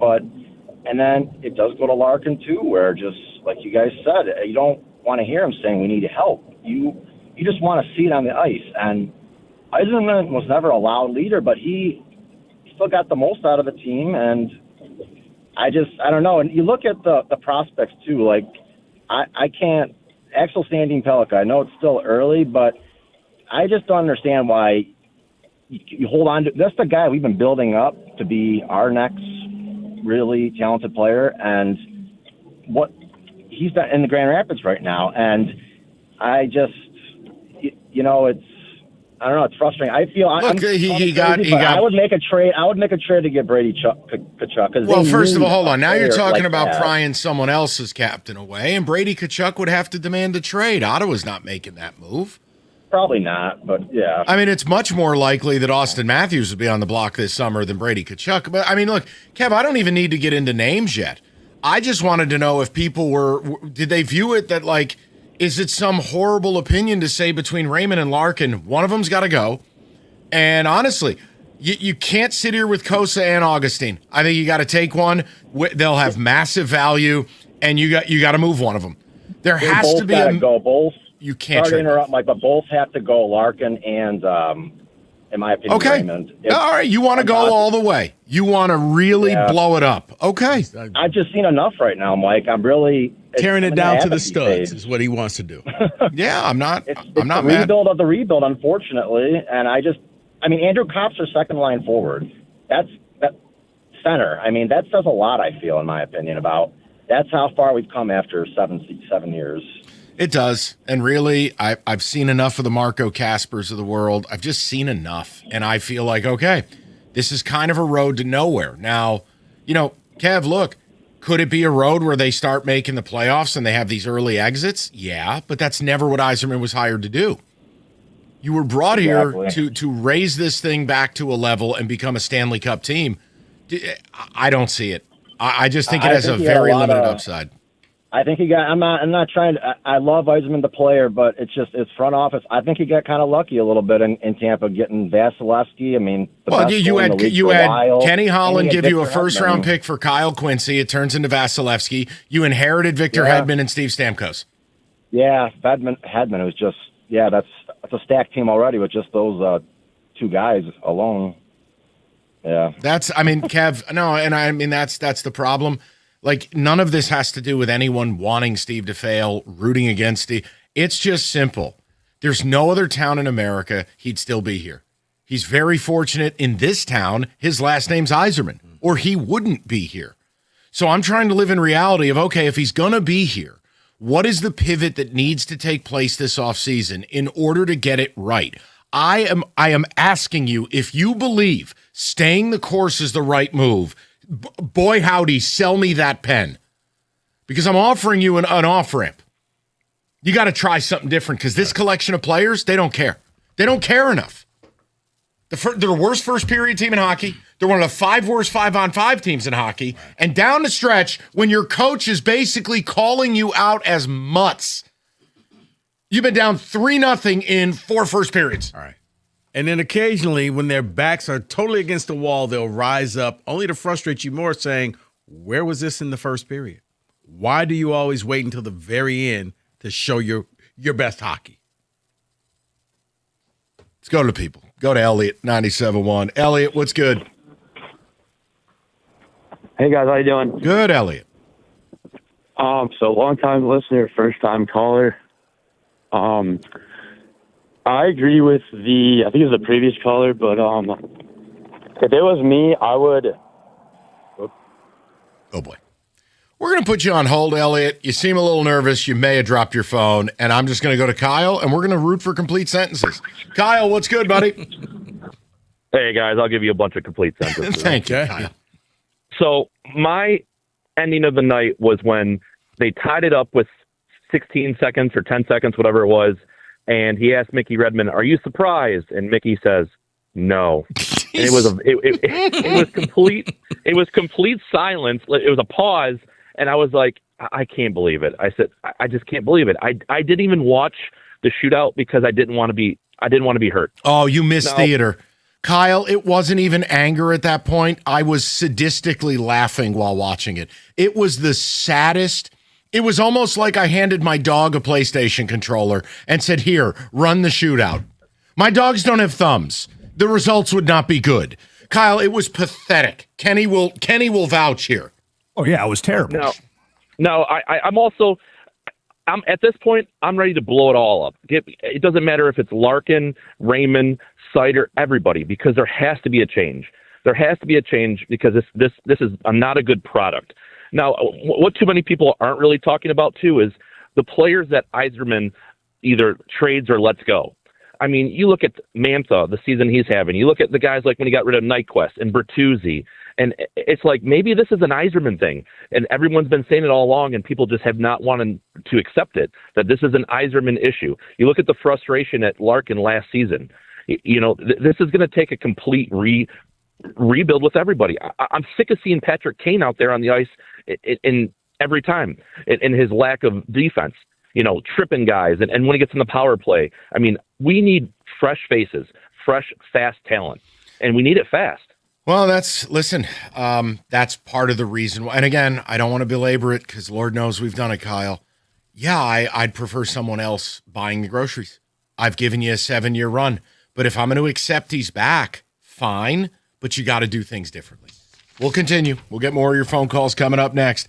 All right, if you're in an accident, it can feel like you're on your own. The insurance company, they're not your buddy.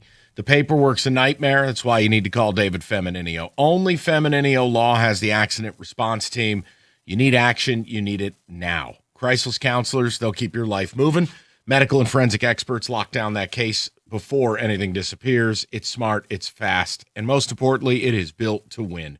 Get David, get paid. That's not a tagline, that's a playbook. 855-65-CRASH, or you can go to getdavidgetpaid.com. That's getdavidgetpaid.com.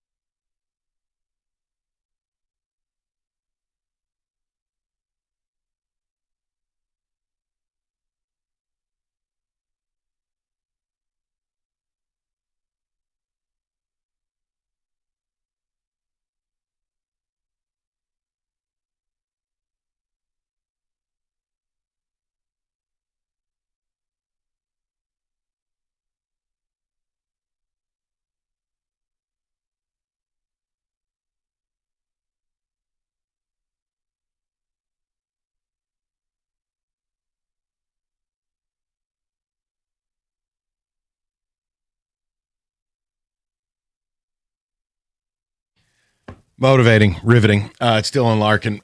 David, text, and then we'll rock out the last several phone calls here with the Hockey Elite, and then we're going to turn the page because I can't take much more of this. From Julius, he says they need to bring up new blood that are hungry to be here. That is goalie Kosa and a couple of forwards. Okay, fine. Let's say you do that. Fine. Because right now, I don't even know if Kosa's a real person. I feel like he's more of a myth or like a legend. Fine, you bring him up next year, and you put him in the mix. Fine. To what end, though? No. What are you hoping to accomplish by doing That's my whole point, Kenny. You nailed it. Okay, and who are we bringing up? Like what 40-goal scorers are we bringing up? What road graders? What massive physical presences are so who are we bringing up? Who? Because that's what you did with Casper. That's what you did with Carter Mazer. That's what and you you'll did do with it with Albert Danielson. Johansson. You know what Danielson is? A 15-goal scorer. Right. Any scouting report says it. His offense may never develop. Okay, great. Who? Nygaard? Is that who? Who else are you bringing up? Who are these players? You're not bringing up Trey Augustine. If you do, fine.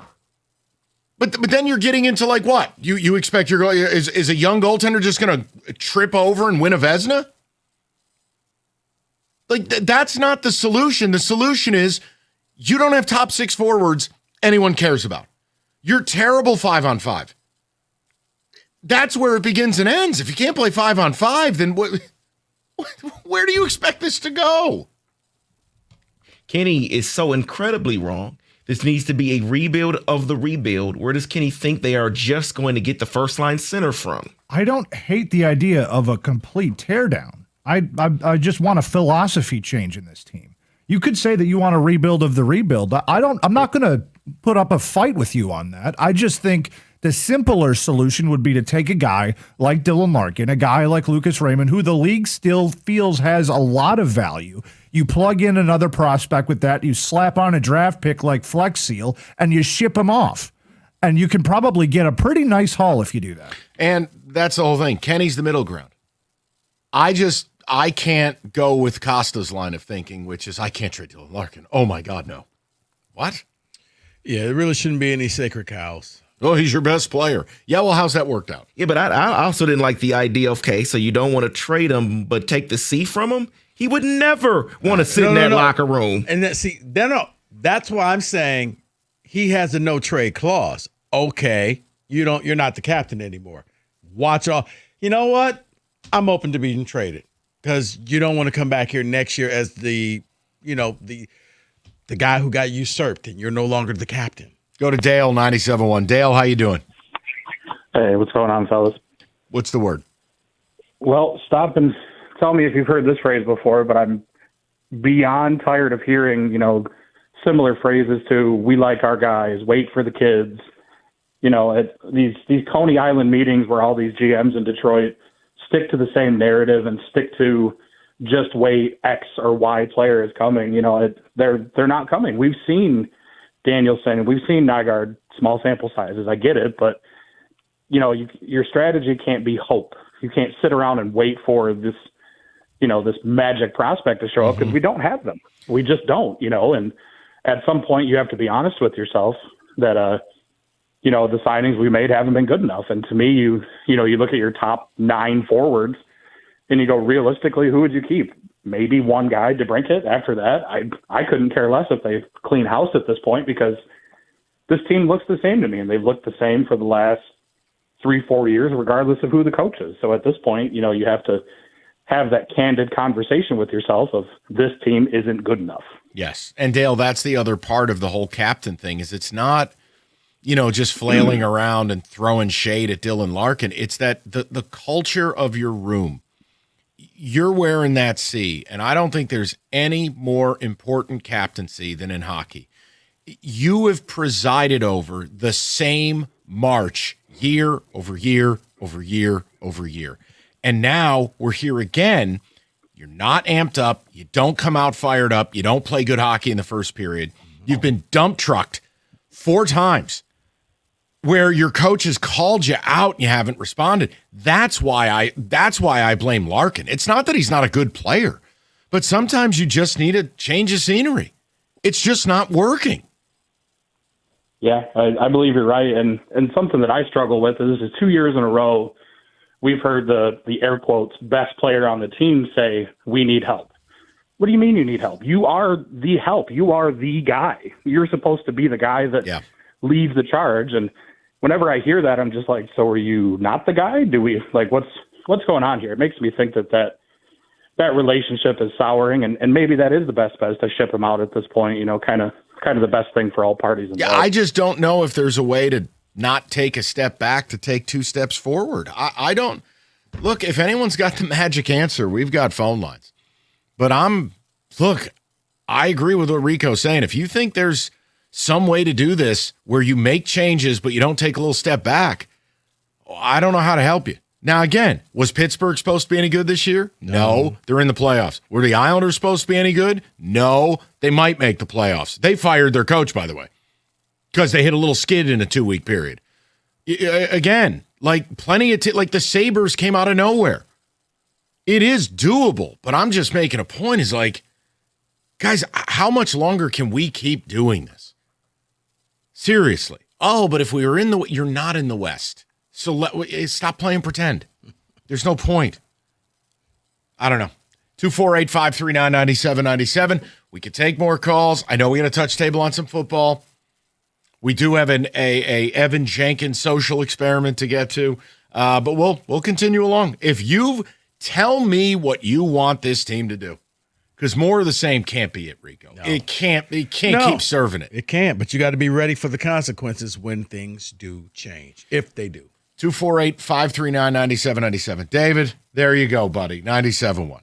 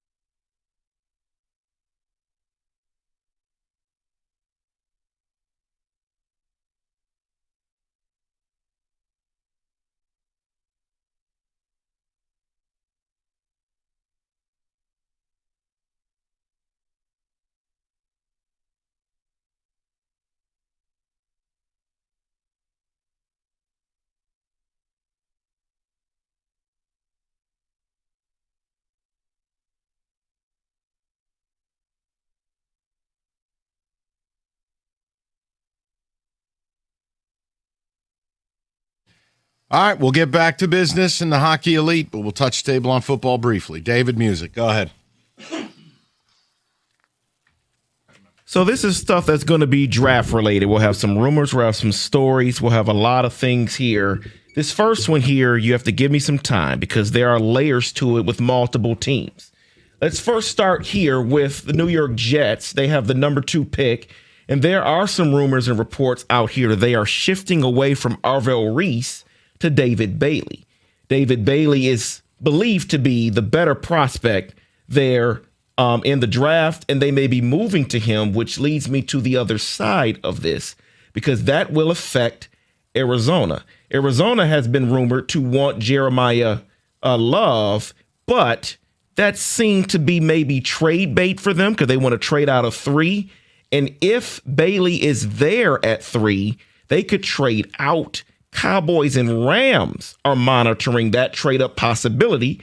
The Cowboys are at 12 and the Rams are at 13. There's a lot there. You can comment on any of it.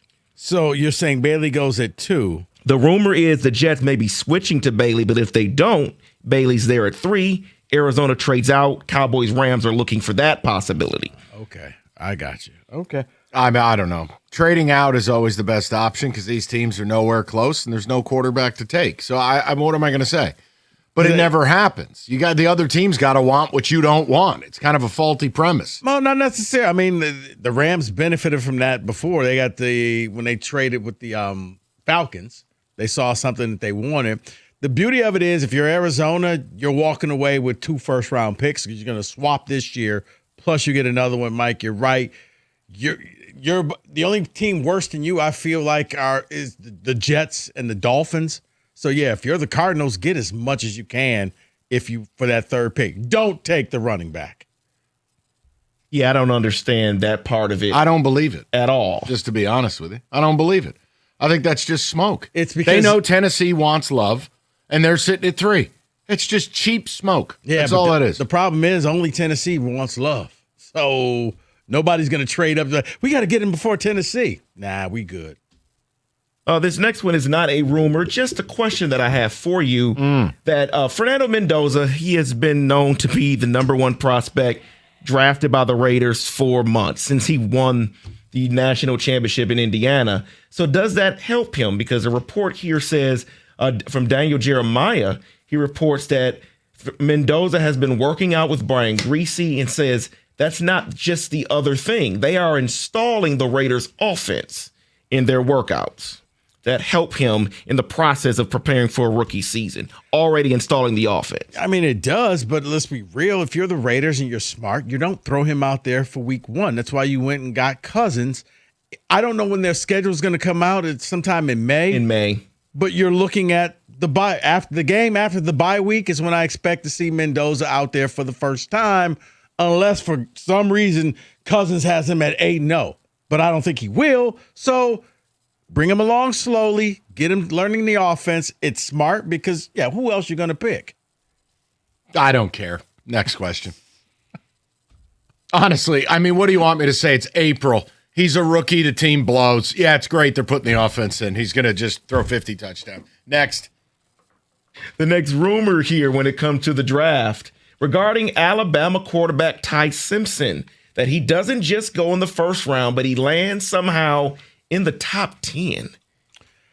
Ty Simpson is becoming that player that we see every year that starts out of the first round and then he has this great workout, whether it's the combine or it's pro day. It was the pro day for him, and now everybody's starting to say, hey, I could be the smartest person in the room and move up to get him. Somebody's going to take him in the first round, David. I don't think it'll be top 10. I think it'll be the Jets with their 2nd first-round pick. I don't think he goes in the first round. He shouldn't go in the first round. I think it'll be it'll be the same day 2, and old Hairspray will be out there. Oh, this guy, it'll be Mel Kiper's best player available, and some broke bleep team will take him in the top of the 2nd round. I don't know. Whatever. I agree with you there. He will still be on the board. Everyone will be talking about him going into day 2. Someone will trade up and Mel's get Ty top Simpson. 5. Yeah. Well, maybe we'll put it on the board because the way people are talking, I think somebody's going to be stupid enough to take him in the first round. Next rumor here for the NFL draft is related to the New York Giants and a wide receiver. Does the New York Giants take Carnell Tate at 5? Kill me. I'd hate it, but whatever. I hate the whole team. Rico? Yeah, It's just raw stupidity. But go ahead. It kind of flowcharts back to the last one. Yes, teams do dumb things because they want to say we're the smartest person in the room. But I mean, maybe this is where Harbaugh wants to go. He wants to fortify that offense and give. I wouldn't do it, especially with all those, I think, potentially good defensive players sitting there at 5. If anything, trade down. If you really want him that badly, trade down, gain extra picks, and then get him, but don't take him at 5. A question here regarding the draft here and regarding a team. A lot of rumors were out there with A.J. Brown. What happens with him on draft day? Or is this a day 2 type thing? I mean, I think it'd probably be more of a day 2 type of a draft pick where he'll go for maybe a 2nd or 3rd round pick if you're Philly and you can work out some type of a deal for him. But I don't think it's going to be on day 1. I don't think you're getting a 1st round pick for him. I don't know. I can't figure it out. I don't even know how he's still there. I don't even understand how they didn't trade him, how it didn't already happen. But then you read the reports, they want 1st round picks. Sure. The only team that wants him, I think, is New England. Correct. So the deal should have already been consummated. But I'm with Rico. I'm not giving up a 1st round pick for this guy. Have you looked at A.J. Brown's contract? What you're on the hook for?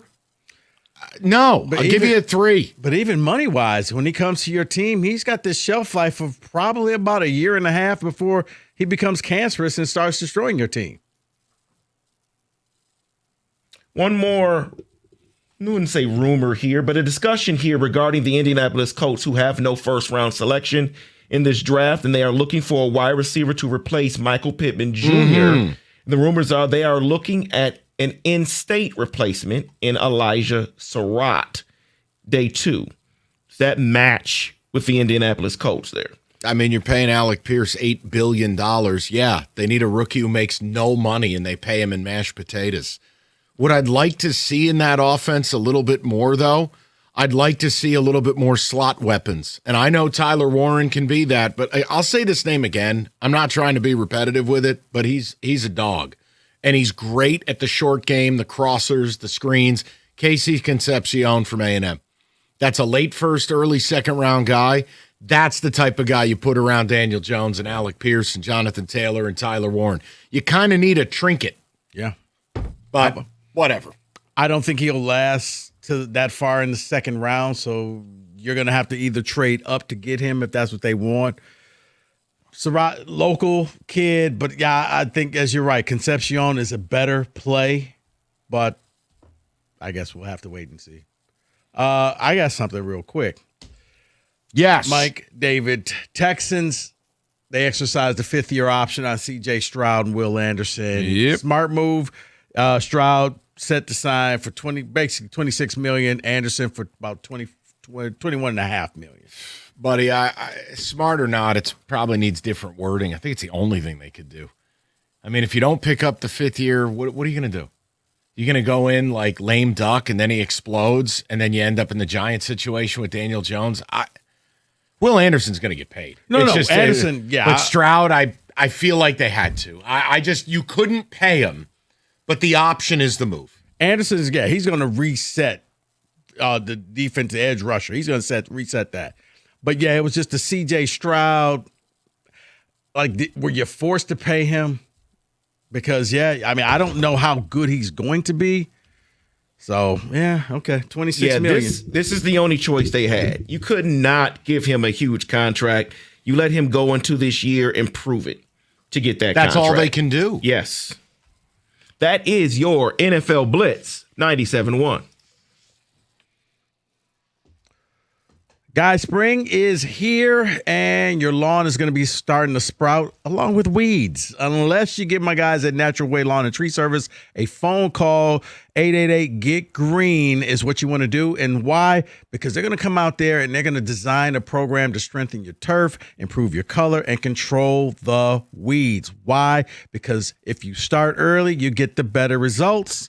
It's the easiest way to go, and let Natural Way get this done for you. Why? And because they've been serving Michigan since 1990. They got 100% satisfaction guaranteed. In other words, they've been doing this for a long time, and they know what they're doing. If you want your lawn to look like the best lawn on the block, call 888-GET-GREEN right now, or you can go online at naturalwaylawn.com. It's very simple. As a matter of fact, while you're there, if you purchase a full lawn program, you get free grub control as well, but you got to tell them that Rico from 97.1 said to give you a call. Call 888-GET-GREEN or go online at naturalwaylawn.com.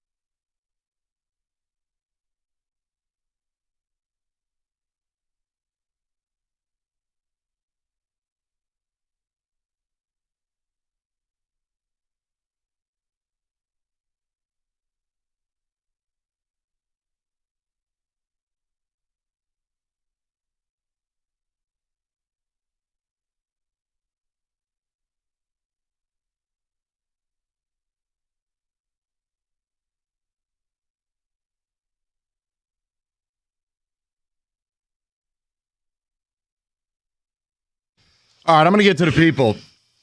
I mean, I'm not going to deny you guys what you want to talk about. And Red Wing fans are pissed, and you have every right to be. The question, though, is that we need to have a functional conversation. We're all bored of the Yzerman thing. We all feel the same way, unless you're, one of the zanies who still believes in whatever this is. The point is, if this is going to be an offseason of change, what level of change do you need? Now, last night we played the audio. I'm sure we can play it again at some point this hour.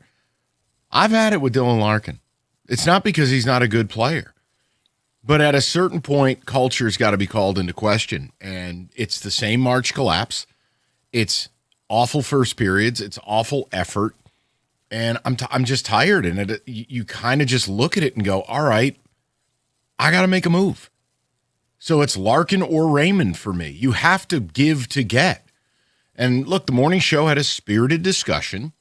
I just disagree with Jim's opinion, which is you can't trade him. He's your best player. Who do you replace him with? None of that matters. If you know it's not going to work this way, then I am forced to pivot that way.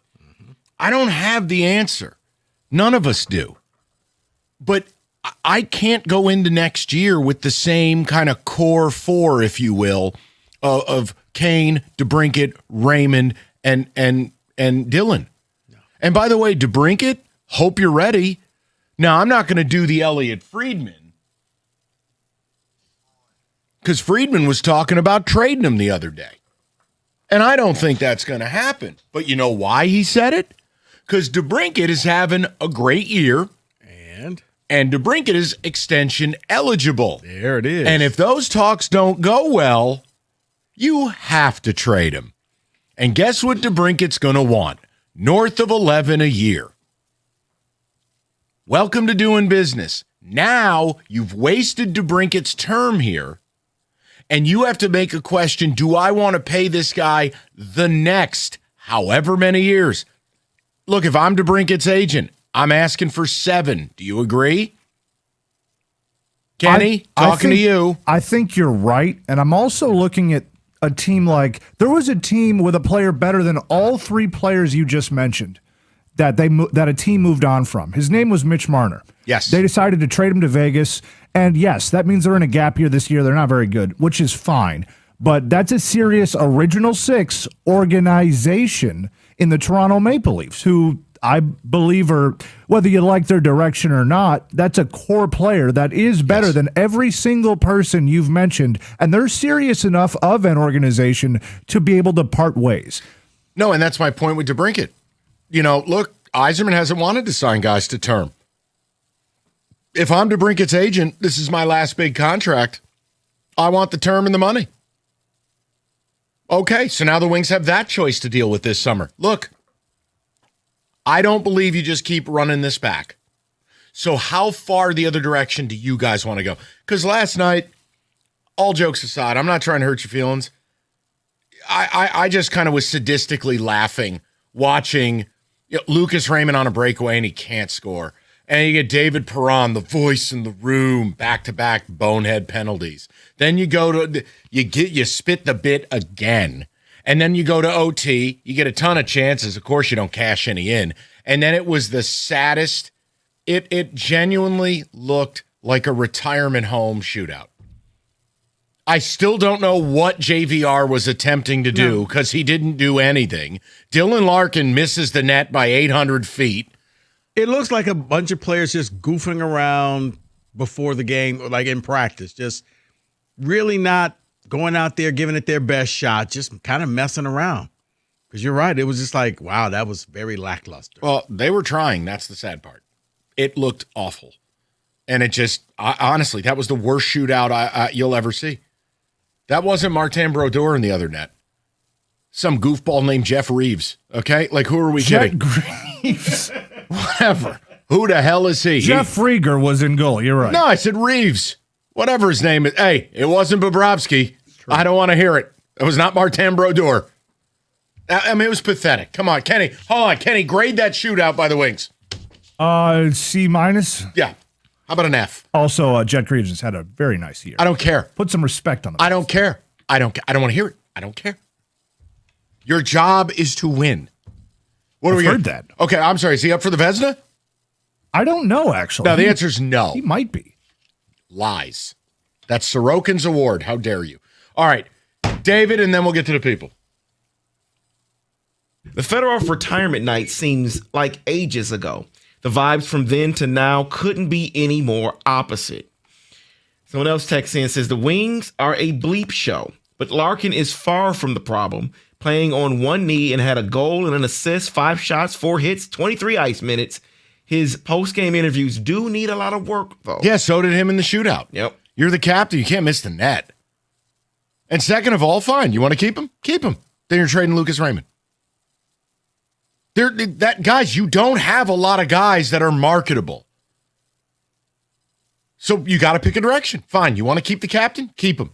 Is he still your captain? Because I'll tell you who should be wearing the C next year. It'd be Sider. Dan at Ipsy says, maybe I don't know Puck, but I don't see any other option than a complete rebuild. What is this ceiling of this core? What is even the core aside from Sider? I don't see any players on this team being leaders of a Stanley Cup team. And what do you do with DeBrincat? You paying him north of 11, Kenny? You going 7 at 77? Not if you're in a rebuild. I don't mind paying him, but if that's Rico just nailed exactly what I was about to say. If it's a full teardown rebuild, then you trade him. You see the choices that are before them? It's not as simple as what Jim made it sound like. Keep Larkin, let's go for what? Now you got to give DeBrincat a fat raise. Kane's gone. And where's the help coming from? You're nowhere in free agency. Look, we care. We know what the winged wheel means or used to mean. This process under Yzerman has taken what the winged wheel represents and has thrown it in the recycling bin. Players don't care about playing here. Should they and do they are two different things. They want to play in Vegas. They want to play in Florida. They want to play in Dallas. They want to play in zero tax states, nice weather, good teams. Who you signing? This was DeBrincat's childhood team and the only place he wanted to go. Okay? When you signed Patrick Kane, he was co-starring in The Golden Girls. He had a, quote, resurfaced hip. So did Estelle Getty. What free agent are you going to go out and get? This is not 02. Right. Luc Robitaille is not falling out of the clouds. No. We're not getting Brett Hull back? No, we are not. Oh, okay. You get my point, Kenny. But you said what the winged wheel represents. I think you ought to be using that in the past tense. Represented. Yep. Because you're right. All right, to the people. Go to Elliot, 97.1. Hi, Elliot. Hey, how you doing? Good. Sorry about earlier. My phone. That's okay. That's why we put you on hold. I knew you had some technical difficulties. Yeah. So you asked what do you do with DeBrincat? What I would do with DeBrincat is I would shop almost everyone on the team and build around him. I would probably, if you can keep Larkin and move DeBrincat, I would make DeBrincat assistant captain. If not, I would put the C on DeBrincat easily. The goals and especially his play in the last few games have been unbelievable. He obviously has amazing scoring potential, but he also has dropped the gloves multiple times this season, which almost nobody seems to do anymore.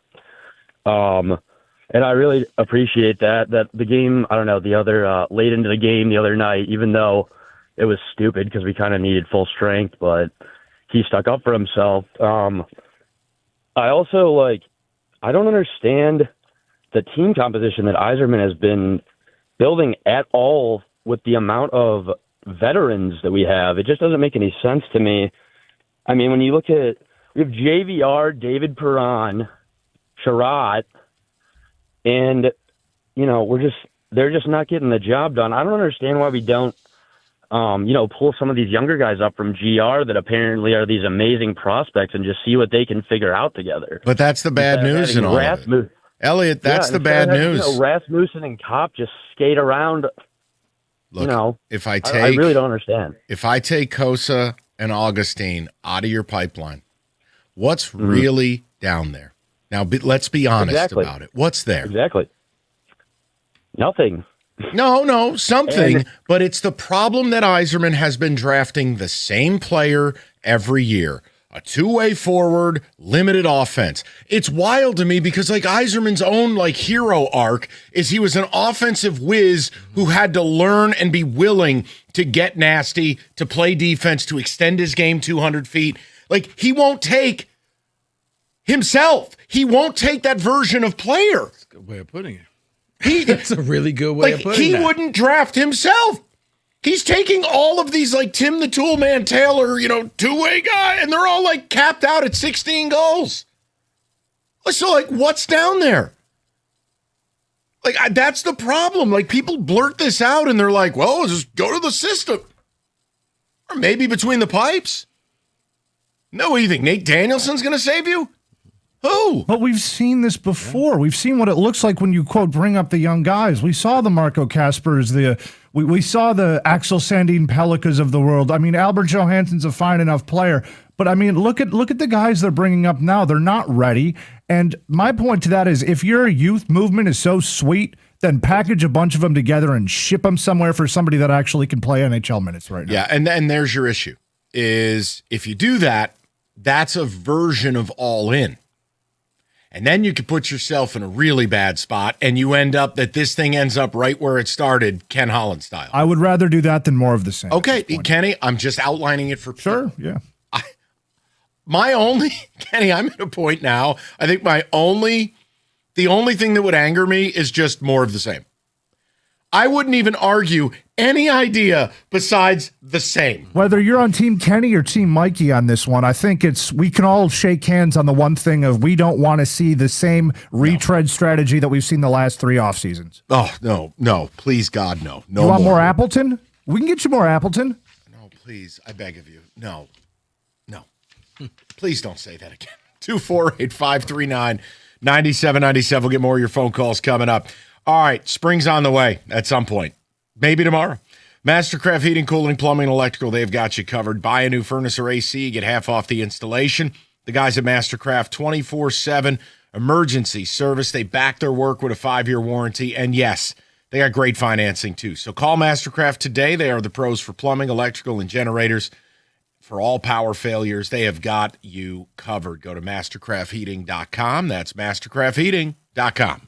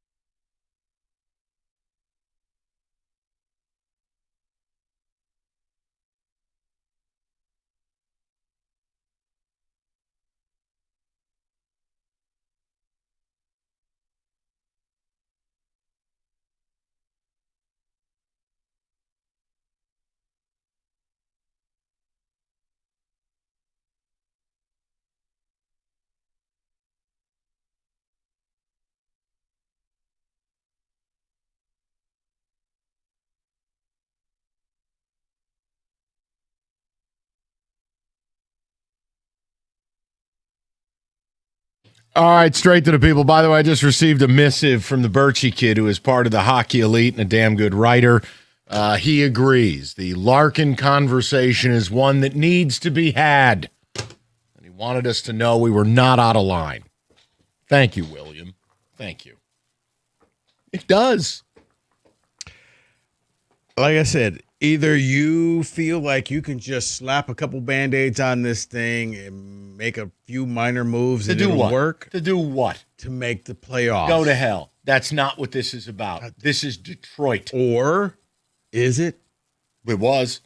Okay. I mean, we still have a people mover. It's Detroit, last I checked. See, it is Detroit, and this is the problem that I have, because you get texts like this. Larkin isn't the issue. Culture is the problem. Two different vibes from start of the year to now. Wouldn't Larkin be part of the culture problem? Larkin is part. He's the captain of the culture. What do you mean? It's not. It's the culture, not Larkin. He is the culture. I'm tired of it. Let the hate fill your veins, Kenny. Yes, my child. Hercules. Yeah, Dr. Kenny. Evil over there. there. You go, buddy. David, go ahead. Oh, man. Mickey Redmond said, fly ball caught. Yeah, Scott and Carlton. I said this.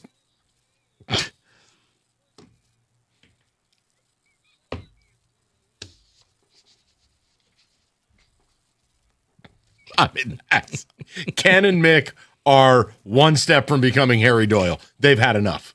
And they are gentlemen, and they're damn good at what they do. You could hear, at least my perception of the broadcast last night, you could hear the contempt boiling.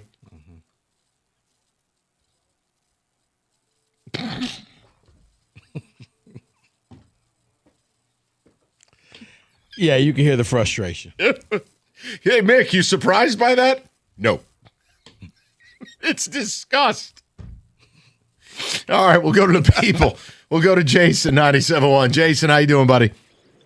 Doing all right. How you guys doing? Good, man. What's up?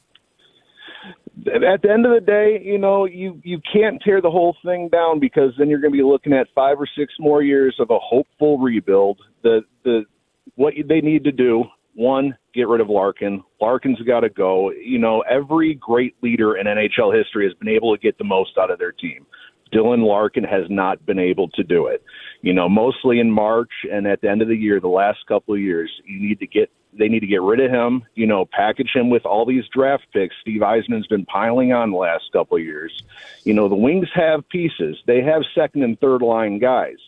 You know, package them up to a team that has a guy with 1 year left who's maybe not happy, that can put up maybe 30 goals, and get a couple of them. Hopefully they get a renaissance. You can re-sign them for longer. They got to spend the money. They got to get rid of these draft picks that they've been hoarding, get rid of all these, you know, quote unquote high-end prospects. And, you know, Illich has to talk to Yzerman. Hey, it's time to go. It's now or crap or get off the pot, you know, and now's the time to do it. And Illich has to light the fire under Yzerman, get rid of Larkin, show the team that, you know, things are changing. You know, you can't do this again. You know, well, and the argument, umpteenth year. The argument gets made too is what Larkin's approaching 31. You know, Lucas Raymond is 23. One guy's Larkin's at his peak. This is it. That's my point. Is one guy's got room to grow, and the other guy is what he is. And look, he's good, but it's clearly not good enough to make a difference here. So that's he's a solid second line player on a Stanley Cup team. He's a solid second line center on a Stanley Cup team. He is not a leader. He's not a number one guy like Yzerman was, like Gretzky was, like Sakic was. Name a captain. You know, they're not second line guys. Larkin's a second line guy. Well, and that's the other problem too, is I feel like Lucas Raymond is as well. And I know people bristle at that, but when you really start to break this down, I mean, this is a guy who's yet to become a consistent 30-goal scorer. I when you tank out late in the year, I think it takes away from the pretty numbers of almost a point a game. He's been no damn good the last 20-plus games. Yeah, Jason, this is the other problem. You got to be real careful trading 23, 24-year-olds. Because you make a few of those trades and the guy goes on to blossom somewhere else. Well, you got a problem. So it's easy for me to say, look, I'd be willing to look around, But yeah, I would lean Larkin more than Raymond because of what we talked about. Raymond could easily blossom in his mid-20s. He's got to be better than what he is now if he's going to be a first-line player on a Stanley Cup team. He's not. But Larkin, no, this is what he is. You figure he's capped out. That's what it looks like, seems like. At 31 years old, yeah. I don't know what else they could do. Seider's the only one I would just say there's no way, no how. The DeBrincat thing just depends on the contract and how negotiations go. And if he wants a ton of money, hey, here's an idea. Well, it's his dream team. You know what's happened since he came home? They haven't made the playoffs. Yeah, I think for DeBrincat, it's. You want to win. I need to know what is the philosophy. What are we going to do in this offseason? Because if it's we got to tear this thing down, well, we're going to have to. We're not signing it. How about if his agent says I want $12 million a year? You doing that? Not if we're tearing it down. No. My whole point is you got to be real careful. You only get a couple bites at the apple paying guys $12 million. Because to me, if you pay him $12 million the way this team continues to play, you've just thrown away that money because you're not getting a return on the investment. What a fun summer this is going to be. All right, we'll go to Don, 97.1. Don, how you doing, buddy? Okay, guys, thanks for taking the call. I got a different kind of a plan. I don't think they need to rebuild the rebuild. I'm okay with letting Larkin loose. The only untouchables to me are Edmondson and Seider. They've got the foundation of a good top four defenseman when you add Falk, so that's not the problem. But here's my thing. Coaching. I'll give you examples. They got to replace the coaching staff. Look what happened when Bowness went to Columbus. They didn't change the coach in Buffalo, but they changed the general manager and changed the culture. Boston didn't make the playoffs last year. They brought in a new coach, playoff team. Pittsburgh, nobody had them making the playoffs. No. They're bringing this guy named Muse that nobody heard of. They need a new coaching staff on this team because McClellan is not the answer. All right, so McClellan's not the answer. Do you call Bruce Cassidy? Is that where you're going? He could be one of them, but wait, I got one more thing. Bickerstaff, let's go outside the NHL. The Pistons basically had the same team. They do have a better bench now. He took this team from 14 wins to contenders. Coaching is so important, and the Wings are not strong on coaching. That's why they can do this quicker than people realize. I mean, so you're saying just go get the right coach, and this all gets fixed. Yeah, I think a better coach, a different voice can make this happen. I would go after the Tampa Bay coach. Hear me out on this one. Here's an outside-the-box thought. Let's say they only win one round of playoffs this year and don't get to the finish line. They've had a great run. The guy has Michigan ties. Maybe it's time for them to make a change together and have a friendly divorce. I'd bring him in a hot minute. But wasn't Todd supposed to be that answer? So what happened there? I'd like the Todd hiring, but I don't like what happened this year at the end either. Okay. And so you bring someone else in and he doesn't work out. Now you fire another coach? What do we keep doing here? That's the whole thing I would say is Don isn't wrong for you're looking for someone to blame.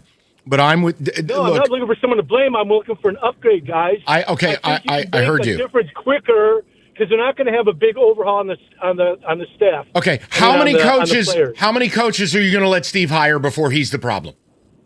Well, he is the problem. I'm talking about what I would do for this year. Eisenman's not going anywhere. I'm trying to be practical, too, guys.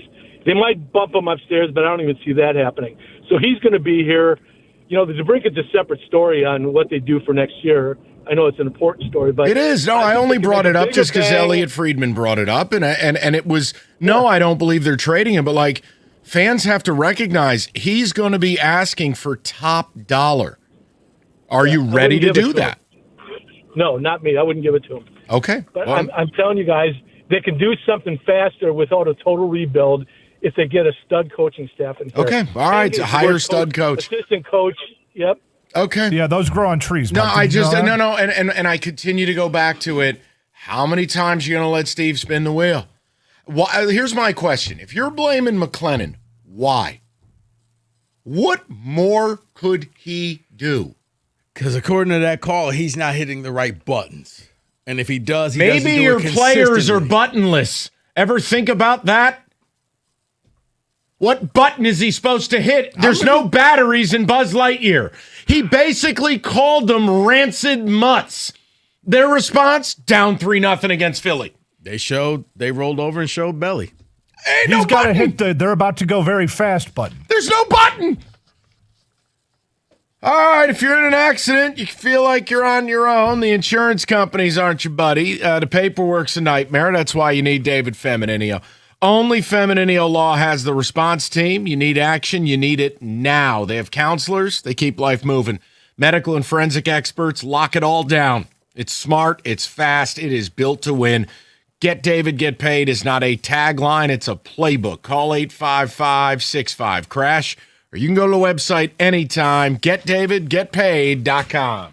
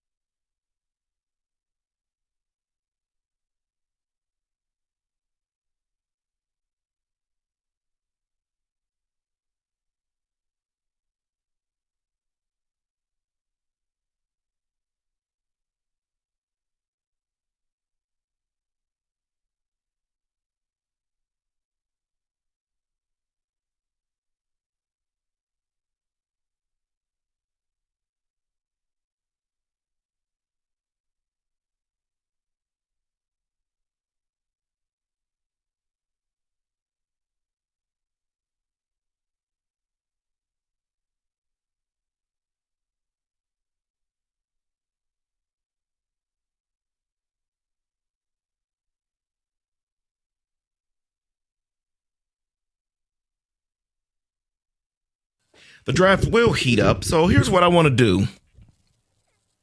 I want to talk about some trade stuff here. We got some players' names. Oh, God. And I want to know the meter 1 to 10 on if you think they get dealt during the draft. But I want to start with this rumor here, because this something may help both teams. Okay. It's Kansas City. It involves Kansas City and San Francisco.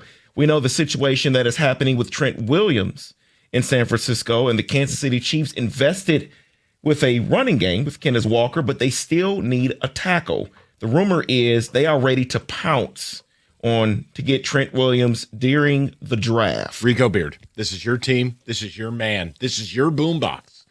So they're just what are they trading? It doesn't say what, but they're saying they're waiting to see what happens there, and on draft day they could pounce. I guess I would need to see what you get back in return, because Williams he's an anomaly. He's really good, but he's often injured, and he's 38. So his shelf life is about 2 more days.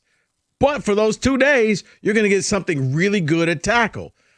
Long term, I probably wouldn't. And if you're the Niners, the sad reality is he's held them hostage for years, that they didn't draft his replacement because they were afraid that he was going to leave, because they do this every year. If you're offering something worthwhile, I'll offer you a 3rd-round pick. No. Cool. Enjoy the $38 million cap hit and an angry player. No, I'm saying I'm Right. Kansas City. Right. I know what's going on in your house. Right. So that's the hard part with a lot of these. I think you need him more than whatever value comes back. You need him for one last drive here. Correct. And this may also tell you the quality of tackles that are out there in free agency, because the other name it says Kansas City is looking at, Taylor Decker. No. Just my answer is no. It's tough in the streets, man. It is. It's cold It out really there. is. And they're not high enough in the draft. Well, they don't have a 1st-round pick, so whatever. Let's get to some names here regarding getting traded during the draft day or not.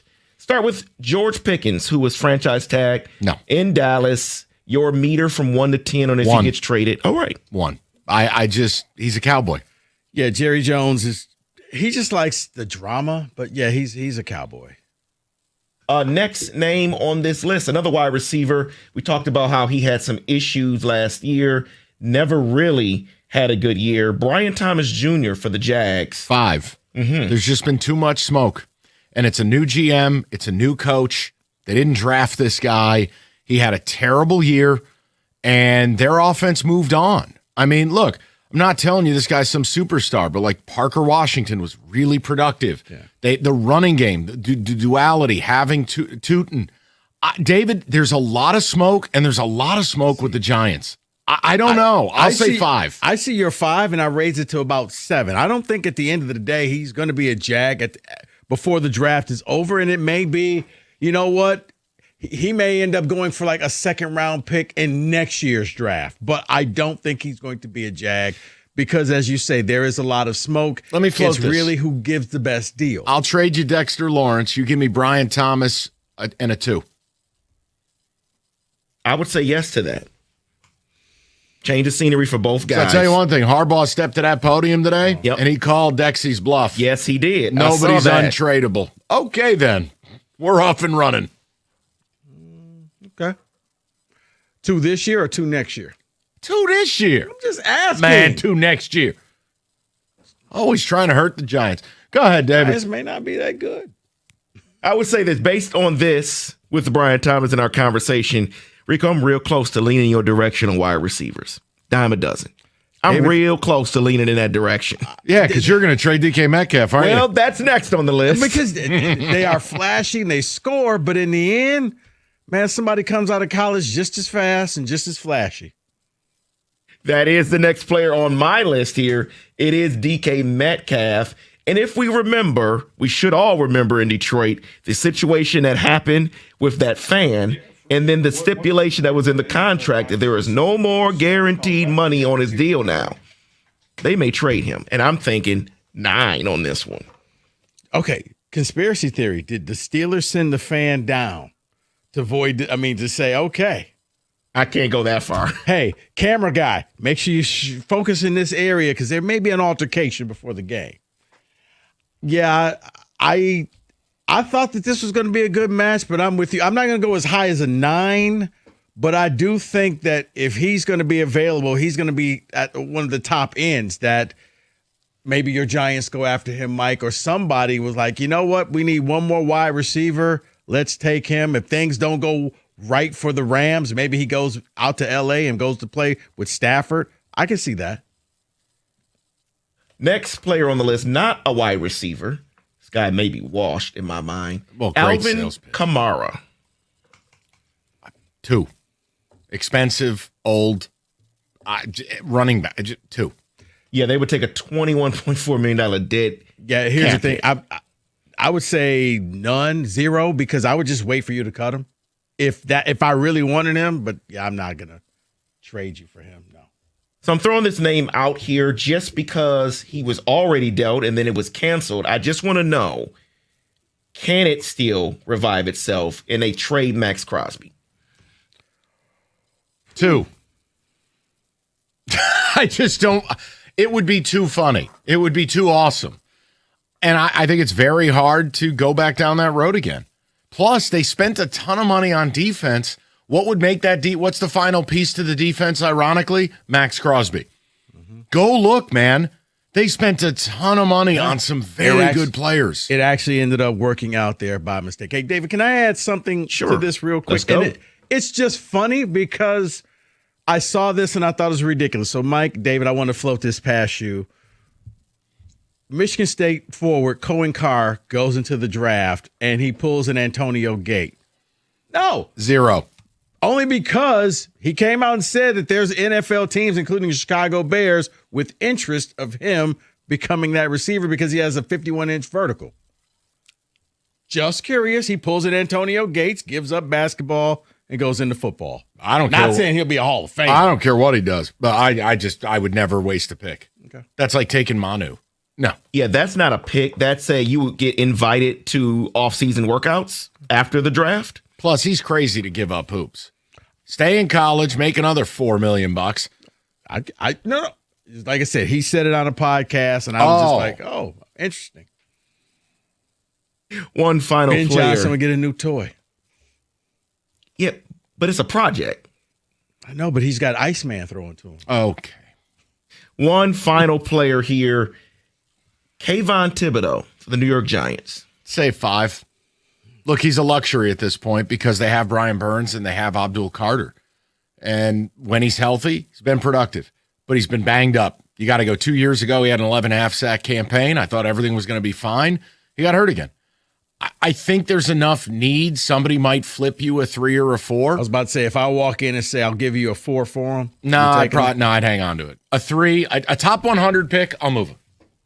Any lower than that, I may as well keep the damn guy. Why? Because you never can have enough pass. So a 3rd round compensatory pick. You take that? I'd probably do it because Harbaugh wants to rebuild this thing and draft players that he wants. Okay. I'm always a fan of trades like this if you have a new coach, if you have a new regime. You're in your honeymoon period. You got to give the guy enough lottery tickets to do what he wants to do. I'm fine hanging on to Kayvon because now I've got a rotation. Well, it's his 5th-year option, so I don't know, 14, 15 million bucks. Something like that.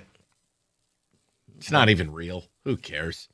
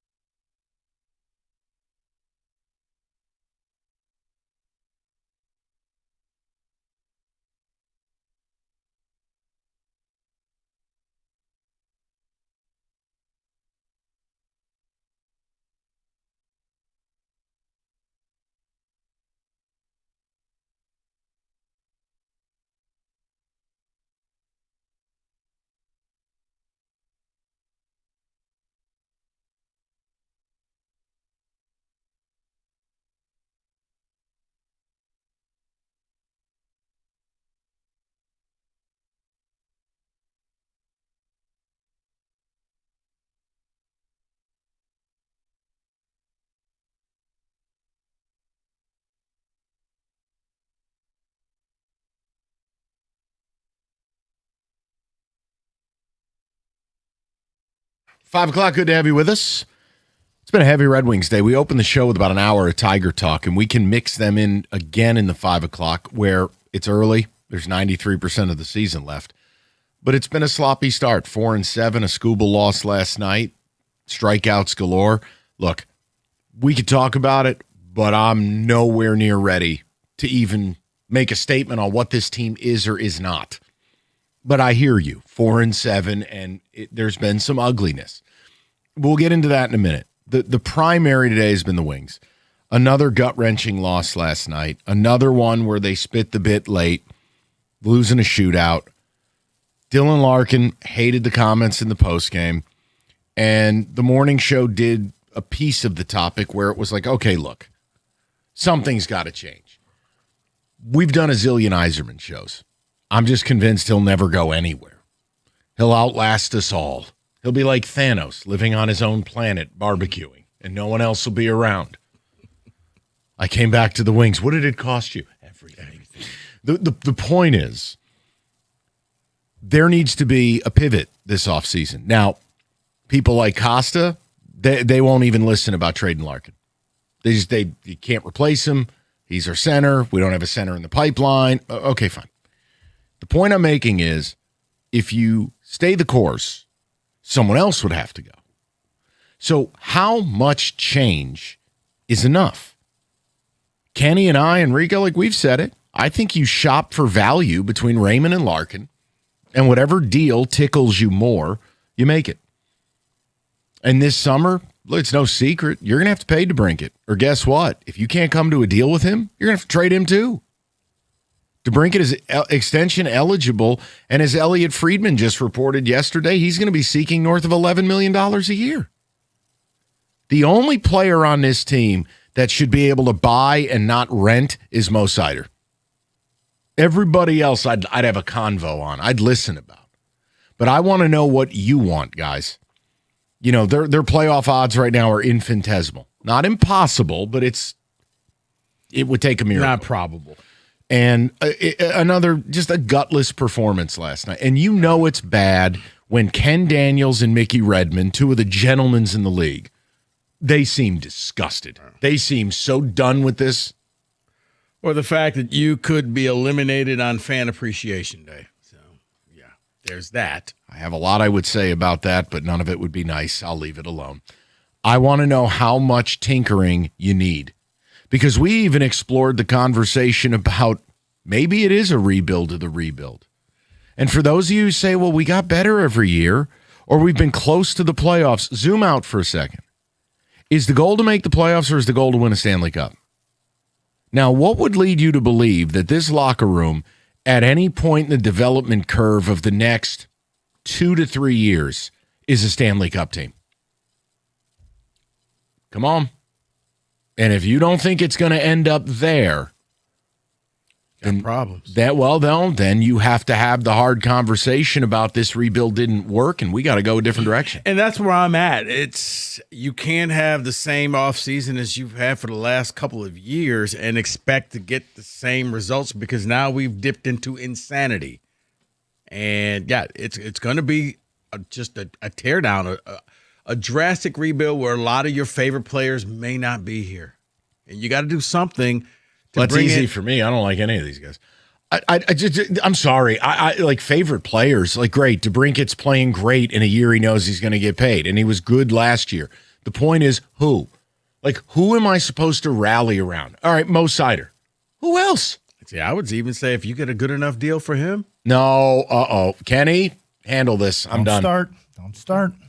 You're going to upset me, Rico. Don't Guy's start. a top 5 to 7 defenseman in the league. You can't trade him. Those guys, especially shooting from the side that he shoots, they don't grow on trees. Can't do it, buddy. I didn't say I would. I'm saying if somebody walked in with the deal of all deals. Yeah, if we get Connor McDavid, then yes, I would trade Mo Seider. Right. But until that See, trade offer pops there's on a my deal desk. out there.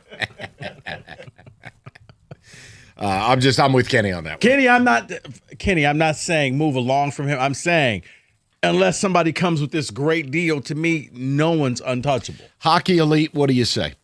How much change is enough change this offseason? And if you make enough change, you're signaling a rebuild of the rebuild. Now, if you don't want change, if you think the premise of the conversation about Dylan Larkin or Lucas Raymond is absurd in your mind, then you have carte blanche to dial up and sell us this pen about how next year will be somehow drastically different, or how any of this ends up where we want it to go, because it just feels like the end of the life cycle with this core. Like, if you didn't respond down the stretch, you got the new coach, you made a trade at the deadline, your coach is begging you to play. I don't know what to tell you. 248-539-9797. We missed anything there? No, we got it all. David, what do the texters have to say while Kenny screens some calls? Someone says, we need a better goalie, and I bet they would win us an extra 10 games. Stop, because Gibson was arguably a top 3 goalie in the sport for the middle 3 months of the season. Now, he has faltered a little, but make no mistake, he hasn't been garbage. You've run him into the ground. Once again, I would ask, why didn't you dip down to the farm, give Kosa a look, instead of playing Rico Beard backup goalie, a.k.a. Cam Talbot? Same age profile. It's not about the goalie. Gibson gave you more than anyone expected. And in the middle of the year, he's one of the best goalies in the league. Larkin is part of the problem. He's your best player, but he's worse than every other team's best player. It is time to move on. Yeah, and you know what? He's your best player, and Steve inherited him. Now, what does that tell you? Jacob and Howell says, keep the cat and Mo. Mo is legit. The cat is the only one who looks like he tries every shift he skates. DeBrincat's the only one that's got a little juice. Speed. Anytime he shoots the puck, you get a feeling you expect it's going to go in. Like, I'm fine. But at remember, $12 million? Well, again, north of 11 is the expectation. Got to pay somebody.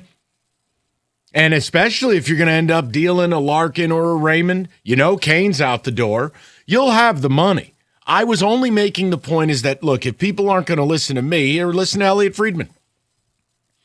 If the agent comes in and demands something that Steve's unwilling to do, and you're adding DeBrincat to the trade pile too. And I know, childhood team, wanted to come home, Farmington kid, lovely. Make an ABC after school special. If he's tired of losing, he may want out. Yeah, I can check that off the list. I went back home, played for my favorite team. Now I want to win a cup. Yeah, I want to go to winning phase. Go ahead, David. The Red Wings are the Chicago Bulls of the NHL. Past glory, horrible front office, no top-end talent, fighting to make the playoffs every year. Chicago pulled the plug just now, waiting on the same in Detroit. Someone else says, bring in Patty Waugh. Really shake up the team. Brady Tkachuk is a personality that we need. But again, the Brady Tkachuk thing, it was all morning I listened to this. Why is Ottawa in the business of getting rid of their cat? Tkachuk would have to ask for the trade. Ottawa and a team that's an actually successfully rebuilding team. Correct. That has rebuilt now to a playoff standard is not trading their captain. No. And again, guys like Tkachuk that got a lot of sandpaper to them, those guys don't grow on trees. Look, part of my issue is whether it's Larkin or Raymond. And look, DeBrincat, it's just he wasn't born physically gifted to do certain things. He's 5'8", like 160. Guys like Tkachuk don't grow on trees.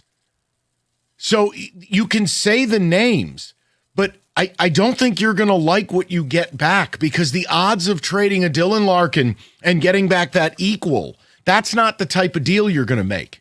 You're going to make a deal and maybe have to add something to Larkin to get that player, or you're getting younger players.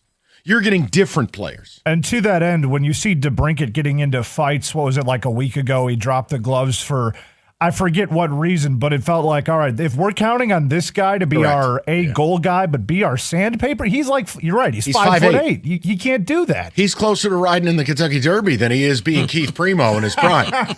No, I mean, you know what I'm saying. Like, he's not, he's not Daddy Tkachuk. Like, that's a 6'4", 225-pound man. They're different people. Should they play a bugle every time he gets on the ice? No, I'm making a point. he has a distinct role. You can't ask him to get dirty. You can't ask him to be a physical presence. That's not what he is. He's a sniper. Coming Sure. off the bench. Sure. Sure. I was making the point. That's all. 2-4-8-5. Scores a goal, puts the stick between his legs, and rides it like a horse. I'm good with it. I'd support it. He's your best goal scorer. I laugh when people ask certain things of players that's not what they do. I mean, it's just, I don't know what the perfect answer is. I just know this isn't working. The direction of the team isn't working. And how many more years are we going to go where it continues to not work? Like, Dylan Larkin's not a kid anymore. He's an 11-year pro. There's no more development. Like it or not, too, you're going to run into the same issue with guys like whether it's Raymond or guys like Sider, who you've just given a contract to, who are going to be around. They're not going to stay this young age for a while. Mo Sider, you're walking right into his prime. You better take advantage of that before you waste it. And if you're going to plan on trading DeBrincat and doing the full-scale rebuild thing, you might as well.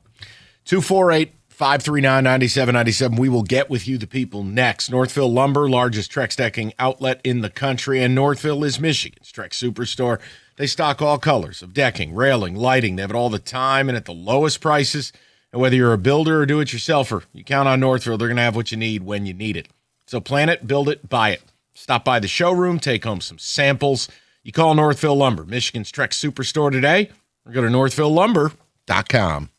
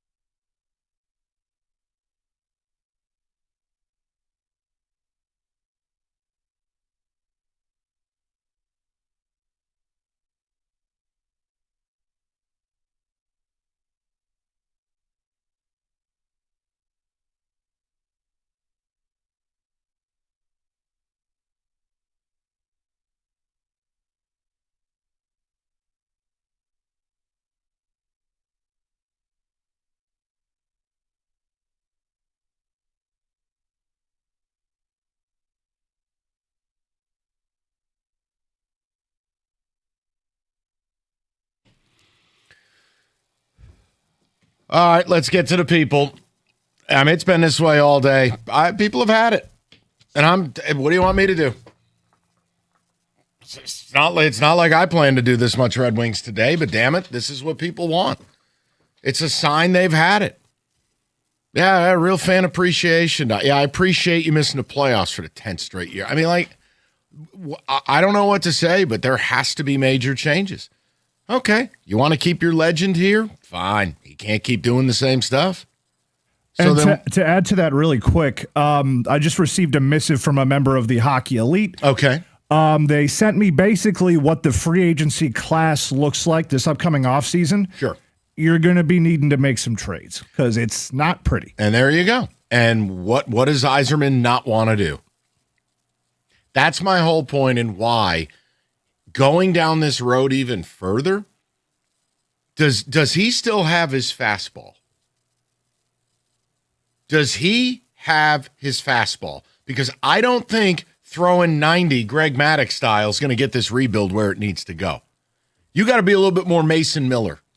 We're going to need to gas this thing up and throw the cheddar. I don't know. Maddox won 3 Cy Youngs and all. Yeah, 40 years ago. Irrelevant. He couldn't pitch in today's game. That's the sickest part. He couldn't pitch. You don't think so? No. Everybody's throwing 95. He'd be out there to be soft pitch softball. Dude, he was amazing. All right. But now? Right. His knack was just getting you to hit ground balls. Mm-hmm. 2 words, launch angle. That wasn't even a thing back then. All right. Rico's going to go watch a complete game by Maddox on 83 pitches. I'm moving on. We're going to Dylan, 97.1. Dylan, what's good, buddy? Hey, what's going on, man? Hey, man. Yeah. Can you hear me? Yeah. Yeah, awesome. So, honestly, I was listening to your guys' comments, and I think you touched on a lot of this, and you're right. I don't think that we can trade Larkin and get better. He's got the no movement clause. I don't think he's going to be eager to leave. And if you tell a player, I don't want you, and even if you're here, you're not my captain, see how fast he'll be ready to leave. You might be right, but I still don't think you're going to get better. But you also cannot come back with this core. You just can't come back with this roster again. It is like such an impossible answer, and I hate saying this, but honestly, I think if you're trading Larkin, I think you ship the whole thing out and start over. I think you send DeBrincat, who's just had an incredible year. I think you send him for as much as you can get. He's going to be at his peak value. I think you send Larkin if you can. You send Falk back out. You bring in nothing but picks and elite prospects. You get the best pull you can. And you just hope that you add to what is supposed to be one of the best prospect pools in the league, make it, so vast that you hope that eventually you end up with a top 6 or top 9 even. That's just unbelievable on the forward group. And so, Dylan, to you, this is a complete teardown. You're saying tear it down to the studs. Maybe you have something in Mo Seider and that's it. Yeah, I think you'd keep Raymond and Seider, out because if you think about the other options here, we're talking about trades. Like you guys just mentioned the free agent market. There's not really much out there, and the trades that are going to be out there are going to be what? Maybe Jason Robertson. Good luck. That's like all of your assets, and he's going to come in at $15 million a year. And then you're going to have to go, to Vancouver and overpay for Elias Pettersson, who's put up, 60 points max? Well, but again, look, in fairness, it's the same conversation there as here is change of scenery. Again, I don't know, is Pettersson a bad guy like some people have built him out to be, or does he just need a change of scenery because he's playing with essentially the West Coast Hartford Whalers? Dylan, I don't know the answer, but you're right to highlight he didn't have a great year. But, Dylan, you can't keep going this way. But I'll be very careful. Look, I'm fine. If they want to nuke it to the ground, I wouldn't care at this point because I'm very spiteful right now. But, man, you better be careful with the way you described it, which is we're going to get nothing but picks. And it's like, dude, then you're heading down another 6-7 years. Because if you blow this thing up to start it again, That's why the only way I would do what Dylan was saying is if somebody else was doing it. I am going to move forward on the presumption Yzerman's here because, like I said, Thanos barbecuing alone on Planet Nebular. Well, if Yzerman is here, then yeah, you're going to have to make some trades, or you're just going to have to hope that you can find the fix. Because, Mike, I think we both agree.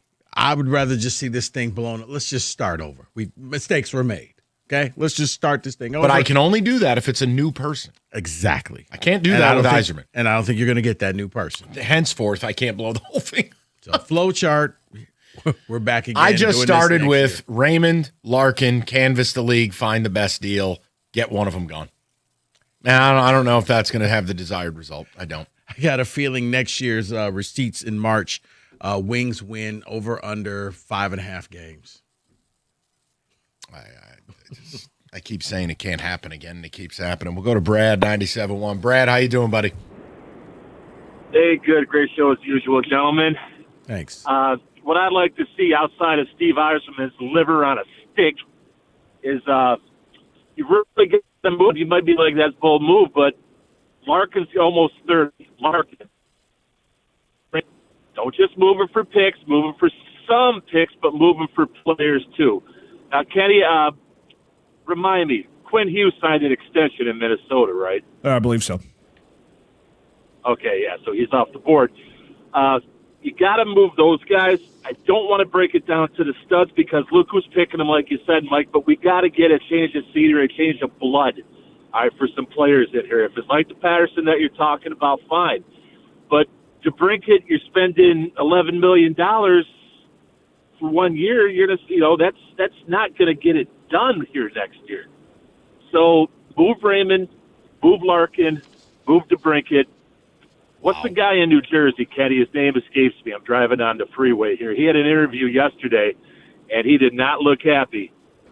But I cannot think. Well, I'd assume the whole team's unhappy. They're not making the playoffs. Well, in New Jersey. Yeah, I am living there. Jersey, yeah, but I want to say it was an Italian name. It's another center. Look, the point is this, and by the way, just to because I want to fact check it. Remember, Hughes is signed through next season in Minnesota. The presumption always was that wherever he was traded to, he would extend. And that is going to be their top priority this summer. It is just he's signed through next year. So I just want to make sure no one attacks either of you. Okay. No, then guess what? You know what, Yzerman, get your head out of your patoot because you're the one that didn't want to give up Edmondson. Go get Hughes. If that costs you Edmondson, big deal. Big deal. Look, Brad, I'm with you. I wanted the player when the conversation happened. We played the audio. I mean, he all but said he wanted to be here. Okay, his parents live here. Okay, what? There's nothing else I can say. It's over. He didn't want to do it, and I remember every Yzerbot lining up. We can't give up Evanson. He's the only size we have in the blue line. I'm glad we didn't make the deal. Cool. Well, here you are. Because Hughes, it's just like we talked about, like a Brady Tkachuk, those guys don't grow on trees. Neither do defensemen like Hughes, who skate like Mike Gartner back in the old days. Elite puck mover, elite. This dude keeps control of the puck. He's amazing. And as bad as things have been, he wanted to be here. Correct. And you didn't want him here. So much so that he made a geographical mistake when talking about Detroit. Yeah, Minnesota's close to Michigan. Right, so's Atlanta. It's the same distance. Maybe retake that Geography 101 class. The point is, you could have had him. He shouted out Billy Guerin, basically saying, thank God Billy Guerin had the balls to come and get me. I mean, we could find the audio again if you wanted. But you got to stop. He's gone. And he's probably going to be with the Wild now for, 8 years. And I would imagine that there is some sort of handshake agreement between the two parties that will suggest he will, as their top priority this offseason. Yeah, it probably gets done this summer. Yep. And he's signed through next year. But it's gone. It's over. That's why when players like that become available, I'm always partial to just going to the deep end of the pool, and you'll figure it out later. How many Quinn Hughes are there in this league? Especially considering what I just brought up when I brought up the free agent class coming up, right? Is you knew if you could, it's not that hard to forecast who's going to be available and who's not. Once you know that, you probably know that way before the deadline even comes around. So if you already have that information, that means your deadline and your past offseason have to be effective. And then you pigeonhole yourself into a spot where, even if like I heard the morning show talking about this, like even if there was a dream sequence of Connor McDavid demanding out, he ain't coming here. He ain't coming here. This isn't the old days. And second of all, you'd have to give up everything you have to get him, and then he's right back in the same spot. Just a cooler logo. Those were the days. I'm making a point, Kenny. I understand you. No, No, it's you're the not same wrong thing. about Like it. players don't want to be here no more. No. And congratulations, not making the playoffs for 10 years has a lot to do with that. So do taxes, but I can't. No, change but I mean, that. you win, and you know what? You kind of get a discount. It's like, okay, I'll make a little bit less, but I know I'm have a great chance of winning a cup. Yeah, So- now that's Vegas. You know or what's Florida, funny or is Dallas. Thinking about it, look at the original 6 teams outside of the Rangers, who are a dumpster fire. We might be the second least desirable place to come. I still think the Rangers are more desirable. It's still New York, man. Sure, yeah, I got you. Go back to New York. Guys, I'm sorry. People like the city. If their roster was a little bit better, I would agree with you. But yeah, it's split. And let's be Shout fair. out Sabaros.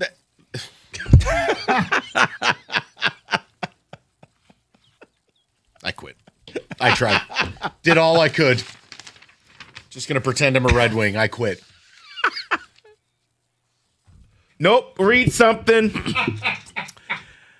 Imagine a world where you can leave your house and take your home Wi-Fi speeds with you. Thanks to Xfinity Mobile, it's not just fantasy. Just picture it. You're at your kid's soccer practice, but you're streaming the other game in 4K, just like that.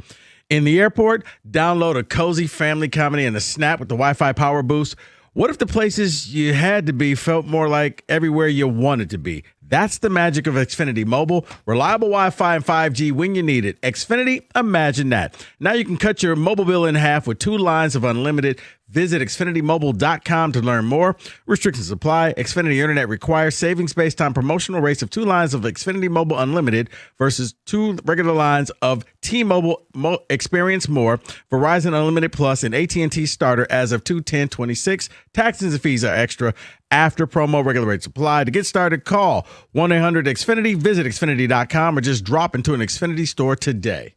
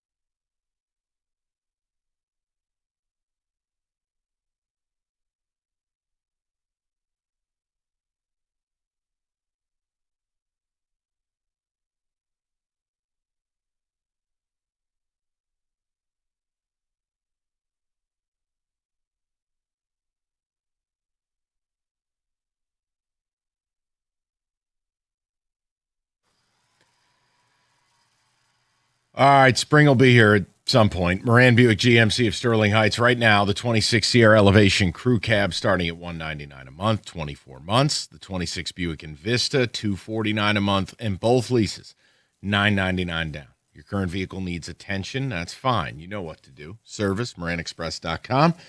They got you covered. Make the smart move. And obviously, you're always going to get the best price, period. So visit them. Van Dyke, just south of 18 Mile, or shop anytime at MoranExpress.com. It's Moran Buick GMC. We are professional grade.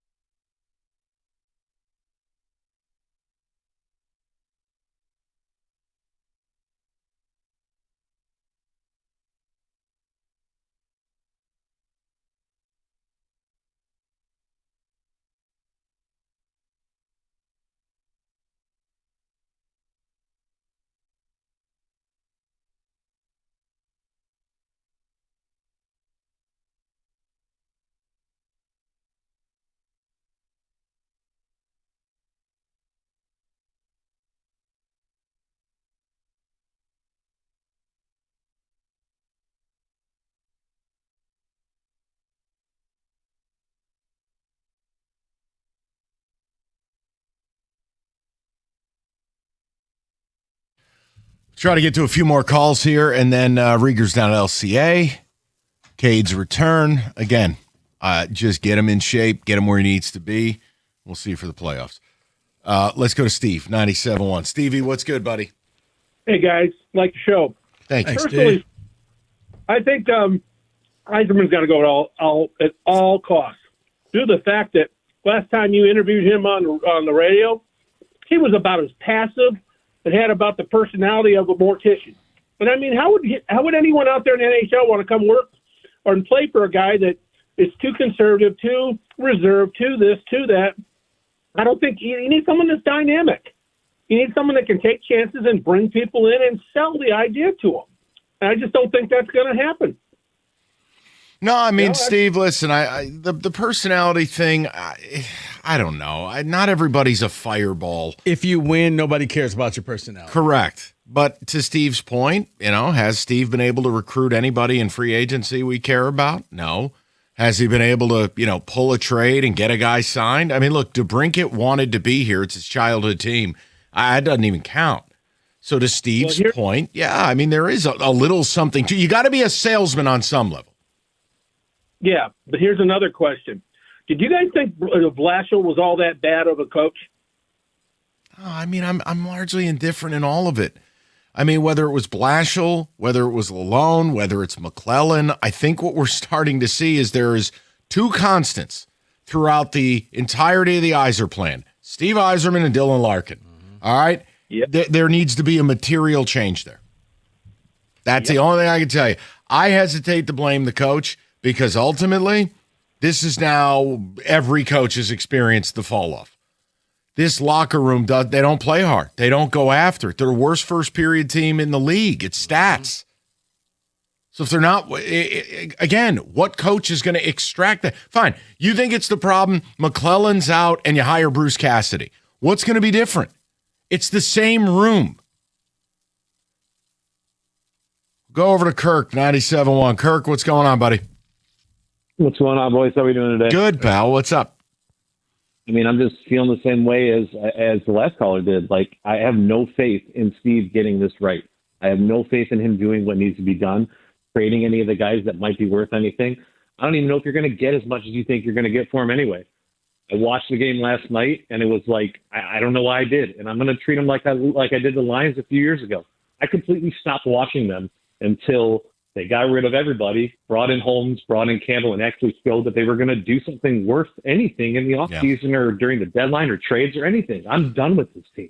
Yeah, and Kirk, that's the thing is they're not terrible, right? Like they're on the edge of the playoffs, which again, that just means you're mediocre, right?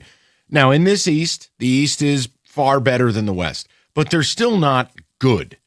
But they're also not awful. So you're stuck in that middle, and you're right. It gets exhausting because there should be hope, but yet you feel hopeless. That's a brutal spot to be. The top teams that are going to make the playoffs, the guys that always talk about wanting to get Brady Tkachuk and any of those top main guys, they're not trading those guys. Like, you got to call a team like Toronto if you really want to get crazy. Go try to get Austin Matthews from him. See what they want from him. You want a superstar, go do it. And I don't want to hear about his playoff stuff. Like, maybe he's another one of those guys that just needs to get out of where he's at. Like, it's just not working there no matter what they do. Go make a bold move like that. Trade them anybody they want outside of Seider. I don't care. Oh, give up your no trade clause. Anybody can go. I'm just that's the Dylan Larkin move. That's where it's Larkin plus. It's Larkin. It's a prospect. It's a pick. That's something Toronto would be able to sell to a fan base of, look, we didn't get some child back. We got a 30-goal scorer, Detroit's captain. Yeah, no, right. Kirk, I'm with you. It's just when we've brought that stuff up, we get our balls broken. And it's like, okay, then fine. Then we won't try. We won't be creative. We won't try to follow the news. We won't try to go outside the box. No, but you're right. The trade with Toronto, the change of scenery could help both teams out. But, yeah, you got to do something. Or nothing. To hell with it. Now, hold on. This is confusing. We have Rieger downtown. I'm very confused. We have Bob here. What happened here? Hey, fellas. How are you? What's going on? What? Well, I drove straight here from Indianapolis, so it took me a while to get here. So, oh, my God. Poor Rieger. We just heard his voice, and we were confused. Yeah. Oh, shut it. I've been out of the loop, and I just looked at the schedule and saw where the Tigers are playing, and so we have probably on until like 7:15, and I had forgotten about like the Wings and the Pistons and everything else going on in the world. Amazing. Remarkable. Right, because I heard Rieger in the talk back, and I thought it was Rieger walking through the door. I'm like, wait. Nope. Hey, Jeff, how are you? What's going on down there? Woo! No, I do feel bad, and maybe I'll go down afterwards because it is the last home game. You know, when you're on like they're in the playoffs, there'll be ply more home games. Last regular they don't season. give away their jerseys and everything like this, and no. Oh, good point.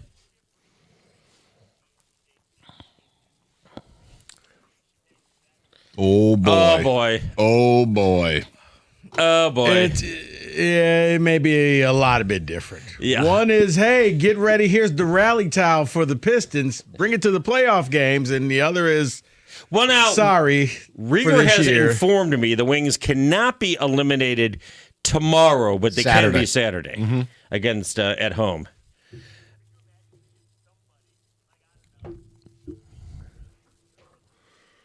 Oh, stop. Oh, please. Well, those game-worn jerseys won't be that dirty at all or sweaty. Did I say that? You did. That was out of line. I know. What's next on a show with two hosts in two separate locations? Well, no, it works out this way so I can punch up the phones, right? And plus, I'd rather not be sitting next to Rieger, if you don't mind. Yeah. All right. Rieger is going to have one last blast from Rieger about his Michigan basketball and a little bit of Tigers. I mean, we can hit the Wings, but like you guys, and I agreed, like, what else is there? What else is there? It's the same I just record asked over and over. What level of different do you need? You know, is it a Larkin conversation? Do you shop Lucas Raymond? What do you do? Yes. And I brought up the DeBrincat thing because of Elliot Friedman and the discussion. Look, he's going to be asking for north of $11 million this summer per. And you have to make decisions on what you want to do. I just know they can't bring this crew back again. If they don't make the playoffs, everybody is on the table, including the beloved Simon Edvinson. I wouldn't say Mo Sider. Sider should have the C next year. Fine. Whatever. But I don't know how much you're going to get for Larkin if you decide to trade him. I think change of scenery thing. Yes. Somebody will put up a lot. Okay. Yes. All right. We got to roll. Rieger, I'm sorry about your partner. Yeah. 97.1. Woo!